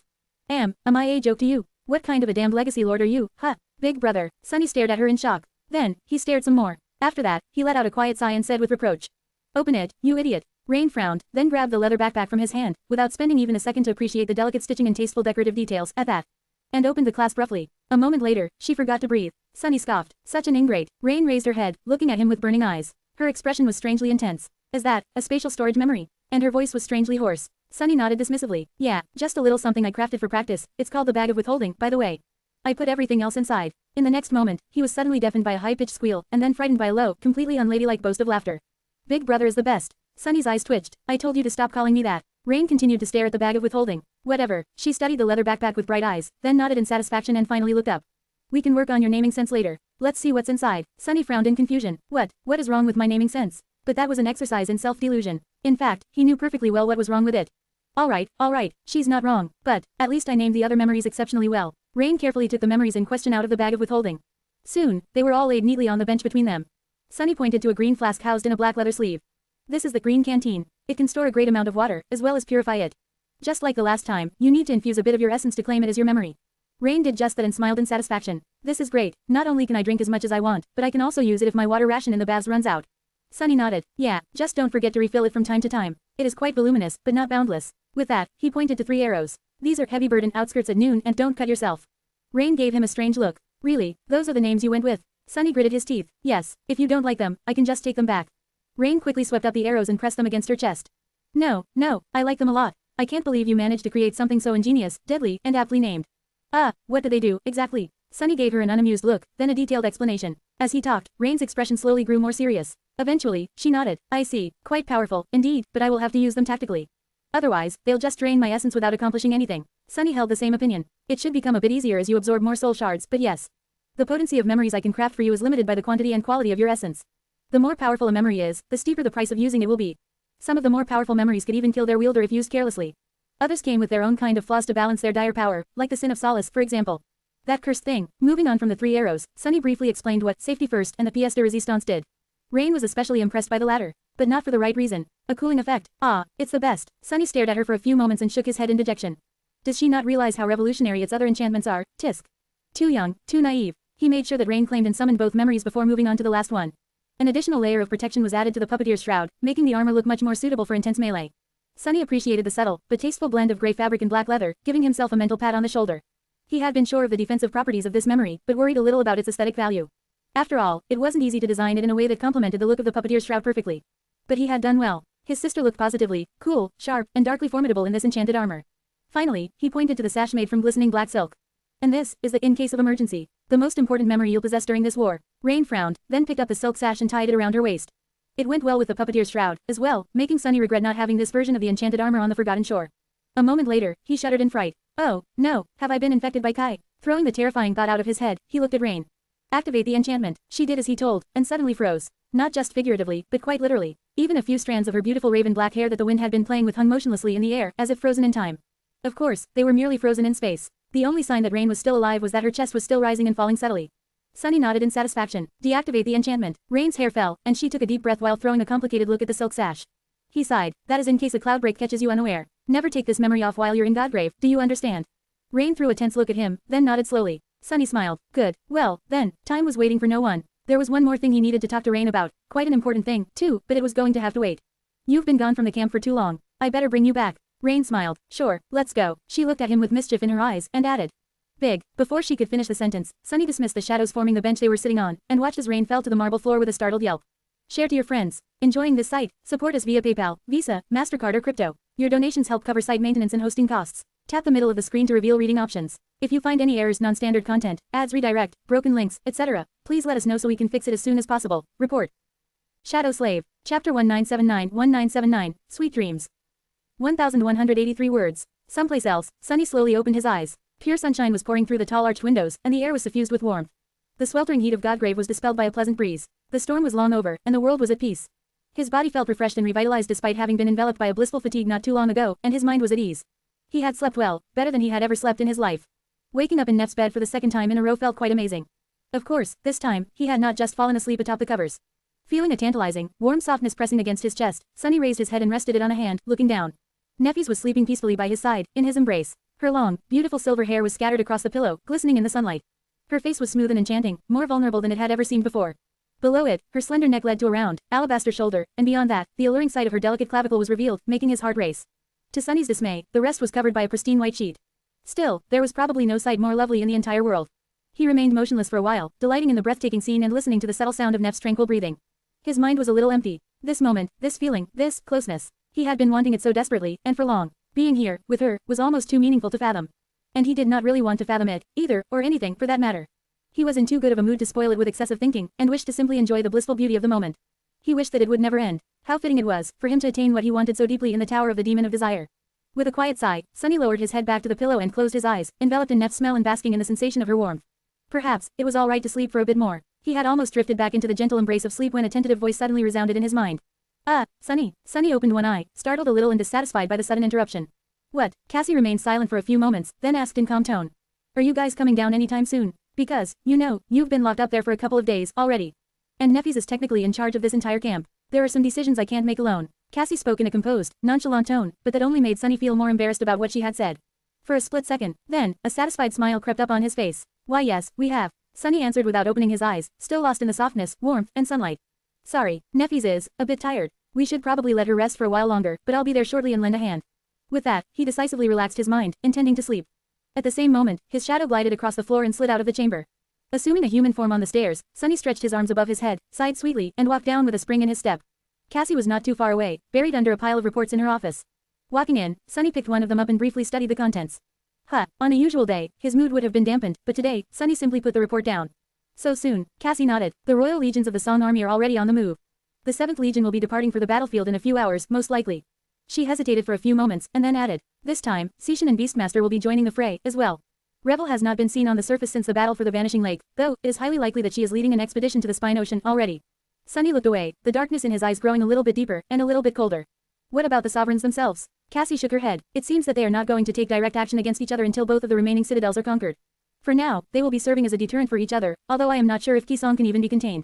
Her power is an insidious one, after all. Sunny nodded slowly. So, it is an all-out war. Cassie leaned back in her seat and sighed. Quote. Yes, we have received orders to set out west a few hours ago. Neffys, the Firekeepers, me, Saint Tyrus, and the warriors of the White Feather clan, will be traveling to the battlefront on the Chain Breaker. He frowned. Traveling aboard a flying ship was suicide in Godgrave. The only reason why such an order could have been given was probably because of Sky Tide, who would be traveling with them. Which also meant that she would be in the very thick of the bloodshed. Considering how important the role of Saint Tyrus was, the champions of Clan Song would stop at nothing to eliminate her. Pairing her with Neffys was probably as much for her own protection as it was for the safety of the chain breaker. And Sunny had to safeguard both Sky Tide and Neffys well. He glanced at Cassie. What about the Lord of Shadows? She shrugged. I suspect that he will be summoned to participate in the first few major battles, at least. Beyond that, we will have to see what the king is planning. Sunny smiled darkly. He remained silent for a few moments, and then said with cold indifference. Let's give them war, then. Hearing his words, Cassie nodded slowly. If that is the case, there are a lot of preparations that have to be done. Everyone is busy, so, I would appreciate some help. She gestured to the pile of papers laying on her desk. Some were written in Braille, but some were not. Cassie needed someone's eyes to read them. Sunny silently walked to stand behind her shoulder and looked down. He hesitated for a few moments, and then couldn't help but ask. Don't you have any questions, by the way? About, I don't. Cassie's swift response came before he could even finish the question. Her voice was a little bit too loud, as well. Sunny could swear that the indomitable blind seer even blushed a little. Where was her composure? Where was her nonchalance? He grinned. Well, good, don't be like Effie. Cassie took a deep breath. As if. He chuckled, then hesitated a little, and asked in a calm tone. How are things in Bastion? Cassie remained silent and motionless for a moment. When she spoke, though, Sunny couldn't help but flinch. Quote. Bastion is gone. Finally, a deep frown found its way onto his face. Gone? What do you mean? Has Mordred taken it already? Cassie sighed, then shook her head. No, I mean it is literally gone. The castle, the city, and the people. Her voice grew somber. All that is left are the broken walls, the lake, and the shattered moon.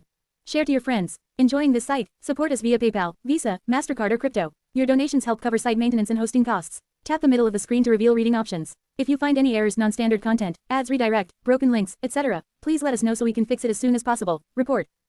Shadow Slave. Chapter 1980-1980, Flawed Creation. 960 words. Morgan opened her eyes in the darkness. She had fallen asleep while sitting on the cold stone floor, her back leaning against a slab of crumbling stone. The wind was howling as it passed through the ruins of the main keep, and pale moonlight poured through the gaping holes of its partially collapsed dome. Taking a deep breath, she leaned on her sword and stood up. Her vermilion cloak had turned to tatters, and her black armor was broken and battered. Dismissing both memories to give them some time to mend themselves, Morgan felt a cold wind caress her skin gently. It was a pleasant feeling, especially after days spent in frenetic fighting. Her black tunic fluttered slightly, revealing how littered it was with tears, most of them crusted by blood. She sighed and listened to the sounds of the ruined castle, trying to evaluate if there were any immediate threats. It did not seem that way. Her companions would have warned her if the enemy was launching another attack, or if something else was. They would not have been eliminated without a fight, either, and there was no chance that she would have missed such a disturbance. It seemed that Mordred was still licking his wounds after the last assault, just like they were. Good. Morgan walked into the moonlight and looked up at the tall dais towering above the ruined hall. There was no throne on the dais, and no altar. Instead, there was only an iron anvil. Beautiful swords were scattered on the floor below the dais, glistening in the cold moonlight. There had been a mountain of them here once, but her father had taken most of the swords with him to Godgrave to use in the battle against the Raven Queen. Morgan stared at the abandoned swords for a while, a strange mixture of regret and amusement shining in her striking scarlet eyes.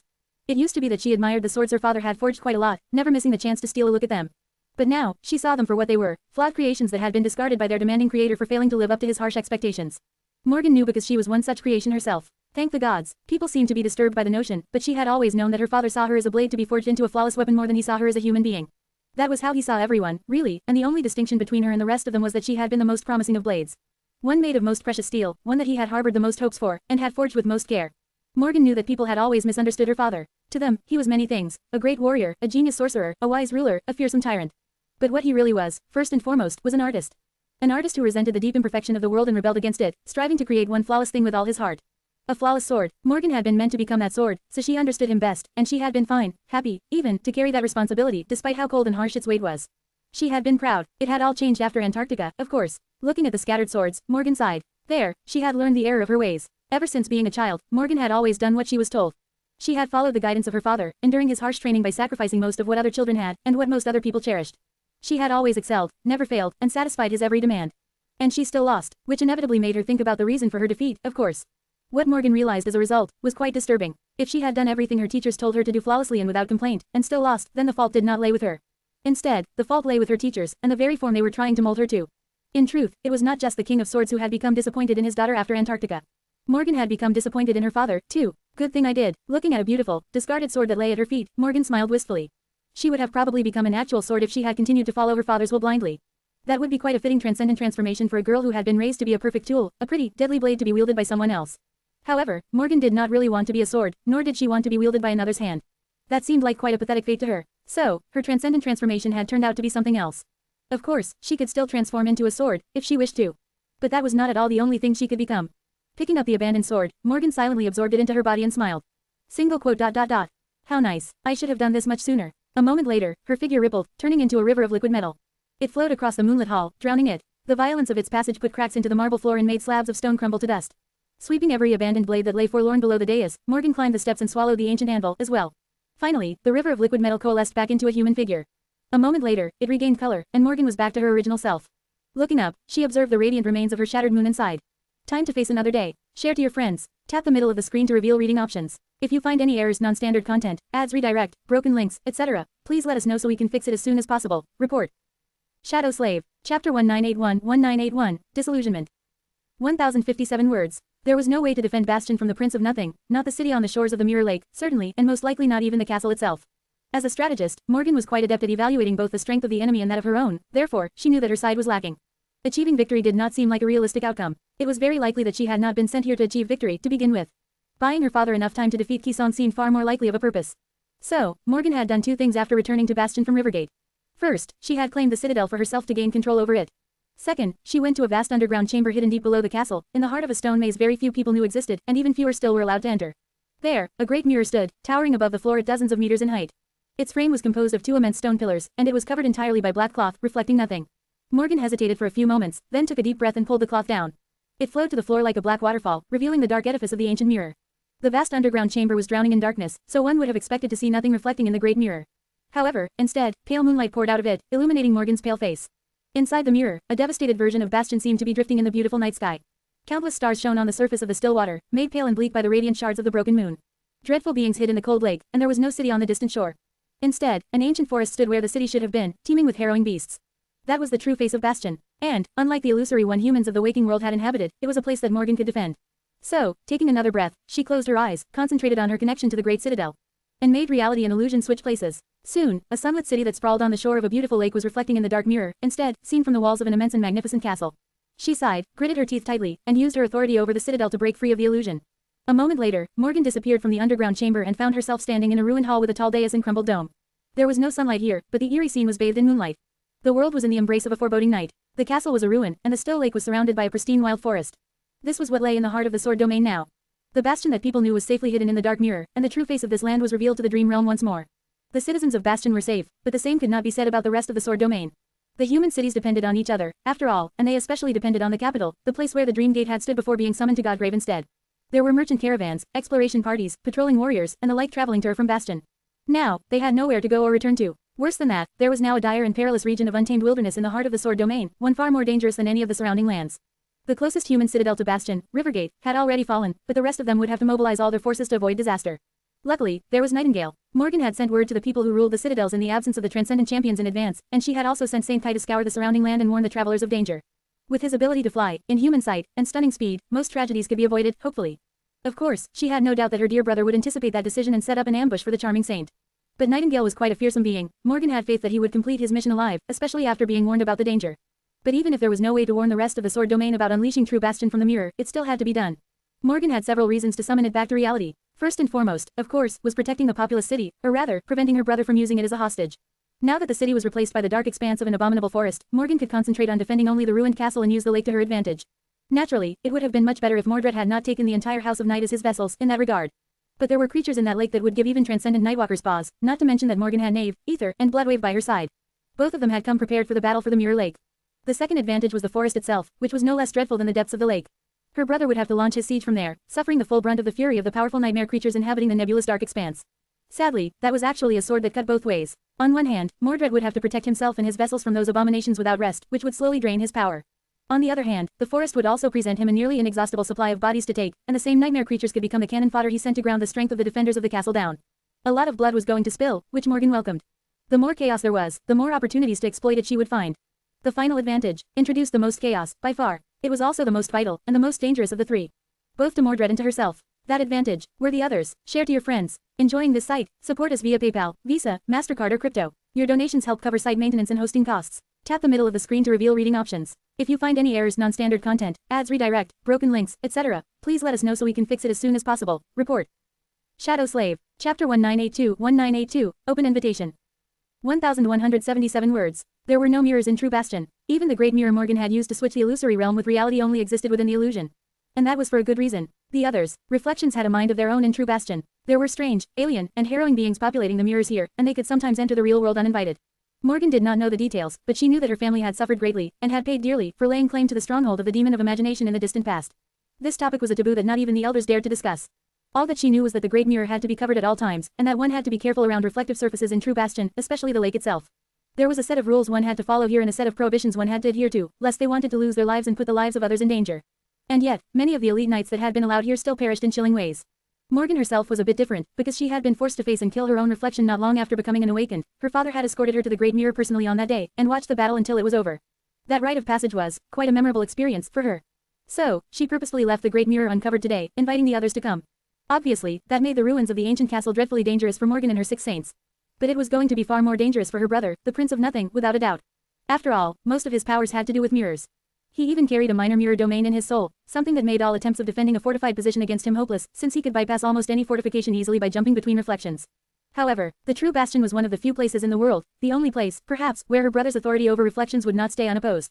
The powerful nightmare creatures dwelling in the forest were a threat to him, but the eerie beings that dwelled on the other side of mirrors were infinitely more dangerous. After all, they could enter his domain, intercept him when he was jumping between reflections, feel his gaze when he spied through mirrors, and do many things that neither Morgan nor Mordred could even imagine. Her brother would have to contend against the real mirror wraiths here. That was the greatest obstacle that stood between him and conquering Bastion. Of course, there were a few others, like the runic array that her father had carved into the ruins to protect them from the enemies of Clan Valor, and from her monstrous brother in particular. Or the sentinel swords he had left behind. Or the insidious influence of the shattered moon, which almost no one knew about. That was the dire battlefield that Morgan had prepared to stack every possible advantage in her favor. The enemy was too strong, and so, she had to be both resourceful and willing to risk it all. Hopefully, that would be enough to stall her brother long enough for the Song domain to fall. But, of course, Morgan wanted more than that. She had greater ambitions than merely serving as his foil. She wanted to win. She wanted to win and erase the shame of her pitiful loss in Antarctica, so that she did not have to think about it again, and feel fear ever again. Single quote. You bastard. Smiling darkly, Morgan ascended the crumbling wall of the ruined fortress and looked upon the moonlit lake. That had happened, ages ago. The events unfolded pretty much exactly as Morgan had anticipated, even though she would have loved to be mistaken for once. Not long after the real Bastion replaced its illusory twin, Mordred attacked from the depths of the dark forest. They did not know how much he was stifled by the presence of the others, exactly, but his power was definitely diminished quite a lot compared to Rivergate. He seemed to be reluctant to use his powers often, as if wary of something, and his usual omniscience was replaced by doubt. Still, her brother was a fiend, and he definitely did not lack determination. That first battle was both intense and chilling, testing the very limits of their resolve and mental endurance. The mirror lake boiled as the 3 remaining saints of the House of Night, the vessels of the Prince of Nothing, and the dreadful nightmare creatures that dwelled in the depths clashed with each other in a frenzied storm of violence. The water of the lake would have turned red if it wasn't painted black by the veil of night already, and tall waves assaulted its shore. The 3 government saints and Morgan herself defended the 4 sides of the ruined fortress. The crumbling walls quaked and groaned, sometimes collapsing into piles of rubble, and the dark edifice of the broken keep towered above them like a gravestone. A squall of terrifying forces was unleashed, making Morgan feel a rare moment of relief at her decision to hide the illusory bastion in the Great Mirror. If she hadn't, the collateral damage caused by the titanic battle among the civilian population of the city would have been incalculable. The first battle lasted for a while, but eventually, it became apparent that neither side would be able to achieve a sweeping victory. Of course, Morgan and her saints were still inferior to the enemy in terms of pure numbers, which was a funny thing to say, considering that their enemy was a single man. Still, they had the advantage of being the defending side, and not only that, but being the defenders of a fortress designed specifically to protect the Valor family from its monstrous scion. Tied by the eerie thread of the others and bound by the runic array carved into the walls of the ancient castle, Mordred could not rely on his bizarre powers and endless tricks. He was more or less limited to only using skill and brute strength to destroy them, and although his strength was not at all lacking, Morgan and her people were quite powerful themselves. In fact, some of them were the epitome of power. Morgan, the Princess of War. The chilling and beautiful wraith, Soul Reaper Jet, known and feared by most awakened. Saint Athena, raised by wolves, a bona fide war goddess who had led her warriors into a hopeless siege on the Forgotten Shore, and only gotten stronger and more heroic since then. Saint Kai, the Dragon Slayer. And 3 last saints of a fallen great clan, who burned with the desire to avenge their kin. It was quite an epic battle. In fact, it was just the kind of battle that people would sing about centuries later. It was just a pity that no one was there to witness it and tell the tale. Perhaps if Nightingale picked up the microphone once again, share to your friends. Enjoying this site? Support us via PayPal, Visa, MasterCard or crypto. Your donations help cover site maintenance and hosting costs. Tap the middle of the screen to reveal reading options. If you find any errors, non-standard content, ads redirect, broken links, etc., please let us know so we can fix it as soon as possible. Report. Shadow Slave. Chapter 1983, Besieged. 1052 words. In any case, Mordred could not eradicate them without resorting to extreme measures that would not only put him at great risk, but also result in dire losses among his vessels. And it was not time yet for that. So, eventually, he chose to retreat. Watching the grotesque leviathans resurface and swim away, Morgan exhaled tiredly and leaned on her sword. They had not won, exactly, but had not lost, either. It was a reason to celebrate, and yet she was not in a festive mood. She knew that this first battle was merely the beginning. The battle for Bastion had not ended, it was just starting. Of course, its nature would change after tonight's bloodshed. It would become a war of attrition. And it had. There had been many battles since then. Morgan and her saints held the ruins of the castle, while Mordred settled in the forest. He had to battle the nightmare creatures dwelling there constantly, which was a boon for Morgan, since his vessels had already been damaged during the assaults on the ruins, and were now being worn down further by the endless onslaught of abominations. But it was also a curse, because the same nightmare creatures would be then taken by her brother and sent to wear the defenders of the castle down, in turn. If there was one mercy, it was that he seemed reluctant to control more bodies than he already controlled. Therefore, if the nightmare creatures attacked, the transcendent vessels of the Prince of Nothing were absent, and vice versa. Morgan just hoped that her brother was being drained and ground to dust by having to survive all these soul duels, just like the rest of them were being slowly battered to the ground. Athena's prodigious strength and Nightingale's startling archery skill were of immense help in the battles against the taken forest dwellers, while Soul Reaper and the Saints of Night were indispensable when battling the human vessels of her brother. Morgan herself had long abandoned caution and went all out in every battle as well. Her aspect was both formidable and versatile, as was her transcendent ability. Therefore, she was a devastating presence on the battlefield no matter what enemies they faced. Somehow, they survived a week of the siege, and then another. In the process, her brother had attempted to sneakily circle around Bastion and stage an attack on the citadels of the Sword Domain located deeper inland. In response, Morgan and Saint Kai launch an attack on Night Garden, almost managing to claim it before falling into a trap set for them there by Mordred. That trap was the being he had left to guard the beached Great Citadel, a single reflection of his, which would not usually pose a real threat to two saints as powerful as Morgan and Kai were. If not for the fact that this reflection was a supreme titan. In the end, they did not manage to conquer the Night Garden, barely escaping with their lives. However, they did manage to dissuade Mordred from trying to move past Bastion without eliminating its defenders first. The siege continued, with both sides slowly studying the enemy and searching for a way to destroy them. It was intense, grueling, and often full of dread. However, the most dreadful part of it all was the others. Morgan did not know how her brother, who was much more susceptible to their sinister influence, was managing to stay alive and sane. But it was definitely a challenge for her and her saints. The others were so eerie and frightening because they were alien, unknown, and unknowable. Their origin was a mystery, and so was their nature. Morgan did not even know if they were truly beings, in the full sense of that word, let alone living beings. The others moved and acted like creatures that possessed will and even an eerie form of sentience, but she could not be sure. They could have been mere manifestations of some mysterious force or process that simply reflected what was in front of them, thus creating a false impression of intent and intelligence. The worst part of it all was that, unlike the nightmare creatures, the others were not even necessarily malicious. The harrowing evil they perpetrated was nothing but a result of their inherently alien nature. These beings did not seem to know or be able to fathom the natural concepts like a person's desire to stay alive, the fear of pain, the terror of having one's body and soul stolen, maimed, torn apart, or consumed. At least that was the opinion that Morgan and her saints shared now, after witnessing the others, and even clashing with them, several times. But they simply could not be sure of anything, which made the sinister guests from the mirror realm so much more frightening. On top of that, even fighting them was a dreadful ordeal, because the others did not follow the conventions of power that both awakened and the nightmare creatures shared. They were neither divine nor profane. They did not seem to possess ranks and classes. They were not beholden to a single aspect or a set of unholy powers. Instead, they were entirely unfathomable and unpredictable, making every battle with them a chilling affair. Some of the others were surprisingly weak, and were easily destroyed by the saints. Some, however, possessed a harrowing power that made them utterly lethal, while their bizarre nature made obliterating them a dangerous and difficult undertaking. Morgan had almost lost Saint Ether that way during the early days of the siege, which would have been quite a disaster, considering that he was the closest thing she had to a healer. Luckily, the Nightwalker had survived in the end, even if his eyes seemed a little haunted to this day. Poor guy, Morgan herself had grown up knowing about the others and brushing against the eerie mystery of their existence from time to time, so these dreadful encounters were nothing new to her. The government saints were taking it surprisingly well, too, but the Saints of Night were rattled. How much longer? Letting out a sigh, she shivered in the cold, looked at her bloodied tunic in disgust, and walked toward the lake to take a plunge.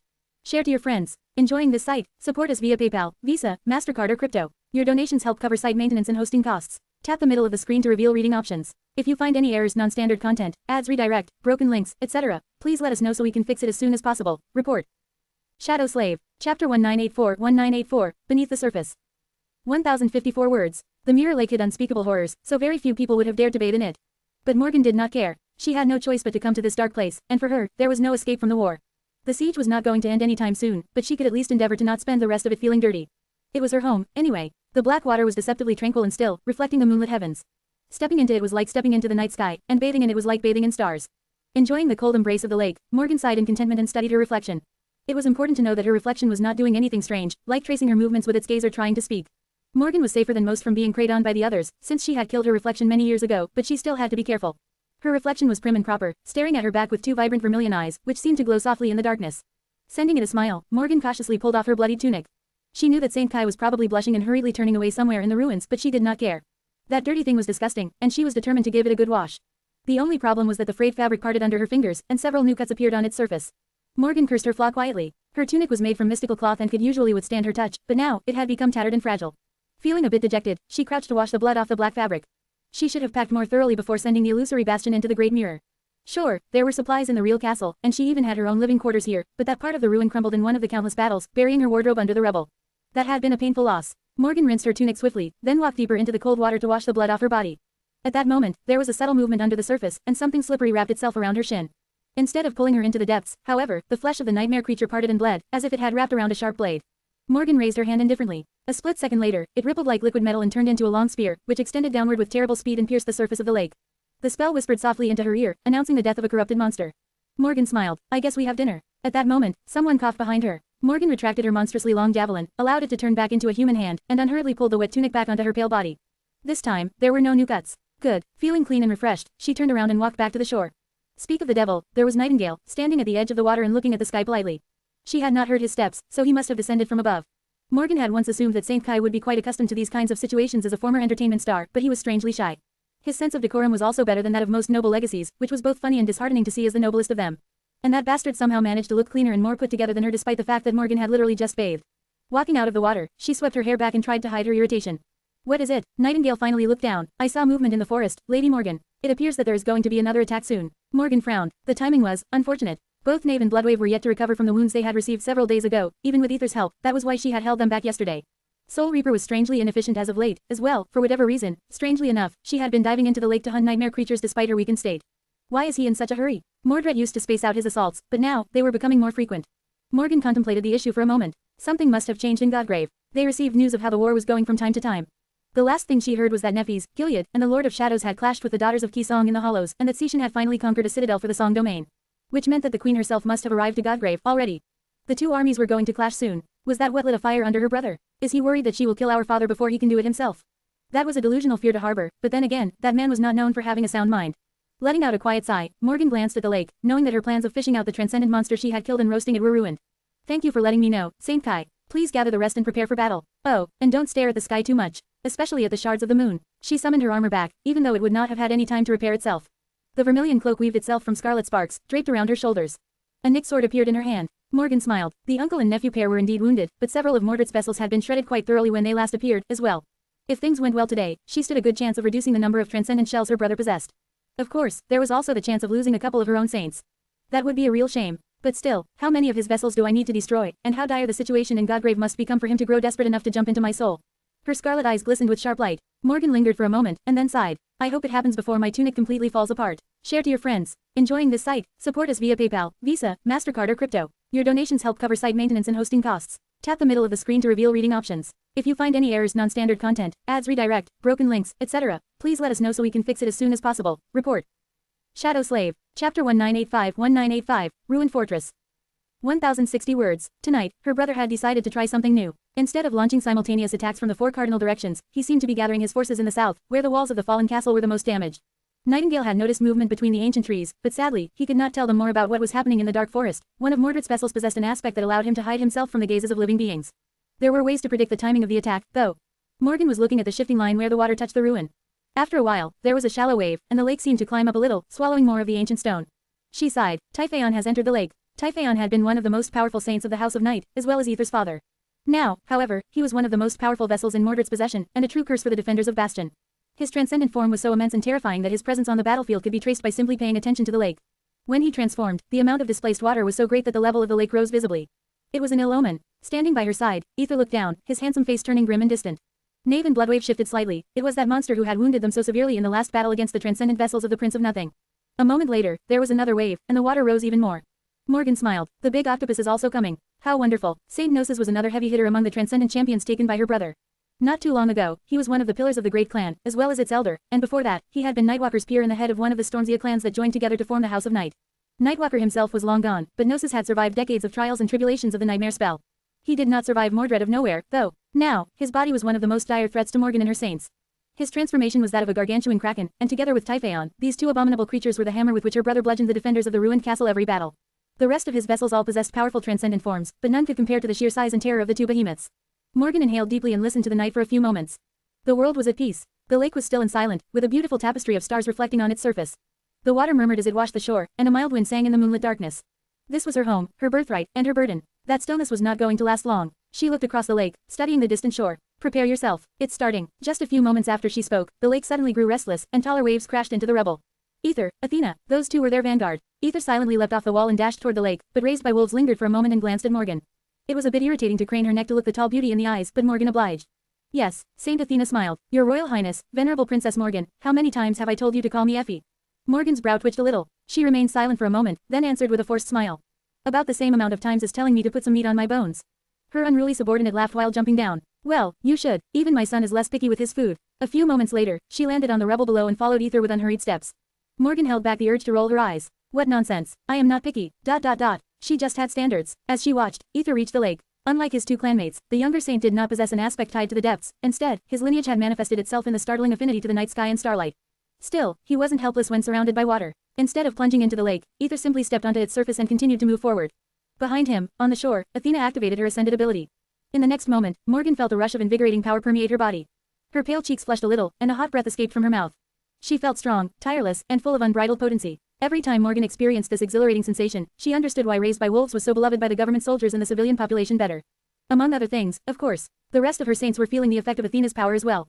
Despite the fatigue and exhaustion of the past weeks, they suddenly looked impatient to join the fray. Bloodwave gave Morgan a long look and asked, his deep voice sending shivers running down her spine. What about us? She shook her head lightly. Stay back, we'll face them on land today. The white-haired saint scowled, but listened to her order. It would be a disadvantage to leave him and Knave out of the water, thus incapable of using their aspects fully. But Morgan had a bad feeling about today's attack. It was high time for her brother to come up with some new diabolical tactic. And more importantly than that, she had her own diabolical plans as well. For them to come to fruition, she had to lure the enemy away from the lake.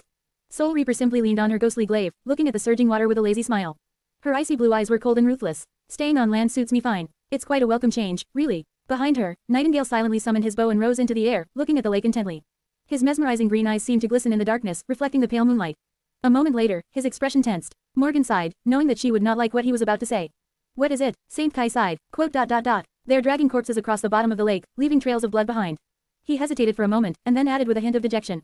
I think we'll have more guests today than we anticipated. Share to your friends. Enjoying this site? Support us via PayPal, Visa, MasterCard or crypto. Your donations help cover site maintenance and hosting costs. Tap the middle of the screen to reveal reading options. If you find any errors, non-standard content, ads redirect, broken links, etc., please let us know so we can fix it as soon as possible. Report. Shadow Slave. Chapter 1986-1986, Baiting the Monster. 1,127 words. Morgan sighed as she saw the water break in a dozen places, far in the distance, and grotesque tentacles shoot from the depths. Carried in them were the massive corpses of the nightmare creatures that dwelled in the forest, some of them the very same nightmare creatures whom she and her saints had wounded but failed to finish off in yesterday's battle.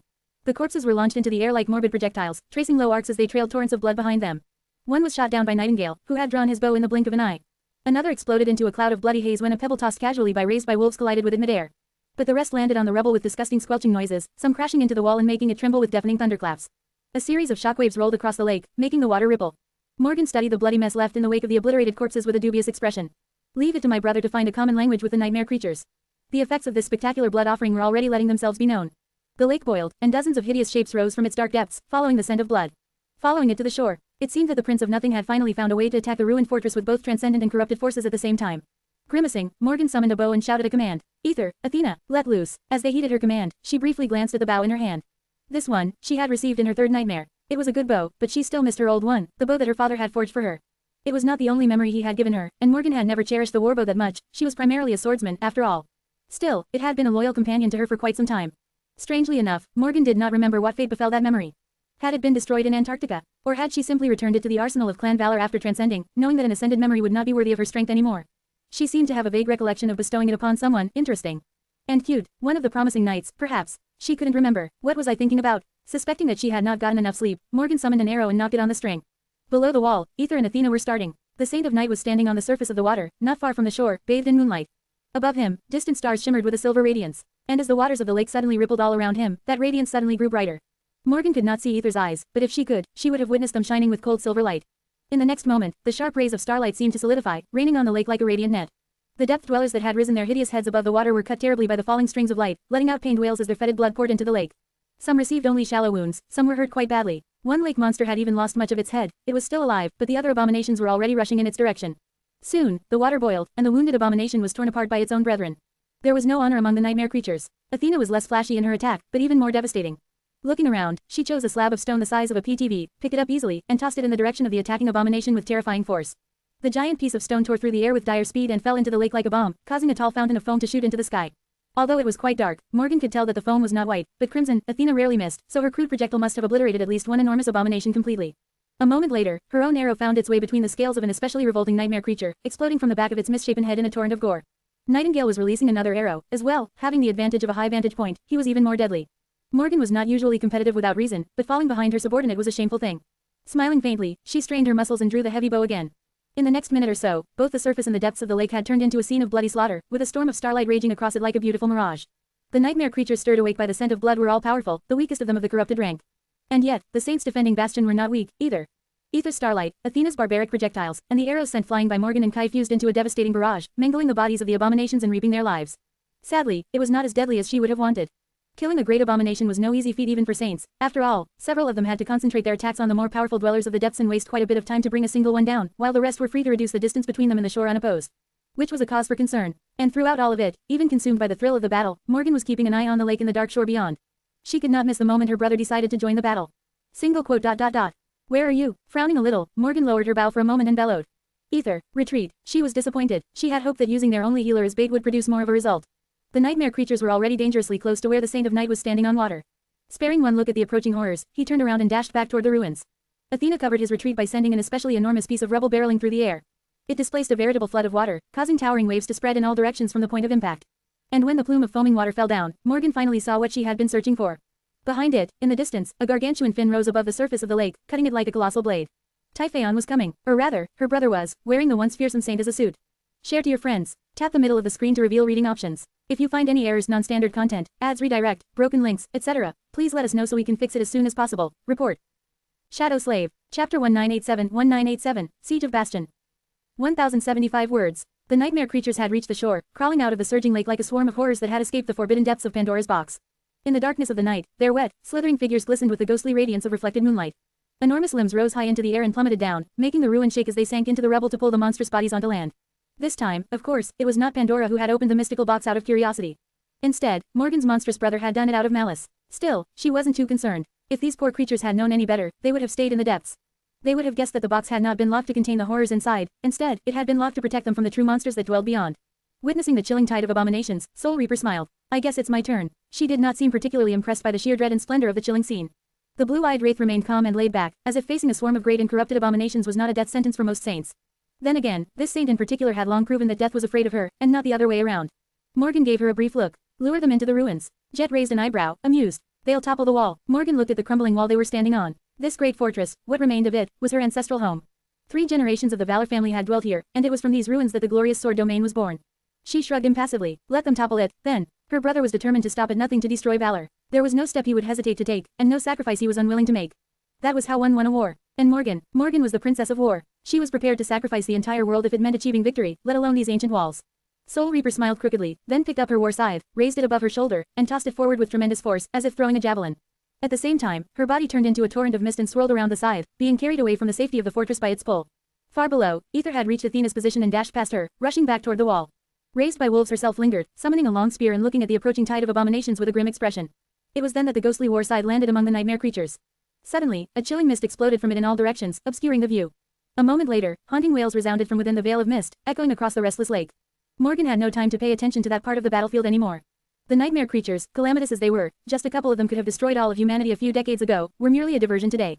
The true threat was her brother. Athena, retreat. Below the wall, raised by wolves, stared at the cloud of mist with a complicated expression, then gritted her teeth and dashed back. Morgan could see Typhaon's fin towering above the surface of the lake as it cut the surging water. Her brother was moving around the ruins, threatening to attack them from the east. At the same time, a vast swath of the lake west of the crumbling castle boiled, revealing glimpses of gargantuan tentacles and an abominable body surfacing from the depths. There were more transcendent vessels advancing from the south, as well. Morgan scowled for a moment, calculating the timing. Single quote. He got me good, this time. Her vermilion eyes glistened in the darkness. Despite the head start, Ether reached the battlements at the same time as Athena. Morgan studied them for a moment, then spoke evenly. Nightingale, intercept Gnosis and his retinue, if you will. Athena, stall Typhaon for as long as you can. After Soul Reaper, these two were her strongest champions. In fact, they were no weaker than the former pillars of the House of Night. Typhaon and Gnosis had been, despite being decades younger and far less experienced. Morgan even suspected that they would have slain the legendary saints in battle, if given the chance to face them one-on-one. Sadly, the 2 Stormsia saints were dead, and it was Mordred controlling their bodies now. Not only was her brother fearsome, but he was also shrewd and cunning, never letting his most powerful vessels face her best warriors without an advantage. So, she could only hope to stall them today. Athena sighed, then dismissed her spear and crouched. A moment later, the crumbling wall shook, and the stones under her feet cracked. The beautiful saint soared into the air in a stunning leap, seemingly flying toward the swiftly approaching fin. As she flew, her body, which seemed to be cast of polished steel, expanded in size. By the time Raised by Wolves landed in the water, she was a steel colossus at least 100 meters in height. A great wave rose from her plunge into the lake, and a deafening thunderclap rolled across the lake, making the trees on the distant shore sway. She was standing far away from the ruined fortress, and yet, the water barely reached her thighs. The lake was deep enough to swallow even a giant like Athena, but she had chosen her battlefield carefully. There, the water was deep enough to lure Typhaon to come, but not so deep as to leave her no fighting chance. Of course, she could have fought him at the bottom of the lake, if she so wished. Saints could hold their breath for a long time. After all, however, fighting a transcendent of the House of Night in the depths was something that only people with a death wish would do. Almost at the same time, a graceful figure dashed across the black sky, rushing west. Nightingale assumed his transcendent form as he flew, and soon, moonlight glistened on the beautiful scales of a majestic dragon. His great body was dark like the night sky, and his eyes were like silver stars. The vast shadow of his wings covered the tall waves, raising up a hurricane. Morgan sighed. The 3 government saints were each handling an overwhelming foe, but it was up to her and the saints of night to face the most dreadful adversary. Share to your friends. Tap the middle of the screen to reveal reading options. If you find any errors, non-standard content, ads, redirect, broken links, etc., please let us know so we can fix it as soon as possible. Report. Shadow Slave. Chapter 1988-1988. Ruin has come to our family. 1012 words. To the west of the crumbling castle, a vast swath of the lake seemed to boil with foam as a seething mass of dark tentacles rose from below. The gargantuan tentacles reached for the moonlit sky like a primordial forest, each aiming to catch, crush, smother, and tear the swift enemy apart. Or bring the enemy down to the depths, into the dark chasm of the creature's harrowing maw.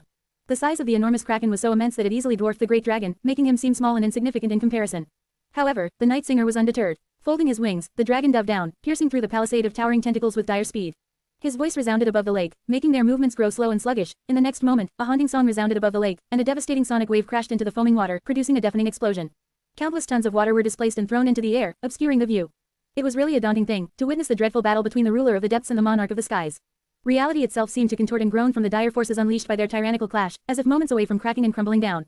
Sadly, Morgan did not have time to pay close attention to the battle between Nightingale and the Kraken. Nor did she have time to observe the clash between Athena and the monstrous creature, Typhaon. The giant fin had risen even higher above the water, and then, the behemoth's fearsome body was finally revealed. He slowly emerged from the deeper part of the lake, straightening as giant waterfalls flowed from his impenetrable scales. Typhaon was vaguely humanoid in shape. He had a powerful body that towered even above the war colossus, Saint Athena. However, where she was lean and graceful, the monster of the depths was broad and mighty. His figure bulged with muscles that resembled tectonic plates, and his skin was covered by a natural carapace of unbreakable scales. He had sharp, ridge-like fins protruding from his back, his forearms, and his thighs. Those were like colossal blades, capable of slicing armored ships in half. Instead of 2 legs, Typhaon had 4 flexible, pillar-like limbs that resembled long tentacles. His head was bestial and appalling, crowned by enormous horns, and there were 2 monstrous serpents growing from behind his shoulders, each with long twisting necks and terrifying needle-like fangs crowding their maws. He looked like a dark deity whom the abominable drowned would have worshipped. Morgan had never been to the Great River, so she could not draw the parallel. However, Effie, who knew the drowned all too well, could. She grimaced with resentment and braced herself, preparing to endure the assault of the titanic fiend of the depths. When the 2 Goliaths collided, the entire world shuddered and shook. All throughout the ruin, shards of stone fell from the crumbling walls and scattered on the piles of rubble. Morgan winced. Below the wall, the cloud of swirling mist was flowing up the shore, already nearing the wall. The chilling wails and muffled thunderclaps were still resounding from within it, proving that Soul Reaper was engaged in a deadly dance with the swarm of abominations. Her insidious aspect was capable of destroying souls directly, and Morgan suspected that that was the only reason why there were no rivers of blood flowing back into the lake from within the icy fog.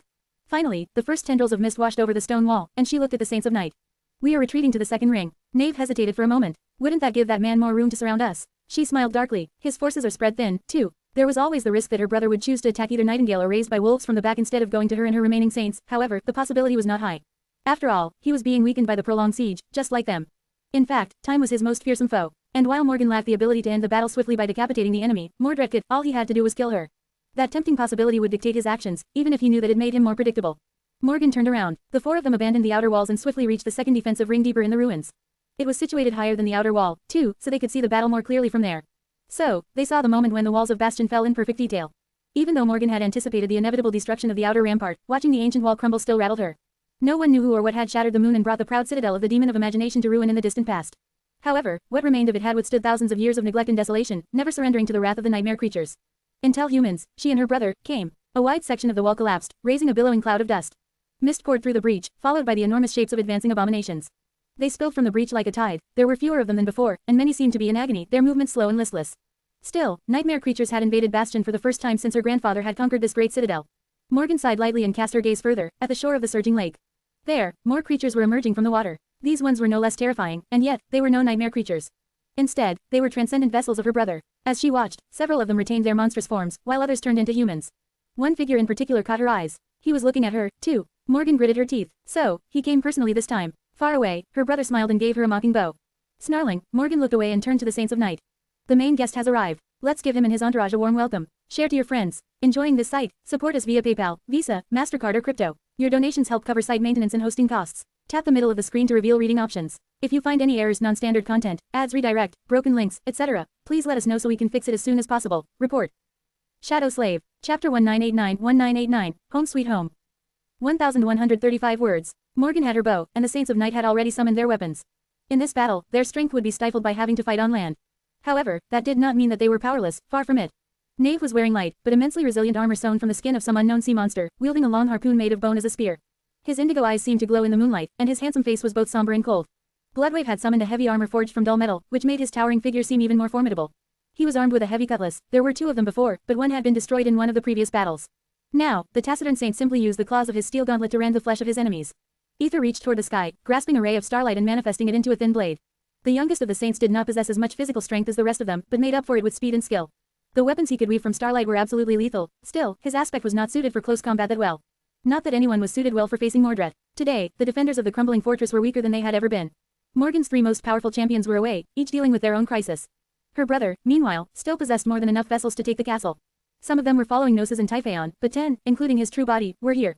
They had already scaled the outer wall, avoiding the cloud of mist and the nightmare creatures that were still fighting Soul Reaper within it. Mordred himself lingered at the top of the rampart, looking up at the second ring of the battlements.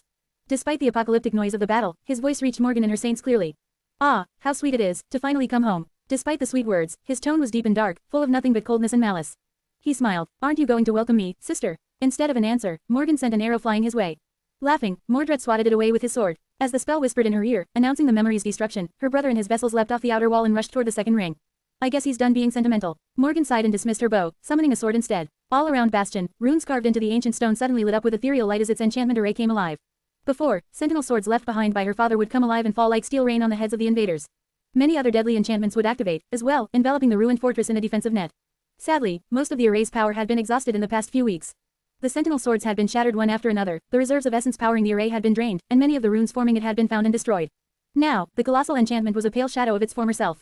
It still did one thing particularly well, however. It restricted both the others and the aspect powers of the Prince of Nothing. Here in the crumbling fortress, he could only rely on brute strength to obliterate its defenders. Morgan raised her sword and prepared to fight. 4 saints against 10 transcendent vessels of a murderous madman, the odds were not too great. For her brother, that was. Because while he could not use his aspect, Morgan could still use hers. Activating one of the enchantments stored in her body, she sensed dire strength permeating her very being. Time seemed to slow down a little. Smiling viciously, Morgan dashed forward and met the first of the transcendent vessels as it leapt onto the wall. Those of the taken saints who could move on land in their transcendent forms had kept them. Those who could not had become humans again. Each of them looked different, but all, both humans and creatures, had the same cold, inhuman, unfeeling look in their eyes. With dark flames of boundless wrath burning beneath the cold surface, Morgan crossed swords with one of the human vessels, throwing it back off the wall. But in the next moment, she had to dodge back as a gargantuan clawed hand fell on the battlements, sending a rain of sparks flying in all directions. The claws bit into the ancient stone, and a hideous snout rose above the parapet, resembling that of a giant crocodile. The triangular fangs snapped, almost taking Morgan's arm off, or at least catching her in a crushing trap.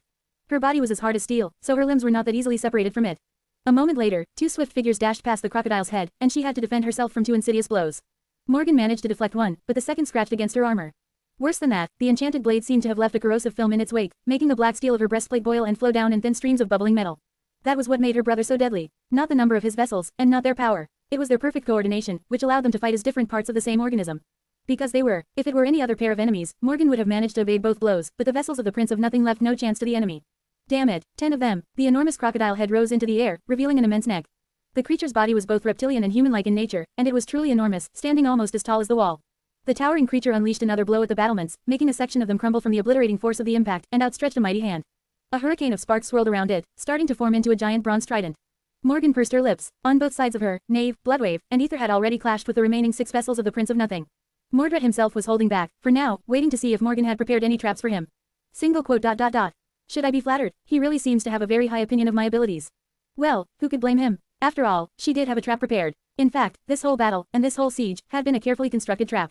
Share to your friends. Enjoying this site? Support us via PayPal, Visa, MasterCard or crypto. Your donations help cover site maintenance and hosting costs. Tap the middle of the screen to reveal reading options. If you find any errors, non-standard content, ads redirect, broken links, etc., please let us know so we can fix it as soon as possible. Report.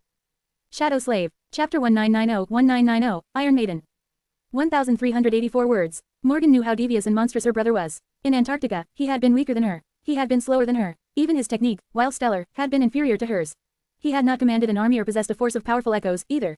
And yet, he had turned her nearly assured victory into a defeat. Even if it had seemed like the forces of valor would have prevailed before the descent of the Nightmare Gates, in the end, Morgan herself would not have lived long enough to see their triumph. She would have been dead, slain by that fiend. So, she knew how fearsome her brother was. However, she also noticed how he had changed after coming to the shores of the Sword Domain. Even his mask of pleasant friendliness was gone, replaced by the inhuman emptiness that Mordred had usually kept hidden in the past. He must have dreamed of his revenge for a long, long time, for many long years, locked in a dark room in the Night Temple, waiting and dreaming of visiting death and ruin upon those who had locked him there. His family. So, now that his goal was at hand, the Prince of Nothing had lost some of his flawlessly maintained composure. He was being impatient, and since he was also monstrously strong, Morgan knew how to use his impatience and turn it into arrogance. From that first battle at Rivergate, she had been carefully hiding her true strength. She had not revealed it even when her life was in danger, and when the lives of her saints were in danger, either. That was because even while unleashing his thirst for vengeance, her brother was still supremely cautious. So, Morgan had to wait. She had waited for many long weeks, methodically reinforcing the notion of her lacking strength in his mind.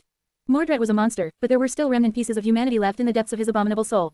He already despised valor, and therefore felt contempt for his younger sister. Deep down, he wanted to prove that he was better than her. Stronger than her, smarter than her, that his father had chosen wrong when casting him aside, and choosing to elevate Morgan instead. It was for that reason, and because of having already defeated her once, that Mordred had to be prone to underestimating Morgan. He already wanted to believe that she was below him in all regards, after all, so, showing him weakness over and over again was bound to reinforce that subconscious bias. However, Morgan was not weak. She was just waiting, and now, finally, the day she had been waiting for was here. Granted, the situation was still terrible. She had hoped to decimate Mordred's forces in one fell swoop, but he had proven to be too monstrously, unreasonably powerful. It tasted bitter to admit that he was indeed much stronger than her. As a result, Morgan could only hope to level the playing field and assure that the siege would last for a while longer with her carefully prepared trap. But there was no escaping it. Her saints were already battered and worn out, losing more of their strength with each day. If she continued to stall for time, it would be her forces that suffered fatal losses, not his. Single quote. A pity. Morgan deflected a glancing blow of the enemy's sword, somehow managed to push another aside with the pommel of her own, and then gasped when the towering reptile's trident brushed against her side. Her armor caved a little, and she was thrown back, slamming into the parapet of the battlements. A net of fractures spread through the ancient stone, and a rain of debris fell down. She groaned and straightened slowly, tasting blood on her tongue. Feeling beaten and tired, Morgan glanced east, caught a glimpse of Athena, and felt new strength flood her veins. Her cracked helmet collapsed into a rain of sparks. Sensing cool air on her heated face, Morgan smiled crookedly, looked past the hideous head of the human-like reptile, one of the strongest vessels in Mordred's possession after Typhaon and Gnosis, and pierced her brother with a dark gaze. The fiend was still refusing to join the fray, or rather, refusing to risk his original body. In truth, each of these vessels was him, and he was already engaged in the battle. Why was he so cautious? She had hoped to destroy that original body today, but the gargantuan crocodile would have to do. Hey, brother, standing some distance away, Mordred looked at her without any particular emotion. His lips twisted into a false smile. Are you ready to surrender, sister? Or, wait, are you going to run away again? Go and ask our father for help, perchance. I'm sure he can spare a few echoes. Morgan let out a hollow laugh and watched as the giant reptile raised its trident to deliver another blow. The other two transcendent vessels had not been idle while Mordred was talking either, having already flanked her. She lingered for a moment, and grinned. Quote. Why are you calling him our father, anyway? You bastard. Mordred's expression finally changed, bringing her great satisfaction. In the next moment, Morgan's smile disappeared, replaced with a cold and ruthless expression. And her body turned to liquid steel. The torrent of it swallowed the black armor and rushed forward like a flood. In the past, Morgan had only used this transcendent ability to change parts of her body into blades or grow in size, becoming a steel giant of about 10 meters in height. A few times, she had even mimicked the forms of other creatures, but that was not all she could do. She had held back the true extent of her power until now. Becoming a sword, who wanted that? A sword could cut flesh, and in the right hand, it could even cut souls. But it could not cut the world. It could not wield itself, and force its own will upon existence. Morgan was going to do exactly that. A torrent of liquid metal rushed forward, expanding in size until it was like a river. It instantly swallowed the two transcendent vessels that had been rushing to attack her from the sides, slicing their bodies apart and extinguishing the false sparks of life that burned in their dead chests. Then, it dove off the wall and wrapped itself around the colossal reptile like a snake made of mercury. The humanoid crocodile was truly gargantuan, standing as tall as the fortress wall. But finally unleashed, Morgan was able to envelop it almost entirely. And there was no escape from her iron embrace. She had absorbed quite a lot of mystical steel in the past 4 years, after all. The swords her father had forged, as well as the shards of the destroyed sentinel swords, had reinforced her transcendent form especially well. Trapped, the enormous reptile staggered back. But it was too late. Because the river of liquid metal that Morgan had become retained the curse of her flaw. Amplified by her aspect power, her flowing shape was cutting into the flesh of the powerful vessel, slicing it apart, and letting torrents of blood flow down onto the rubble. It was too slow, though. The shell of liquid metal swirling around the body of the taken saint rippled, and countless long, appallingly sharp spikes shot from its inner surface into his flesh, riddling it with holes and destroying his every organ. Just like that, 3 transcendent vessels of the Prince of Nothing were destroyed. Even knowing that his retaliation would follow a few moments later, Morgan couldn't help but laugh. Of course, she only laughed inside her mind, since her current form had no mouth and no lungs to produce sound. 3 down, would that be a big enough gesture to invite Mordred into her soul? If yes, one of them was going to die in the next few minutes. Or both of them. If not, the siege of Bastion would continue on for a long time. The loss of these vessels would slow Mordred's momentum, after all. 2 of the 3 possible outcomes ended in her victory. Those weren't bad odds. East of the crumbling fortress, a beautiful steel colossus was battling a hideous monster in the shallow water. West of it, a graceful dragon was fighting a titanic horror of the depths fiercely, his haunting songs traveling across the surging lake. Inside the fortress, the ancient walls were collapsing, and a man with mirror-like eyes was looking curiously as a river of living metal was slowly painted red. The shattered moon shone coldly in the broken sky. Share to your friends. Enjoying this site? Support us via PayPal, Visa, MasterCard or crypto. Your donations help cover site maintenance and hosting costs. Tap the middle of the screen to reveal reading options. If you find any errors, non-standard content, ads redirect, broken links, etc., please let us know so we can fix it as soon as possible. Report. Shadow Slave. Chapter 1991-1991, Hideous Face of War. 986 words. An enormous echo stood upon the desolate white plain, shining blindingly as its steel carapace reflected the radiance of the overcast sky. It was powerful enough to flatten fortresses and durable enough to endure transcendent blows, towering above the sun-bleached bone like a steel behemoth. The gargantuan beast had 4 mighty legs, a broad back, and a flat head that rested on a long neck. However, it had not been created by the nightmare spell in the image of a fearsome abomination. Instead, it had been forged by the King of Swords once, perhaps to serve an important purpose, perhaps simply out of boredom. Unless one wanted to bully the weak, the giant echo was not suited well for battle. It was not swift enough to be of use in a serious battle, and while its carapace was durable, it was not nearly resilient enough to survive the many dreadful perils of the Dream Realm.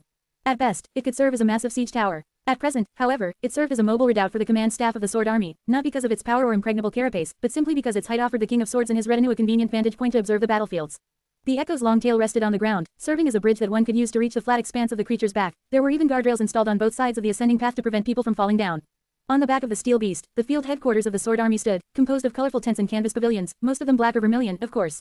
This was where the king and his close aides resided when the army was on the march, and where the generals gathered to hold council. This arrangement was not at all as impressive as the Valor Keep in the main camp of the Sword Army, of course, but still far more comfortable and convenient than one would expect in the middle of an active war. Finally, there was another steep path leading from the back of the enormous echo and up its long neck. A circular viewing platform was located on the other end of the path, resting atop the head of the steel behemoth. The posts of the decorative guardrail were fashioned to look like a crown, and the white plane of sun-bleached bone could be seen far below in stunning view. That was where Sunny had found himself on a hot summer day, hiding his grim expression behind Weaver's mask as he observed the calamitous battlefield. Well, every day in Godgrave was cruelly hot and sweltering, so this one was no different from all the rest. He sighed. Why is it that every war one participate in happens to take place in an area with extreme weather conditions? First the dreadful cold of Antarctica, now the suffocating heat of Godgrave. It was truly unfortunate. The next war one joined better happen somewhere with a nice climate. The rest of the people gathered on the platform did not seem to share his sentiment. All of them were clad in heavy armor, except for Neffis, who had stuck with her decision to forego it entirely and was wearing simple white garments. There were no dark corners on the head of the enormous echo for Sunny to hide in, so he simply found a relatively desolate spot and stood there alone, leaning on the railing with crossed arms. Added to his fearsome mask and cold attitude, this pose dissuaded others from approaching him, which suited Sunny fine. Most people crowded around the king, anyway. Anvil was standing at the foremost point of the viewing platform, observing the battle with a somber expression. His vermilion cloak was moving slightly in the wind, and his iron crown seemed especially heavy today. Sunny could not tell what the sovereign of the sword domain was thinking about, and couldn't even guess what he felt. No one was speaking at the moment, absorbed by the dreadful view of two great armies clashing on the plain below. It was truly an awesome scene. There were hundreds of thousands awakened warriors participating in the battle, as well as thousands of masters. There were countless echoes, as well. There was also a vast horde of horrid nightmare creatures subjugated by Beastmaster, and the eerie legion of the dead risen by the Queen of Worms. The battlefront stretched from east to west for no less than a dozen kilometers, and terrible forces ravaged the crumbling lines of desperately struggling soldiers. Countless aspects were being unleashed, and countless memories were consuming oceans of essence to release a myriad of enchantments. The bone plane was quaking, and the fabric of reality seemed to grow brittle and thin. The bone plane was drinking blood greedily, and too many lives were being lost each minute. It was appalling. Here on the head of the gargantuan steel beast, it was almost peaceful. The deafening roar of the battle was like a distant murmur of the tide, and none of the devastating forces unleashed on the battlefield reached the viewing platform. And yet, the people gathered here were not at all at peace. If there was one thing lacking on the battlefield, it was the saints. Neither of the two armies had sent their transcendent champions into battle, so all they could do was watch from a distance and gnash their teeth. Sunny had imagined the war as many things, but he had never imagined that it would be so boring. At the start of it all, he had been worried about having to slay countless humans with his own two hands. But in truth, Sunny had barely had an opportunity to spill blood after his first few attacks on the supply caravans of the Song army. All the killing and all the dying was being done by ordinary soldiers like Rain, and they were the ones paying the hideous price of war. It was a shameful truth. Share to your friends. Tap the middle of the screen to reveal reading options. If you find any errors, non-standard content, ads redirect, broken links, etc., please let us know so we can fix it as soon as possible. Report. Shadow Slave. Chapter 1992 Mass Destruction. 1,208 words. There was a good reason for that, of course. A shameful and ugly reason, but a good one nevertheless. Soon after the second stage of the war started, the forces of both domains had ventured to gain control over vast territories of Godgrave. The Sword Army had held a great advantage in that regard, already holding East Collarbone Plain and a large portion of the Breastbone Reach at the time, while the Song Army had been locked on West Collarbone Plain. There were expeditions launched to conquer the two remaining citadels in Godgrave. Revel was leading an expedition into the darkness of the Spine Ocean, and a saint from the branch family of Valor was leading a competing one to make sure that the Lightslayer died there. At the same time, Sir Gilead ventured south with a small force of elite warriors to claim the citadel on the femur of the dead deity. Considering that nameless temple stood between them and the Song Army, his expedition was unopposed. The Queen of Worms had seemingly decided to choose her battles and gave up on the south completely. A lot of time had passed since the three conquest parties departed, but neither of the citadels were conquered yet, which was quite important. That was because the conquest of the last two citadels would become the final tally of the authority that the two domains possessed in Godgrave. And once their authority had no more room to grow, there would be nothing left to hold the sovereigns back. And so, the King of Swords and the Queen of Worms would finally enter the battlefield in person, to face each other and see which one of them would inherit the throne of War's divine realm. Which one of them would kill the other and get the other's crown. That did not mean that there was nothing for the two great armies to do while the conquest parties braved the dreadful depths of Godgrave to claim the citadels, though. In fact, the ordinary soldiers had to play the most important role in this realm war. The authority of a domain did not only depend on citadels, after all, as Sunny had found out. There were other factors involved, like the strength and spirit of those people who belonged to the domain, and its territory. The latter was especially important, because while the two domains were roughly equal in terms of population, there was vast unconquered territory in Godgrave. The side that managed to claim more of it could very well swing the final balance of power in its favor. So, the two great armies had begun the conquest. The initial process of claiming territory for a domain was rather simple. Sunny had helped the Sword Army do just that while marching to the Vanishing Lake. The forces of humanity had to push the Scarlet Jungle back, burn it, slaughter the nightmare creatures who populated it, the original masters of this cursed land, and build fortresses around the fissures in the ancient bone, thus preventing the abominable infestation from extending its tendrils from the hollows again. However, what followed next was more complicated, and far more vile. Because after the forces of humanity wrestled control over the lands of Godgrave from the grasp of corruption, humans could still fight for that control among themselves. And that was what had been happening during the second stage of the war. Both armies continued to claim more territory by banishing the Scarlet Jungle into the hollows wherever possible, but they also clashed with each other, fighting for the already conquered land. The extermination outposts had become the currency that both domains lusted for, and so, humans were now spilling human blood in Godgrave. The Song army had eventually made its way to the breastbone reach by staging a two-pronged offensive from the collarbone plain in the western first rib. The battlefront had become twisted and complicated, with some fortresses changing hands several times a week. And all of that was being done by the awakened soldiers and ascended officers. The most powerful champions of both great armies, the Saints, mostly remained on the sidelines. That was because Saints were too powerful, and too rare. Losing even one was a great loss for the domains, especially if the fallen Saint controlled a citadel, since there was usually no one left to replace them as its ruler. Besides that, a single transcendent could annihilate an uncountable number of soldiers. If they were unleashed on the battlefield, the casualties among the awakened warriors would be too monstrous. Which would never stop either of the armies from using their saints as weapons of mass destruction, of course. In fact, they would gladly do just that. The more enemy combatants perished, the better. However, they were deterred from doing so by the enemy saints. The transcendent champions of the Song army guarded the transcendent champions of the Sword army watchfully, and vice versa. None of them were allowed to enter the fray unless an enemy saint launched an attack on the ordinary soldiers, so everyone remained passive, doing nothing. Valiant saints led their warriors to battle, only to stand back and watch as the soldiers fought the enemy alone, all the while the enemy saints stood on the other side of the battlefield, doing the same.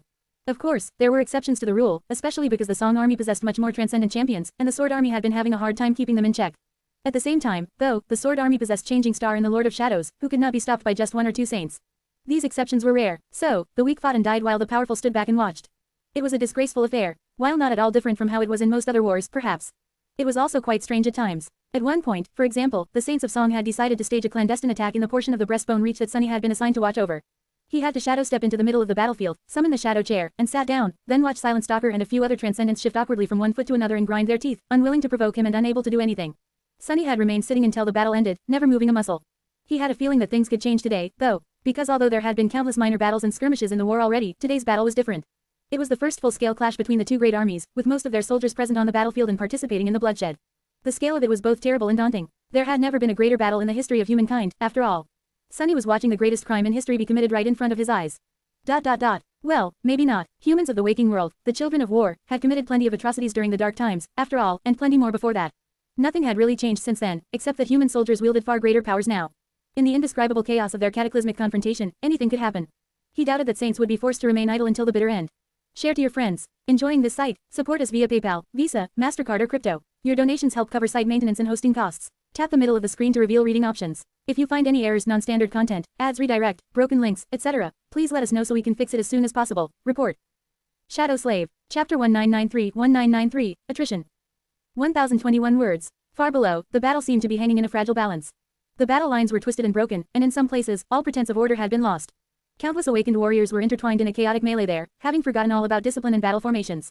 Blood was spilling on the ground, and a litany of desperate voices was drowning in the deafening clangor of steel. In other places, stalwart officers were still maintaining a semblance of control. The forces of the Sword army were pushing the forces of Song on the left flank of the grand formation, while its right flank was being pushed back instead. In the center, a furious tug of war was boiling, with neither side managing to gain ground. At first glance, the soldiers of the Sword domain were in a better position. That had been true throughout the war. The warriors of the Song domain did not lack courage, determination, or martial prowess. In fact, Sunny had often been stunned by their tenacious resolve. Their powers and tactics were often strange, insidious, and wild, bringing with them a sense of lethal peril. They were chillingly fearless in the face of death, and viciously ruthless when they needed to be. And yet, they were simply no match for the soldiers of the Sword army. The army of the Sword domain was better equipped, better trained, and better able to maintain discipline in dire situations. Even if each individual warrior fighting under the banner of the King of Swords was not more powerful than the warriors of Song, together, they made for a much tougher and deadlier force. It was partially because Clan Valor and its vassals had been in power for much longer than Clan Song, and therefore possessed a much richer martial tradition. The core of the Sword army had been forged in the successive subjugation campaigns that brought vast regions of the Dream Realm under human control, after all, and while Ki Song had led a historic conquest of her own, its scope and length did not compare.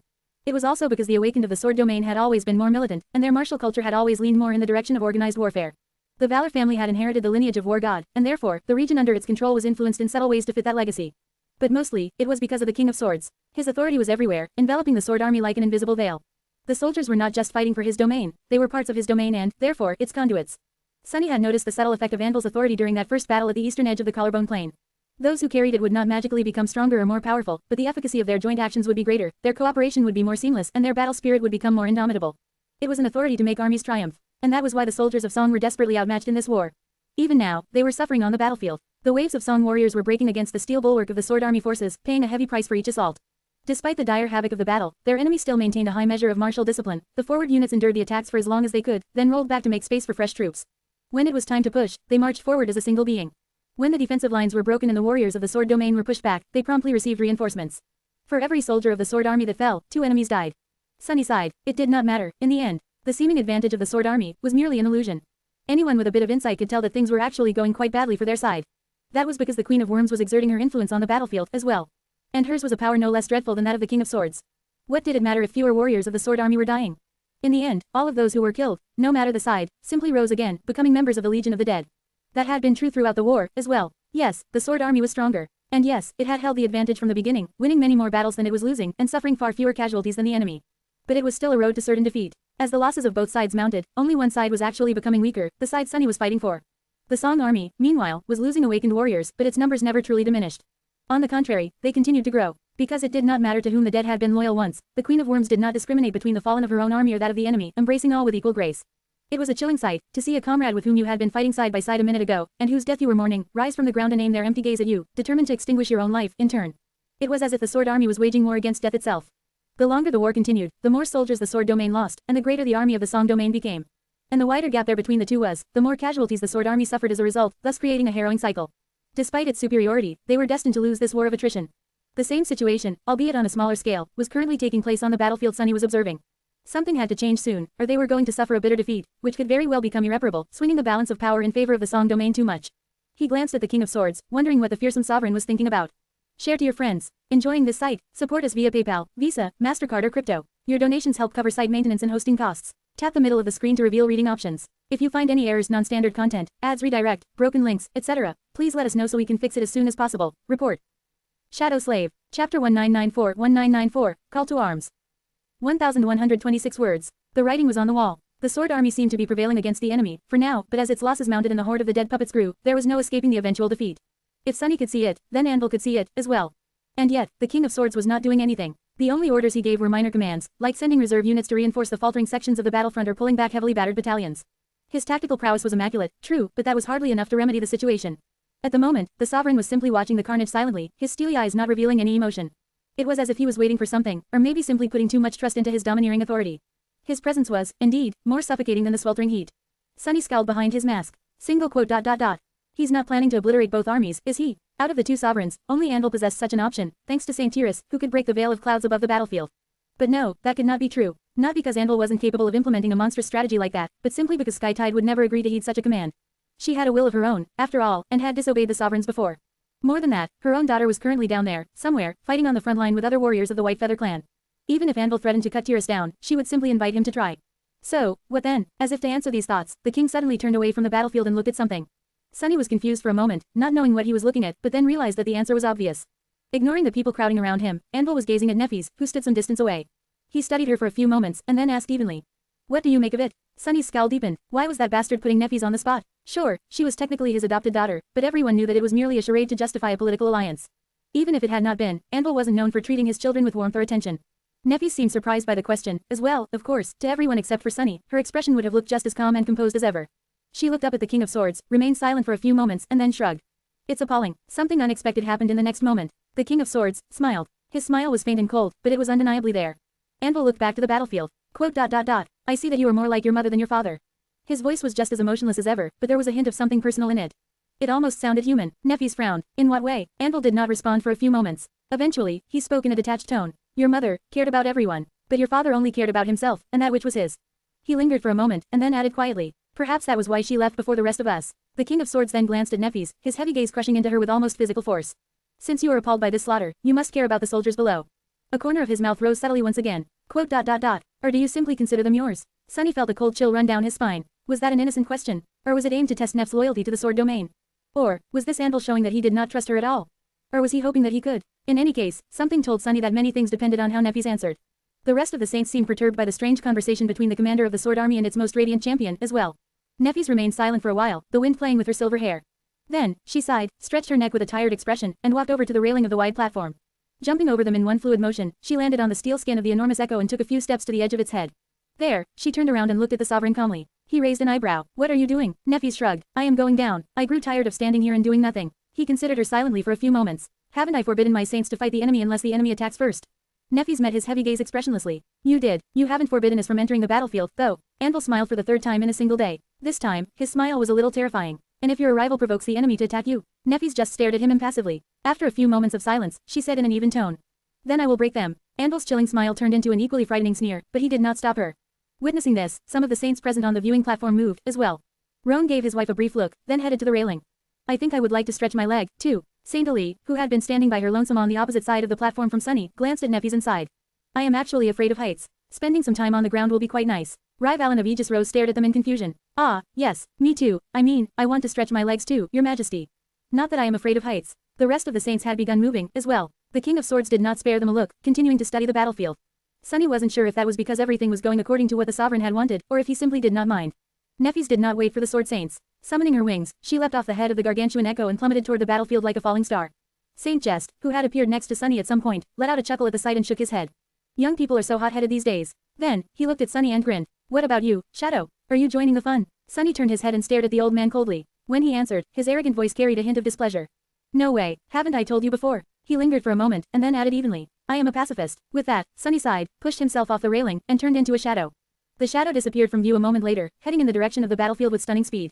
Just scoffed and shook his head again. This kid is such a terrible liar. Share to your friends. Enjoying this site? Support us via PayPal, Visa, MasterCard or crypto. Your donations help cover site maintenance and hosting costs. Tap the middle of the screen to reveal reading options. If you find any errors, non-standard content, ads redirect, broken links, etc., please let us know so we can fix it as soon as possible. Report. Shadow Slave. Chapter 1995-1995, Grim Reality. 1096 words. Rain had been experiencing this strange feeling as of late. It was as though she was walking through life while asleep, stuck in a long and lurid nightmare. The first months of the war had been a dreadful and appalling ordeal, but she had always felt wide awake back then. Ascending the titanic arm of the dead deity, crossing over to the collarbone, establishing a camp in the middle of the abominable jungle, and marching into its depths to claim the citadel for the Song domain, those were the horrors she knew and accepted. What had happened next, however, was not. Rain was a bit lucky, perhaps, to be a part of the 7th Legion. After playing an important role in the conquest of the collarbone citadel, they had been allowed to rest and recover for quite some time. Even later, the Song army had held the 7th Legion back as much as possible, letting other divisions spearhead the offensive on the breastbone reach. It had taken a long time before Rain saw people killing other people, and was forced to spill human blood herself. She had been dreading that moment for a long time, but when it happened quickly. It was kill or be killed. The other person would not hesitate to end her life if given the chance. Only they would, if they were like her. And that was precisely the point. They were like her. The soldiers of the Sword Army were fellow humans, no different from Rain, and the thought of killing another human for no good reason was just as appalling to most of them as it was to her. They were all awakened, and therefore no strangers to bloodshed. In fact, they were all natural killers, having experienced the visceral rush of fighting and slaying living beings many times. However, there was a stark difference between killing nightmare creatures and killing humans, real humans, not nameless phantoms conjured by the spell in the illusory nightmares. If anything, their experience only made the act of killing harder. Those who routinely faced nightmare creatures knew how precious human lives were, after all, because they knew that humanity was surrounded by the enemy, by the abominable other, from all sides. The soldiers of the two great armies might have been enemies, but they weren't, the other. They were the same. Still, war was war. The first time Rain had to aim at a human, she felt nauseated and afraid. She froze for a moment, unable to let go of the string, and then lowered her bow a little, an action that was somehow both involuntary and completely conscious. As a result, her arrow struck the enemy archer in the thigh instead of piercing his heart. It had never become easier. There were a few of these moments later on. Sometimes, Rain was sure that while her arrows seriously wounded many, they did not kill anyone. Sometimes, she was not. But it was all happening so quickly. There was no time to think. Before she could even fathom the implications of her actions, there was a new enemy rushing at their position, and after one battle was over, another would be starting too soon. Strangely enough, or maybe quite predictably, the aim of the enemy archers was often just as terrible as hers. Melee fighters like Tamar and Ray did not enjoy the same privilege. And yet, they too did not seem burning with a feverish desire to see the enemy die. In the bloody havoc of battles, they often aimed to incapacitate their opponents instead of killing them, as often as they could, at least. But how often could that be? People were still dying. The skirmishes in Godgrave were swift and brutal. One army attacked, and the other one defended. Usually, it quickly became apparent which side held the advantage. The other side retreated, unwilling to suffer heavy casualties for an empty cause. Sometimes, the ascended officers would try to implement a more ruthless strategy and held the wavering soldiers back, but the officers themselves were human, too. They were just as appalled by the senseless bloodshed, and just as dismayed by the hideous reality of war. The more people died, the more discontent the soldiers and the officers became, and the more elusive the initial reason for the war seemed. In the end, the soldiers on both sides were shaken and disturbed. The army camps, which had been lively once, were now subdued and full of silence. Rain often saw people sitting on the ground and staring into the distance with empty eyes, some still covered in blood from the recent battle. As an archer, she was usually cleaner than them, but otherwise, she was very much the same. All of it seemed too ugly and wrong to be real, and so, she couldn't shake the feeling that reality was merely a nightmare. It would be quite fitting, actually. Rain had cheated the world by awakening without undergoing the first nightmare, so, there was perverse justice in the fact that her life had become a kind of nightmare in turn. But, of course, she knew that what was happening around her, and to her, was no nightmare. The war was very real, and the horrors of the war were very real, as well. There was no escaping that fact, and all she could do was blame herself for coming to this godforsaken hell instead of burying her head in the sand and cowardly running away to hide in Ravenheart. Rain found some solace in the company of her cohort, Tamar, Ray, and Fleur. The four of them were going through this terrible ordeal together, and searched for ways to survive it in sound mind together. Even in the depths of her dejection, she couldn't imagine abandoning them. But most of all, what helped her stay sane, was the company and support of her brother. Her brother. It had taken Rain a while to come to terms with the fact that her mysterious and often sinister teacher was not, in fact, some dark deity or errant spirit, but instead her older brother. And entirely human, on top of that. A completely improbable, astonishing, and absurd human. How did his existence even make sense? How could he be one of the most powerful saints in the world, her brother, and Changing Star's boyfriend to boot? Still, although confounding, his presence by her side was not unwelcome. It was a source of warmth and strength for her, instead. And Rain desperately needed both of those things. Especially today, because today, the two great armies had gathered on a vast bone plain, and the 7th Legion was thrown into the jaws of a calamitous battle. Share to your friends. Enjoying this site? Support us via PayPal, Visa, MasterCard or crypto. Your donations help cover site maintenance and hosting costs. Tap the middle of the screen to reveal reading options. If you find any errors, non-standard content, ads redirect, broken links, etc., please let us know so we can fix it as soon as possible. Report. Shadow Slave. Chapter 1996-1996, Fodder. 1026 words. There had been countless skirmishes and several larger battles between the two armies before, but never anything of this scale. There had never been a battle this great and this terrible in all of human history. At least not in the history of their world. But then again, this wasn't their world. The 7th Legion was in the most dire section of the battlefield, the very middle of the center, serving as the spearhead of the entire Song army. The enemies they faced were not young awakened who had become carriers of the spell in the aftermath of the Chain of Nightmares, either, but the hardened core of the Sword Army instead.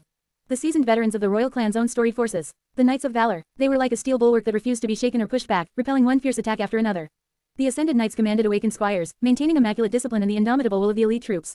They were all clad in heavy steel armor and wielded potent memories as weapons, their vermilion cloaks standing out vividly against the white backdrop of the sun-bleached bone. Powerful echoes fought in front of the formation, some of them earned as rewards from the spell, some crafted by the enchanters of valor. Rain was concentrating on destroying these echoes while trying to ignore the terrible cacophony of battle and the screams of dying soldiers that washed over her like a heartbreaking song. Damn it, damn it, damn. But how could she ignore it? The shaking ground was slick with blood, broken bodies laying here and there and staring at the blinding sky with empty eyes. Most of them were strangers, but some of them, she had come to know over the months spent fighting side by side in Godgrave. That man there, she had seen him survive the deadly embrace of a monstrous tree in the hollows. He had survived the abominable jungle only to die here, cut down by a human blade. The woman there, she was quite infamous in the 7th Legion for the habit of singing her heart out in the baths despite possessing absolutely no musical talent. Rain had never spoken to her, but she had heard the painful singing many times. The woman would never sing again. Damn it. Gritting her teeth, terrified out of her mind and immensely angry at the same time, Rain tried to take aim through the tears veiling her eyes and let go of the string. Of course, there were not that many bodies littering the ground. Not because very few people had died, but simply because the dead did not stay still for long on this heinous battlefield. Just as Rain's arrow pierced the neck of a rampaging echo, the dead singer moved and slowly rose to her feet. Her memories were gone, and her tunic was painted red by blood, revealing a harrowing wound. Nevertheless, the young woman did not seem bothered by the pain. She turned her empty gaze to the steady line of heavily armored knights, and headed toward them with calm steps. All around her, other pilgrims were marching toward the enemy, as well. And inside the enemy formation, their own fallen were standing up to attack it from within. The Knights of Valor were a ruthless bunch, though. As soon as one of them perished, the body would be dragged back by the soldiers of the rear rows and either destroyed or debilitated before it could rise. The Sword Army had been learning how to resist the authority of the Queen, as well. Witnessing the dreadful scene, Rain remained motionless for a few moments, her breath ragged. Her muscles were aching from the strain of drawing the heavy bow, and she was suffering from the unbearable heat. Even with the pièce de résistance cooling her down, it was too intense and oppressive, sweat rolling down her skin and stinging her eyes. She felt dirty, the noise of the battle was deafening, and its sight was horrifying. Rain was lost for a moment. Then, her shadow moved, and a familiar voice whispered into her ear. Snap out of it. She flinched and tried to regain her composure. Summon your sword, things are about. Before her teacher, Sunny, was done talking, a loud horn rolled across the stretch of the battlefield where the 7th Legion was fighting. Rain failed to register what the unexpected sound meant, at first, but then shivered. It's the Knights. The Knights of Valor were being called to advance. She was currently standing on a toppled wagon, surrounded by fellow soldiers. Tamar's Centuria had participated in an assault on the enemy formation not too long ago, and then retreated to rest and lick their wounds while other members of the Legion continued the frantic attack. But they weren't that far from the melee. If the enemy threw all their power into an offensive push. Rain dismissed her bow and manifested the mark of shadows into a black tachi. Tamar had already risen from the ground by leaning on her enormous Swyhander. Fleur had been treating one of the soldiers, so Ray grabbed her and pushed her back to safety. The steel wall of fearsome knights suddenly surged forward, making the ground quake. They suffered a few casualties while toppling the pilgrims, then crashed into the soldiers of the 7th Legion a few moments later. Instantly, the carnage and mayhem of the battle turned 10 times more intense, with all remaining order evaporating in one harrowing moment. A deafening clangor arose, drowning out the sound of human screams. Before too long, the front line of the Legion was broken and pushed back, and the enemies were upon Tamar and her worn-down warriors. Rain jumped off the wagon, thinking that they were lucky. At least the enemies they faced were not the indomitable Knights of Valor, this time. Instead, they seemed to belong to one of the vassal clans. Their cloaks were white instead of vermilion, at least, and many had decorated their armor with feathers. The world shook as countless aspects were unleashed and raged across the battlefield, and the merciless sky continued to batter the two great armies with radiance and heat. Gripping her sword, Rain gritted her teeth and followed Tamar to fight the soldiers of the Sword Army. Her shadow followed too, of course. Share to your friends. Tap Tap the middle of the screen to reveal reading options. If you find any errors, non-standard content, ads, redirect, broken links, etc., please let us know so we can fix it as soon as possible. Report. Shadow Slave. Chapter 1997-1997, Human Cost. 1013 words. The pilgrims were consumed by the tidal wave of steel warriors, only managing to fell the vanguard of unfeeling echoes. There were more of them on other parts of the battlefield, but here at the epicenter of the calamitous clash between the two great armies, the Knights of Valor were too shrewd and callous to allow the dead to rise en masse. The indomitable formation of the Sword Army elites surged forward like an iron wave, crashing into the 7th Legion and shattering its offensive line. However, not long after, the momentum of the Valor forces stalled. And then, it was exhausted entirely, leaving them in a deadly mire. Their enemy was not to be trifled with, either. The 7 royal legions consisted of the best warriors of the Song domain, and among them, the 7th Legion was the fiercest. It only lost to the 1st Legion, perhaps, which had vanished into the darkness of the Spine Ocean and was not present on the battlefield today. After suffering the initial blow, the broken formation of the Song warriors did not buckle, and the warriors themselves did not lose themselves to fear. They were not routed. Instead, they descended upon the Knights of Valor and their auxiliary forces like a deadly swarm, burning with wicked resolve and primal fury. These men and women were neither enthralled by the promise of glory nor intoxicated by the raucous hymns of war. However, they weren't willing to taste the bitterness of defeat, either. A wide swath of the hellish battlefield turned into an even harsher hell, with thousands of powerful awakened and hundreds of fearsome masters clashing in a deadly melee. The cacophony of deafening thunderclaps, the litany of human screams, and the violent tremors of the bloodied ground fused into a nightmarish choir of destruction, as if the world itself was in the throes of death, or rebirth, maybe. Perhaps it was the dead deity of Godgrave that was being reborn, its ancient bones soaked by human blood. In any case, the warriors of both the Sword Army and the Song Army seemed to have forgotten themselves, consumed by the dire and macabre necessity of battle. Their previous doubts were washed away by the shock and awe of the harrowing battlefield, and their minds were hollowed by the dreadful, demented noises of the disastrous havoc. The world had gone insane. Rain was so afraid that she did not even feel fear anymore. It was as if that part of her that had been responsible for knowing fear overheated and went up in flames, leaving only cold ashes in its wake. Now, all she felt was fury and resentment. She did not even know what she was furious about, and whom she resented. In the absence of an answer, Rain could only focus her reeling mind on the enemy in front of her. Tamar was the first to clash with the warriors of the Sword Army, vaulting over their loose battle line with the help of her aspect ability and using the second floating step to abruptly arrest her momentum, twist on one leg, and lunge herself at their backs. As soon as her foot touched the ground, her brutish Swihander flashed in a wicked horizontal arc, breaking someone's armor and throwing them aside. She was putting herself in terrible danger, of course, all alone behind the enemy line.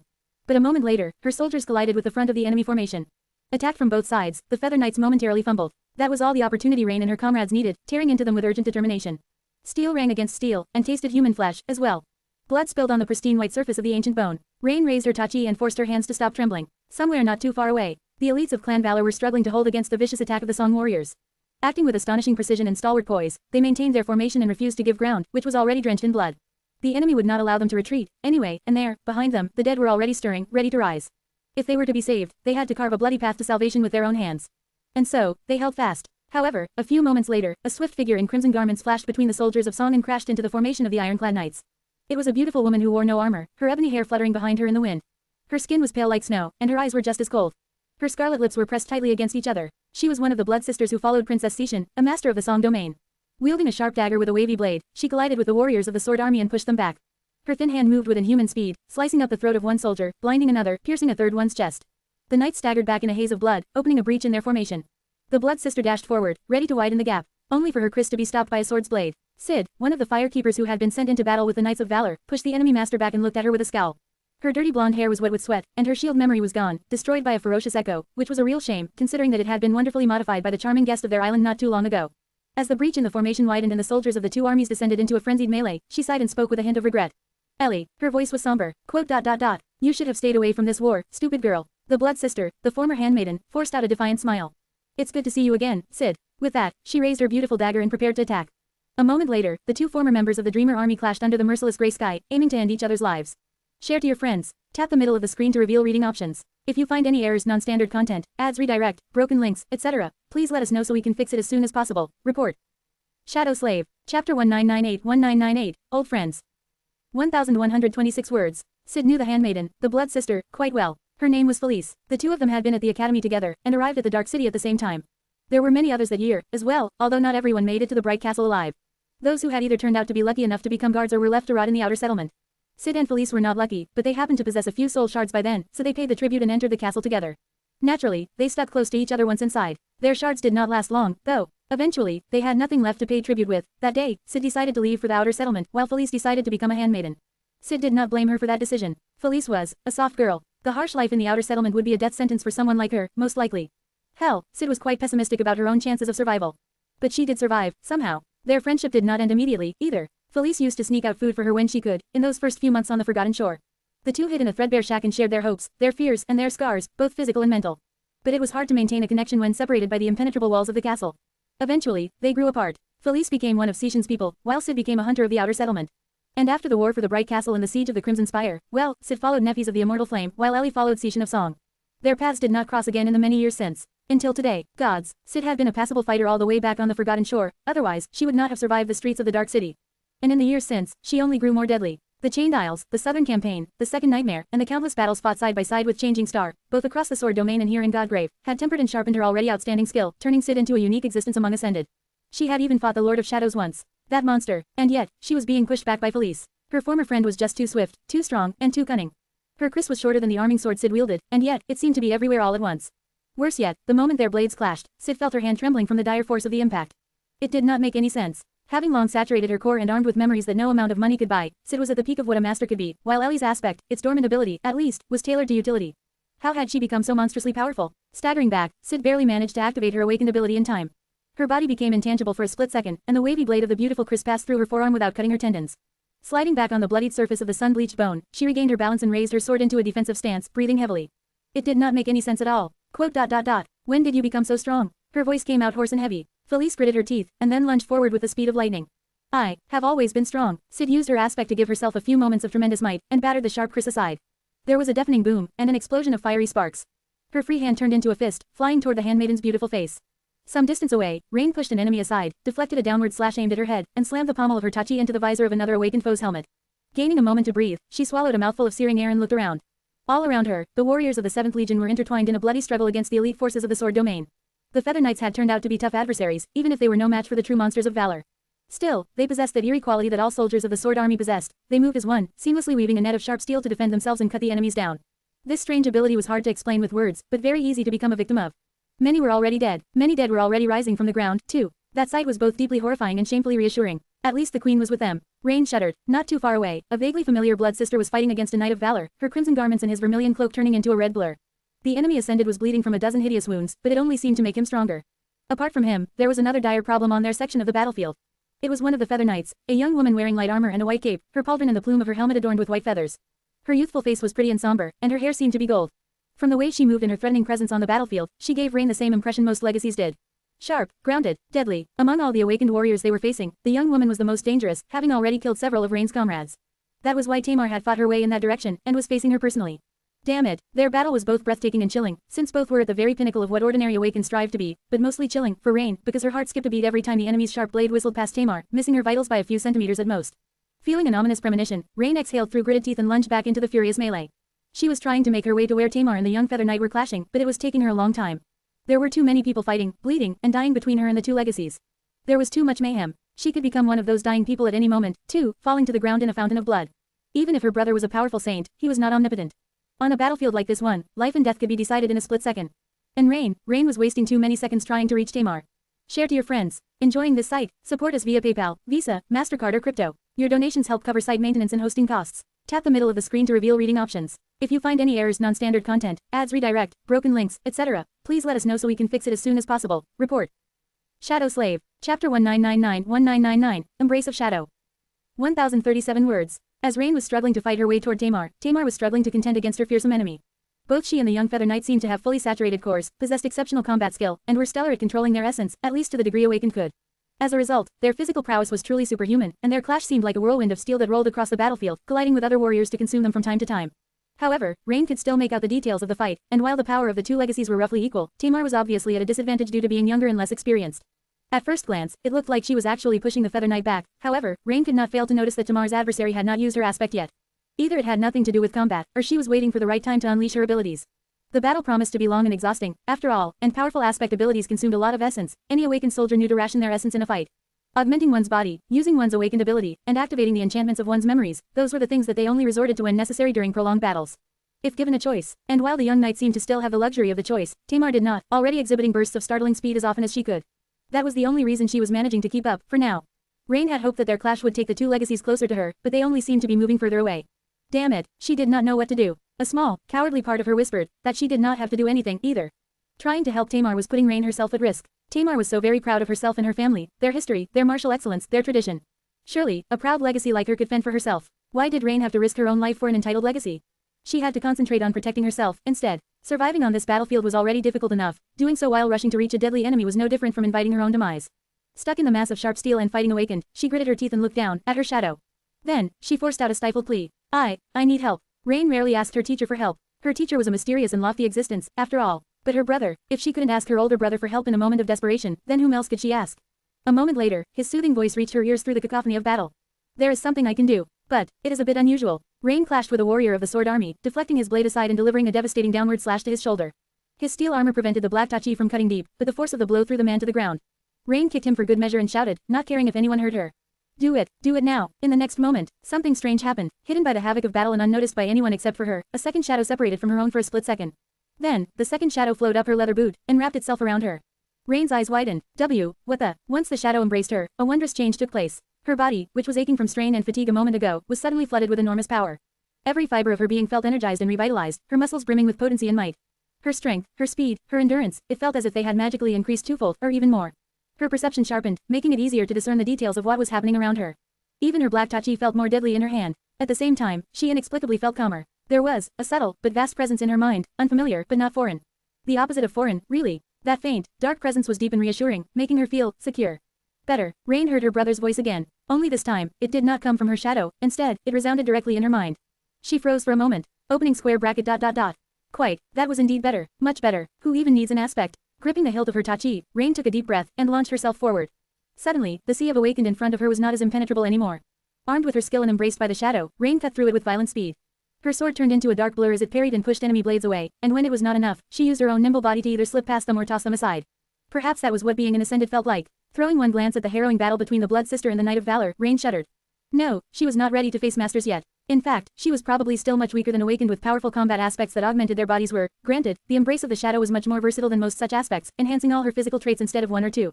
It was enough. The distance between Rain and Tamar finally started to shrink, and the more she grew used to her newfound power, the quicker it shrank. Hold on, Tamar. Rain finally felt that her ominous premonition was nothing more than a false sense of anxiety. She was almost there. She had almost made it. But in the end, she did not. Rain was less than a dozen meters away from the two fighting legacies when the cadence of their clash changed. The young Feather Knight did something that made Tamar sway, and then swiftly disengaged. Her eyes suddenly shone like two cold stars, and blue arcs of electricity danced across her steel armor. Before Rain could even react, she pointed her sword forward. Then, an incinerating bolt of lighting shot from its tip, reaching Tamar in an instant and swallowing her figure in a flash of blue radiance. Share to your friends. Enjoying this site? Support us via PayPal, Visa, MasterCard or crypto. Your donations help cover site maintenance and hosting costs. Tap the middle of the screen to reveal reading options. If you find any errors, non-standard content, ads redirect, broken links, etc., please let us know so we can fix it as soon as possible. Report. Shadow Slave. Chapter 2000, Human Beasts. 1041 words. Tamar was enveloped by blinding blue radiance for a moment, and then thrown violently to the ground. Her Zweihander fell out of her hand, rattling as it slid across the surface of the blood-soaked bone. Her armor was scorched and melted in several places, revealing patches of gruesomely burned skin. Wisps of smoke rose from beneath it, dissipating in the air. Rain froze for a heartbeat, her mind numb. Then, Tamar moved weakly, revealing that she was still alive. What had hit her was no different from true lightning, more than capable of turning a human body to ash. However, the young legacy must have possessed a memory that granted her a high enough level of resistance to elemental attacks. That was how she had survived. Nevertheless, she was still wounded and sprawled helplessly on the ground, temporarily unable to defend herself. And her adversary was unscathed, still holding a sword in her hand. Blue arcs of electricity were still dancing across her armor. Move. Her brother's voice shook Rain awake from her stupor. The young Feather Knight took a step forward, raising her sword with an unsteady hand. Her face was pale, perhaps because she was unused to killing people, or perhaps simply because it was illuminated by the blue shine of her fearsome aspect. A moment later, Rain jumped over Tamar and lunged at the young woman, prepared to strike. Of course, she had not forgotten to pour essence into the pièce de résistance, and limit the scope of its defense to only electricity, thus raising her protection against it as high as possible. The young Feather Knight flinched and shifted her gaze to the new enemy. Her sword moved, and another bolt of lightning crackled as it shot at Rain. Its speed was too dire to dodge, or even react. Rain only knew that she had been hit a moment later, when her vision drowned in a sea of white, and terrible pain pierced her entire body. But it wasn't that bad. She was blinded and in pain, but had suffered little actual harm. It seemed that the protective memory her brother had crafted for her was quite superior to what Tamar, an actual legacy, possessed.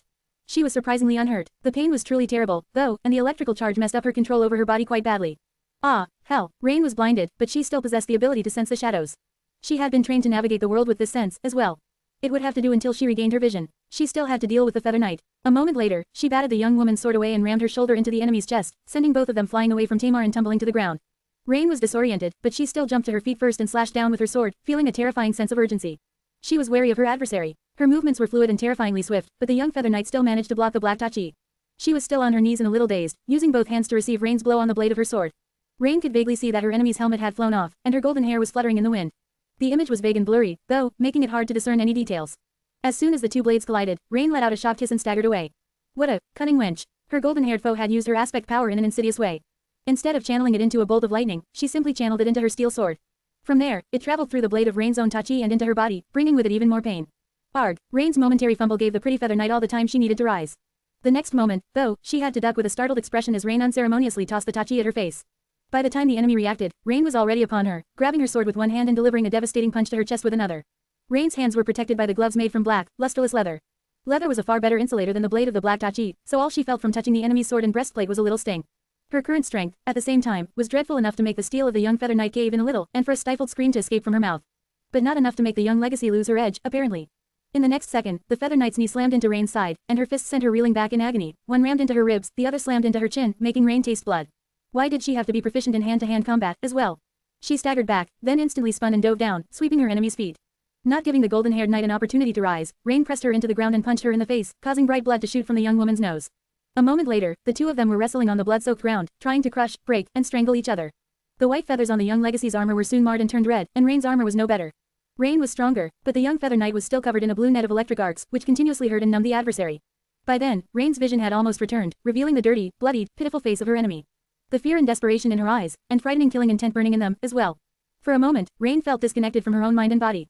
At that moment, the two of them did not seem like warriors, or even humans, really. There was no grace, skill, or honor in their violent and ugly struggle. Instead, they were no different from dirty, wild beasts staring at each other in a murderous frenzy. Still, one of them would have to die, and the other one was going to live. That was the essence of combat. Rain had no time or luxury to hesitate, think, or even feel. She could only strive to assure that, at the end, she was the one who survived. Share to your friends. Enjoying this site? Support us via PayPal, Visa, MasterCard or crypto. Your donations help cover site maintenance and hosting costs. Tap the middle of the screen to reveal reading options. If you find any errors, non-standard content, ads redirect, broken links, etc., please let us know so we can fix it as soon as possible. Report.